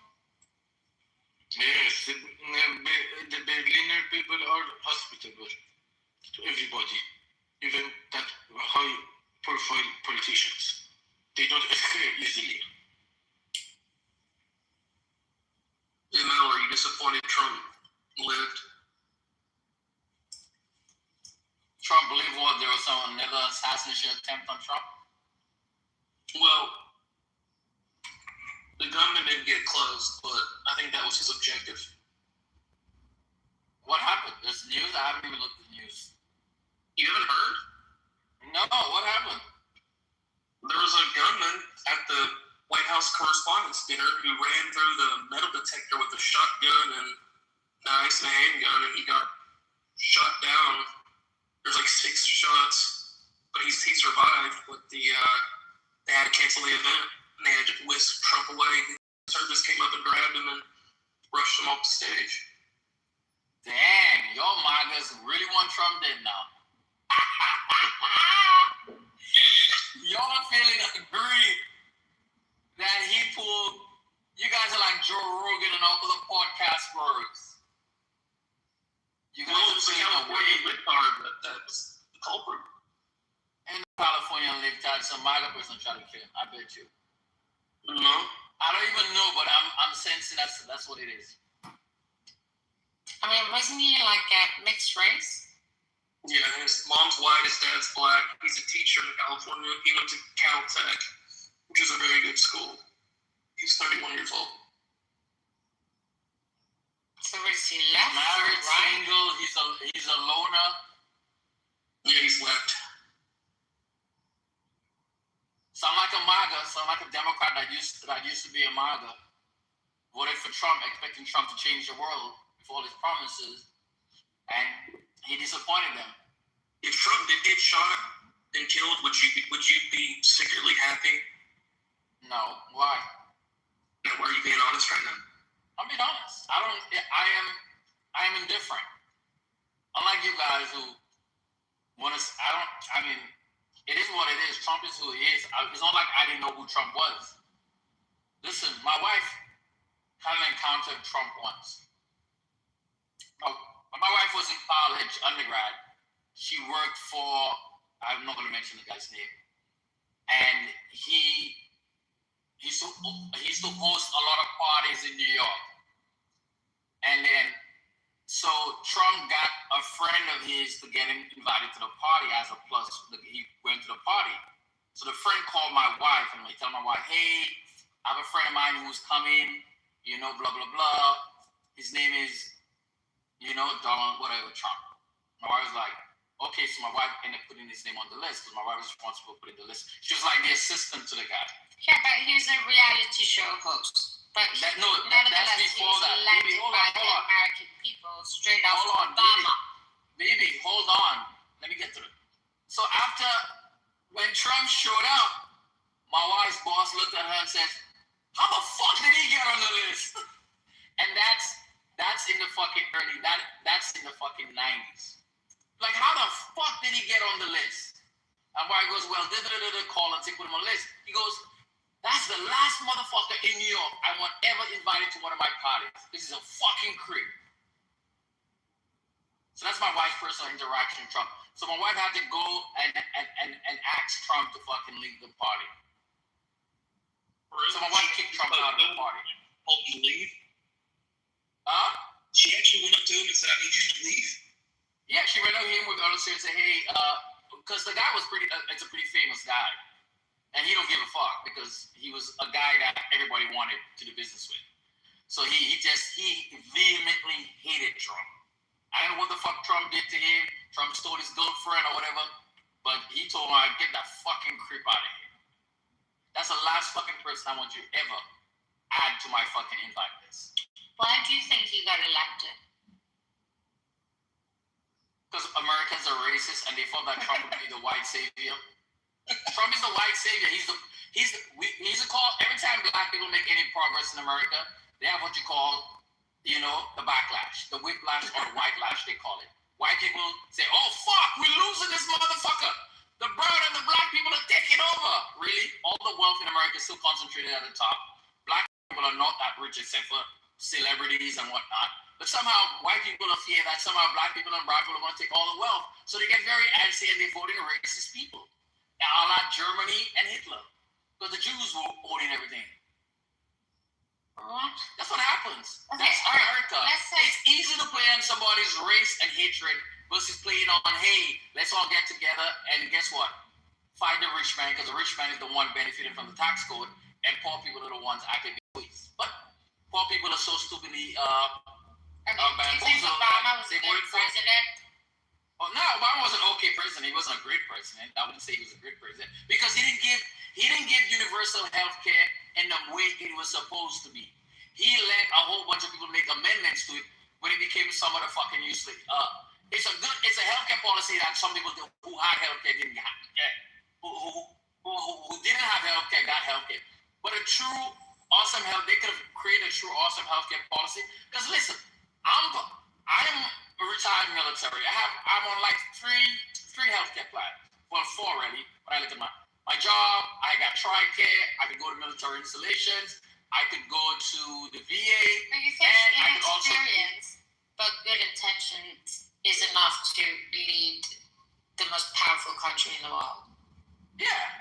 I mean, I don't think America is the most powerful country in the world anymore. I think China is technology. When you look at the technology spend, R&D, America's kind of lost its way because look now, China is on parity, but for dollar cost averaging, they surpass us in research and development.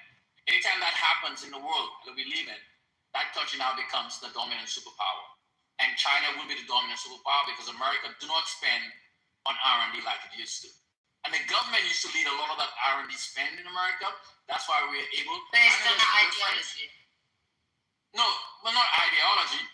It was based on the advancement. We had goals. We wanted to go to the moon. So you know how much technology is derived from that? We wanted to do this, wanted to do that. There are a lot of commercial and military applications, dual use, what you call dual use technology. Are you American, by the way? Yes, I am an American with an accent because I'm from a special place in America that I could go back to where there's majority black people. It's the U.S. Virgin Islands. Why do you ask me that? Because you're not even American. I'm wild with y'all. Why do you think I'm not American? Because you never heard American with an accent? I don't know. Usually if you're like some citizen or you live somewhere, you kind of like, you like to be there. No, I liked America so much. I served. I spent 23 years in the military defending America. I went to war. 6 years of my life. I was having the same conversation with Peter. So the point is that I have the right to criticize America. And my criticism of America is that we've kind of lost our way. We're no longer the beacon on the hill. We're acting like bullies and we're not getting anything back for it, but just hatred around the world. People are literally hating Americans now. And before we were the most liked, no matter where we go in the world, people adored us. That's no longer the case. I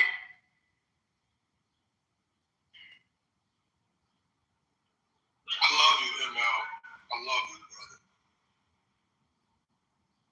Well, I'm not agreeing with anything you're saying, Long, but I'm being honest about how I view the world, and because unlike you guys, I travel a lot. Someone said you were smart. So I travel a lot and I work internationally. So I go to a lot of countries, and you obviously have conversations with a lot of the locals, because a lot of the locals work for me, and they always bring up politics because Trump is always. As soon as people find out that you're an American, it directs straight to Trump. Don't pass go, Trump. And they want you to explain to them why they thought so much about America and then we elect Trump. They're lost, they're confused, and they want you as an American to explain, to deconstruct what happened. They cannot seem to want to, they cannot comprehend. What if it works? Nothing's going to work. But anyway, I'll be right.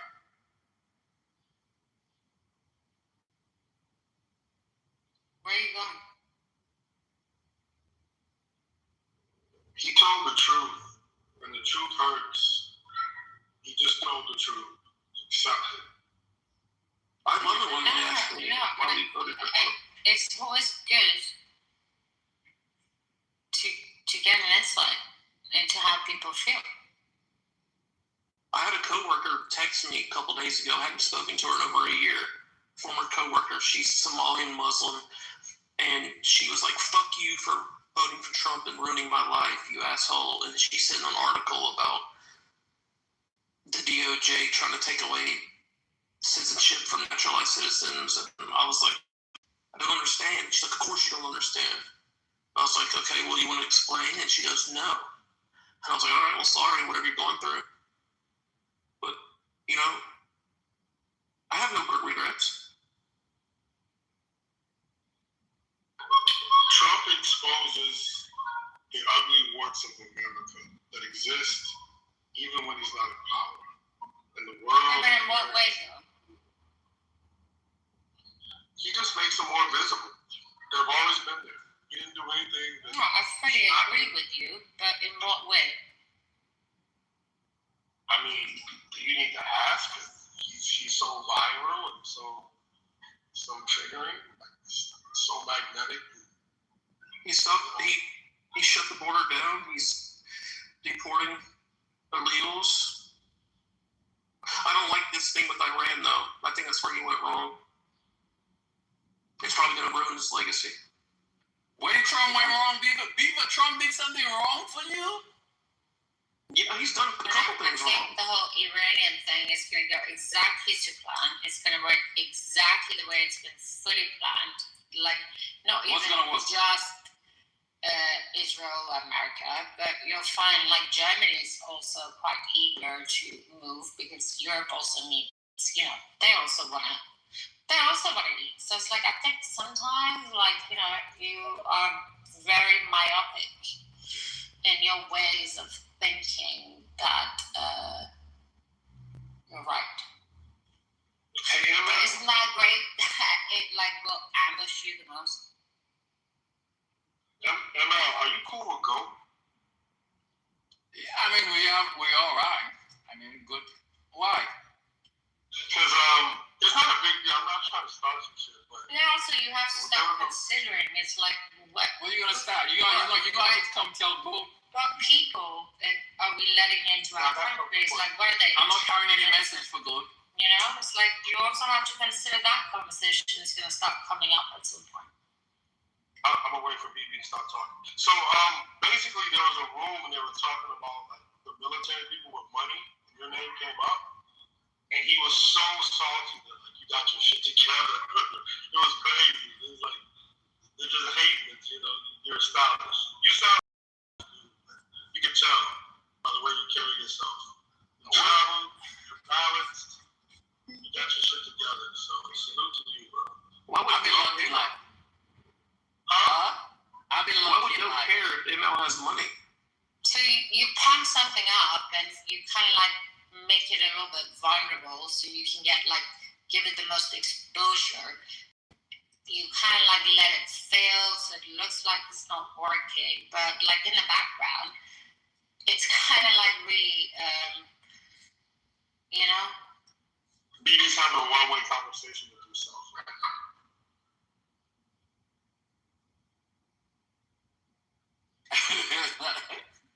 Yeah, I'm still like GOAT would care if ML has money. That's weird. What conversation you're trying to start there? No, it was about just like how much like sometimes people in the military can make, and he was really like he was kind of like tripping, like damn, people can make 300,000 or whatever, and then your name came up. He was hating, but it's not a big deal. Nah. People just mad. They mad that can't get it. I understand. Mic issues. It's like Peter here. He's Persian, right? It's like he's managed to fool everyone to think like he's the cutest, pro liberating Iran, whatever. It's like IRGC operated the whole time. Peter's an IRGC. Peter, are you gonna take this? Should I answer this bullshit or not? Why do you guys want Peter? I don't You said before, you know what I could do to you? I have an iPhone. My whole life is like that. Peter, He's talking international terrorism. If you suspect that I am part of IRGC, then change my iPhone. It is easy. My whole life is stored here.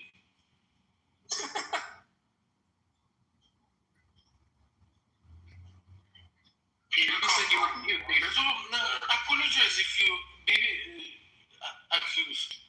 No? Are you brave enough or not? She said you're cute. I mean, it doesn't.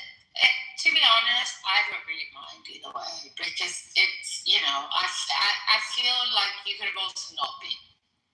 I mean, but there are some people where you just think, you know, you couldn't. But then also maybe that's your what's it called? Your niche. Hey, Bibi, are you Israeli? But I mean, it should only She's take Iranian. me like 2 minutes one-to-one to figure that out. She's Iranian living in. Well, she's pro regime change. She's in LA, this Bibi. But she's in London, I thought. Iranians in London? That's a fast stretch. LA, I could believe. Tel Aviv, really. No, I'm joking. I used to work with an Iranian Jew, actually. If she was in the United Kingdom, she was much more politically aware than this. She would have recognized the difference between China and South Korea. The other guy in the other room removed her because of, she said that it is related. You saying that Hassan is Korean? Isn't Hassan Chinese? He was from South Korea. She did not understand the difference between political. I thought he was Chinese. She's in LA. She's living in her life. Koreans are not political. She does not have any idea what's going on in the world. So Beaver, every time Trump is losing in the polls, he brings up somebody to try to assassinate him. I mean, and that rallies the MAGAs. I think that's a trick. Think about it, Beaver. I don't know. Yeah, but I wasn't happy with him about Epstein files. How he all of a sudden acted like he didn't care, like, you know, that wasn't part of his campaign. I know. That was wild to me. He's telling you, I know you dumb fucks really believe that, but it's the Democrats. They don't want to say that. We didn't say anything about Epstein file. You guys are out in your fucking head. I was like, are they really going to fall for that? If you say you're going to do something, you fucking do it. You don't just all of a sudden act like, what are you talking about? That's a hoax. Why are we talking about the Epstein file? Well, you said you would release it. You guys didn't believe Elon Musk when he said that Trump's in the Epstein file. Well, I mean, he's in the files, but I don't think he did anything wrong. Hey, he spoke about children. If I have to take a bet on if Trump did something wrong, knowing what I know about him, I would say he did something wrong. Well, okay, let me rephrase. Temptation.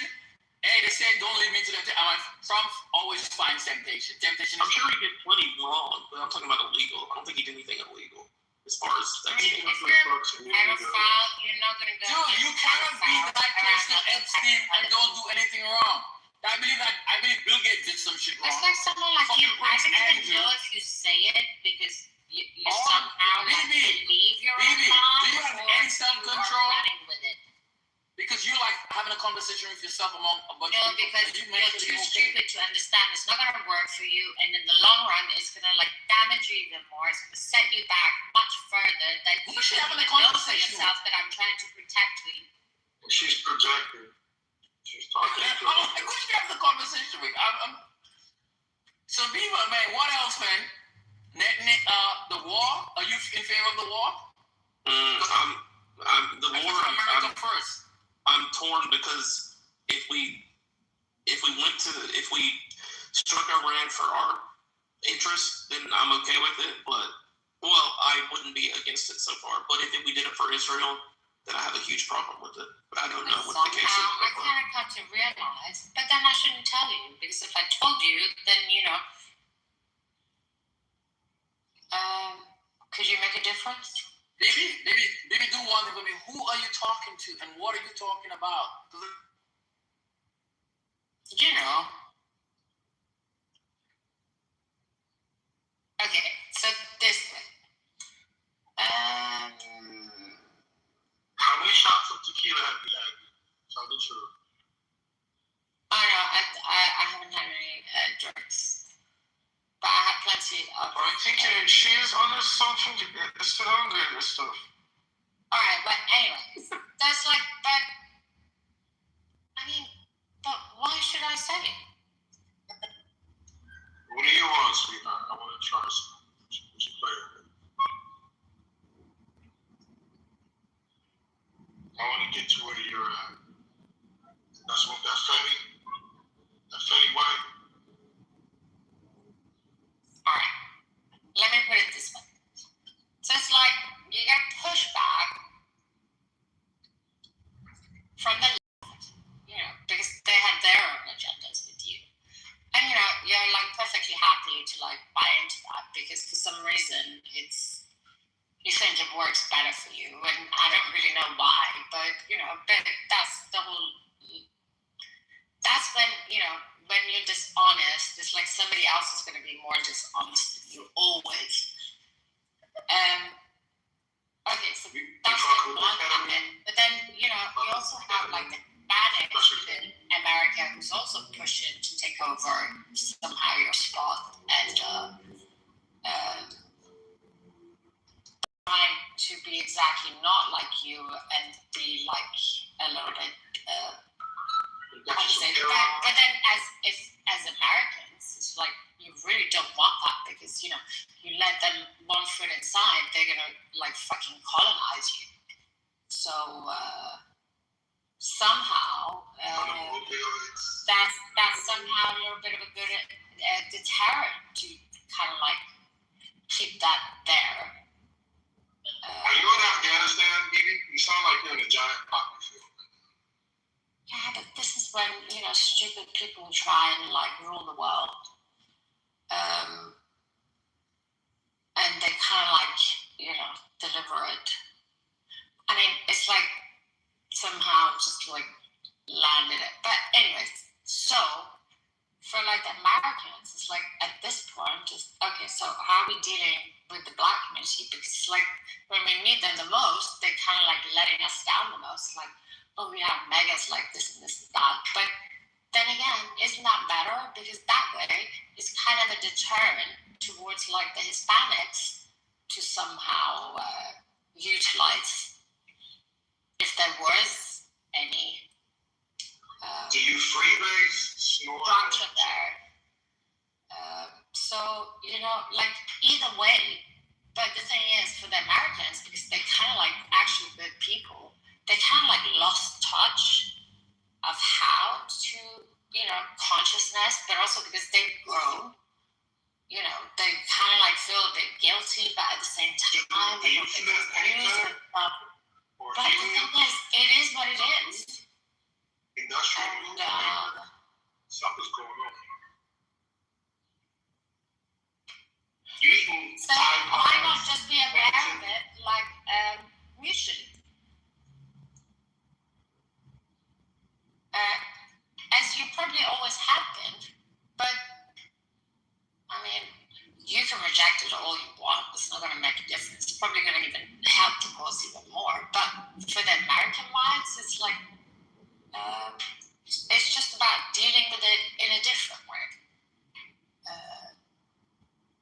And once you see it for what it is, and you stop like looking at it because you think it could be something else, it can be something else, but not necessarily what you need from it. And but then that's because you have good intentions. You were like, hang on a second, you know? We kind of like grew up together. We almost came here at the same time. Why are you like hindering us or trying to? But that also happens for a reason. Bibi, can I ask you a serious question, Bibi? But it's always the good intentions that will benefit. And it's always about.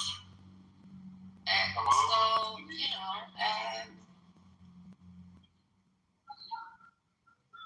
there's like, we're not bad people to each other.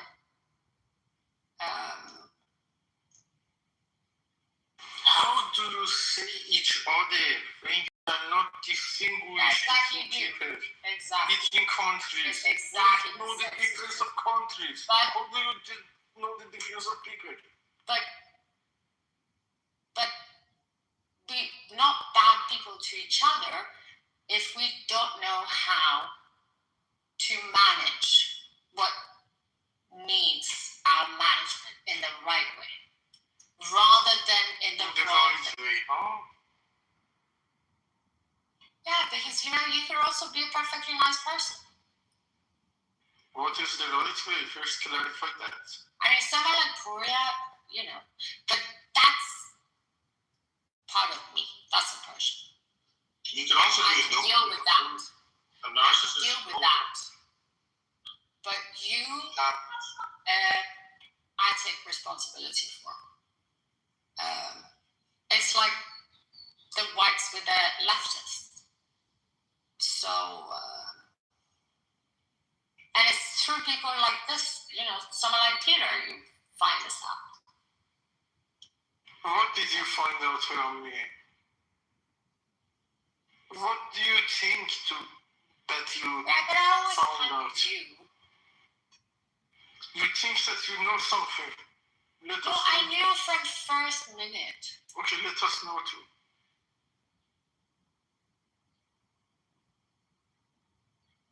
You have time to. But you didn't bother me. You annoyed me. You didn't bother me because I thought it's like, I mean, you know exactly that you and I are not the same.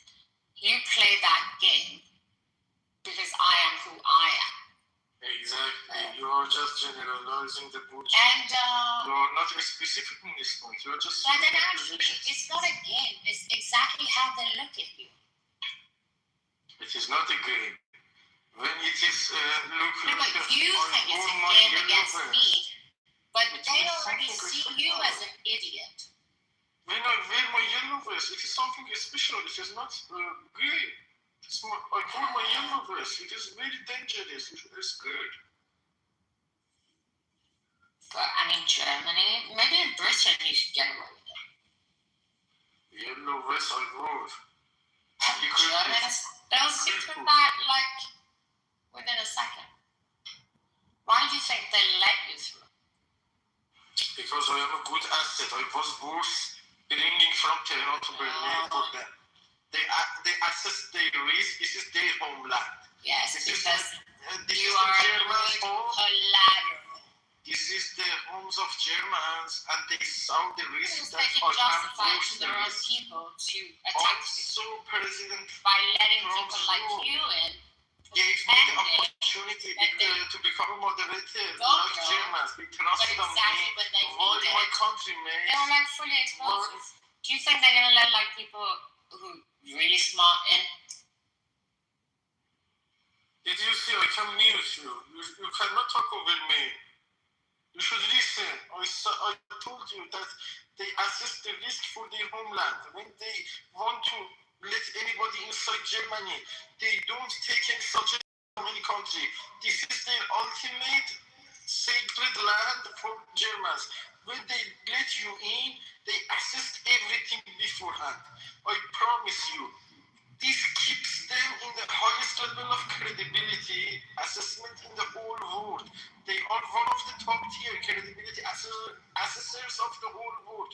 You want to question them, right? Just go and find out the difference between China and South Korea.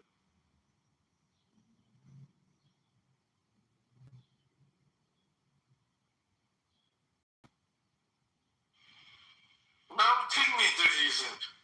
I told my part. You can continue from more. If I get silent, you can just bullshit blah blah. But if I start defending myself, you have no chance for reasoning. Bibi, how do you feel about white women that use drugs on Clubhouse? What's your opinion?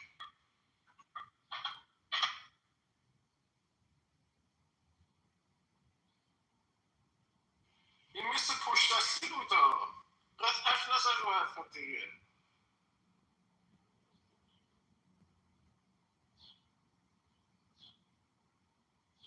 تو حرف نپر دیگه بگیر خیلی.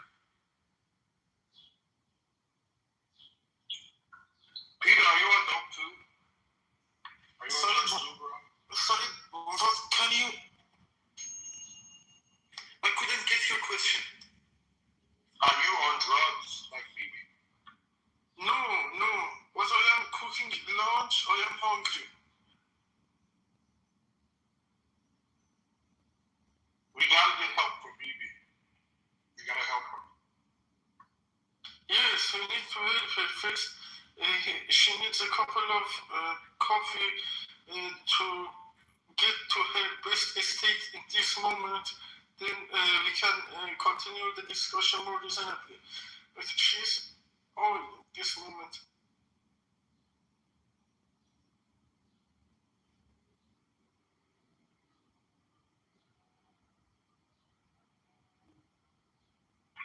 She doesn't like me because I tell the truth. I think that she has problems with a lot of people. We are not the only problem with her. She has problems.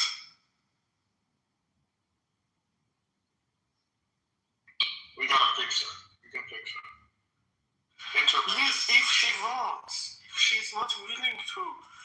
If she's insisting on this BS, we cannot do anything.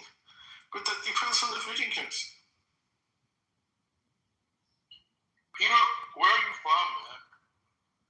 I am from Iran, Tehran, and currently living in Germany since 2023 October. Oh, wow. That's amazing. Thank you very much.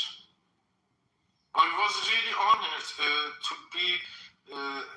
to deserve coming from Tehran to Berlin, and when they gave me the visa, that was the biggest moment for me to realize my value. That gave me some kind of confidence that, for example, when you see that they ask you to come and join us from Tehran to Berlin, this gave me some confidence. I'm not sure if I'm right or not, but this makes me sure that I have done something good in their eyes.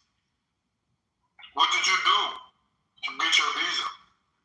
I studied civil engineering for bachelor. I studied masters of industrial management, and I was a PhD student in Iran. And in the PhD entrance exam, I had the 200th placement in the whole country. I had the experience in the field too, in the field of architecture.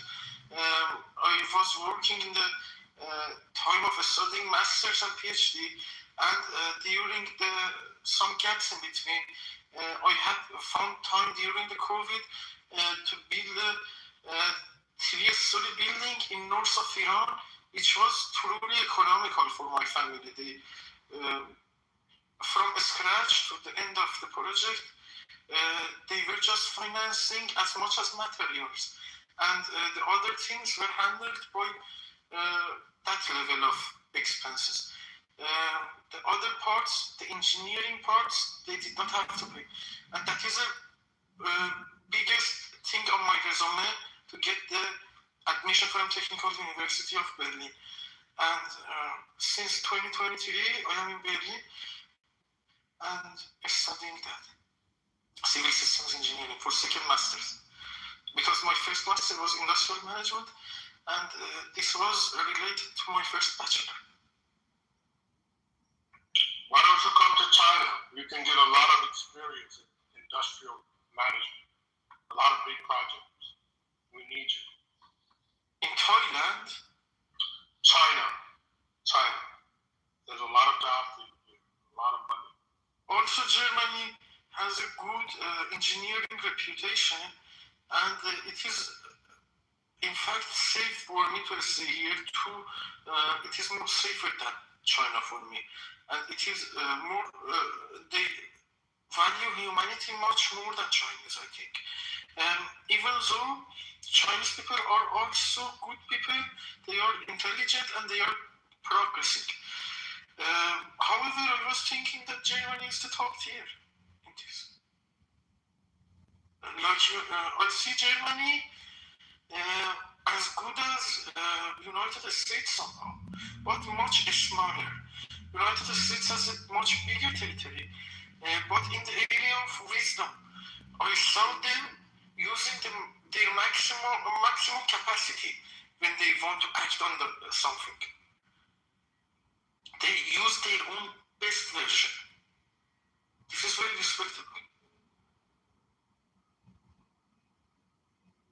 You're too political. You're thinking too much about politics. If you come to China, you have bigger projects, real industrial management projects to work on, the biggest in the world. I am one person. Something. I am one person, and I don't need that to be participant in the biggest project of the world. Yes, thank you, Mommy. So many opportunity in Germany too. Yes, I agree. You know? I agree. Yeah, even better than USA. Somehow they are equivalent because you can find also good opportunities in United States. If you are a good civil engineer, you can find opportunities there too. Yeah, I tell that because I live in Germany too. I think you know me or not. We were in the other rooms before. Did you remember? Yes, I know your profile, but when you said you know me, maybe in person, I was thinking. Yeah, we're talking in Farsi. Do we know each other in person? Because we don't have perfect photo. No. That's in Clubhouse. Yes, I am happy to.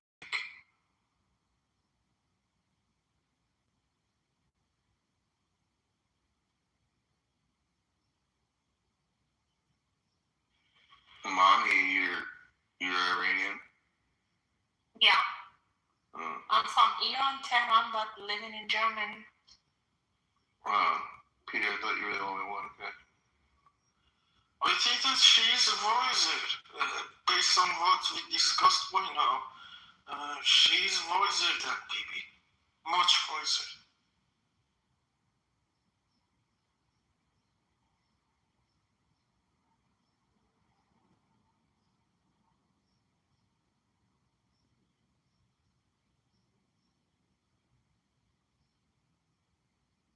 I think the smartest people in the world, many times they're like borderline retarded.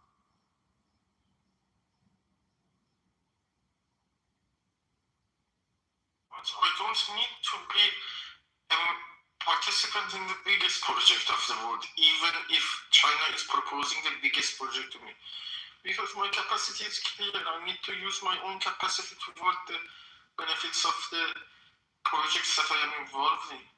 And Germany can provide that for me. And Germany is my choice. I choose here to stay. But I also don't have any problem.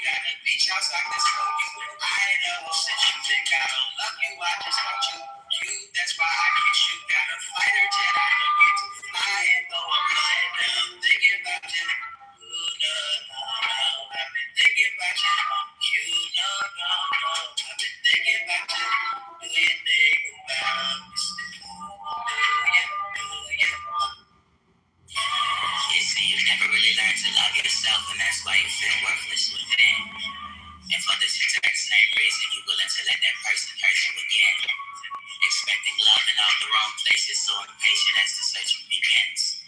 But you will never find sunshine until you open the curtains within. You heard you pretend time and time again, but things really haven't been the same. And every heartbreak leaves you even more broken, hoping that feelings change. How many tears have to trickle down your window pane before you realize that you need to invest in you? You do know that sometimes the things that hurt worse are what's best to do. Nobody likes to swim alone, but it's more difficult when you have to take breaths for two. In the ocean of life, when your love boat sinks, only you can rescue you. Only you can rescue you.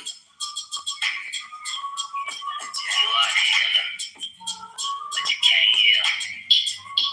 But you can't heal everybody. You try to force yourself into situations that you don't need to. Failing to realize that before you pour yourself into someone, they must first be a vessel to hold and receive you. Don't let your deceitful ego mislead you.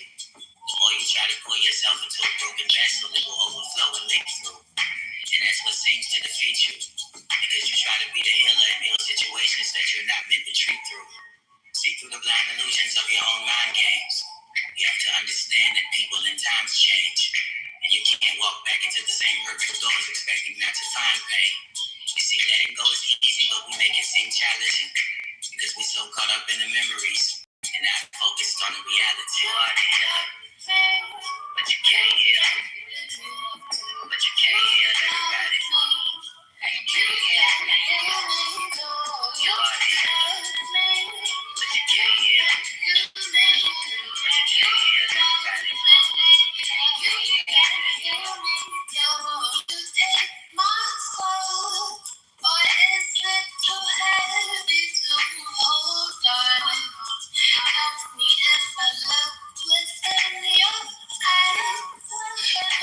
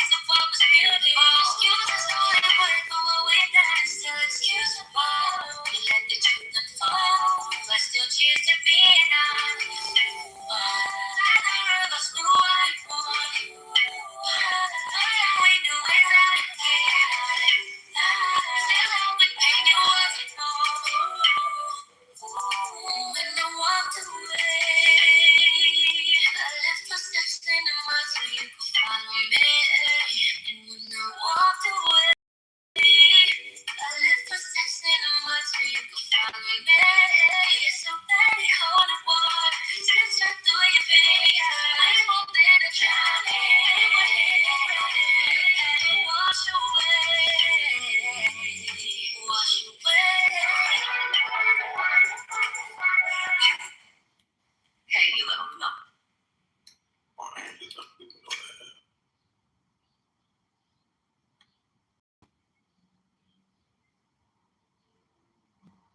My shit just cut out.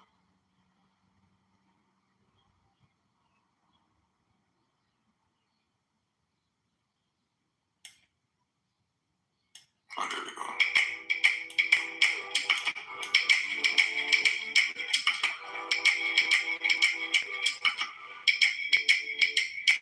Sipping my kombucha on a rooftop, smoking blue dream on my Kama Sutra. Life is but a dream for a dark-skinned bitch like me. Life gets dark when you're dark like me. Times get hard when a heart is big. Mouths get fed when your ass gets big. Count my sheep and I catch my Z's. I don't read y'all tweets, I delete y'all threads. Don't need weed to be 10 feet tall. I don't need keys when I knock down walls. Been pushing pieces, bathroom stalls. Why sell my soul when I know I'm God? We in the bag of the day, doing meditation, and the girl get up. You know I'm all invitation, for limitation, and the girl get up. So everything is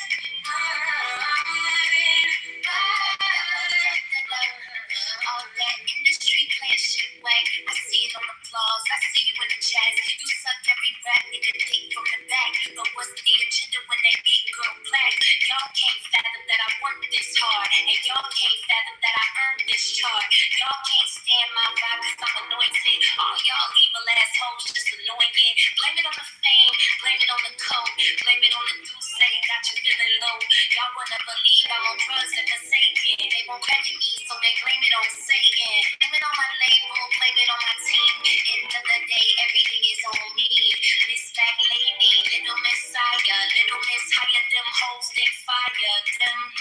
I be in the bag of the day, doing meditation, and the girl get up. You know I'm all reputation, for limitation, and the girl get up. So everything is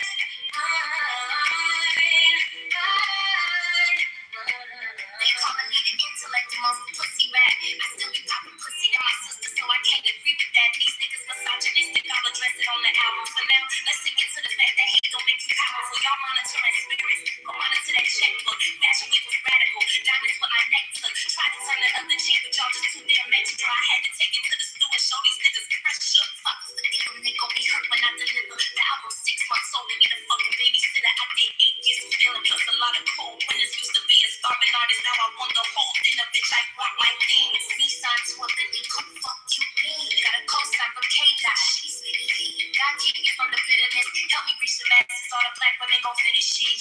I be in the bag of the day, doing meditation, and the girl get up. You know I'm all reputation, for limitation, and the girl get up. So everything is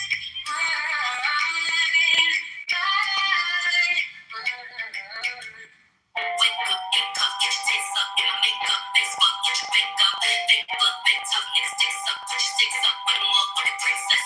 Bricks up, chicks up, put your dicks up, get your dicks up, put your motherfucking sticks up. Dicks up, that's tough, nigga pay up, get your rates up, with a motherfucking princess. She happy, kinda leave me started, you know, she cooler than a river, she get hotter than a summer. Take a trip out of Japan and I tsunami, holla, China, one and China, many China, holla, do hip hop, China, I'm the do hip hop, China, on the track, great shows. I don't know what type of motherfucking rap they doing, I'ma carry Bradshaw, put a back brace on. I can carry you bitches left for way too long. I'm a black bitch, purple hunt, stack chips, smoke a blunt. All the beef that gets smoked. I'm a real fly bitch, you a coach hoe. I'm a real white bitch, every close hoe. She was popping on it and she wanna post up. I got this bitch white face, you a close hoe. You a Gucci stand, standing a close hoe. Suck it up, stand in the shit with your chest. You bitches talking over phones like that just a bitch. I can't do bitches like you busy, I don't do it impressed. You the type of hoe to leave a bro to be impressed. You look a mess hoe, broke dick, got you looking real stressed hoe. Broke niggas ain't cut or bitch hoe. Stay up, stay up, stay blessed hoe. You need to wake up, get your tits up, get my makeup, face fuck, get your wake up. Big blood, big tough, niggas sticks up, put your sticks up, with a motherfucking princess. Rates up, chicks up, put your dicks up, get your dicks up, put your motherfucking sticks up. Dicks up, that's tough, nigga pay up, get your rates up, with a motherfucking. Put the motherfucking money in my motherfucking hands. I'm in Gucci in a bonnet, spinning motherfucking bands. I got hitters, I got fans, I got stands in the stands. Do they love her or they hate her? Either way, they spin advance. I can really give a damn, I can really give a fuck. Long ass, you ain't chase, no what's up, big so cheap, bitch, been C-O-E,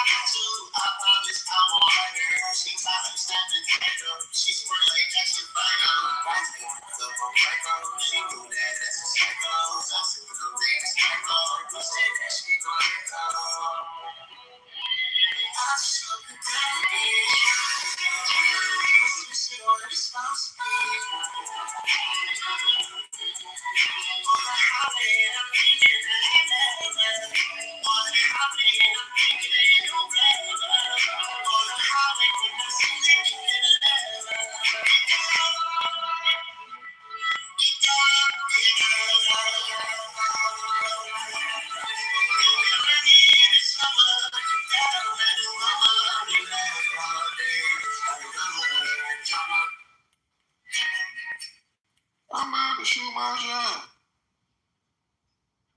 She love it. How is a see-through? So y'all left the club and came straight in here and just continue to club. This is Ratchet Sundays. Is that what happened, RJ? Is that what happened, bro? What you saying, That's bro? exactly what happened. It's 6:59. We shaking ass. What'd you say?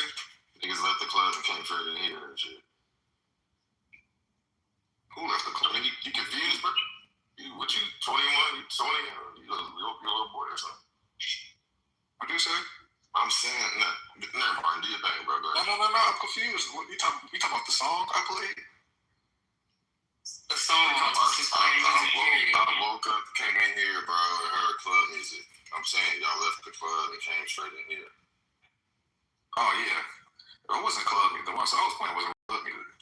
It was just vibes. Waking up music. You went to a lounge just to do nothing. Yeah, it's vibes. Dolce, I think it's vibes. Early waking up, getting to the bed. I think she's like getting you ready, to start your day type shit. I literally got out of bed and I'm like, okay, it's time to clean up. Sunday clean up. Gotta smoke first though. Word, I'm gonna join you. Yeah, I'm finna smoke too, bro. Just roll up. I'm working early on a Sunday morning. About to make some breakfast. I'm off today, so my grandma's birthday. Going to a potluck, so was speaking Spanish before I leave. I already got the oxtails and the warmer, like what? Make sure you bring some food in here when you get back. Now you can have no oxtails, they're too expensive. Man, listen. I'm offended that they put me in charge of the salad. I'm just like, what you mean bring salad? I could cook. I could be a range of things. You could bring the tuna salad, chicken salad, potato salad. Okay, but they have it like spaghetti, so I know it has to be like, Okay, yeah. A nice arugula salad, mixed green. Mixed greens with like the Chick-fil-A avocado ranch dressing. Y'all have like some tomatoes. Yeah, I definitely need some of that shit. Yeah. You know what? In the food box that I'll be getting, they send me like a food box with fresh produce and stuff in it like every week, right? So this time they send me like some arugula. Sometimes they send kale. They send collard greens. They just send 4 ears of corn with the leaf still on it and everything. They send like 2% milk, tuna, chicken in the can. Yo, and they be helpful because it came with onions and carrots, and the onions and carrots went into that crap.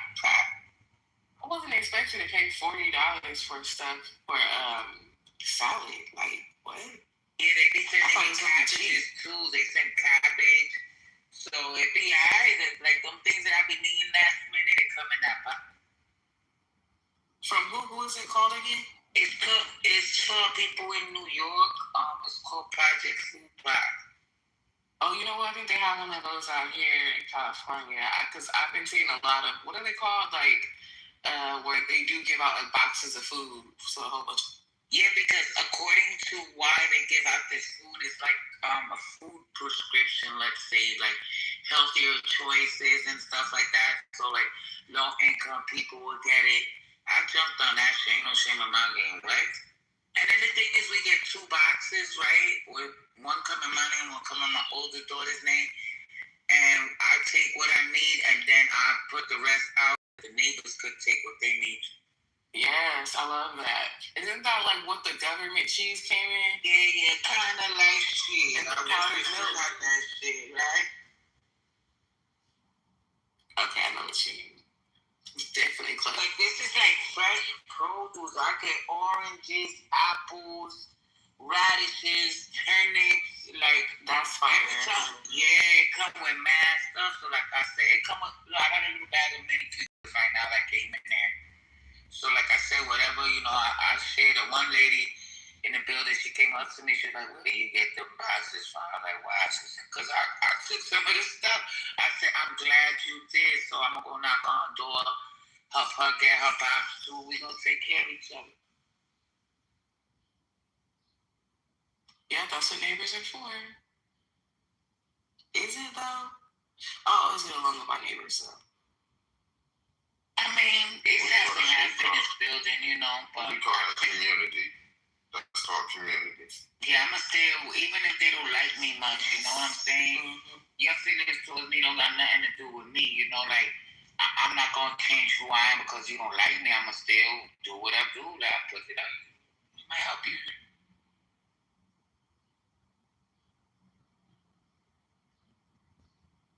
Even though the security guys, most of them are like, they don't even barely speak English, but I be like, look, Papa, it's a box with food you take home, okay? I love that. Yes. You know what? I hate my fucking security guards here. I think they end all fucking stealing our mail and shit. I caught one. I was at the gym, and one of the fucking security guards came in there and started lifting weights. I'm like, what are you doing? You're in uniform. You're still on duty. The fuck? That's why our shit is missing it. Now that's why we got cameras in the building, like in the lobby. I got the ring alarm, so I actually want to get a ring cam, but I heard that there was like hacking into people's shit, right? Well, mine is on my Wi-Fi. I mean, it's on my house door, so it's like. Oh, okay. You can't see much, but who coming in and shit. Yeah, I don't have it like linked up to the cloud or anything like that. What I did do though was put like one of them little SD cards in it with hold a lot of memory for just in case purposes. And then I got the app and it got motion detector, so I could go back into the dates like last year, 2 years ago, and I could still see. I love that. You know what? My apartment's just installed these doorknobs. It's like, and then we have to like use an app to get into the house, get into the building. I actually do not like that at all. Me either. And they like, every time we like do unlock the door with the app or with the code, it takes a picture of us. It's just like, bro, in worst case scenario, and they're saying like, oh, like if things go out, then it should still work because it's like battery operated. But it's just like, bro, I don't want to be locked out of my house. And they didn't give us a balcony. Or locked in. Yes. Shit, I got a balcony. I can hop off. Yeah. How many floors now we talking about? Shit, I'm on the second floor. Not too bad. Okay. Not too bad. Yeah, okay. I'm about to say second, I can do that. Maybe third. Better have that rope. It's only 4 floors. One of them rope ladders ready. Shit. But that type of stuff, like, I don't really trust it, man. We got too many hackers out here now, like, Exactly. All this shit.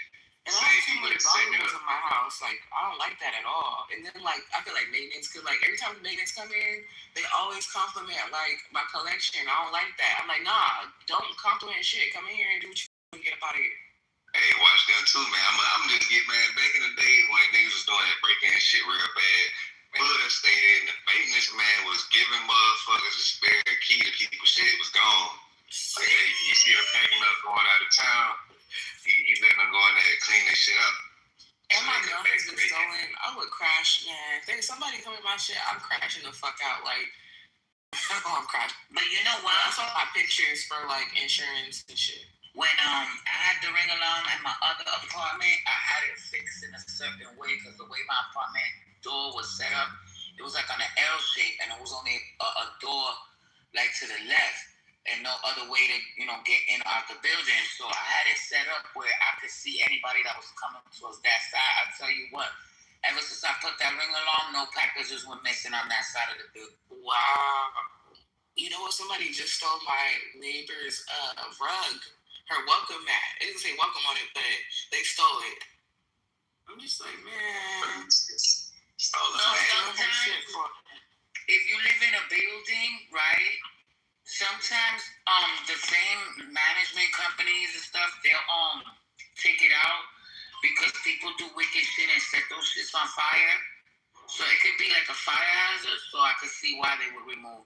No, it was a random person because everybody else on the floor's mat was okay, but hers was really nice. It was like super artsy. Well, damn. And she went to go take out the trash and seen it in the trash. No. Oh, they threw that shit in the trash. You were in the trash and just like, why?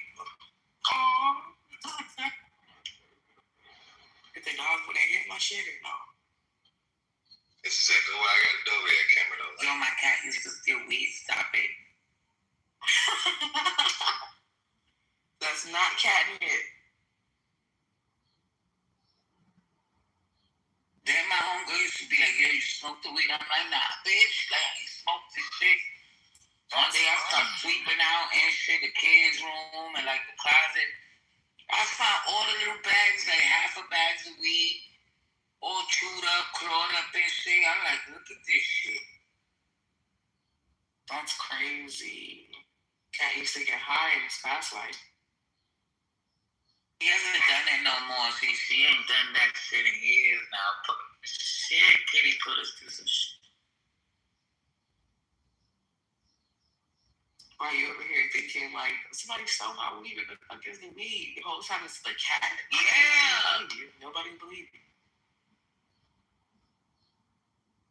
Look, one time these torches are so clutch. Like I love a good torch.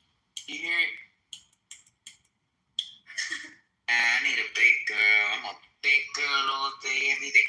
As a matter of fact, I catch the bodegas when they open in a fresh case of bigs, and I'll be like, give me them 3, because every big pack comes with like the 3 with, they're different, so I'll be like, nah, give me the 3 ones that come special. Why? Because in that way I know my lighter. People love stealing light. It don't even be on purpose sometimes. Like, I'll be like, we all on the roto. I just somehow walk off with the lighter. It don't be on purpose. That's why I got a leash, man. I ain't lost a lighter since I bought this mug. A leash? That's a good one. Motherfuckers will not, they'll just sit there and be talking to you with their shit, with your shit in their hand. Next thing you know, it's gone. So, like, nah, I'm trying to replace the lighters. And then my sofa eats all the lighters, too. But it's like these, it's like a little handheld, torch. And then when you're outside and you gotta light it, like, the wind could blow all it won't.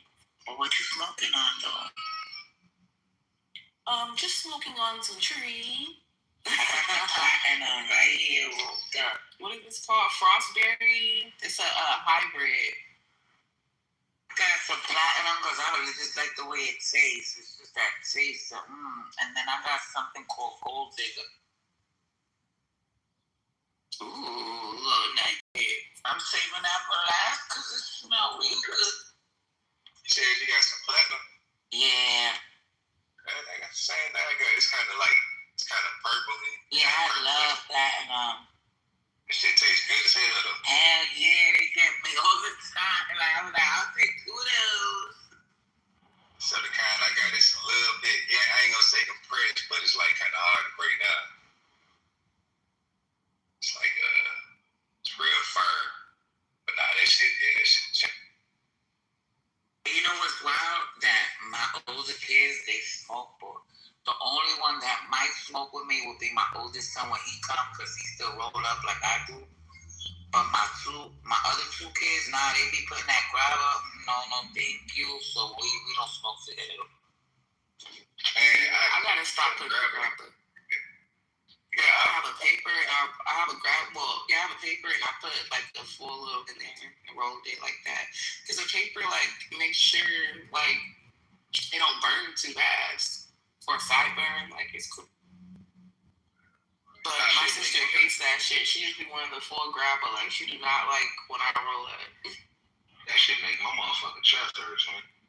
Yeah, it's like, I mean, it make the blood burn better, but I don't know, man. Sometimes, I guess when you put too much, the motherfucker put too much in it. That shit tastes like a stale Marlboro or something, like, ugh. Shit, my New York cousins, though, back in the day, we first started smoking, they used to buy the whole leaf, roll that shit straight in the okay, fine. So, like, if you rolling it up in the leaf, I could do that. You know what I'm saying? Because it don't taste like a backwood. Backwood's is nasty as fuck, too. And how you smoke a backwood and still throw gravel in this shit? That don't make no sense. I'm like, nigga, you got titanium lungs, bro. Yeah, you smoking gravel in a backwood. Oh my God. Hold on, you talking about roll the backwood and then put some funnel in it? Yeah. Oh my God. Niggas might as well smoke it straight up backwood. See, I got my rituals, right? Usually, when I'm gonna roll, I light my cigarette first while I'm rolling, and then I'm gonna smoke my blunt. But I cannot smoke a cigarette after I smoke the blunt. It tastes bad. Hey, bro, them motherfucking J's rolled in that straight fronto leaf, boy, them motherfuckers hit hard as shit, too. Like, I'm telling you, that's barely stand up and shit. High is a motherfucker. Fonto, I ain't gonna lie to you, it's good ass. Yeah, it's good ass. But Fonto, I ain't did shit in years, though. Only thing about it, like, the way it come, you know what I'm saying? Like, you gotta unravel the shit and all that. You gotta unball it. And like, put a little square out that shit. Paper mache. Yeah. My folks had the spot that had the straight joints. Like, that joint wasn't even all fucked up and crumpled like that. That motherfucker was pretty straight. Yeah, but it had mean ass veins in that motherfucker. Oh, like vicious about the thing. Yeah, but whose idea was it to take the leaf and dehydrate the shit and crumble it up and put it in your... You put the lime in the coconut. So, I don't know. That's a good question. That's some East Coast shit. That shit. Yeah, I think New York originated that shit. That's why I get New York is like Jamaican people and Caribbean people. But okay, when I used to roll with the Yardies back in the days and they pulled out the Fonto, that's all it was. It was a Fonto and mad weed, and then it was rolled into like a little baseball bat, what we called it. It wasn't no extra activity. Hey, y'all still smoking? Y'all still fuck with them Capones up there in DC? I ain't never fucked with them guns, but yeah, people be smoking them guns. Honestly, that shit like a little ass cigar, bro. I don't understand that. I ain't gonna lie, they roll good with some weed. Like, I ain't gonna smoke much straight up. Like, I think good with you can re-roll a Capone? Yeah, but they got leaf though. They got leaves too. Oh, all right, I'm about to say, because if you re-roll a Capone, boy, that J skinny as a motherfucker. I did that shit. I'm thinking I was doing right. I'm like, damn, so they just smoke these shit. Now they roll these bitches. If I was desperate, I could see like freaking it and massaging all the tobacco out of it and stuff. Yeah, you can stuff it. It's true. Yeah.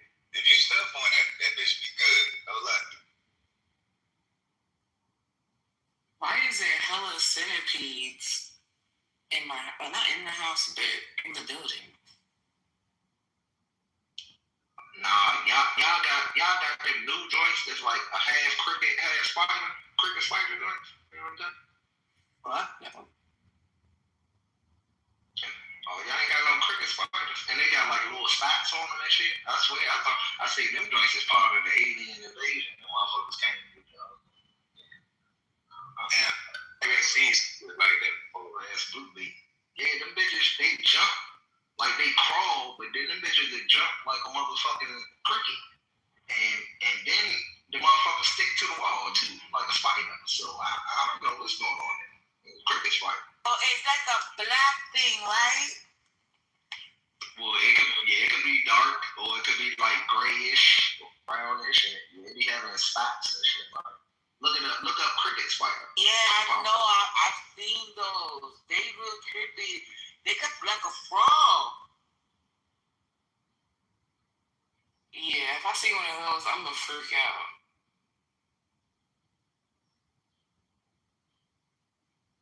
Okay, so I've never looked them up. Yeah, I've probably seen them for like maybe the past 5 years plus or some shit like that. They're called camel crickets. I see that now. So yeah, when I used to do cable, like I said, the girls went them usually be under people's houses and shit. Like you don't see them nowhere outside, but they'll be underground down there. Yeah, that shit do look crazy. They don't do nothing though. Like they ain't gonna do nothing but ride for you. You don't want them on you though. That shit look. You said it's called a cable cricket? Camel cricket spider. Yeah, if you type in cricket spider, that motherfucker pop right up. They know what the fuck I was talking about. Oh my gosh. Oh my gosh. Nah, this is terrifying. You ain't never seen one of them, right? I'm in California. We don't have shit like that out here. When I used to do cable out here, like you might go into somebody's house, they might have 1,000 of them shits under there, but you don't see them nowhere outside though. Oh. Like they only go in like dark underground places. Yeah, my kids were scared as shit first time they seen one of them motherfuckers. I was scared as shit when I seen a potato bug for the first time. Not a potato bug. I was like, oh my gosh. Yeah, that joint fucked me up though, because I thought it was a spider first time I seen the joint, because it was crawling. Then I got close to the joint, trying to capture the joint like a Pokemon and release that joint outside. That motherfucker jumped on me. I was like, oh, fuck. I said, this motherfucker cricket too, goddamn it. What the fuck going on? So they bite? Because spiders bite. So they bite niggas? Nah, they don't bite. Them joint don't do nothing. They do, well, I ain't gonna say they don't bite. Shit, like they eat like fabric and shit. So like if you start seeing holes and shit at the bottom of your curtains and shit like that, you probably got something to bring the curtains where you notice that they eat shit. They don't make no noise or shit like that. Like regular cricket. That's running eggs and no shit. That's too much. That's going too far.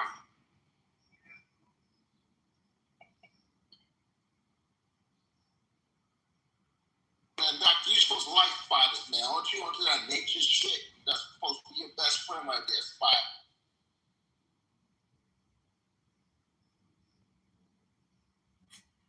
I would set a spider on fire. No, that's kind of. What? Yeah, that's kind of low. Alright, cool. I haven't done it in a long time, man. I bet I was lady I thought that was ladybugs and crickets. Let me just I'm always setting some shit on fire. I ain't gonna hold you. I used to be like that as a kid. Oh my god. Me too. And I got even more access. Like, come on, look at this fucking torch, dog. Like, come on. With me with a magnifying glass and up with the door. Yes, hell yeah. And I used to really set shit on fire. Like, I set the trash can on fire in middle school.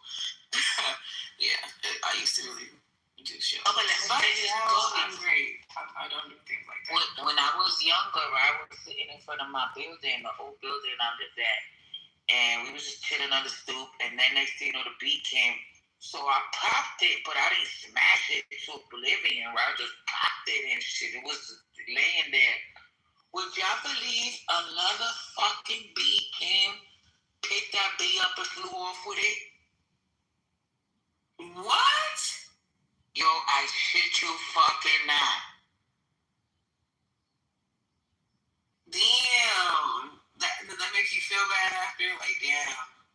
Nah, like, so then, boom, years later, I was helping my sister-in-law, like, recycle the cans at the machines and shit. And it's usually, like, a lot of bees be in that spot. So I'm there, I feel this burning sensation in my leg. I'm like, what the fuck is burning me? I looked, that was a bee stinging my ass. But then after that incident happened, I guess we made amends because the bees started walking on me after that. Like, and the minute I go outside, I shit you fucking not, the bees are gonna come out. Man, it's crazy. I used to hate bees as a kid, man. Like, I remember I was in school, like 5th grade, I'm in the hallway cracking jokes, laughing, bullshitting around and shit. You know what I'm saying? Next thing you know, a fucking bee flew in my shirt. When I tell you I went crazy in that motherfucker, then by the time I got done, like, shit, I done tore my whole shirt up. I'm a little skinny ass kid. I done tore my shirt up and shit. Ran down the hallway thinking the shit was stuck in my bag. Shit. And I ain't gonna lie, man. They down there had to, get therapy for me after that shit. Damn. I ain't gonna lie, man. All them bugs was taking my head and shit. Yeah, I had a whole fucking panic attack in that motherfucker. Once I started, like my walk started getting, different. I started changing my thoughts and, really got into the healing game. I noticed that I started getting visited by all kind of insects, but most of them were bees because, honey heals a lot of things, right? So I had this wooden stick in my old window, and there was 2 bees, the carpenter bees, right? I learned a lot from watching bees too, because I'm weird like that. So I was sitting in the window, just watch the one bee dig a hole in the wood stick. It turns out that's the female. The male carpenter bees, and pretty much most of the bees, the males don't attack. It be the females, because they just protect it like that. But she dug that little hole in the wood to lay her little larvae and shit, and he would come, fly around. But I let them be. And it's funny, right? Pun intended. And there were times I would sit in the window, I'd be eating something, and they would just come, land on my plate. I'd be like, look at this, but I fuck with the bees heavy now. Like, I'll be like, don't kill the bees. Like, I try to put stuff like flowers in certain places so they can still eat, because without them bees, it's over for us. Exactly. Nowadays, like when I'm in the pool, I always see a bee in the pool, so I take it out the pool to look like, they stop drowning and like moving their little feet. I'm like, I just saved a bee. Because they're in there drinking water, right? And they get stuck or what?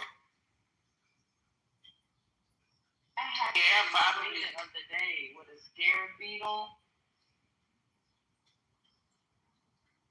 Say that again, Lynn?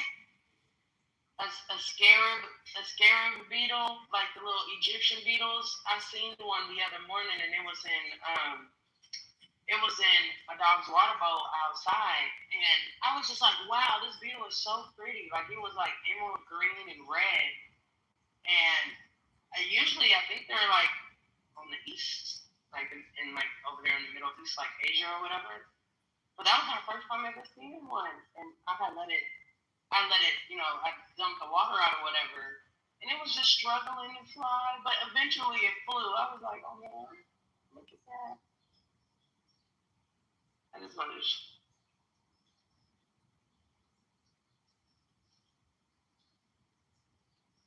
Nature is a beautiful thing.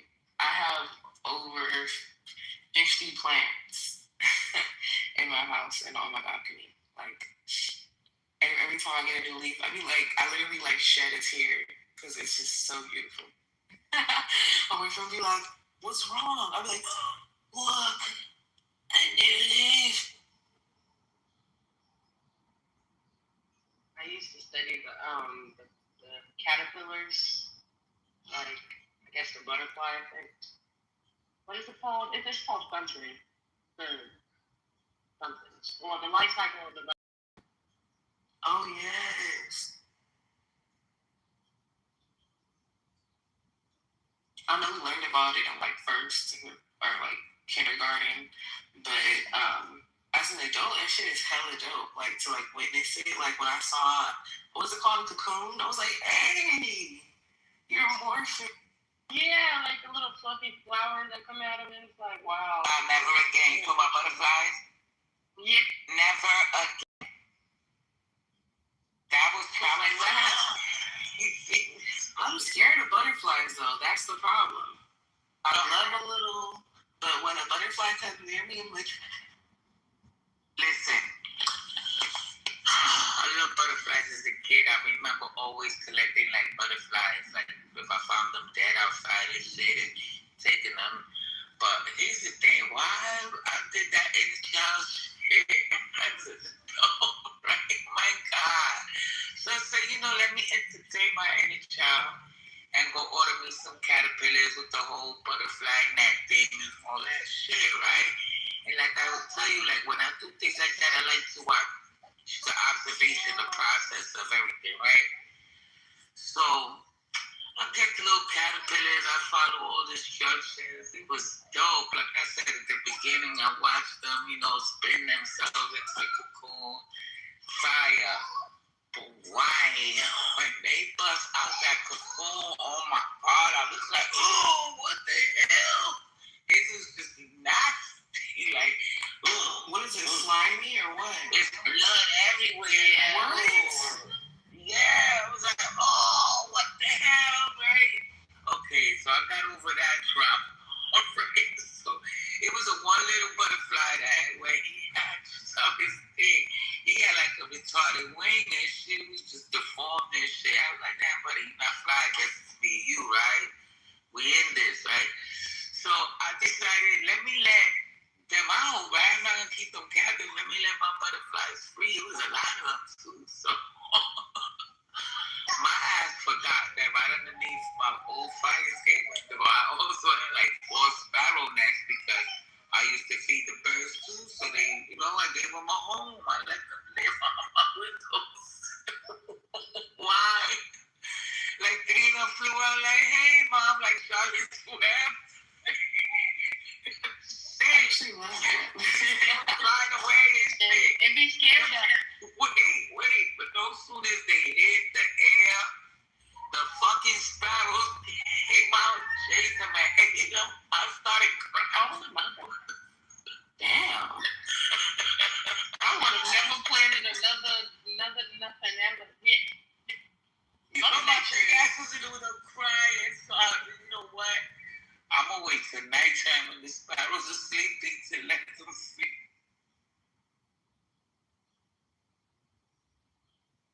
I said never again. This was too much for me.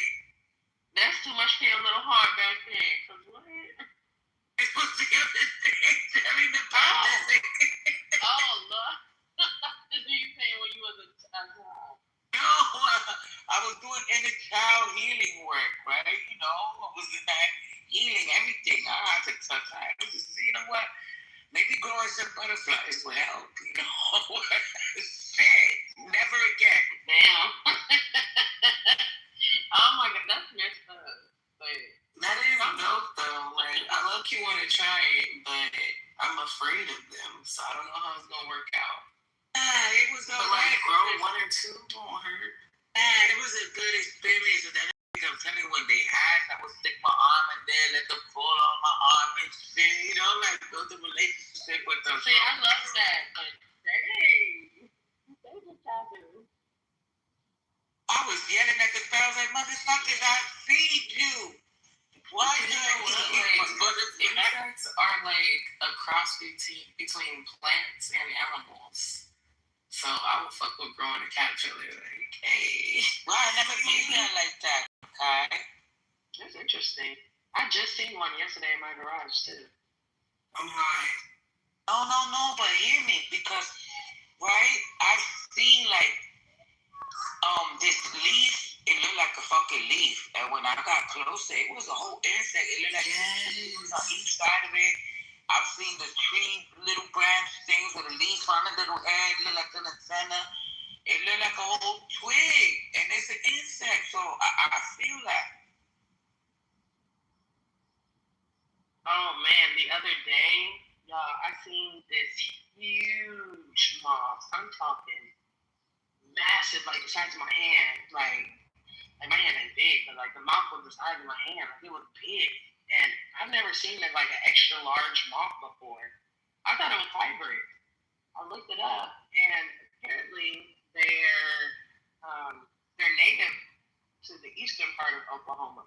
But have y'all seen just like I'm talking bigger than monarch butterflies moths? Like, these moths are huge. It was so beautiful too. I used to be scared of moths growing up, but now I just let. PTR, this is me and some of my plants.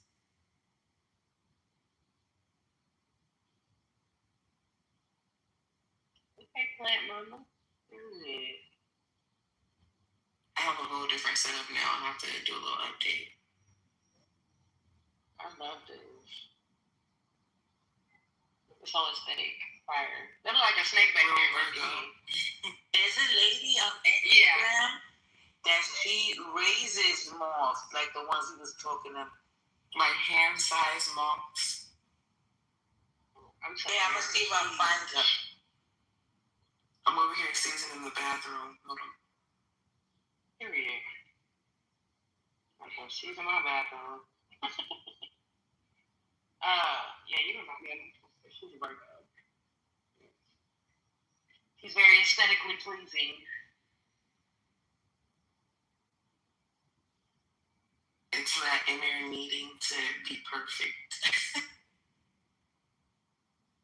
So funny because it's like y'all just be in your own little bubble, your own little aesthetic bubble. Hell yeah. Just see me as a Cancer, I be in my own little aesthetic bubble. Like I literally love Cancers and Capricorn. Yup, see?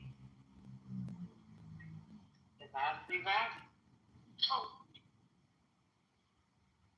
I cannot believe my baby is 1 year old. Libra.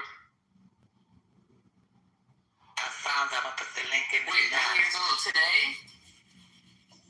Nah, she turned 1 last month, but I'm just still like mesmerized. Look at the link here. I'm gonna check it out, Bobby. I'm looking at it right now. See, if I knew, like, people actually do that, I would have like seen a picture of it. It was just chilling on my window. It was like one day I just went outside to go check and put Emmy down for a nap, and it was just sitting on the window. Yes, oh, so pretty.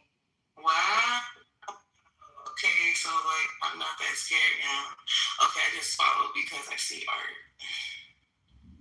Oh wow, the green. Oh my gosh, oh, this is yeah, see, and it's like amazing. I right? Put my little finger out and like have it follow my finger.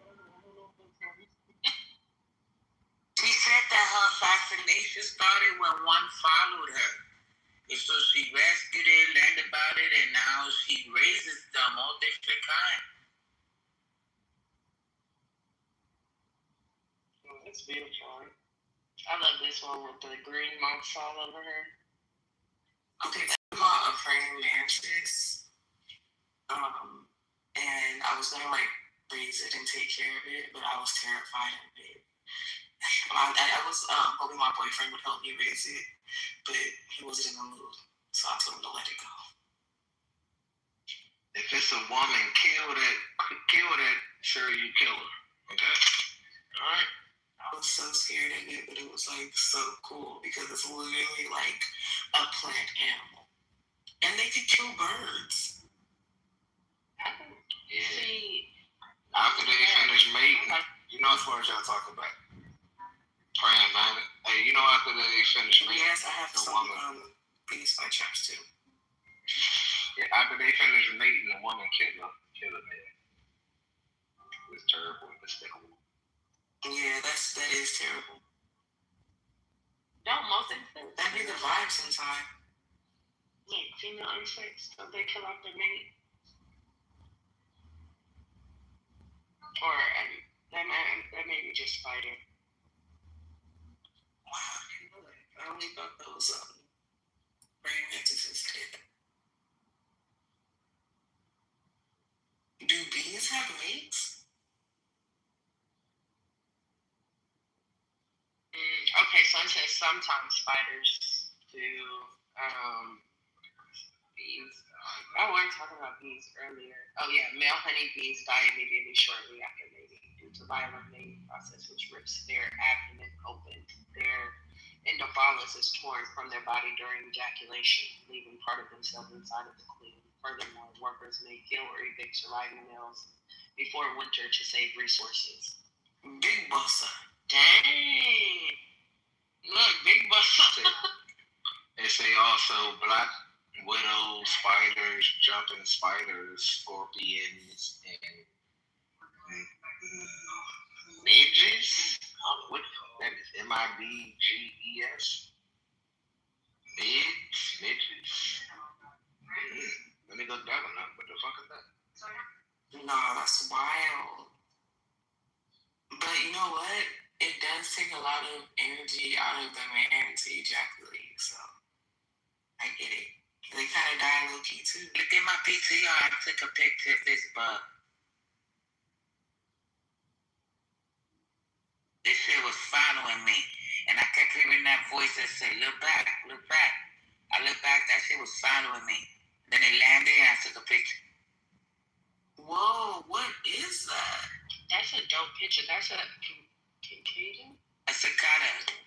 Cicada. Oh, they make noises? What the fuck am I listening? Don't people eat those? Yeah, a cicada. But look at that. It looks like it got a whole face like a king, right? Terrifying. Them gonna be ugly as shit doing they mating season, and they be everywhere. them gonna be having them big ass red eyeballs. No, I remember them motherfuckers come out mating. What's like every 17 years or some shit like that. That shit be crazy, son. They be every. This pattern is fire though. I ain't even gonna cap. Like I don't know. That's what usually I look at when it comes to insects. Is that they look at that angle. I think she had another angle of it that I caught.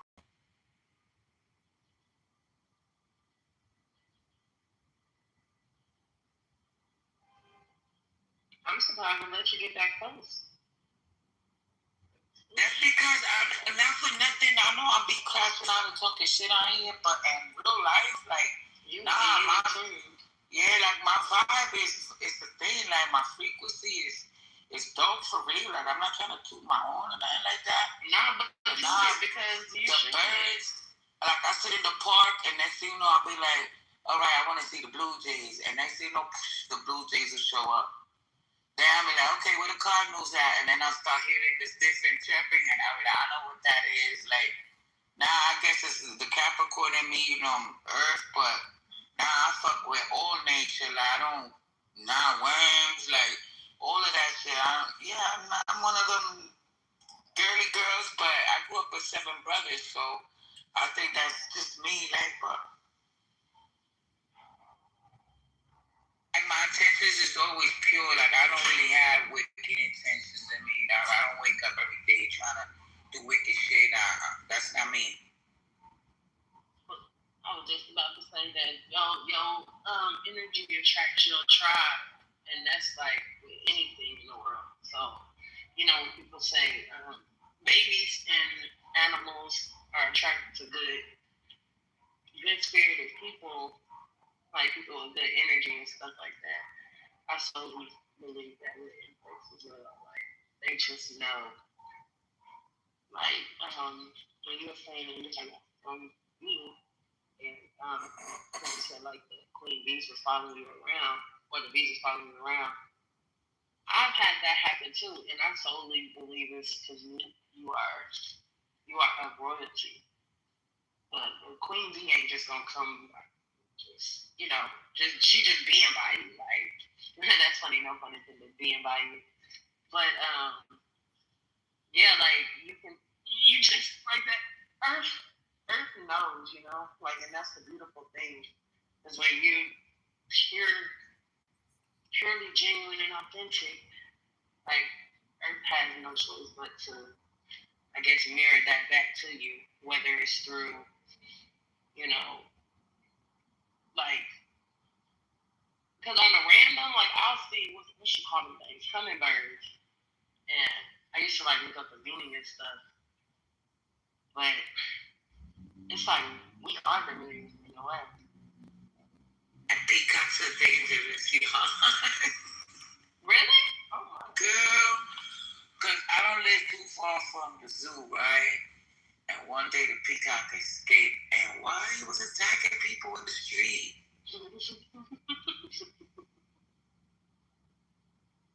I'm sorry, peacocks are funny. I think I got a picture of it in the tree when it landed in the garden too. I got a picture of it. Peacocks remind me of Prince. Actually, they remind me of Prince. They just... What, Purple Rain? Chest out, bold. Yeah, chest out, bold. Don't talk to me unless I... That's the dandy. You know about the dandies, right? And the race, the 9 archetypes. Educate me. Girl, in the book The Art of Seduction, it talks about these 9 different archetypes. I like to recommend like people read things like that because they see, I read shit like that and I sit and I listen to people talk in these rooms. I'll be like, yeah, that motherfucker right there. They give that. So that's why I must read people by how they speak too, or how they dress. Prince was a dandy. That means his style, his flamboyancy is what really attracted the people. Like, yeah, I should figure it out because that way you know what type of people you're dealing with too. See, I'm gonna check that book out. And I think The Art of War. That's the one I read. The Art of War. I need to read The Art of Seduction.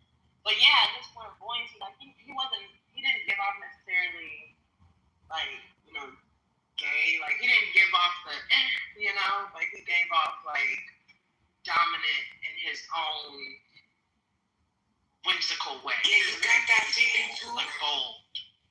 Yeah. And the people I think are attracted to that because they see the light in which they, how can I put this? They see what Prince is doing, but it's something that they will probably never have the balls to do. Like exude that energy. Like, I mean, I guess dude was wearing 10-inch heels and, doing X, Y, Z. Ain't no man just bold enough to do that back then. I mean, yeah, probably not today, but he did it, That's Prince.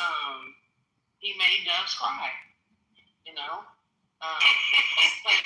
what it's like? It's just that energy, Like Mike Jack had that energy where he turned to the left and had people passing out. Like, that's crazy. Most people died. Oh, I didn't know they died. They lost their life. He turned left, half the stadium fucking died. He turned right, half the stadium fucking died like a Thanos snap. Follow the end.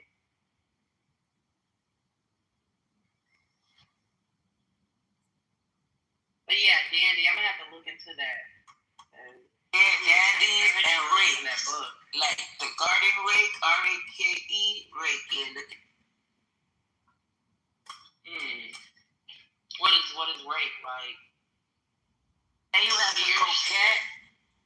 The coquette. Let me get a link just so that you can get like a brief summary of like what the 9 archetypes are. You're gonna be like, oh shit, my Uncle Earl was like that. Like, I don't know who got an uncle named Earl, but yeah. Everybody got us Earl. Everybody got us Earl. Is he built like the owl?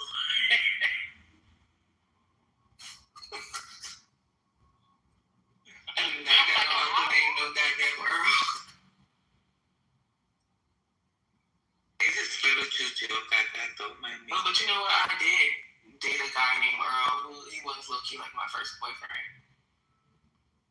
You know, when I say built like an owl, they be having like the broader shoulders and skinnier bottom type of Yeah, that was him. He had a little bird chest too. He was skinny and tall. See? So yeah, you know, I've been thinking about him. Where Earl at? I'm just like, Earl gonna pop up on your algorithm now. That'll be crazy. I got him there.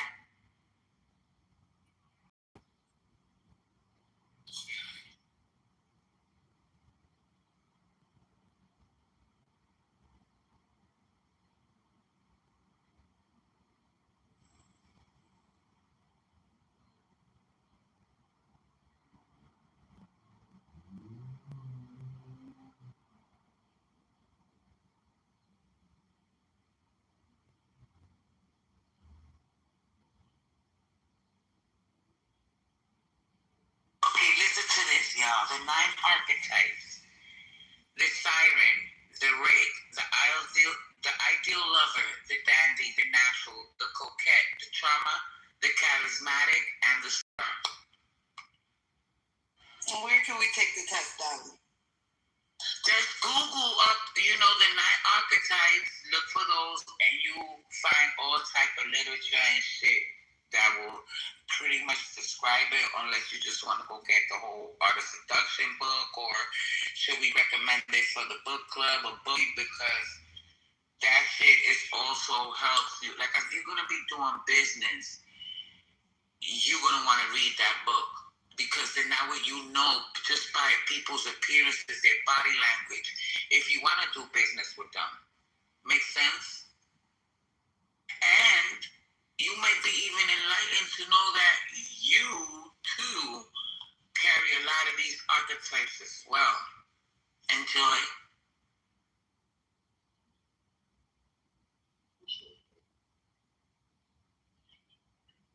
I'm reading The Alchemist right now. That book made me cry. Which one? The Art of Seduction? The Alchemist. Oh, The Alchemist. Yeah, I'm still on chapter 2. It is. I'm taking my time with it. I feel like it would be one of those books, so you just come back to at the right, you know. But every chapter, I feel like has like relates to one's life in a way. Goddess, you know what's a good book too to read? The Kabbalion. I don't know if you ever read it. You know, Lisa used to talk about that a lot. Yeah, it teaches you like it teaches you the hermetic principles. Like it's a really good book. I have a book on that, or a PDF on that. Look, we can do book club back cracking. Nice. This is just me and Dorje.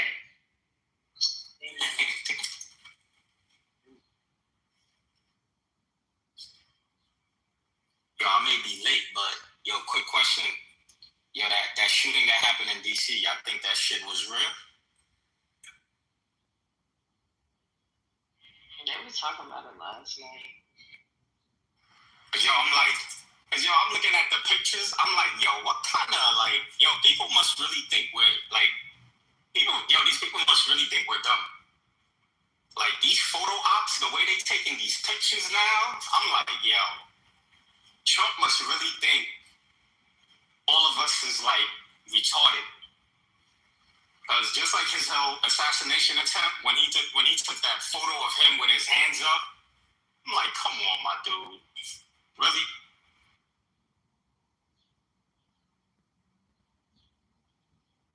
And then the alleged shooter is still living?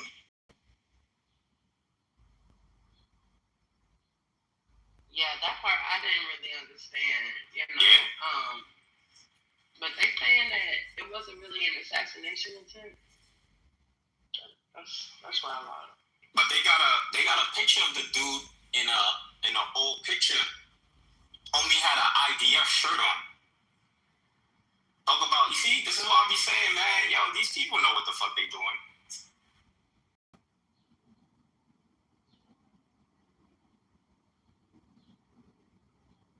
The question is, what are they distracting us from?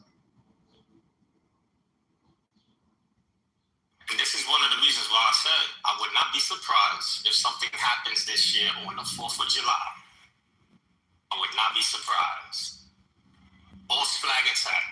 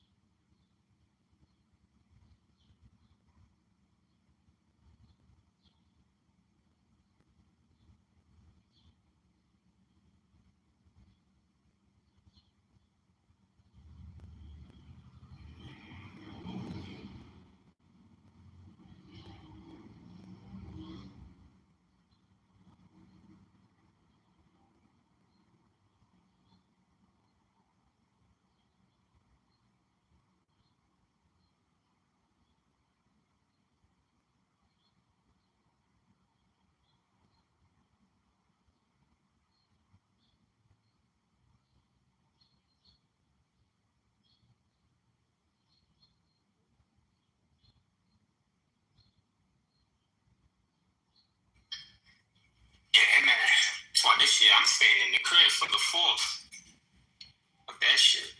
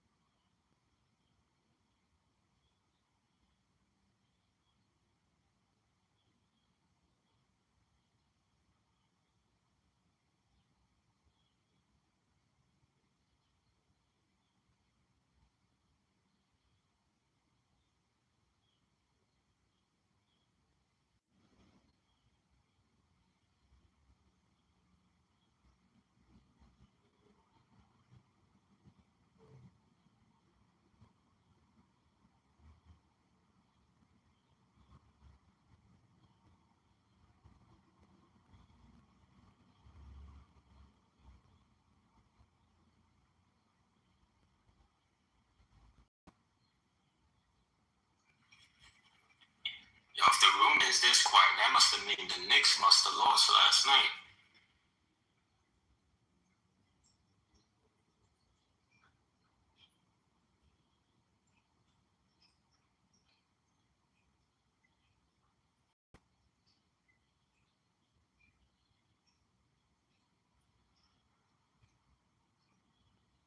Everybody just got busy at the same time.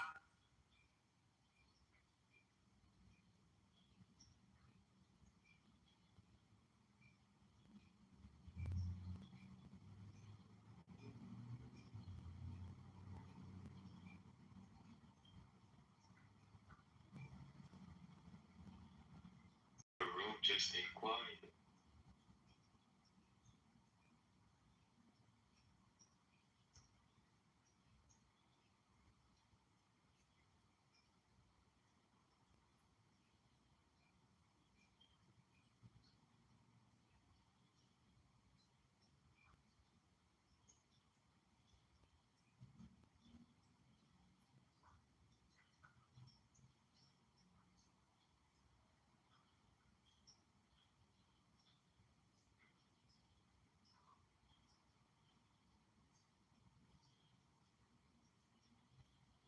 I understand. I think we done ran everybody away.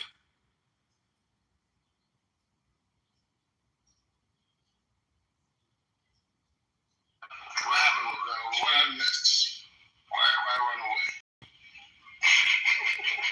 They wasn't sharing your drink, Cisco. I don't work. I don't be drinking, but I don't work. Once I pop in and pop out, it's been like this all morning. I had a little conversation with Norris. No chaos today. So, you know what it is.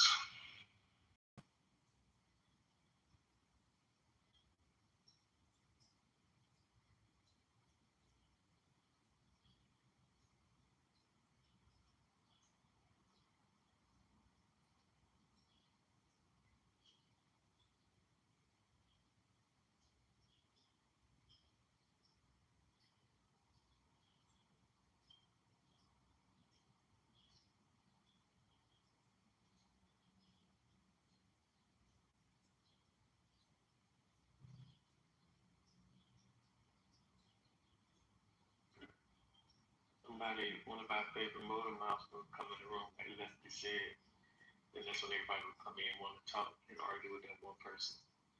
If RJ come in the room right now and start talking, I put money. If everybody come in, like, and nigga might have like 20 minutes. I mean, he might 15, 20 minutes. Or somebody try to shut him down.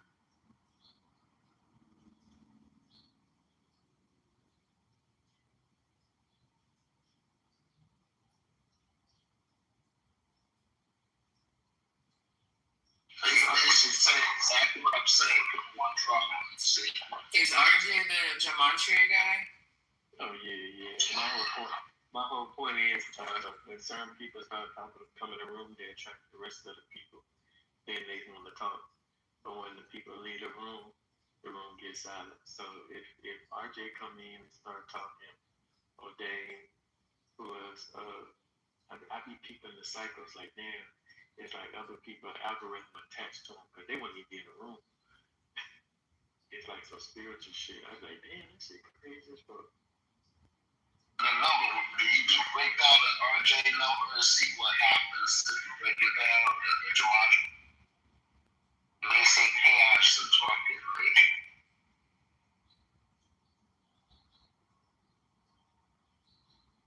Unfortunately, I've been wanting to hear about the shit. I always got Gematria question. I'll be on my shit now, man. You see, that's what I'm saying. That's influence. Because I be saying that I studied a guy who shot the president yesterday and see if I can see any connections. I couldn't find nothing. So now I gotta do a deeper dive.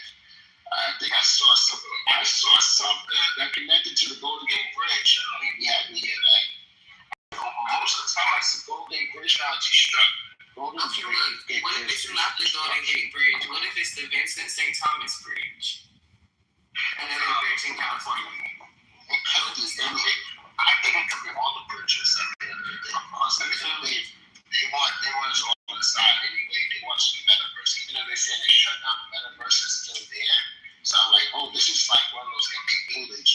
They made that shit waste of money to when we have to use it. So if they knock all the bridges down, close the airports, what we're gonna do? We have to go to the metaverse, you know. But I heard that Facebook gives people the metaverse algorithm. So yeah, that shit. They're gonna put us in a fucking metaverse at any means necessary.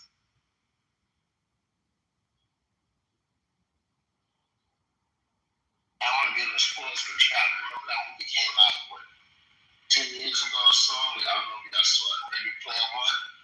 And let's put that movie out for oh yeah, I've seen that movie before.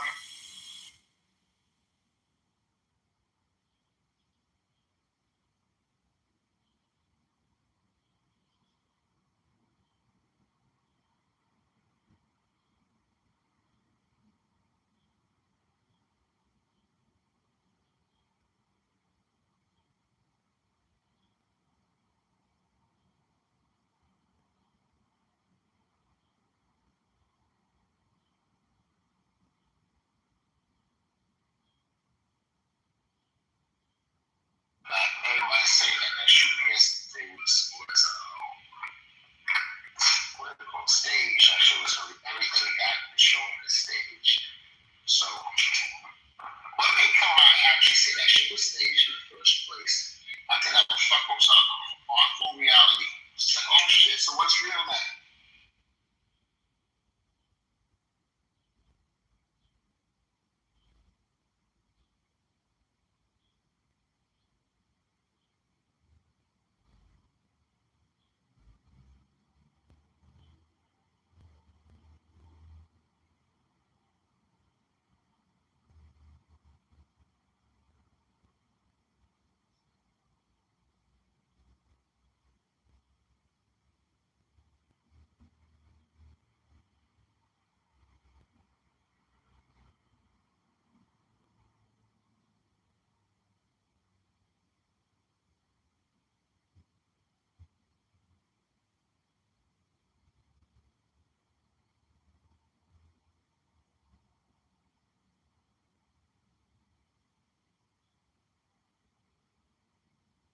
Even folks over here in Asia, they said that shit was staged. I died that.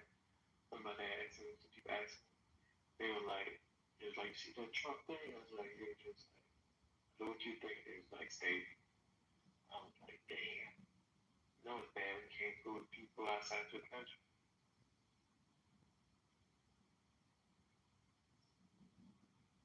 The fact that this is like what this is the past 2 years, before we usually never see nobody get a thing like this.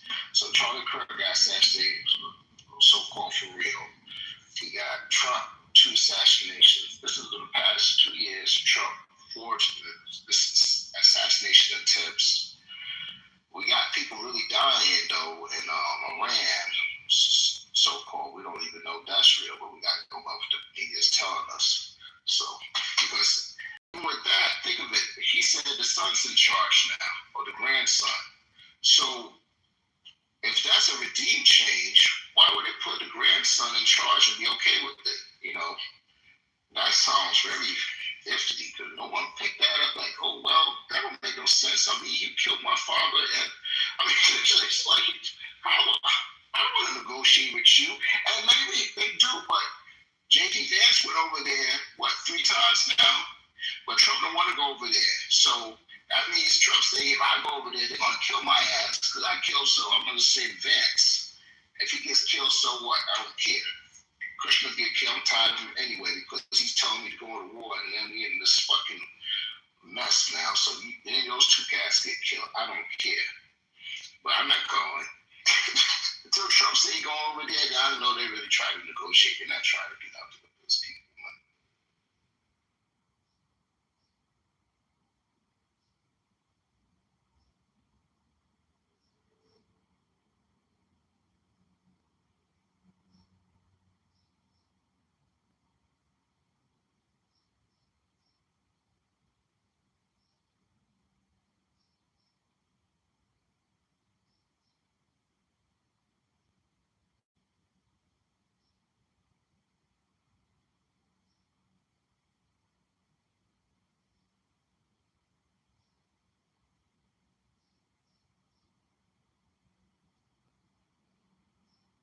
You know, see, they said Cuba damn near about to collapse.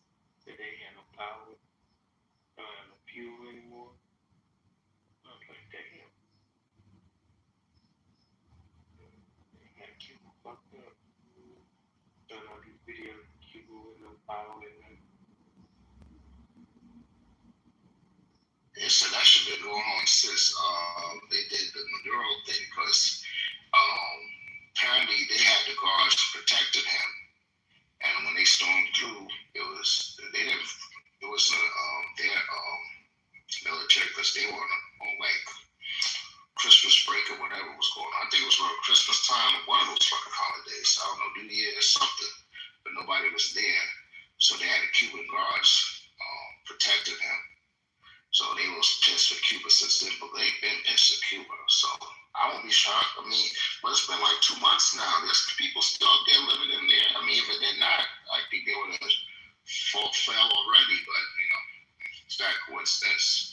Going to conspiracy theories, the only 2 banks that, actually 3, Cuba, North Korea, and who's the other one? Iran. It is true. they're the only ones that Central Bank don't have no connection to. So they do this whole so-called blockchain Bitcoin thing. They get rid of the system because nobody want to run around with cash. But the funny thing is, they say that. What did you talk about, Cisco? I want to pull a you on you, nigga. What did you talk about? Go ahead, you got it though, man. See, I was just talking to keep the women not quiet. You got it. I'm not worried. I'm not going to argue right now. I'm trying to get you listen.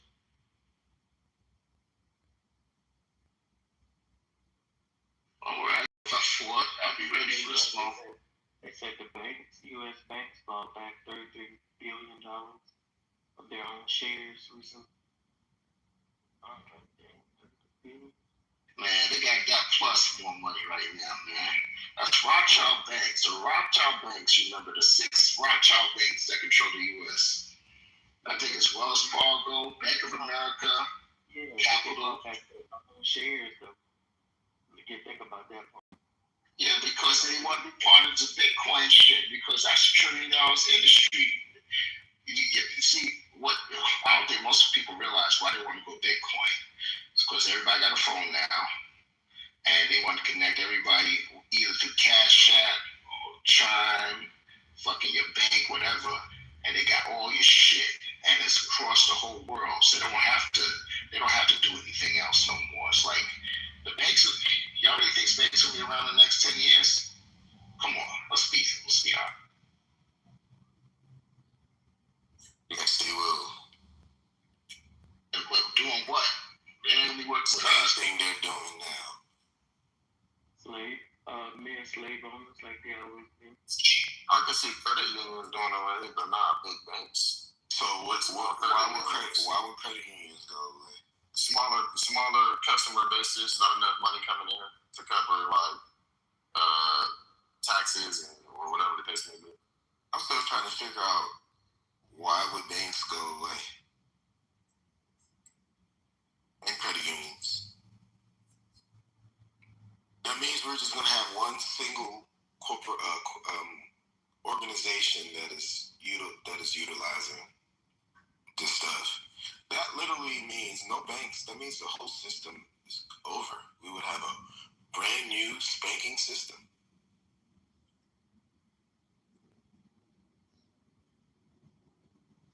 So Cisco, let us know what the system is that we'll be using. You already know it, man. You use this shit every fucking day. When you ask me a question, you already know the fucking answer. I'm doing your cell phone right now. Wait. You're on a cell phone. You cash your money. Your check comes through the phone, man. That's how this shit working now, man. You see how they start with me? See, but I told you they want fucking people. That's not how banking works, bro.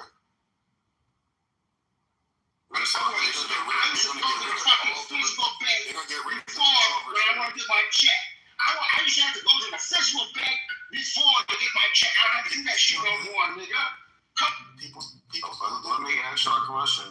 Banks only probably go to like $250,000 or something like that. Most people got that in their house, bro. You really need to have a bank. To be honest, you should be appreciated if it's $250,000.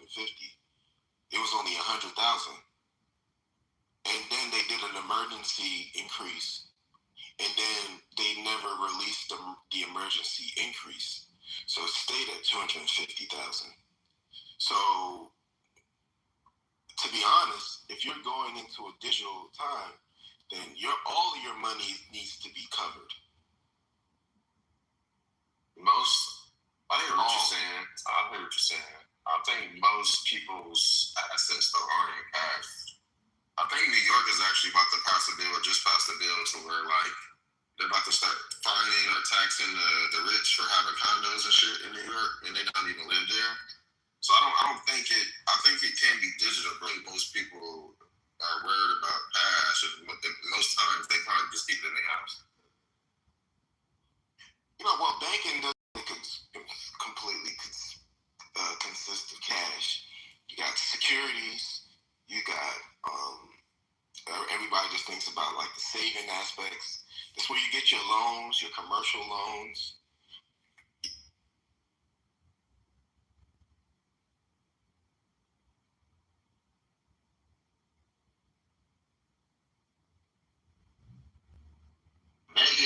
was dead back in 2008, and now they actually implementing the fucking Bitcoin shit that's ready to start. Which as soon as we get this new Fed chairman in there, he's gonna start the deregulation and all this shit. Y'all know what's coming. Come on, y'all stay showing in the movies. Y'all didn't watch it in time. I won't give no spoilers. They're showing they're gonna fucking have us working like slaves. Come on.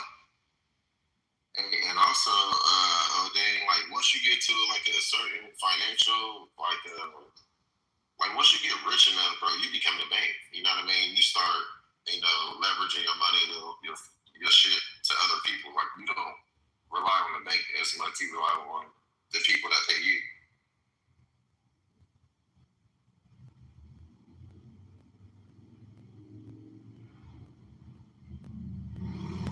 But I don't know, man. I don't think they'll go away completely, bro. But I think the small credit unions, like in your city, like those may go away. But I know big banks, like the Chases, the Huntington banks, like they won't go anywhere.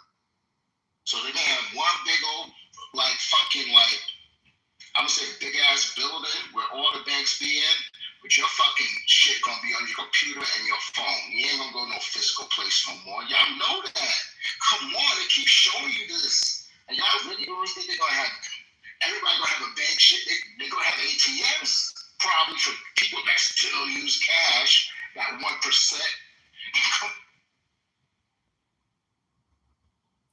Bro, everybody uses the bank digitally. Like most people with money, like Rick Ross showed a video the other day. He had literally a safe full of millions of dollars in cash. Like most people keeping their shit at their career where they got a bunker or something, some crazy safe in a wall. Like cash is kept on hand, but the other stuff we use the bank for is on digital.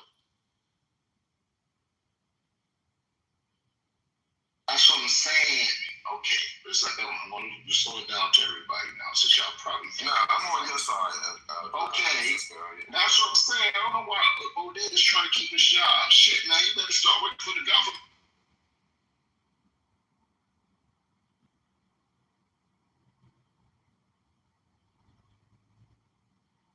As you said there in the fucking 1910, you might as well have fucking a little match and some wood and fucking still cook your shit that way too. Fuck, I still use cash. You probably got a fucking credit card. Yeah, credit card, but I use cash and as you should too. But you don't care about privacy. If you out there sitting still trying to use that shit, I can't. What you doing during the pandemic when they fucking like all the stores were taking no cash? What you were doing? You had to get one of those fucking prepaid cards and shit. Come on, man. There's a lot of places in New York not using cash no more. I don't even live there. Y'all in the fucking cities. Y'all don't care. Damn it, they love it. They're not to fucking write it off. Or reported, I should say. So there.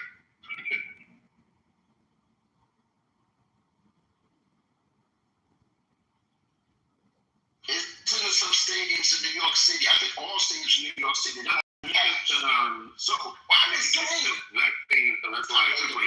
So what? You need to fucking take the vaccine so you can be part of the system.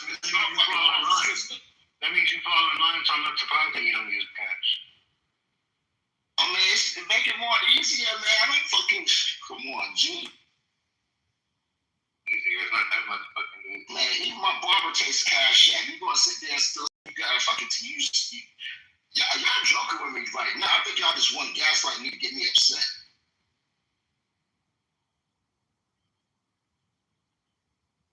So nobody in this room is over 16 years old. Now, I'm the oldest nigga here, and I'm using fucking digital fucking money. You up there talking about you still use cash. Come on. I understand that you was my mom or something. I can see that shit, but you fucking too young. You're fucking too young to be using fucking cash, nigga. I'm 70 years old. Nobody believes that.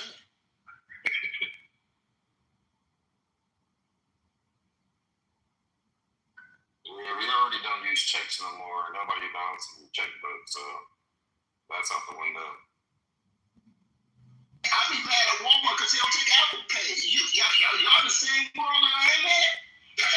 For real? I mean, everybody doesn't It's at American Express. What are you talking about? Or I don't want everybody should straight up pay by now. Everybody. It should be a fucking. I want the new commissioner to come in to make everybody Apple Pay to make my life fucking easier. Because I don't like going to my fucking wallet and taking out my shit. Because you know who knows who be trying to steal your shit. So if I can use that shit, it's protected to my phone. If y'all be surprised on how many people suffer from getting their information taken and their bank and all these information swiped out, and y'all want to go to a straight digital age. I'm trying to tell y'all, people are not ready for that shit. Being in the financial industry, no, they're not ready for it. They're not ready for an all digital society. We're not.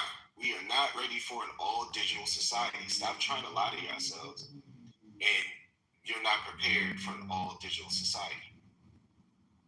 Would you say that they are gearing people up to? That's all they can do is gear you up, but you're still not ready for an all digital society. But I mean, honestly, you know, when they introduce like the Visas and the MasterCards, I'm like, well, shit, niggas then already low key halfway there, to be honest.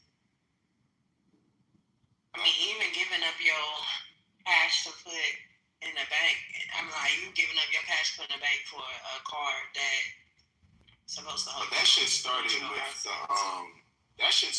with people putting in the bank and then turning around and putting it into their beds at home after the Great Depression. In the Great Depression, it was one group of people that benefited the most from the Great Depression. Then eventually they seen that group of people started to flourish. And then the next thing they decided to do was what? Incorporate those people into the part of society that they did not accept them into. Y'all know who we know who we talking about. Black people. So once they incorporated that, I mean, then our whole society, the economy changed once certain people that weren't accepted into certain parts of the society did. And even then, banks weren't still allowed. The banks, the total elimination of, because that's why I asked Cisco, you feel the same way, who would be securing your digital assets? Because y'all don't understand. This is what we have to understand. You don't understand how rampant fraud has been hitting this nation. Especially in a digital way. Nigga, I could call you and be like, hey, Nabisco, you know, I was going to let you know that you won a $5 million lottery ticket here in Canada. And all I need you to do is send me your account number and routing number so we can route the funds to you. You know how often that shit happens? Yeah, but you gotta be a stupid motherfucker. Oh my God, Lynn, you'd be surprised. Oh my God. Yeah, you got different people out in the world. It works. I'm talking about niggas that's in their 20s, 30s, 40s, 50s, 60s, 70s, 80s, 90s. They all fall for these digital asset tricks. That's why people tell you don't click on things in your email address that you don't know about. Digital, like, to me, I feel like I'd rather somebody take all the money that I have in my wallet than somebody take all the money that I have in my account. And y'all don't really carry cash in y'all wallet. Hey, you can't get your cash back, bro. You can get your digital. That's the back. no. Hey, B-Mac, if you authorize something and you said it was fraud, nigga, you still gave the authorization of someone frauding you. Yeah, I'm just saying, you got protections when it comes to the digital. When you start to authorize, if you don't protect the cash on hand immediately, right in the air, you'll never see that cash again, bro. But that's why I made that statement. Digital assets. I think you're right. You can actually protect the fucking shit outside your account from unauthorized. Your bank usually actually, now you can't do that shit, but most of the time, I got a lot of refunds from shit that I was like, okay, the bank said, nah, don't worry about it, like overseas shit. I'm like, I didn't make that purchase. They said, yeah, that's true. Oh, we're gonna give you the money back. Don't worry about it. Just turn off the overseas part of your account. I was like, okay. See, they already know people scamming. Yeah, the banks will protect us. But that's what I'm trying to say. Like, if there's not run good course, you gotta run good course. I'm gonna let you think what you want. I'm gonna let you think what you want to think. Then there wouldn't be no fraud departments if this shit was that simple. It's not that simple. We're making digital assets more simplistic than y'all think. It's not. It's not as simple. If digital assets were that simple, we would have been all using and completely have digital assets. It's not. It's not safe. But then we even think it's something that we can stop. I think it's something that's always been in the plans. Once the internet came up, bro, from 2020, y'all said that the banks were gonna be taken over, and I told y'all it wasn't. Sure, money that you don't. Say that again, Kaz. How do you insure money that you don't want to report? Oh, you talking about people that haven't actually. It would be illegal. What if I never do it? I'm just saying. Talking about having money that you never report? I mean, of course, there's people that. How do you insure it? Like, how do you. Oh, you can't? You the insurance. You better figure out how to insure that shit yourself. Y'all confusing me. Did you just say how do you insure cash?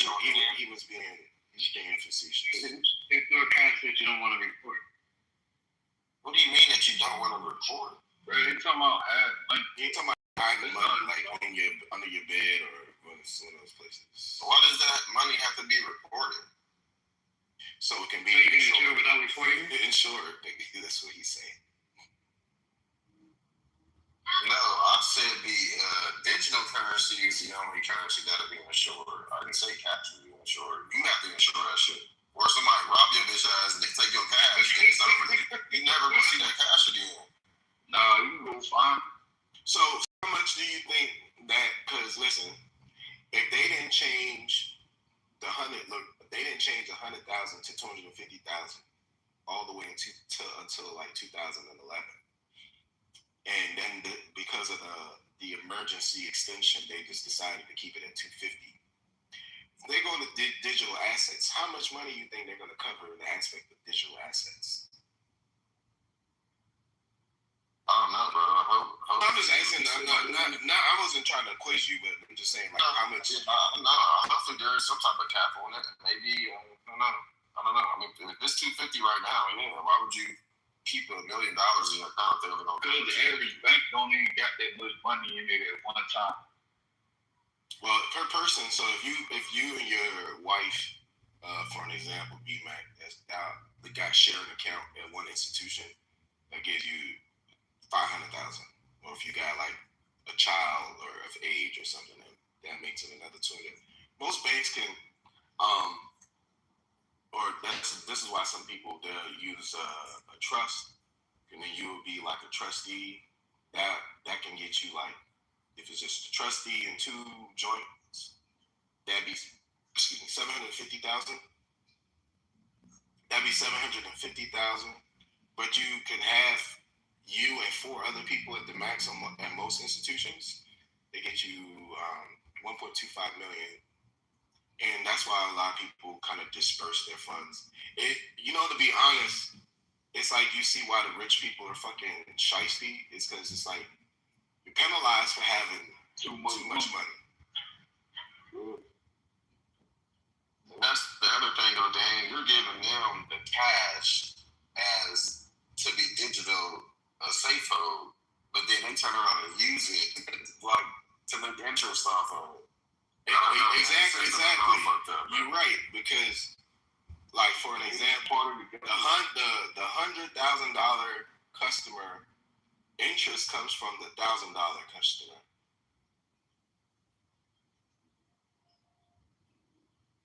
Like technically, that's not.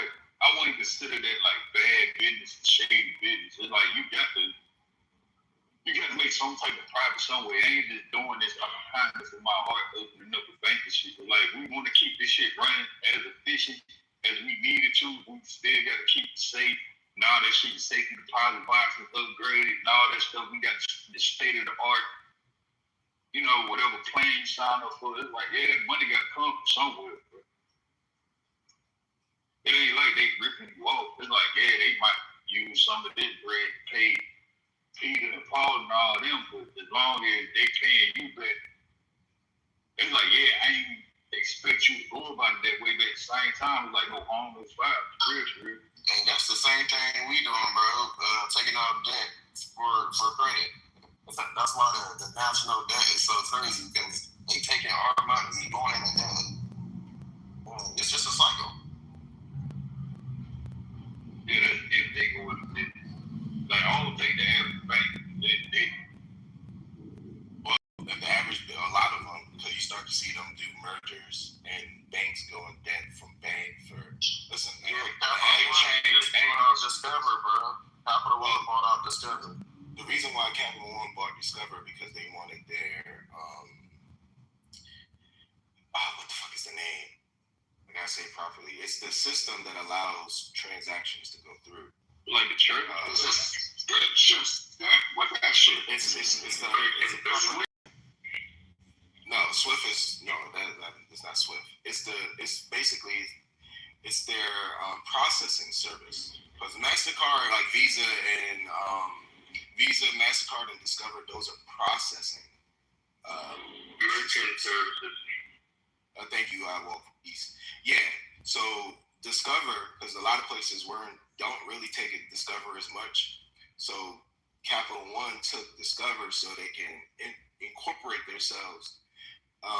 Even though Capital One's regular debit cards or MasterCard, but once Capital One goes further within the next 5 to 10 years, they would get rid of MasterCard the same way they got rid of Visa and utilize their own system, which is Discover's system.